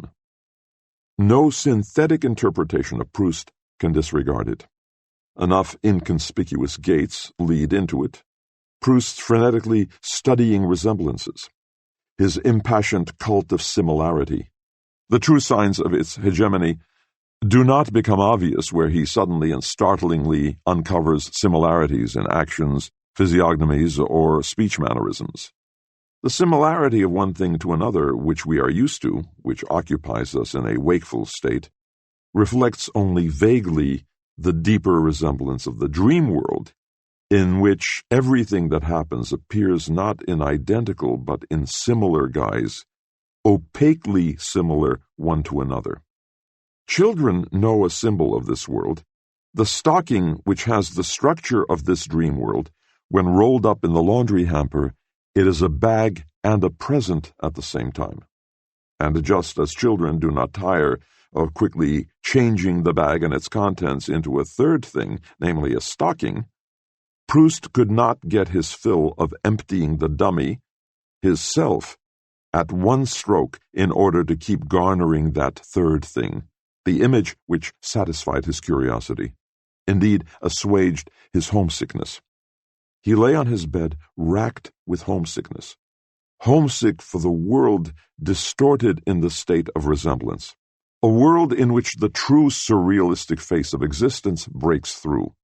To this world belongs what happens in Proust, and the deliberate and fastidious way in which it appears. It is never isolated, rhetorical, or visionary. Carefully heralded and securely supported, it bears a fragile, precious reality, the image. It detaches itself from the structure of Proust's sentences, as that summer day at Balbec, old immemorial, mummified, emerged from the lace curtains under François' hands. 2. We do not always proclaim loudly the most important thing we have to say, nor do we always privately share it with those closest to us, our intimate friends, those who have been most devotedly ready to receive our confession. If it is true that not only people but also ages have such a chaste, that is, such a devious and frivolous way of communicating what is most their own to a passing acquaintance, then the 19th century did not reveal itself to Zola or Anatole France, but to the young Proust, the insignificant snob, the playboy and socialite, who snatched in passing the most astounding confidences from a declining age as from another bone-weary swan. It took Proust to make the 19th century ripe for memoirs. What before him had been a period devoid of tension now became a field of force in which later writers aroused multifarious currents. Nor is it accidental that the two most significant works of this kind were written by authors who were personally close to Proust as admirers and friends. The memoirs of Princess Clermont-Tonnerre and the autobiographical work of Léon Daudet. The first volumes of both works were published recently. An eminently Proustian inspiration led Léon Daudet, whose political folly is too gross and too obtuse to do much harm to his admirable talent, to turn his life into a city. Paris Vécu, the projection of a biography onto the city map, in more than one place is touched by the shadows of Proustian characters, and the very title of Princess Clermont-Tonnerre's book, Au temps des équipages, would have been unthinkable prior to Proust. This book is the echo which softly answers Proust's ambiguous, loving, challenging call from the Faubourg Saint-Germain. In addition, this melodious performance is shot through with direct and indirect references to Proust in its tenor and its characters, which include him and some of his favorite objects of study from the Ritz. There is no denying, of course, that this puts us in a very aristocratic milieu, and with figures like Robert de Montesquieu, whom Princess Clermont-Tonnerre depicts masterfully, in a very special one at that. But this is true of Proust as well, and in his writings Montesquieu has a counterpart. All this would not be worth discussing, especially since the question of models would be secondary and unimportant for Germany, if German criticism were not so fond of taking the easy way out. Above all, it could not resist the opportunity to descend to the level of the lending library crowd. Hack critics were tempted to draw conclusions about the author from the snobbish milieu of his writings, to characterize Proust's work as an internal affair of the French, a literary supplement to the Almanach de Gotha. It is obvious that the problems of Proust's characters are those of a satiated society, but there is not one which would be identical with those of the author, which are subversive. To reduce this to a formula, it was to be Proust's aim to design the entire inner structure of society as a physiology of chatter. In the treasury of its prejudices and maxims, there is not one that is not annihilated by a dangerous comic element. Pierre Kant was the first to draw attention to it. When humorous works are mentioned, he wrote, one usually thinks of short, amusing books in illustrated jackets. One forgets about Don Quixote, Pantagruel, and Gil Blas, fat, ungainly tomes in small print. These comparisons, of course, do not do full justice to the explosive power of Proust's critique of society. His style is comedy, not humor. His laughter does not toss the world up, but flings it down, at the risk that it will be smashed to pieces, which will then make him burst into tears. And unity of family and personality, of sexual morality and professional honor, are indeed smashed to bits. The pretensions of the bourgeoisie are shattered by laughter. Their return and reassimilation by the aristocracy is the sociological theme of the work. Proust did not tire of the training which moving in aristocratic circles required. Assiduously and without much constraint, he conditioned his personality, making it as impenetrable and resourceful, as submissive and difficult, as it had to be for the sake of his mission. Later on, this mystification and ceremoniousness became so much part of him that his letters sometimes constitute whole systems of parentheses, and not just in the grammatical sense, letters which, despite their infinitely ingenious, flexible composition, occasionally call to mind the specimen of a letter-writer's handbook. My dear madam, I just noticed that I forgot my cane at your house yesterday. Please be good enough to give it to the bearer of this letter. P.S. Kindly pardon me for disturbing you. I just found my cane.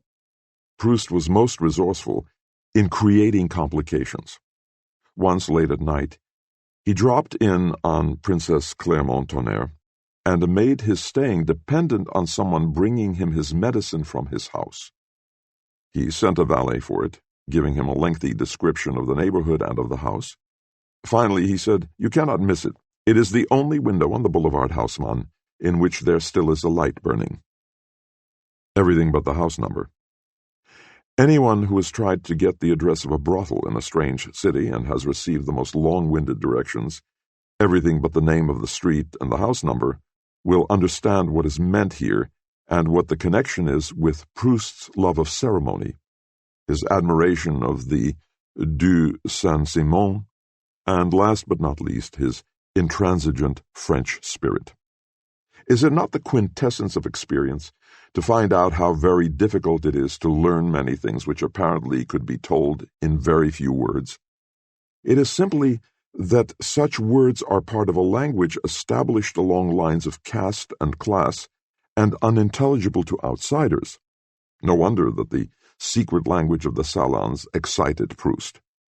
When he later embarked on his merciless depiction of the petit clan, the Courvoisier, the Esprit Dorian, he had, through his association with the Bibescos, become conversant with the improvisations of a code language to which we too have recently been introduced.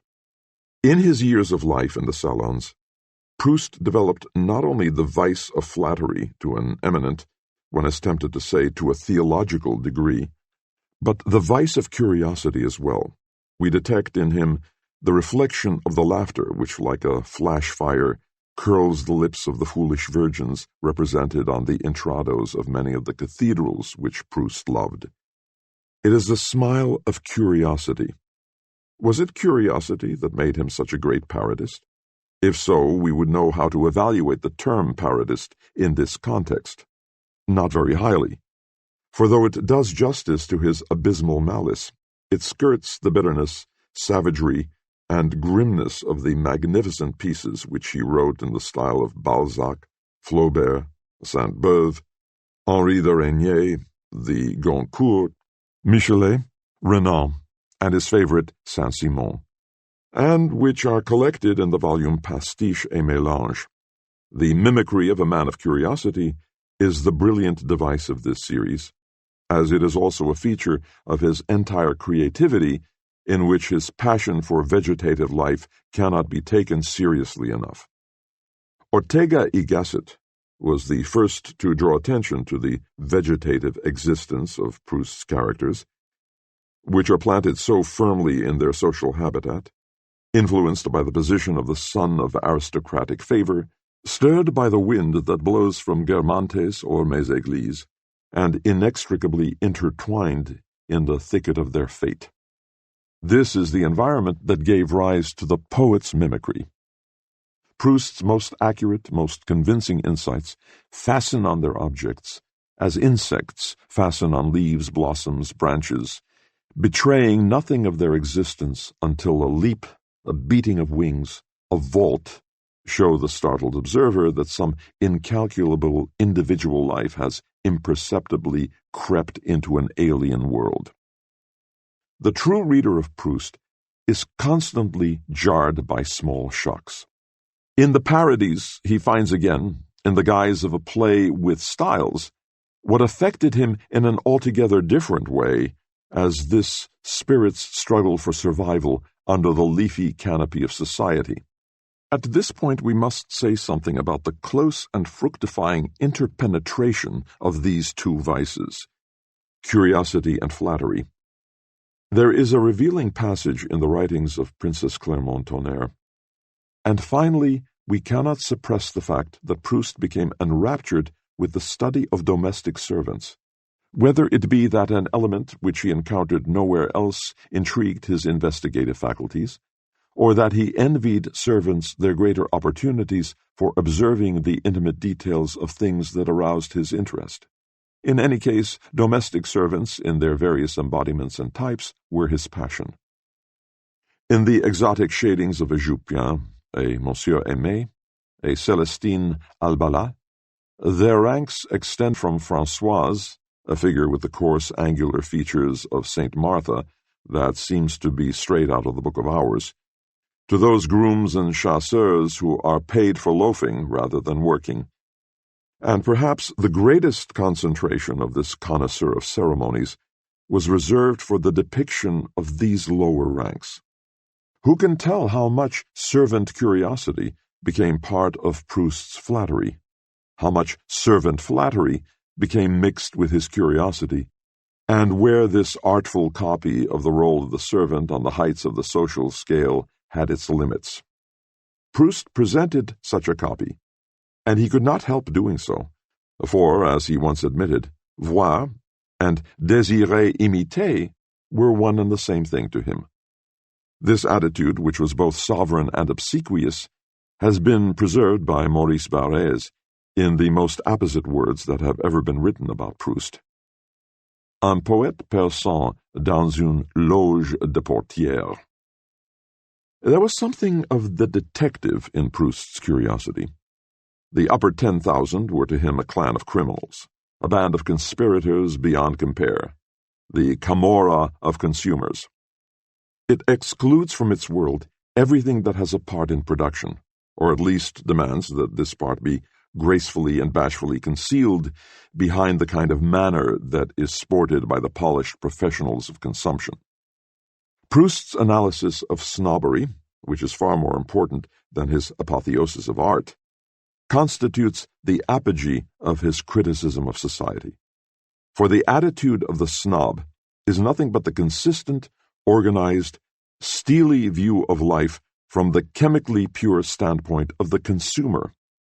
And because even the remotest as well as the most primitive memory of nature's productive forces was to be banished from this satanic magic world, Proust found a perverted relationship more serviceable than a normal one, even in love. But the pure consumer is the pure exploiter, logically and theoretically, and in Proust he is that in the full concreteness of his actual historical existence. He is concrete because he is impenetrable and elusive. Proust describes a class which is everywhere pledged to camouflage its material basis, and for this very reason is attached to a feudalism which has no intrinsic economic significance, but is all the more serviceable as a mask of the upper middle class. This disillusioned, merciless deglamorizer of the ego, of love, of morals, for this is how Proust liked to view himself, turns his whole limitless art into a veil for this one most vital mystery of his class, the economic aspect. He did not mean to do it a service. Here speaks Marcel Proust, the hardness of his work, the intransigence of a man who is ahead of his class. What he accomplishes as its master, and much of the greatness of this work will remain inaccessible or undiscovered until this class has revealed its most pronounced features in the final struggle. 3.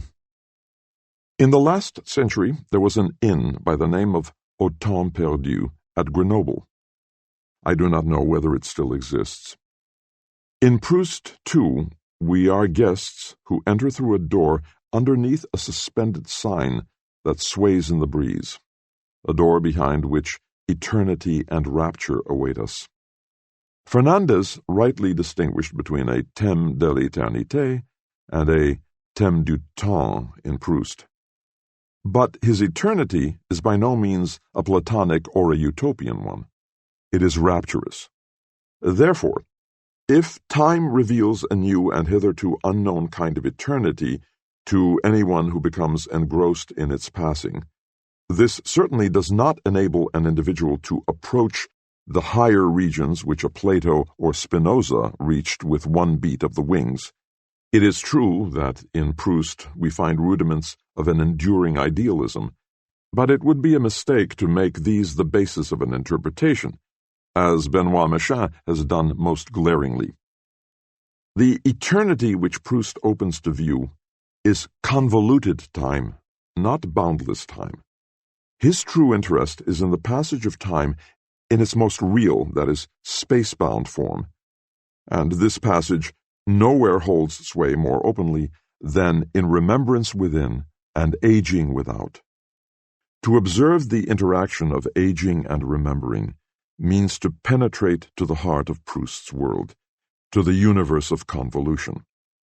It is the world in a state of resemblances, the domain of the correspondance. The Romanticists were the first to comprehend them, and Baudelaire embraced them most fervently, but Proust was the only one who managed to reveal them in our lived life. This is the work of the Mémoire involontaire, the rejuvenating force, which is a match for the inexorable process of aging. When the past is reflected in the dewy fresh instant, a painful shock of rejuvenation pulls it together once more as irresistibly as the Guermantes way and Swann's way become intertwined for Proust when, in the 13th volume, he roams about the Combray area for the last time and discovers the intertwining of the roads. In a trice, The landscape jumps about like a child. Ah, que le monde est grand à la clarté des lampes, au lieu du souvenir que le monde est petit. Proust has brought off the tremendous feat of letting the whole world age by a lifetime in an instant. But this very concentration, in which things that normally just fade and slumber consume themselves in a flash, is called rejuvenation. À la recherche du temps perdu is the constant attempt to charge an entire lifetime with the utmost awareness. Proust's method is actualization, not reflection. He is filled with the insight that none of us has time to live the true dramas of the life that we are destined for. This is what ages us. This and nothing else. The wrinkles and creases on our faces are the registration of the great passions, vices, insights that called on us, but we, the masters, were not home. Since the spiritual exercises of Loyola, there has hardly been a more radical attempt at self-absorption. Proust's, too, has as its center a loneliness which pulls the world down into its vortex with the force of a maelstrom, and the overloud and inconceivably hollow chatter which comes roaring out of Proust's novels is the sound of society plunging down into the abyss of this loneliness. This is the location of Proust's invectives against friendship. It was a matter of perceiving the silence at the bottom of this crater, whose eyes are the quietest and most absorbing, something that is manifested irritatingly and capriciously in so many anecdotes, is the combination of an unparalleled intensity of conversation with an unsurpassable aloofness from his partner. There has never been anyone else with Proust's ability to show us things. Proust's pointing finger is unequaled, but there is another gesture in amicable togetherness, in conversation, physical contact. To no one is this gesture more alien than to Proust. He cannot touch his reader either. He could not do so for anything in the world.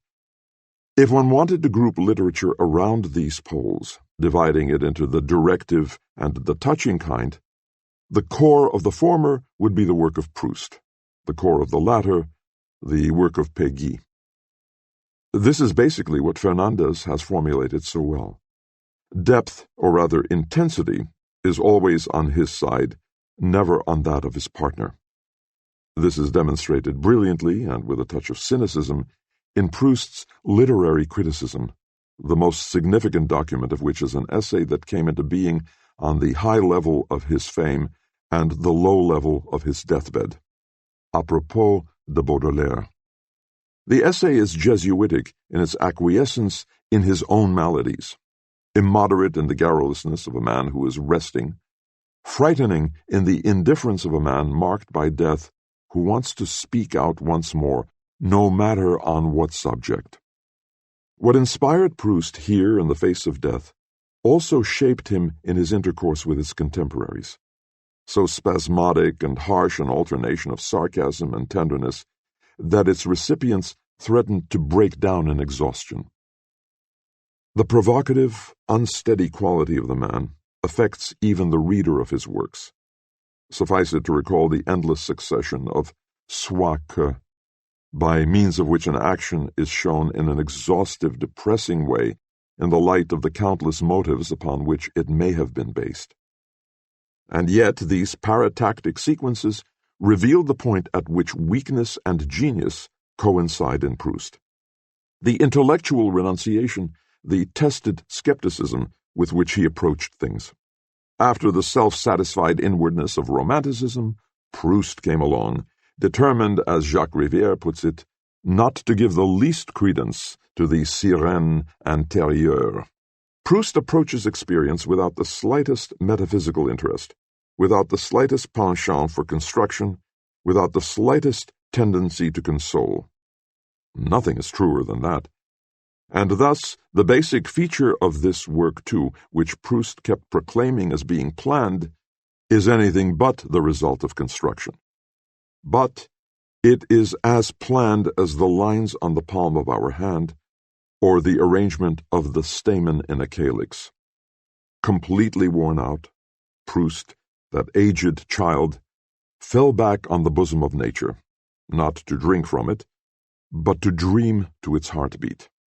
One must picture him in this state of weakness to understand how felicitously Jacques Rivière interpreted the weakness when he wrote, "Marcel Proust died of the same inexperience which permitted him to write his works. He died of ignorance of the world, and because he did not know how to change the conditions of his life which had begun to crush him. He died because he did not know how to make a fire or open a window, and, to be sure, of his psychogenic asthma." The doctors were powerless in the face of this malady. Not so the writer, who very systematically placed it in his service. To begin with the most external aspect, he was a perfect stage director of his sickness. For months he connected with devastating irony the image of an admirer who had sent him flowers with their odor, which he found unbearable.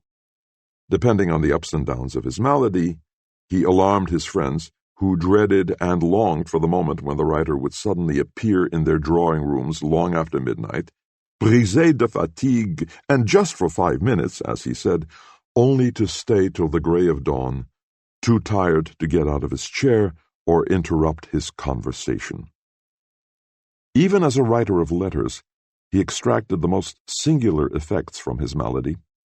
"The wheezing of my breath is drowning out the sounds of my pen and of a bath which is being drawn on the floor below." But that is not all, nor is it the fact that his sickness removed him from fashionable living.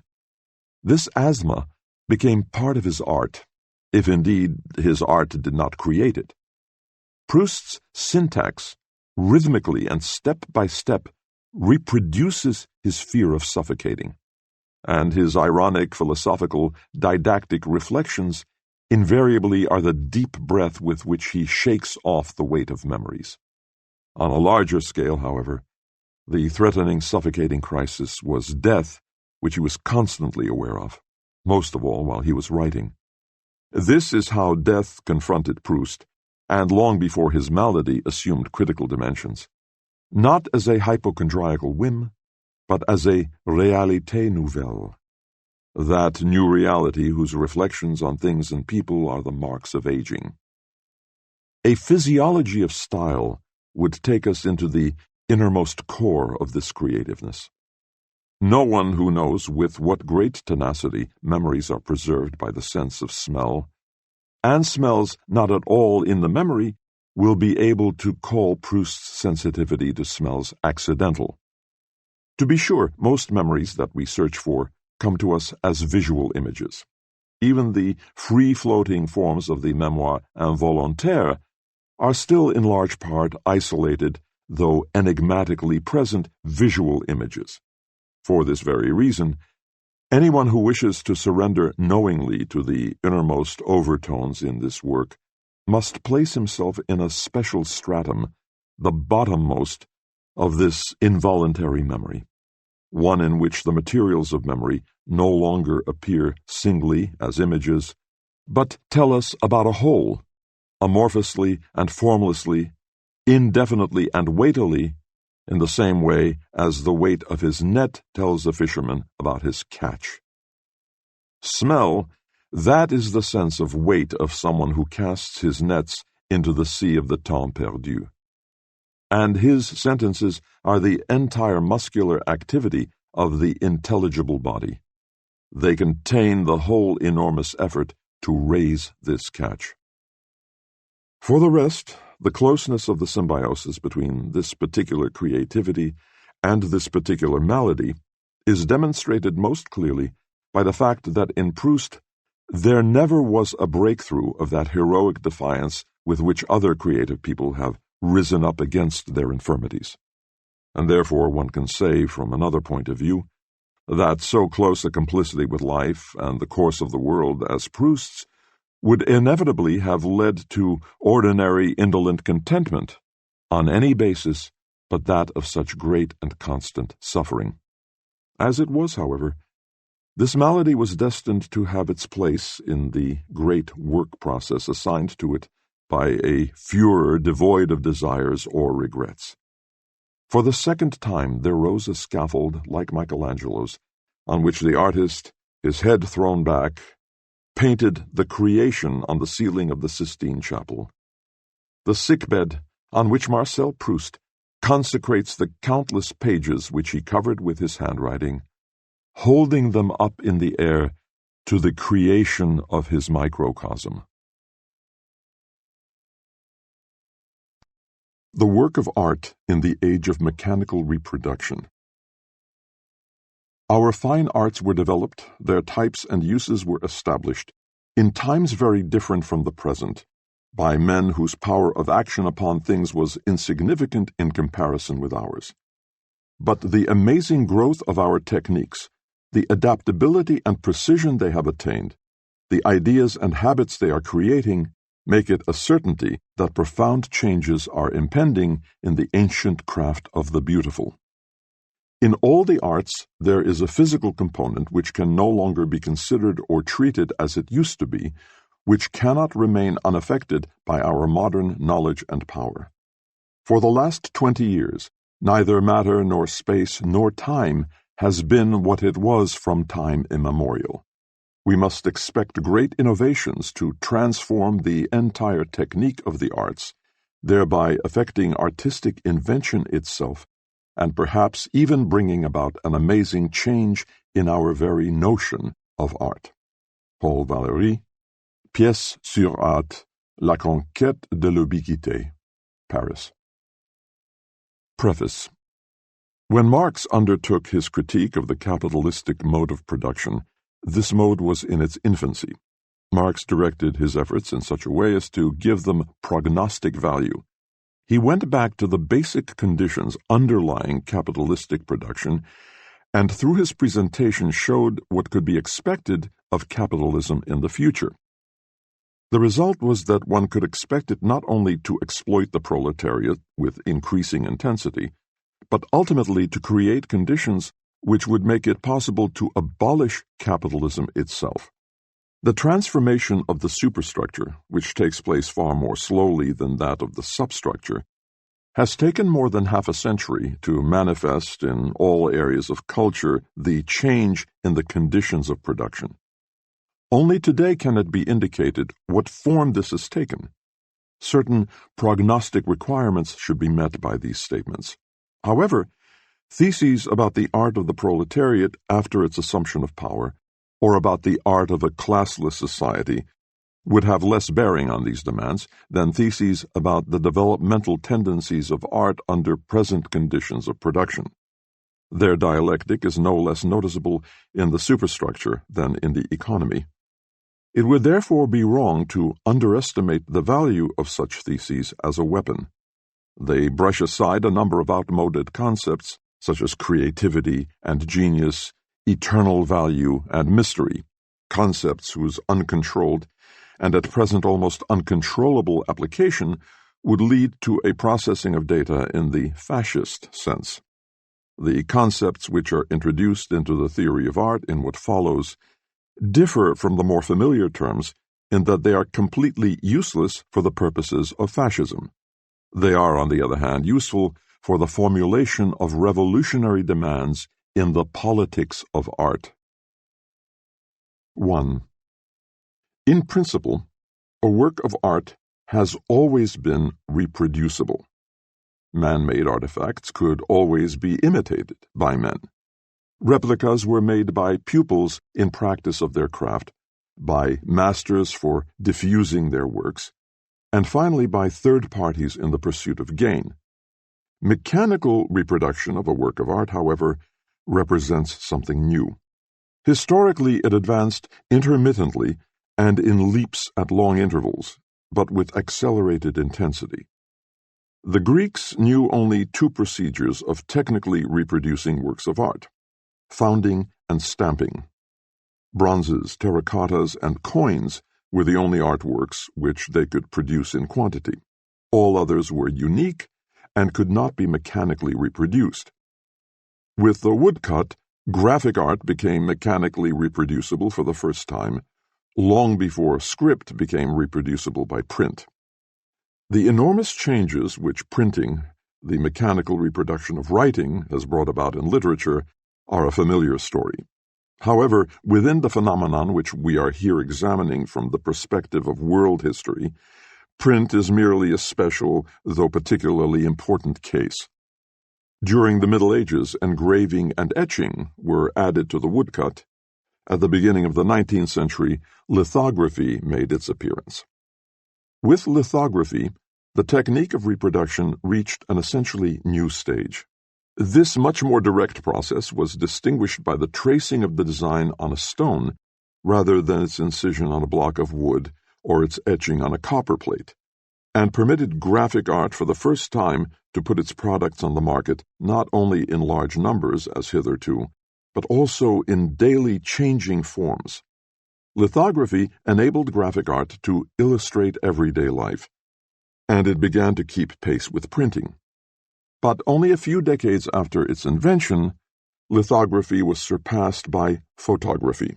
For the first time in the process of pictorial reproduction, photography freed the hand of the most important artistic functions, which henceforth devolved only upon the eye looking into a lens.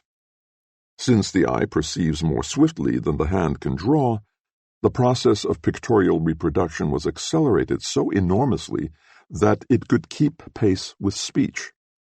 A film operator shooting a scene in the studio captures the images at the speed of an actor's speech. Just as lithography virtually implied the illustrated newspaper, so did photography foreshadow the sound film. The technical reproduction of sound was tackled at the end of the last century. These convergent endeavors made predictable a situation which Paul Valéry pointed up in this sentence: just as water, gas, and electricity are brought into our houses from far off to satisfy our needs in response to a minimal effort, so we shall be supplied with visual or auditory images which will appear and disappear at a simple movement of the hand, hardly more than a sign. Around 1900, technical production had reached a standard that not only permitted it to reproduce all transmitted works of art, and thus to cause the most profound change in their impact upon the public, it also had captured a place of its own among the artistic processes. For the study of this standard, nothing is more revealing than the nature of the repercussions that these two different manifestations, the reproduction of works of art and the art of the film, have had on art in its traditional form. 2. Even the most perfect reproduction of a work of art is lacking in one element: its presence in time and space, its unique existence at the place where it happens to be. This unique existence of the work of art determined the history to which it was subject throughout the time of its existence. This includes the changes which it may have suffered in physical condition over the years, as well as the various changes in its ownership. The traces of the first can be revealed only by chemical or physical analyses, which it is impossible to perform on a reproduction. Changes of ownership are subject to a tradition which must be traced from the situation of the original. The presence of the original is the prerequisite to the concept of authenticity. Chemical analyses of the patina of a bronze can help us establish this, as does the proof that a given manuscript of the Middle Ages stems from an archive of the 15th century. The whole sphere of authenticity is outside technical, and of course not only technical, reproducibility. Confronted with its manual reproduction, which was usually branded as a forgery, the original preserved all its authority. Not so vis-a-vis technical reproduction. The reason is twofold.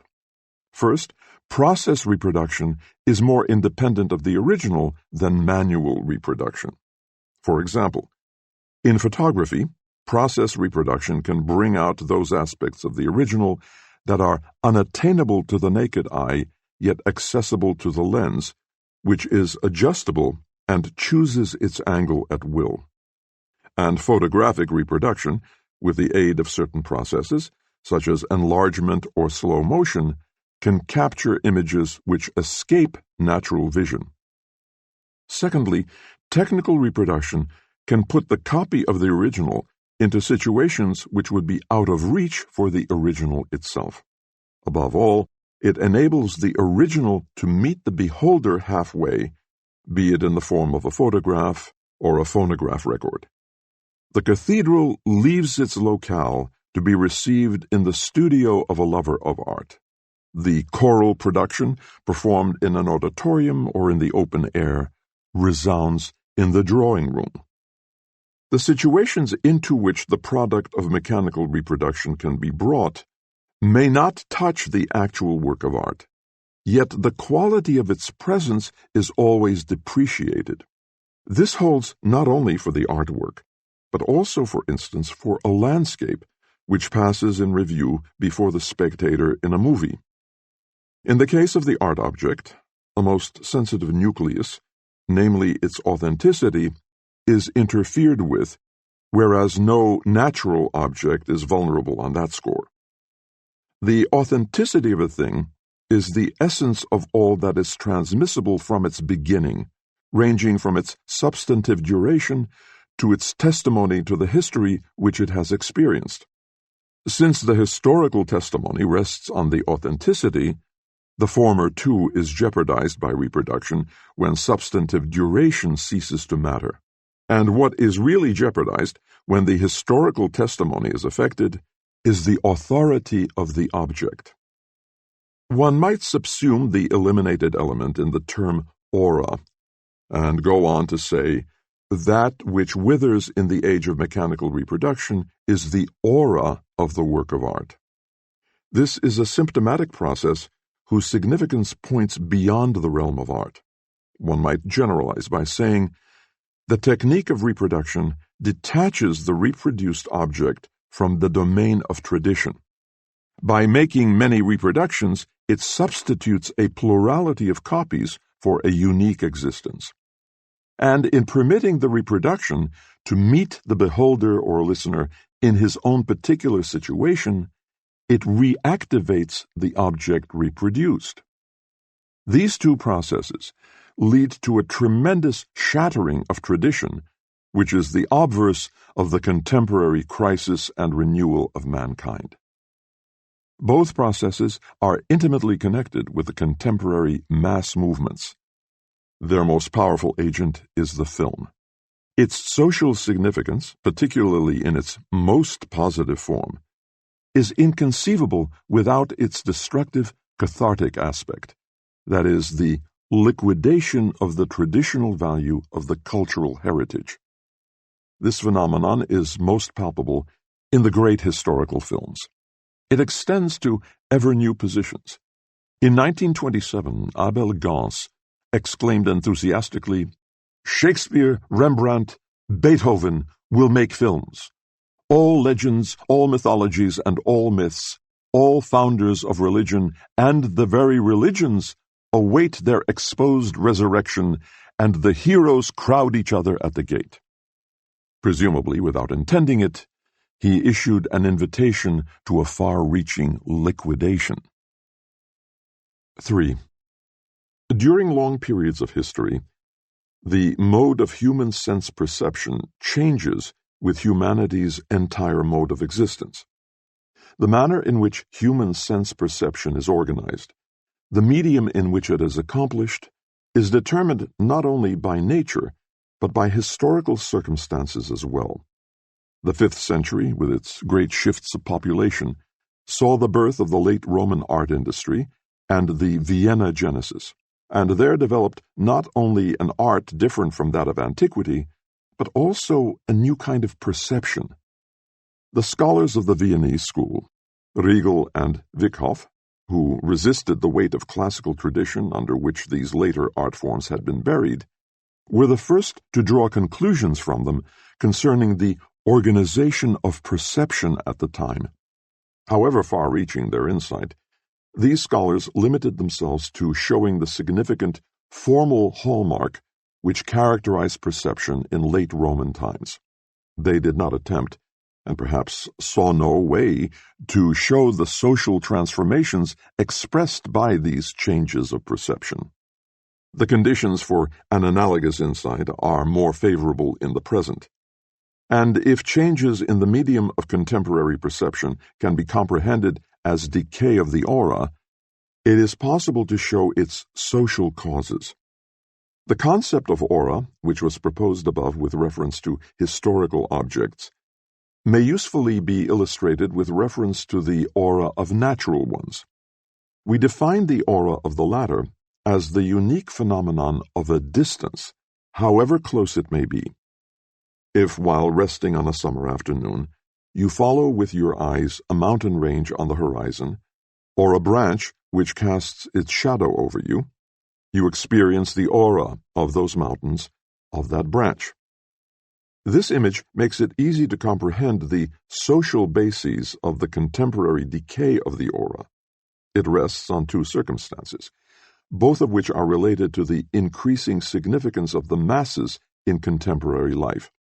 Namely, the desire of contemporary masses to bring things closer, spatially and humanly, which is just as ardent as their bent toward overcoming the uniqueness of every reality by accepting its reproduction.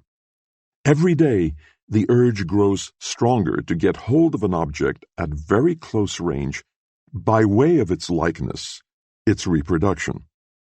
Unmistakably, reproduction as offered by picture magazines and newsreels differs from the image seen by the unarmed eye. Uniqueness and permanence are as closely linked in the latter as are transitoriness and reproducibility in the former. To pry an object from its shell, to destroy its aura, is the mark of a perception whose sense of the universal equality of things has increased to such a degree that it extracts it even from a unique object by means of reproduction. Thus is manifested in the field of perception what in the theoretical sphere is noticeable in the increasing importance of statistics. The adjustment of reality to the masses and of the masses to reality is a process of unlimited scope, as much for thinking as for perception. 4. The uniqueness of a work of art is inseparable from its being embedded in the fabric of tradition. This tradition itself is thoroughly alive and extremely changeable. An ancient statue of Venus, for example, stood in a different traditional context with the Greeks, who made it an object of veneration, than with the clerics of the Middle Ages, who viewed it as an ominous idol. Both of them, however, were equally confronted with its uniqueness, that is, its aura. Originally, the contextual integration of art in tradition found its expression in the cult. We know that the earliest artworks originated in the service of a ritual, first the magical, then the religious kind. It is significant that the existence of the work of art, with reference to its aura, is never entirely separated from its ritual function. In other words, the unique value of the authentic work of art has its basis in ritual, the location of its original use value. This ritualistic basis, however remote, is still recognizable as secularized ritual, even in the most profane forms of the cult of beauty. The secular cult of beauty, developed during the Renaissance and prevailing for 3 centuries, clearly showed that ritualistic basis in its decline and the first deep crisis which befell it. With the advent of the first truly revolutionary means of reproduction, photography, simultaneously with the rise of socialism, art sensed the approaching crisis which has become evident a century later. At the time, art reacted with the doctrine of l'art pour l'art, that is, with a theology of art.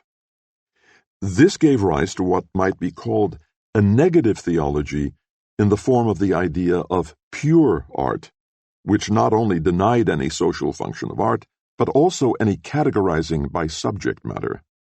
In poetry, Mallarmé was the first to take this position. An analysis of art in the age of mechanical reproduction must do justice to these relationships, for they lead us to an all-important insight. For the first time in world history, mechanical reproduction emancipates the work of art from its parasitical dependence on ritual. To an ever greater degree, the work of art reproduced becomes the work of art designed for reproducibility. From a photographic negative, for example, one can make any number of prints. To ask for the authentic print makes no sense. But the instant the criterion of authenticity ceases to be applicable to artistic production, the total function of art is reversed. Instead of being based on ritual, it begins to be based on another practice, politics. 5. Works of art are received and valued on different planes. Two polar types stand out. With one, the accent is on the cult value. With the other, on the exhibition value of the work. Artistic production begins with ceremonial objects destined to serve in a cult. One may assume that what mattered was their existence, not their being on view. The elk portrayed by the man of the Stone Age on the walls of his cave was an instrument of magic. He did expose it to his fellow men, but in the main it was meant for the spirits. Today, the cult value would seem to demand that the work of art remain hidden. Certain statues of gods are accessible only to the priest in the cella. Certain Madonnas remain covered nearly all year round. Certain sculptures on medieval cathedrals are invisible to the spectator on ground level.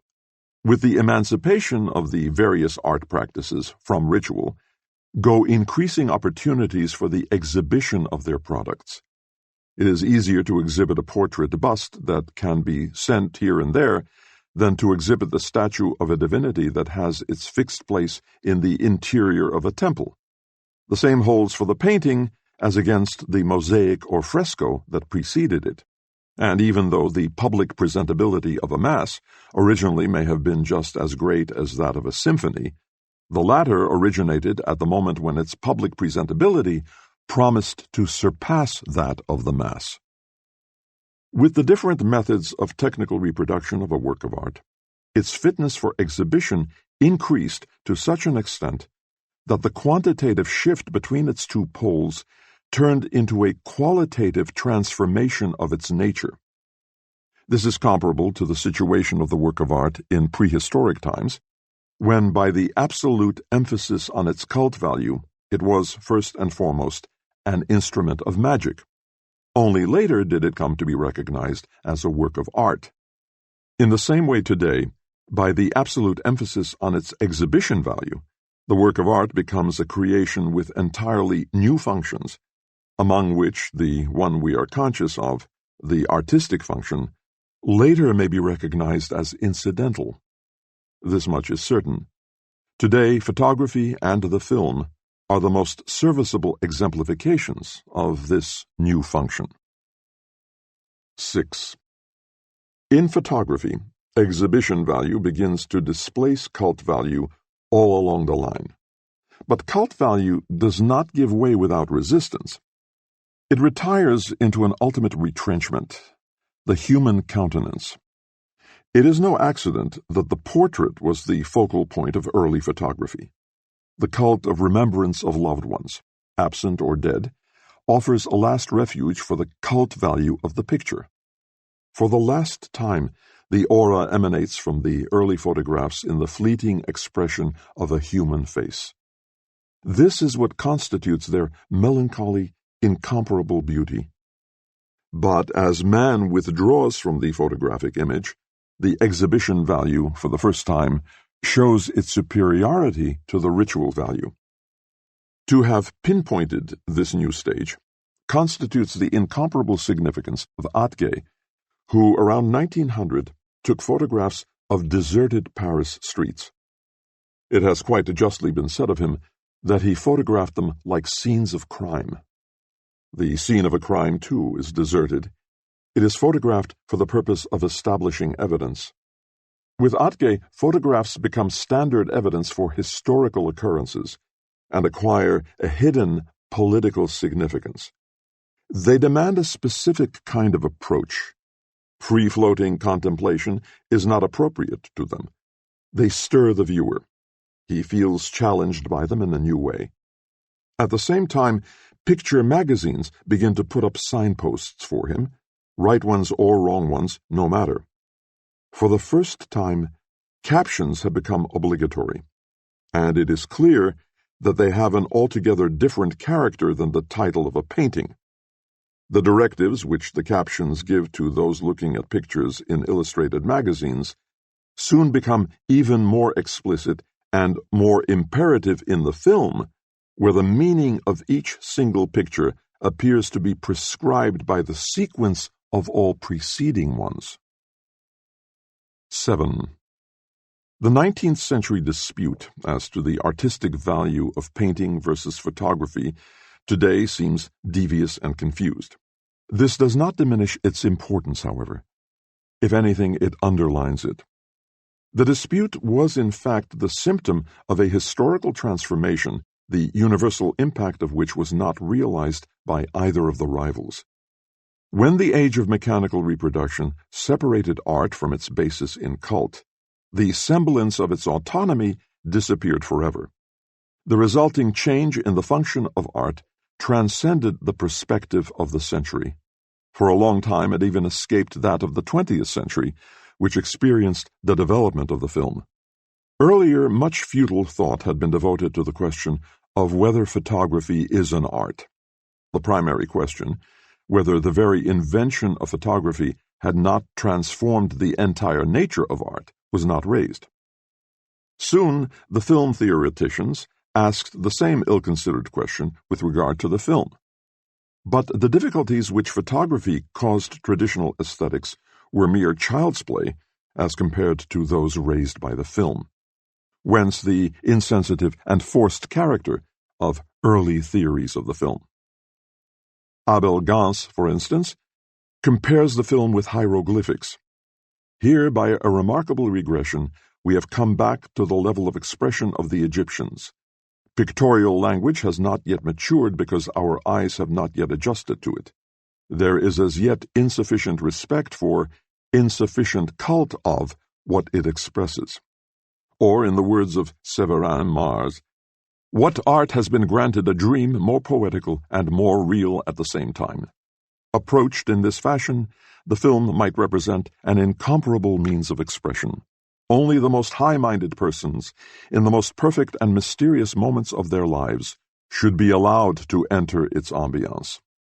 Alexandre Arnoux concludes his fantasy about the silent film with the question, do not all the bold descriptions we have given amount to the definition of prayer?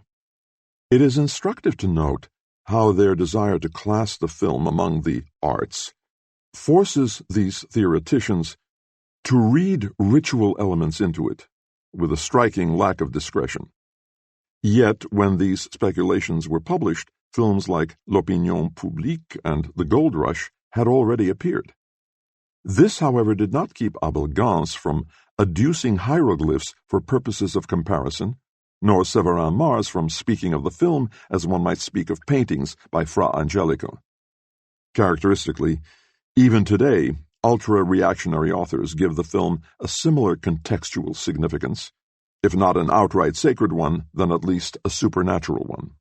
Commenting on Max Reinhardt's film version of A Midsummer Night's Dream, Werfel states that undoubtedly it was the sterile copying of the exterior world with its streets, interiors, railroad stations, restaurants, motor cars, and beaches, which until now had obstructed the elevation of the film to the realm of art. The film has not yet realized its true meaning, its real possibilities. These consist in its unique faculty to express by natural means and with incomparable persuasiveness all that is fairy-like, marvelous, supernatural. 8. The artistic performance of a stage actor is definitely presented to the public by the actor in person. That of the screen actor, however, is presented by a camera, with a twofold consequence. The camera that presents the performance of the film actor to the public need not respect the performance as an integral whole. Guided by the cameraman, the camera continually changes its position with respect to the performance. The sequence of positional views which the editor composes from the material supplied him constitutes the completed film. It comprises certain factors of movement, which are in reality those of the camera, not to mention special camera angles, close-ups, etc. Hence, the performance of the actor is subjected to a series of optical tests. This is the first consequence of the fact that the actor's performance is presented by means of a camera. Also, the film actor lacks the opportunity of the stage actor to adjust to the audience during his performance, since he does not present his performance to the audience in person. This permits the audience to take the position of a critic without experiencing any personal contact with the actor. The audience's identification with the actor is really an identification with the camera. Consequently, the audience takes the position of the camera. Its approach is that of testing. This is not the approach to which cult values may be exposed. 9. For the film, what matters primarily is that the actor represents himself to the public before the camera, rather than representing someone else. One of the first to sense the actor's metamorphosis by this form of testing was Pirandello. Though his remarks on the subject in his novel Si Gira were limited to the negative aspects of the question and to the silent film only, this hardly impairs their validity, for in this respect the sound film did not change anything essential. What matters is that the part is acted not for an audience, but for a mechanical contrivance. In the case of the sound film, for two of them. The film actor, wrote Pirandello, feels as if in exile, exiled not only from the stage, but also from himself. With a vague sense of discomfort, he feels inexplicable emptiness. His body loses its corporeality. It evaporates. It is deprived of reality, life, voice, and the noises caused by his moving about, in order to be changed into a mute image, flickering an instant on the screen, then vanishing into silence. The projector will play with his shadow before the public, and he himself must be content to play before the camera. This situation might also be characterized as follows. For the first time, and this is the effect of the film, man has to operate with his whole living person, yet foregoing its aura. For aura is tied to his presence. There can be no replica of it. The aura, which on the stage emanates from Macbeth, cannot be separated for the spectators from that of the actor. However, the singularity of the shot in the studio is that the camera is substituted for the public. Consequently, the aura that envelops the actor vanishes, and with it, the aura of the figure he portrays. It is not surprising that it should be a dramatist such as Pirandello who, in characterizing the film, inadvertently touches on the very crisis in which we see the theater.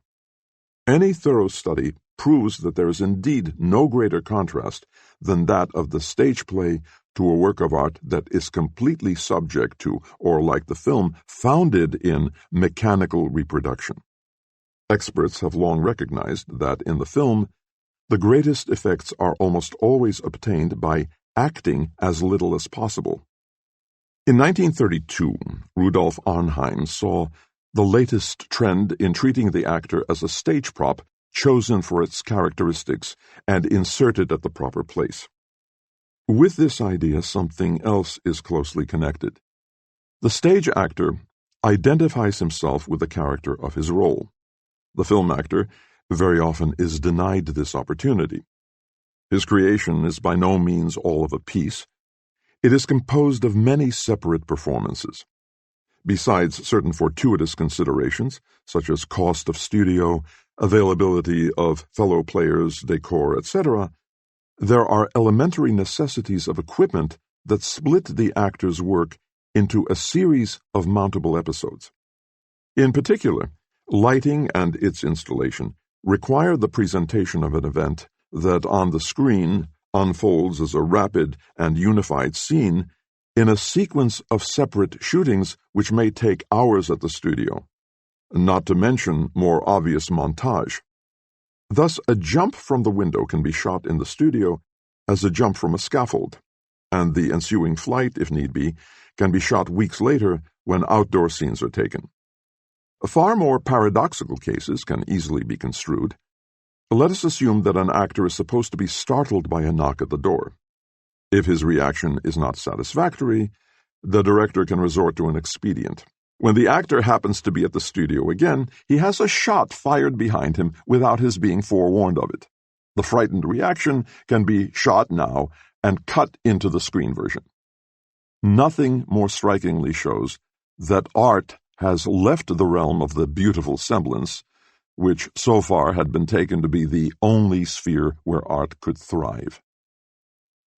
10. The feeling of strangeness that overcomes the actor before the camera, as Pirandello describes it, is basically of the same kind as the estrangement felt before one's own image in the mirror. But now the reflected image has become separable, transportable. And where is it transported? Before the public. Never for a moment does the screen actor cease to be conscious of this fact. While facing the camera, he knows that ultimately he will face the public, the consumers who constitute the market. This market, where he offers not only his labor but also his whole self, his heart and soul, is beyond his reach. During the shooting, he has as little contact with it as any article made in a factory. This may contribute to that oppression, that new anxiety, which, according to Pirandello, grips the actor before the camera. The film responds to the shriveling of the aura with an artificial buildup of the personality outside the studio. The cult of the movie star, fostered by the money of the film industry, preserves not the unique aura of the person, but the spell of the personality, the phony spell of a commodity. So long as the movie maker's capital sets the fashion, as a rule, no other revolutionary merit can be accredited to today's film than the promotion of a revolutionary criticism of traditional concepts of art. We do not deny that in some cases today's films can also promote revolutionary criticism of social conditions, even of the distribution of property. However, our present study is no more specifically concerned with this than is the film production of Western Europe. It is inherent in the technique of the film, as well as that of sports, that everybody who witnesses its accomplishments is somewhat of an expert. This is obvious to anyone listening to a group of newspaper boys leaning on their bicycles and discussing the outcome of a bicycle race. It is not for nothing that newspaper publishers arrange races for their delivery boys. These arouse great interest among the participants, for the victor has an opportunity to rise from delivery boy to professional racer. Similarly, the newsreel offers everyone the opportunity to rise from passerby to movie extra. In this way, any man might even find himself part of a work of art, as witness Vertov's 3 Songs About Lenin, or Evans's Borinage. Any man today can lay claim to being filmed. This claim can best be elucidated by a comparative look at the historical situation of contemporary literature. For centuries, a small number of writers were confronted by many thousands of readers. This changed toward the end of the last century. With the increasing extension of the press, which kept placing new political, religious, scientific, professional, and local organs before the readers, an increasing number of readers became writers, at first occasional ones. It began with the daily press opening to its readers space for letters to the editor. And today there is hardly a gainfully employed European who could not, in principle, find an opportunity to publish somewhere or other comments on his work, grievances, documentary reports, or that sort of thing. Thus, the distinction between author and public is about to lose its basic character. The difference becomes merely functional.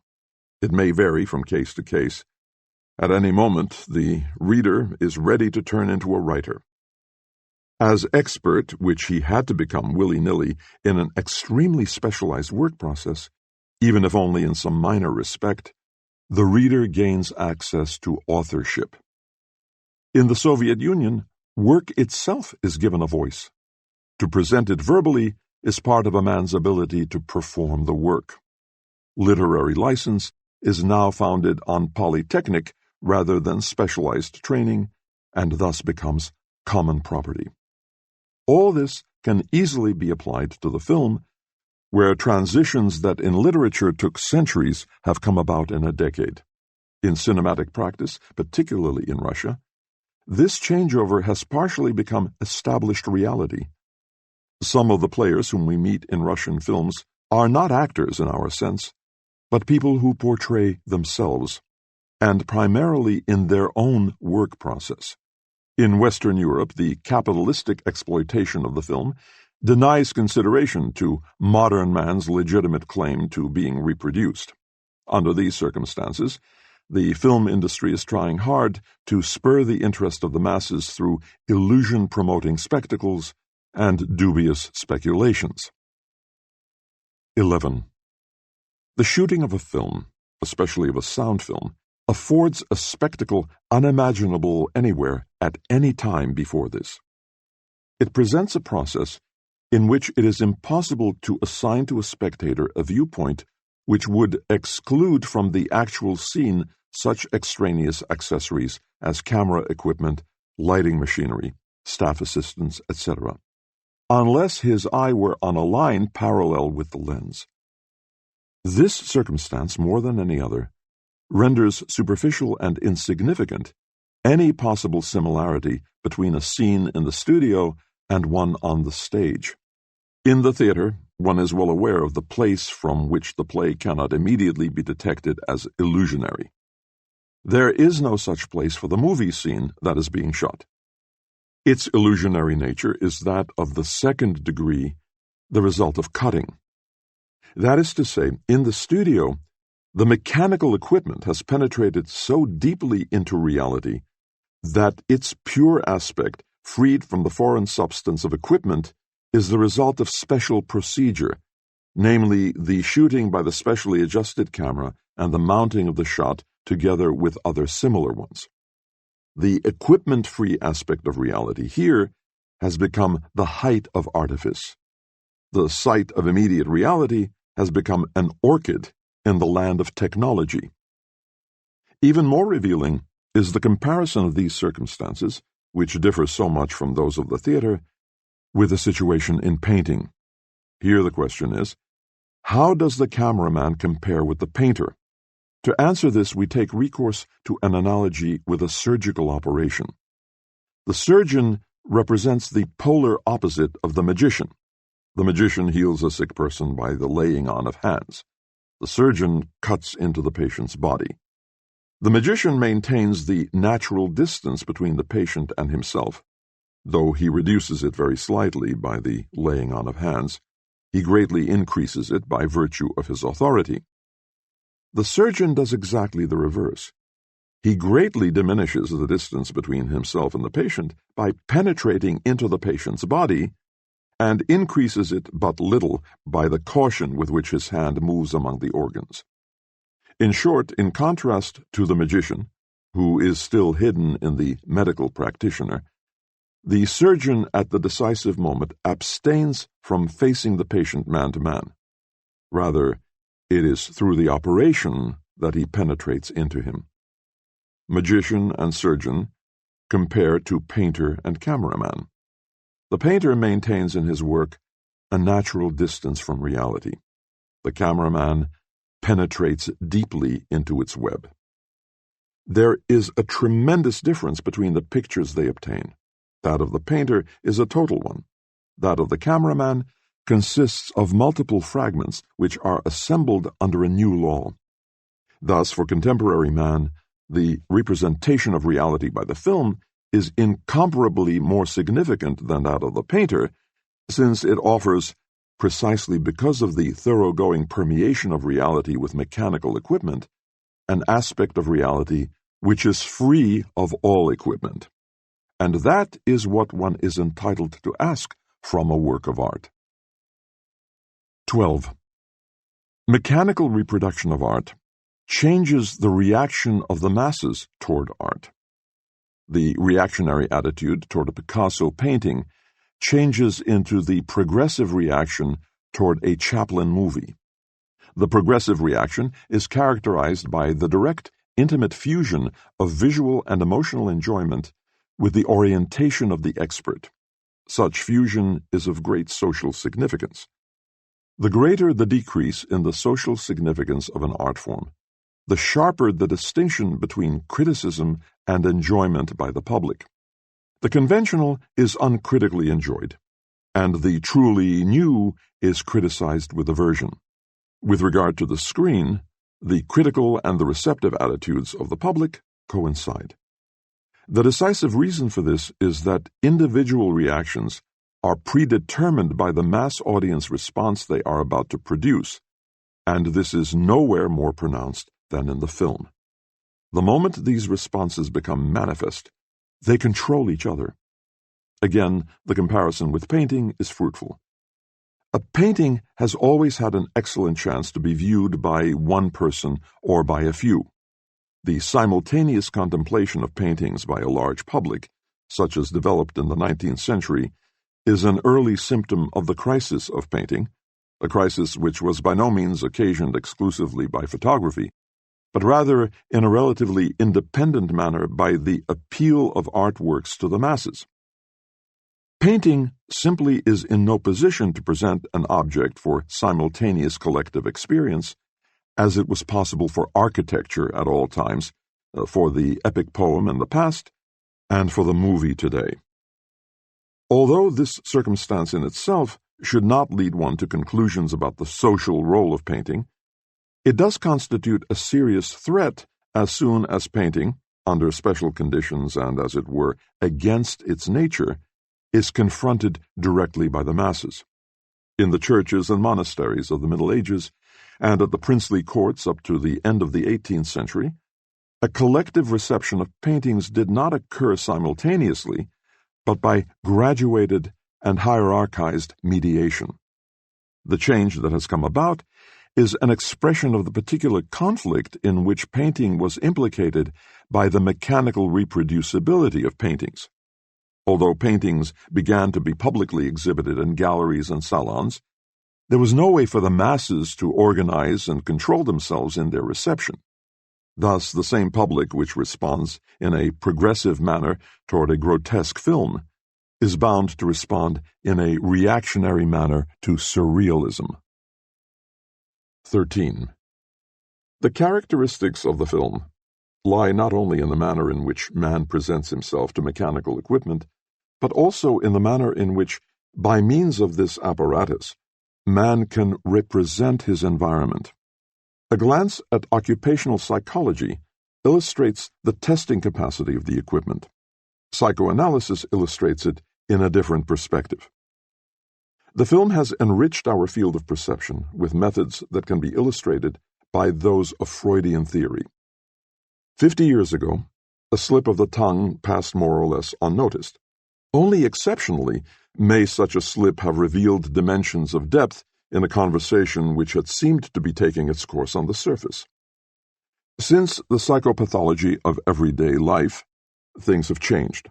This book isolated and made analyzable things which had heretofore floated along unnoticed in the broad stream of perception.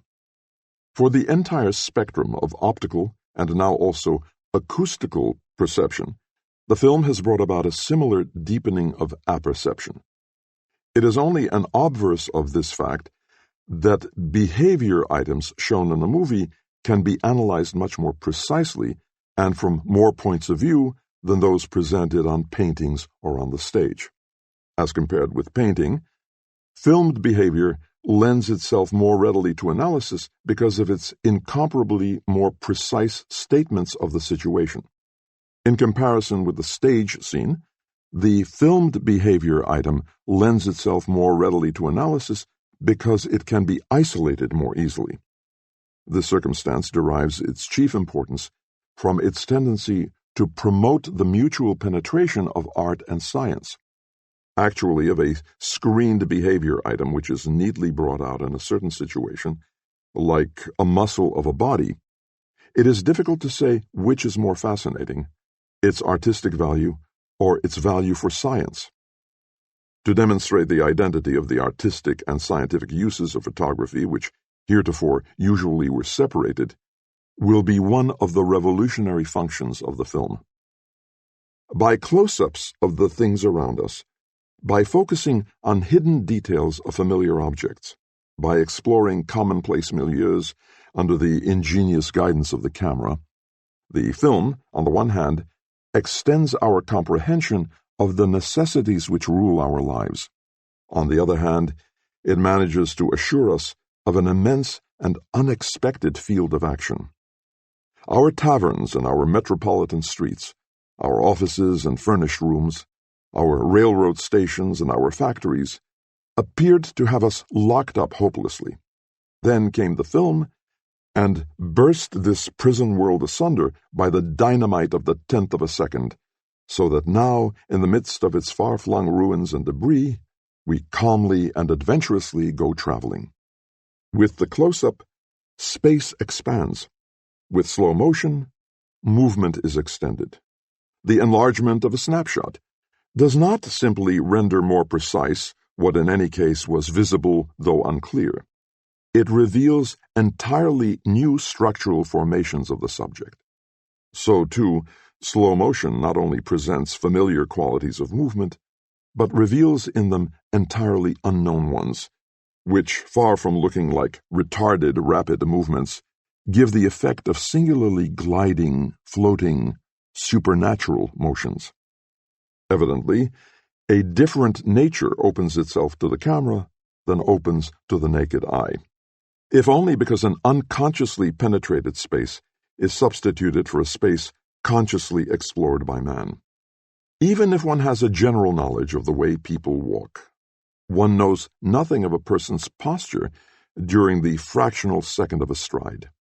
The act of reaching for a lighter or a spoon is familiar routine, yet we hardly know what really goes on between hand and metal, not to mention how this fluctuates with our moods.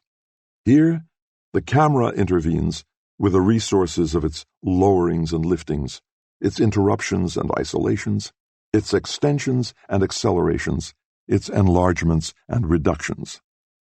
The camera introduces us to unconscious optics, as does psychoanalysis to unconscious impulses. 14. One of the foremost tasks of art has always been the creation of a demand which could be fully satisfied only later. The history of every art form shows critical epochs in which a certain art form aspires to effects which could be fully obtained only with a changed technical standard, that is to say, in a new art form. The extravagances and crudities of art which thus appear, particularly in the so-called decadent epochs, actually arise from the nucleus of its richest historical energies. In recent years, such barbarisms were abundant in Dadaism. It is only now that its impulse becomes discernible. Dadaism attempted to create by pictorial and literary means the effects which the public today seeks in the film. Every fundamentally new, pioneering creation of demands will carry beyond its goal. Dadaism did so to the extent that it sacrificed the market values which are so characteristic of the film in favor of higher ambitions, though of course it was not conscious of such intentions as here described. The Dadaists attached much less importance to the sales value of their work than to its uselessness for contemplative immersion. The studied degradation of their material was not the least of their means to achieve this uselessness. Their poems are word salad, containing obscenities and every imaginable waste product of language. The same is true of their paintings, on which they mounted buttons, and tickets. What they intended and achieved was a relentless destruction of the aura of their creations, which they branded as reproductions with the very means of production. Before a painting of Arps or a poem by August Stramm, it is impossible to take time for contemplation and evaluation as one would before a canvas of Derain's or a poem by Rilke. In the decline of middle-class society, contemplation became a school for asocial behavior. It was countered by distraction as a variant of social conduct. Dadaist activities actually assured a rather vehement distraction by making works of art the center of scandal. One requirement was foremost: to outrage the public. From an alluring appearance or persuasive structure of sound, the work of art of the Dadaists became an instrument of ballistics. It hit the spectator like a bullet. It happened to him, thus acquiring a tactile quality. It promoted a demand for the film, the distracting element of which is also primarily tactile, being based on changes of place and focus which periodically assail the spectator. Let us compare the screen on which a film unfolds with the canvas of a painting. The painting invites the spectator to contemplation. Before it, the spectator can abandon himself to his associations. Before the movie frame, he cannot do so. No sooner has his eye grasped a scene than it is already changed. It cannot be arrested. Duhamel, who detests the film and knows nothing of its significance, though something of its structure, notes this circumstance as follows: "I can no longer think what I want to think. My thoughts have been replaced by moving images." The spectator's process of association in view of these images is indeed interrupted by their constant sudden change. This constitutes the shock effect of the film, which, like all shocks, should be cushioned by heightened presence of mind. By means of its technical structure, the film has taken the physical shock effect out of the wrappers in which Dadaism had, as it were, kept it inside the moral shock effect. 15.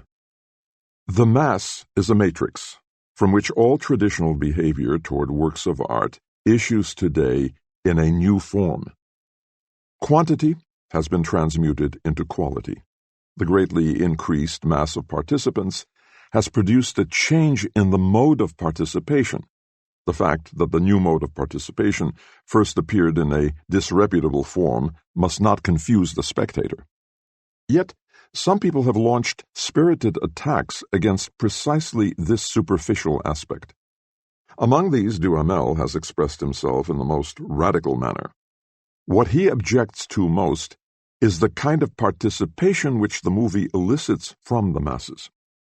Duhamel calls the movie a pastime for helots, a diversion for uneducated, wretched, worn-out creatures who are consumed by their worries, a spectacle which requires no concentration and presupposes no intelligence, which kindles no light in the heart and awakens no hope other than the ridiculous one of someday becoming a star in Los Angeles. Clearly, this is at bottom the same ancient lament that the masses seek distraction, whereas art demands concentration from the spectator. That is a commonplace. The question remains whether it provides a platform for the analysis of the film. A closer look is needed here. Distraction and concentration form polar opposites, which may be stated as follows. A man who concentrates before a work of art is absorbed by it. He enters into this work of art the way legend tells of the Chinese painter when he viewed his finished painting. In contrast, the distracted mass absorbs the work of art. This is most obvious with regard to buildings. Architecture has always represented the prototype of a work of art, the reception of which is consummated by a collectivity in a state of distraction. The laws of its reception are most instructive. Buildings have been man's companions since primeval times. Many art forms have developed and perished. Tragedy begins with the Greeks, is extinguished with them, and after centuries, its rules only are revived. The epic poem, which had its origin in the youth of nations, expires in Europe at the end of the Renaissance. Panel painting is a creation of the Middle Ages, and nothing guarantees its uninterrupted existence. But the human need for shelter is lasting. Architecture has never been idle. Its history is more ancient than that of any other art, and its claim to being a living force has significance in every attempt to comprehend the relationship of the masses to art. Buildings are appropriated in a twofold manner, by use and by perception, or rather by touch and sight. Such appropriation cannot be understood in terms of the attentive concentration of a tourist before a famous building. On the tactile side, there is no counterpart to contemplation on the optical side. Tactile appropriation is accomplished not so much by attention as by habit. As regards architecture, habit determines to a large extent even optical reception. The latter, too, occurs much less through rapt attention than by noticing the object in incidental fashion. This mode of appropriation, developed with reference to architecture, in certain circumstances acquires canonical value. For the tasks which face the human apparatus of perception at the turning points of history cannot be solved by optical means, that is, by contemplation alone. They are mastered gradually by habit under the guidance of tactile appropriation. The distracted person, too, can form habits. More, the ability to master certain tasks in a state of distraction proves that their solution has become a matter of habit. Distraction, as provided by art, presents a covert control of the extent to which new tasks have become soluble by apperception. Since, moreover, individuals are tempted to avoid such tasks, art will tackle the most difficult and most important ones where it is able to mobilize the masses. Today it does so in the film. Reception in a state of distraction, which is increasing noticeably in all fields of art, and is symptomatic of profound changes in apperception, finds in the film its true means of exercise. The film, with its shock effect, meets this mode of reception halfway. The film makes the cult value recede into the background, not only by putting the public in the position of the critic, but also by the fact that at the movies this position requires no attention. The public is an examiner, but an absent-minded one. Epilogue.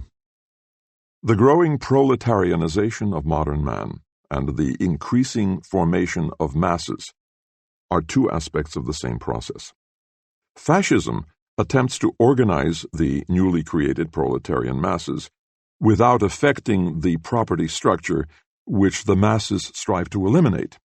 Fascism sees its salvation in giving these masses not their right, but instead a chance to express themselves. The masses have a right to change property relations. Fascism seeks to give them an expression while preserving property. The logical result of fascism is the introduction of aesthetics into political life. The violation of the masses, whom fascism, with its Führer cult, forces to their knees, has its counterpart in the violation of an apparatus which is pressed into the production of ritual values. All efforts to render politics aesthetic culminate in one thing: war. War and war only can set a goal for mass movements on the largest scale while respecting the traditional property system. This is the political formula for the situation. The technological formula may be stated as follows. Only war makes it possible to mobilize all of today's technical resources while maintaining the property system. It goes without saying that the fascist apotheosis of war does not employ such arguments. Still, Marinetti says in his manifesto on the Ethiopian colonial war, "For 27 years, we futurists have rebelled against the branding of war as anti-aesthetic. Accordingly, we state, war is beautiful because it establishes man's dominion over the subjugated machinery by means of gas masks terrifying megaphones, flamethrowers, and small tanks. War is beautiful because it initiates the dreamt-of metallization of the human body. War is beautiful because it enriches a flowering meadow with the fiery orchids of machine guns. War is beautiful because it combines the gunfire, the cannonades, the ceasefire, the scents, and the stench of putrefaction into a symphony. War is beautiful because it creates new architecture like that of the big tanks, the geometrical formation flights, the smoke spirals from burning villages, and many others. Poets and artists of futurism, remember these principles of an aesthetics of war so that your struggle for a new literature and a new graphic art may be illumined by them. This manifesto has the virtue of clarity. Its formulations deserve to be accepted by dialecticians. To the latter, the aesthetics of today's war appears as follows. If the natural utilization of productive forces is impeded by the property system, the increase in technical devices, in speed, and in the sources of energy will press for an unnatural utilization, and this is found in war. The destructiveness of war furnishes proof that society has not been mature enough to incorporate technology as its organ, that technology has not been sufficiently developed to cope with the elemental forces of society. The horrible features of imperialistic warfare are attributable to the discrepancy between the tremendous means of production and their inadequate utilization in the process of production. In other words, to unemployment and the lack of markets. Imperialistic war is a rebellion of technology which collects in the form of human material the claims to which society has denied its natural material. Instead of draining rivers, society directs a human stream into a bed of trenches. Instead of dropping seeds from airplanes, it drops incendiary bombs over cities. And through gas warfare, the aura is abolished in a new way. Fiat ars, pereat mundus, says fascism, and as Marinetti admits, expects war to supply the artistic gratification of a sense perception that has been changed by technology. This is evidently the consummation of l'art pour l'art. Mankind, which in Homer's time was an object of contemplation for the Olympian gods, now is one for itself.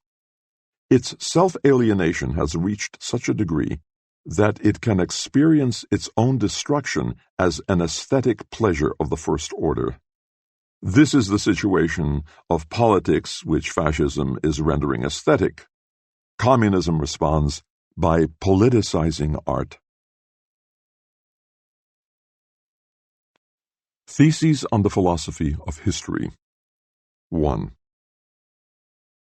The story is told of an automaton constructed in such a way that it could play a winning game of chess, answering each move of an opponent with a counter-move.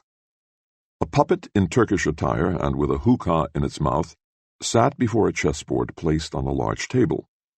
A system of mirrors created the illusion that this table was transparent from all sides. Actually, a little hunchback who was an expert chess player sat inside and guided the puppet's hand by means of strings. One can imagine a philosophical counterpart to this device.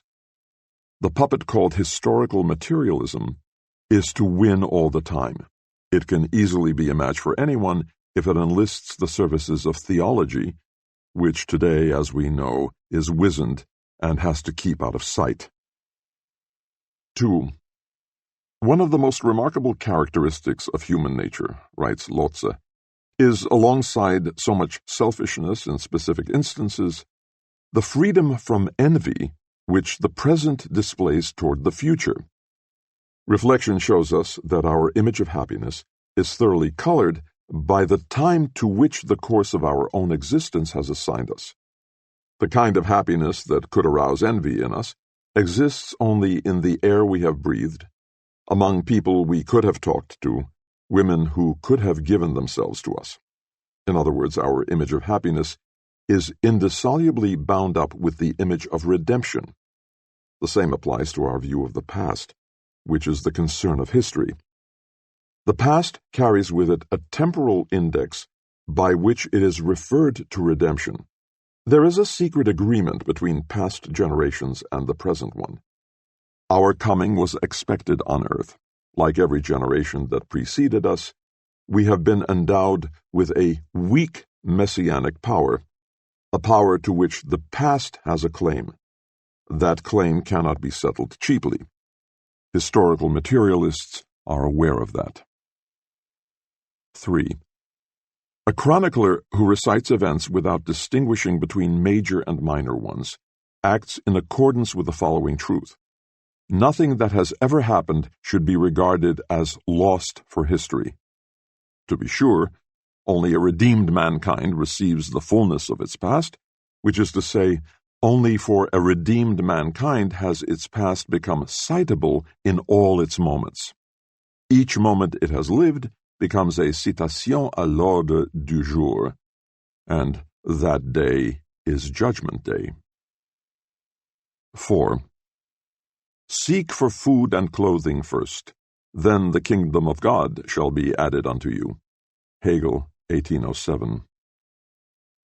The class struggle, which is always present to a historian influenced by Marx, is a fight for the crude and material things without which no refined and spiritual things could exist. Nevertheless, it is not in the form of the spoils which fall to the victor that the latter make their presence felt in the class struggle. They manifest themselves in this struggle as courage, humor, cunning, and fortitude. They have retroactive force and will constantly call in question every victory, past and present, of the rulers. As flowers turn toward the sun, by dint of a secret heliotropism, the past strives to turn toward that sun which is rising in the sky of history. A historical materialist must be aware of this most inconspicuous of all transformations. 5. The true picture of the past flits by. The past can be seized only as an image which flashes up at the instant when it can be recognized and is never seen again. The truth will not run away from us. In the historical outlook of historicism, these words of Gottfried Keller mark the exact point where historical materialism cuts through historicism.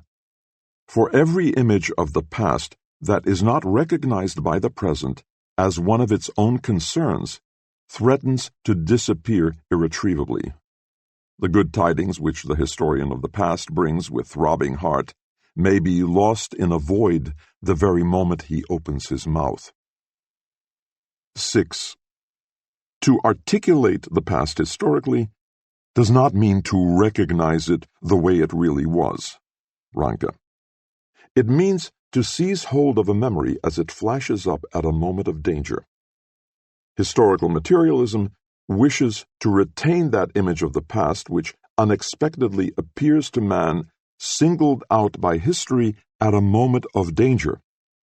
The danger affects both the content of the tradition and its receivers. The same thread hangs over both, that of becoming a tool of the ruling classes.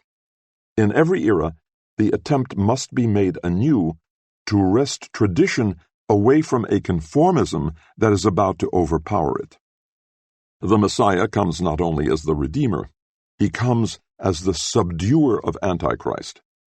Only that historian will have the gift of fanning the spark of hope in the past, who is firmly convinced that even the dead will not be safe from the enemy if he wins. And this enemy has not ceased to be victorious. 7. Consider the darkness and the great cold in this vale which resounds with misery. Brecht, The Threepenny Opera. To historians who wish to relive an era, Fustel de Coulanges recommends that they blot out everything they know about the later course of history. There is no better way of characterizing the method with which historical materialism has broken. It is a process of empathy whose origin is the indolence of the heart, acedia, which despairs of grasping and holding the genuine historical image as it flares up briefly. Among medieval theologians, it was regarded as the root cause of sadness. Flaubert, who was familiar with it, wrote, Peu de gens devineront combien il a fallu être triste pour ressusciter Carthage. The nature of this sadness stands out more clearly if one asks with whom the adherents of historicism actually empathize. The answer is inevitable: with the victor. And all rulers are the heirs of those who conquered before them. Hence, empathy with the victor invariably benefits the rulers. Historical materialists know what that means. Whoever has emerged victorious participates to this day in the triumphal procession in which the present rulers step over those who are lying prostrate. According to traditional practice, the spoils are carried along in the procession. They are called cultural treasures, and a historical materialist views them with cautious detachment.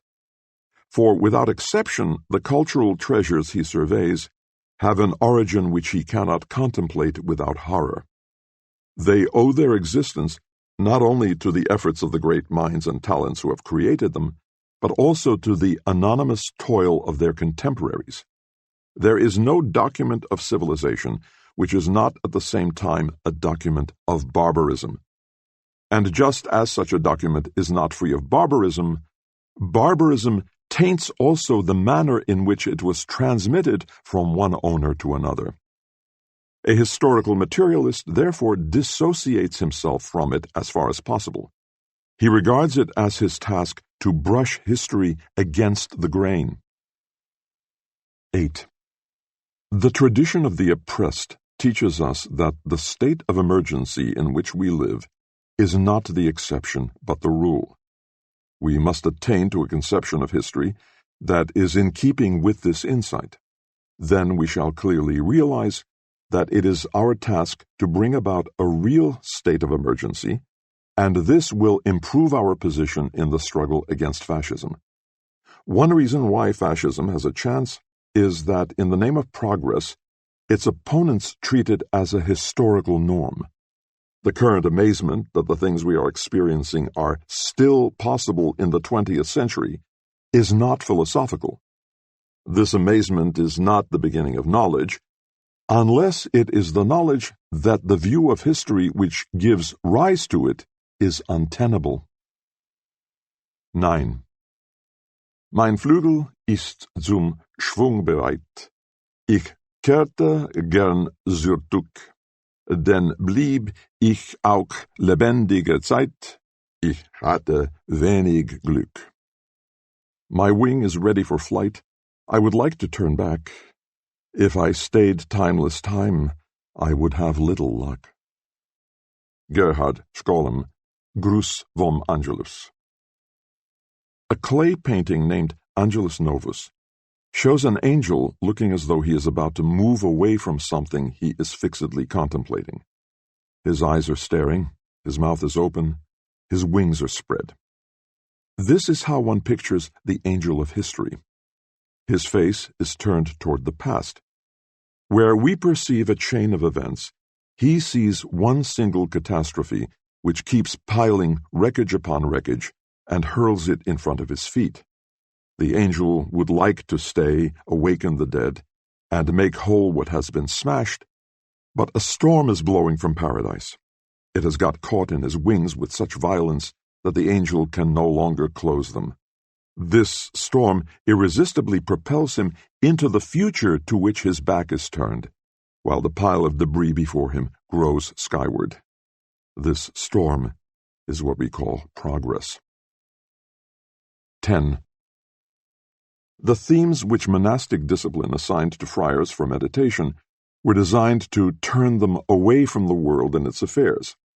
The thoughts which we are developing here originate from similar considerations. At a moment when the politicians in whom the opponents of fascism have placed their hopes are prostrate and confirm their defeat by betraying their own cause, these observations are intended to disentangle the political worldlings from the snares in which the traitors have entrapped them. Our consideration proceeds from the insight that the politicians' stubborn faith in progress, their confidence in their mass basis, and finally their servile integration in an uncontrollable apparatus, have been three aspects of the same thing. It seeks to convey an idea of the high price our accustomed thinking will have to pay for a conception of history that avoids any complicity with the thinking to which these politicians continue to adhere. 11. The conformism, which has been part and parcel of social democracy from the beginning, attaches not only to its political tactics, but to its economic views as well. It is one reason for its later breakdown. Nothing has corrupted the German working class so much as the notion that it was moving with the current. It regarded technological developments as the fall of the stream with which it thought it was moving. From there, it was but a step to the illusion that the factory work which was supposed to tend toward technological progress constituted a political achievement. The old Protestant ethics of work was resurrected among German workers in secularized form. The Gotha program already bears traces of this confusion, defining labor as the source of all wealth and all culture.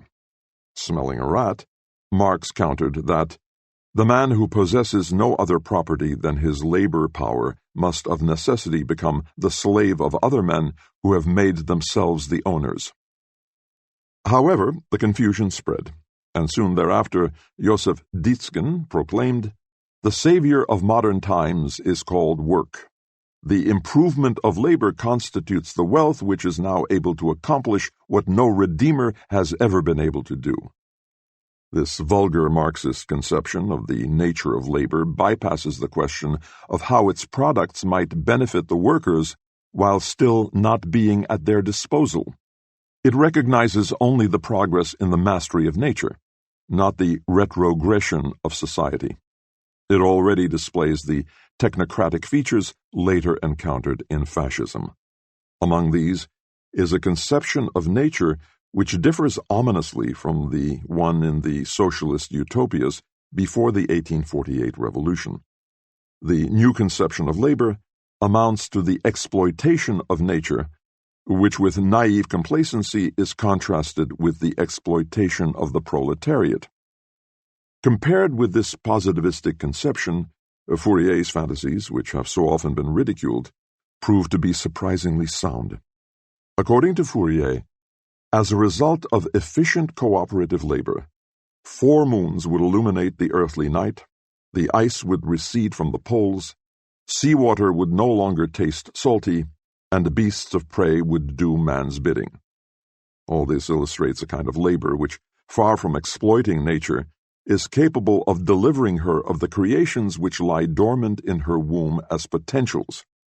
Nature, which, as Dietzgen puts it, exists gratis, is a complement to the corrupted conception of labor. 12. We need history, but not the way a spoiled loafer in the garden of knowledge needs it. Nietzsche, of the use and abuse of history.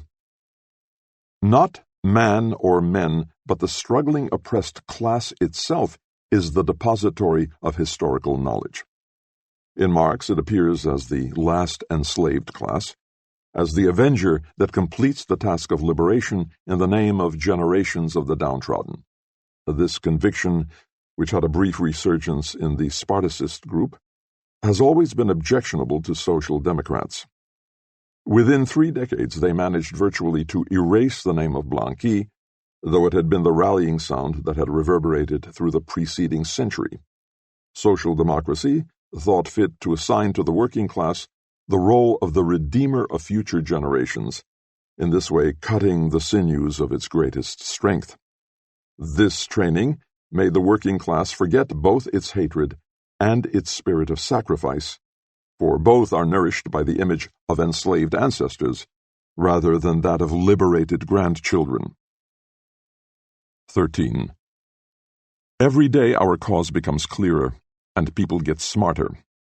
Wilhelm Dietzgen, Die Religion der Sozialdemokratie. Social democratic theory, and even more its practice, have been formed by a conception of progress which did not adhere to reality, but made dogmatic claims.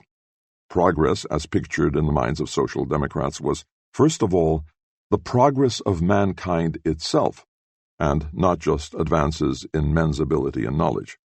Secondly, it was something boundless, in keeping with the infinite perfectibility of mankind. Thirdly, progress was regarded as irresistible, something that automatically pursued a straight or spiral course. Each of these predicates is controversial and open to criticism. However, when the chips are down, criticism must penetrate beyond these predicates and focus on something that they have in common. The concept of the historical progress of mankind cannot be sundered from the concept of its progression through a homogeneous, empty time.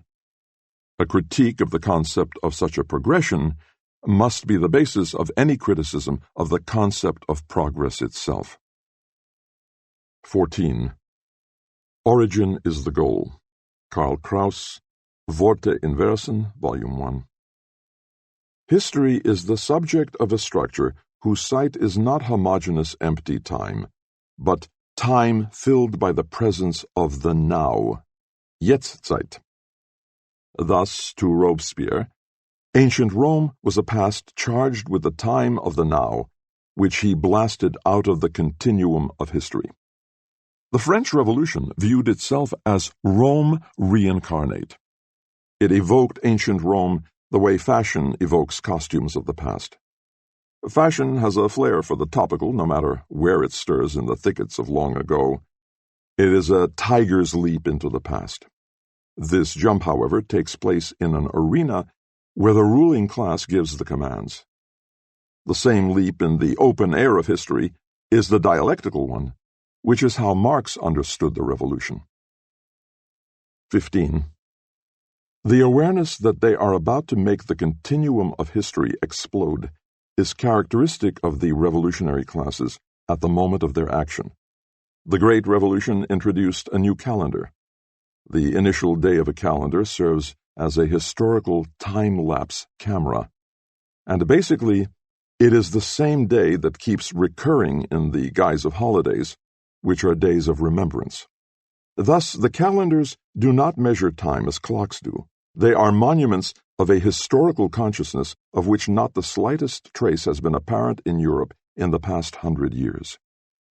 In the July Revolution, an incident occurred which showed this consciousness still alive. On the first evening of fighting, it turned out that the clocks in towers were being fired on simultaneously and independently from several places in Paris. An eyewitness who may have owed his insight to the rhyme wrote as follows: Qui le croirait? On dit qu'il était contre l'heure, de nouveau je jouais au pied de chaque tour, tirant pour les cadrans pour arrêter le jour. Who would have believed it? We are told that new Joshuas at the foot of every tower, as though irritated with time itself, fired at the dials in order to stop the day. 16. A historical materialist cannot do without the notion of a present which is not a transition, but in which time stands still and has come to a stop. For this notion defines the present in which he himself is writing history. Historicism gives the eternal image of the past. Historical materialism supplies a unique experience with the past. The historical materialist leaves it to others to be drained by the whore called Once Upon a Time in historicism's bordello. He remains in control of his powers, man enough to blast open the continuum of history. 17. Historicism rightly culminates in universal history. Materialistic historiography differs from it as to method more clearly than from any other kind. Universal history has no theoretical armature. Its method is additive. It musters a mass of data to fill the homogeneous, empty time. Materialistic historiography, on the other hand, is based on a constructive principle. Thinking involves not only the flow of thoughts, but their arrest as well. Where thinking suddenly stops in a configuration pregnant with tensions, it gives that configuration a shock by which it crystallizes into a monad. A historical materialist approaches a historical subject only where he encounters it as a monad. In this structure, he recognizes the sign of a messianic cessation of happening, or, put differently, a revolutionary chance in the fight for the oppressed past. He takes cognizance of it in order to blast a specific era out of the homogeneous course of history, blasting a specific life out of the era, or a specific work out of the life work. As a result of this method, the life work is preserved in this work and at the same time cancelled. In the life work, the era, and in the era, the entire course of history. The nourishing fruit of the historically understood contains time as a precious but tasteless seed. 18. In relation to the history of organic life on Earth, writes a modern biologist, the paltry 50 millennia of Homo sapiens constitute something like 2 seconds at the close of a 24-hour day. On this scale, the history of civilized mankind would fill 1/5 of the last second of the last hour. The present, which as a model of messianic time comprises the entire history of mankind in an enormous abridgment, coincides exactly with the stature which the history of mankind has in the universe. A. Historicism contents itself with establishing a causal connection between various moments in history. But no fact that is a cause is for that very reason historical. It became historical posthumously, as it were, through events that may be separated from it by thousands of years. A historian who takes this as his point of departure stops telling the sequence of events like the beads of a rosary. Instead, he grasps the constellation which his own era has formed with a definite earlier one. Thus he establishes a conception of the present as the time of the now, which is shot through with chips of messianic time. B. The soothsayers who found out from time what it had in store certainly did not experience time as either homogeneous or empty. Anyone who keeps this in mind will perhaps get an idea of how past times were experienced in remembrance, namely, in just the same way. We know that the Jews were prohibited from investigating the future. The Torah and the prayers instruct them in remembrance, however. This stripped the future of its magic, to which all those succumb who turn to the soothsayers for enlightenment. This does not imply, however, that for the Jews the future turned into homogeneous empty time. For every second of time was the straight gate through which the Messiah might enter. This concludes the reading of Illuminations, Essays and Reflections by Walter Benjamin, translated by Harry Zohn. Edited and with an introduction by Hannah Arendt. Originally published in Germany by Suhrkamp Verlag, Frankfurt am Main. Copyright 1955 by Suhrkamp Verlag, Frankfurt am Main. English translation, copyright 1968 by Harcourt Brace Jovanovic, Incorporated. Introduction, copyright 1968 by Hannah Arendt. This book was read by Stefan Rudnicki and directed by Alison Bell Buse. Edited, mixed, and mastered by Ken Barton. This unabridged recording was published by special arrangement with HarperCollins Publishers, LLC, and was produced in 2021 by Blackstone Publishing, which holds the copyright. Neither this recording nor any portion of it may be reproduced or used for any purpose without prior written authorization from Blackstone Publishing. For a complete listing of our titles, visit our website at www.downpour.com. Thank you.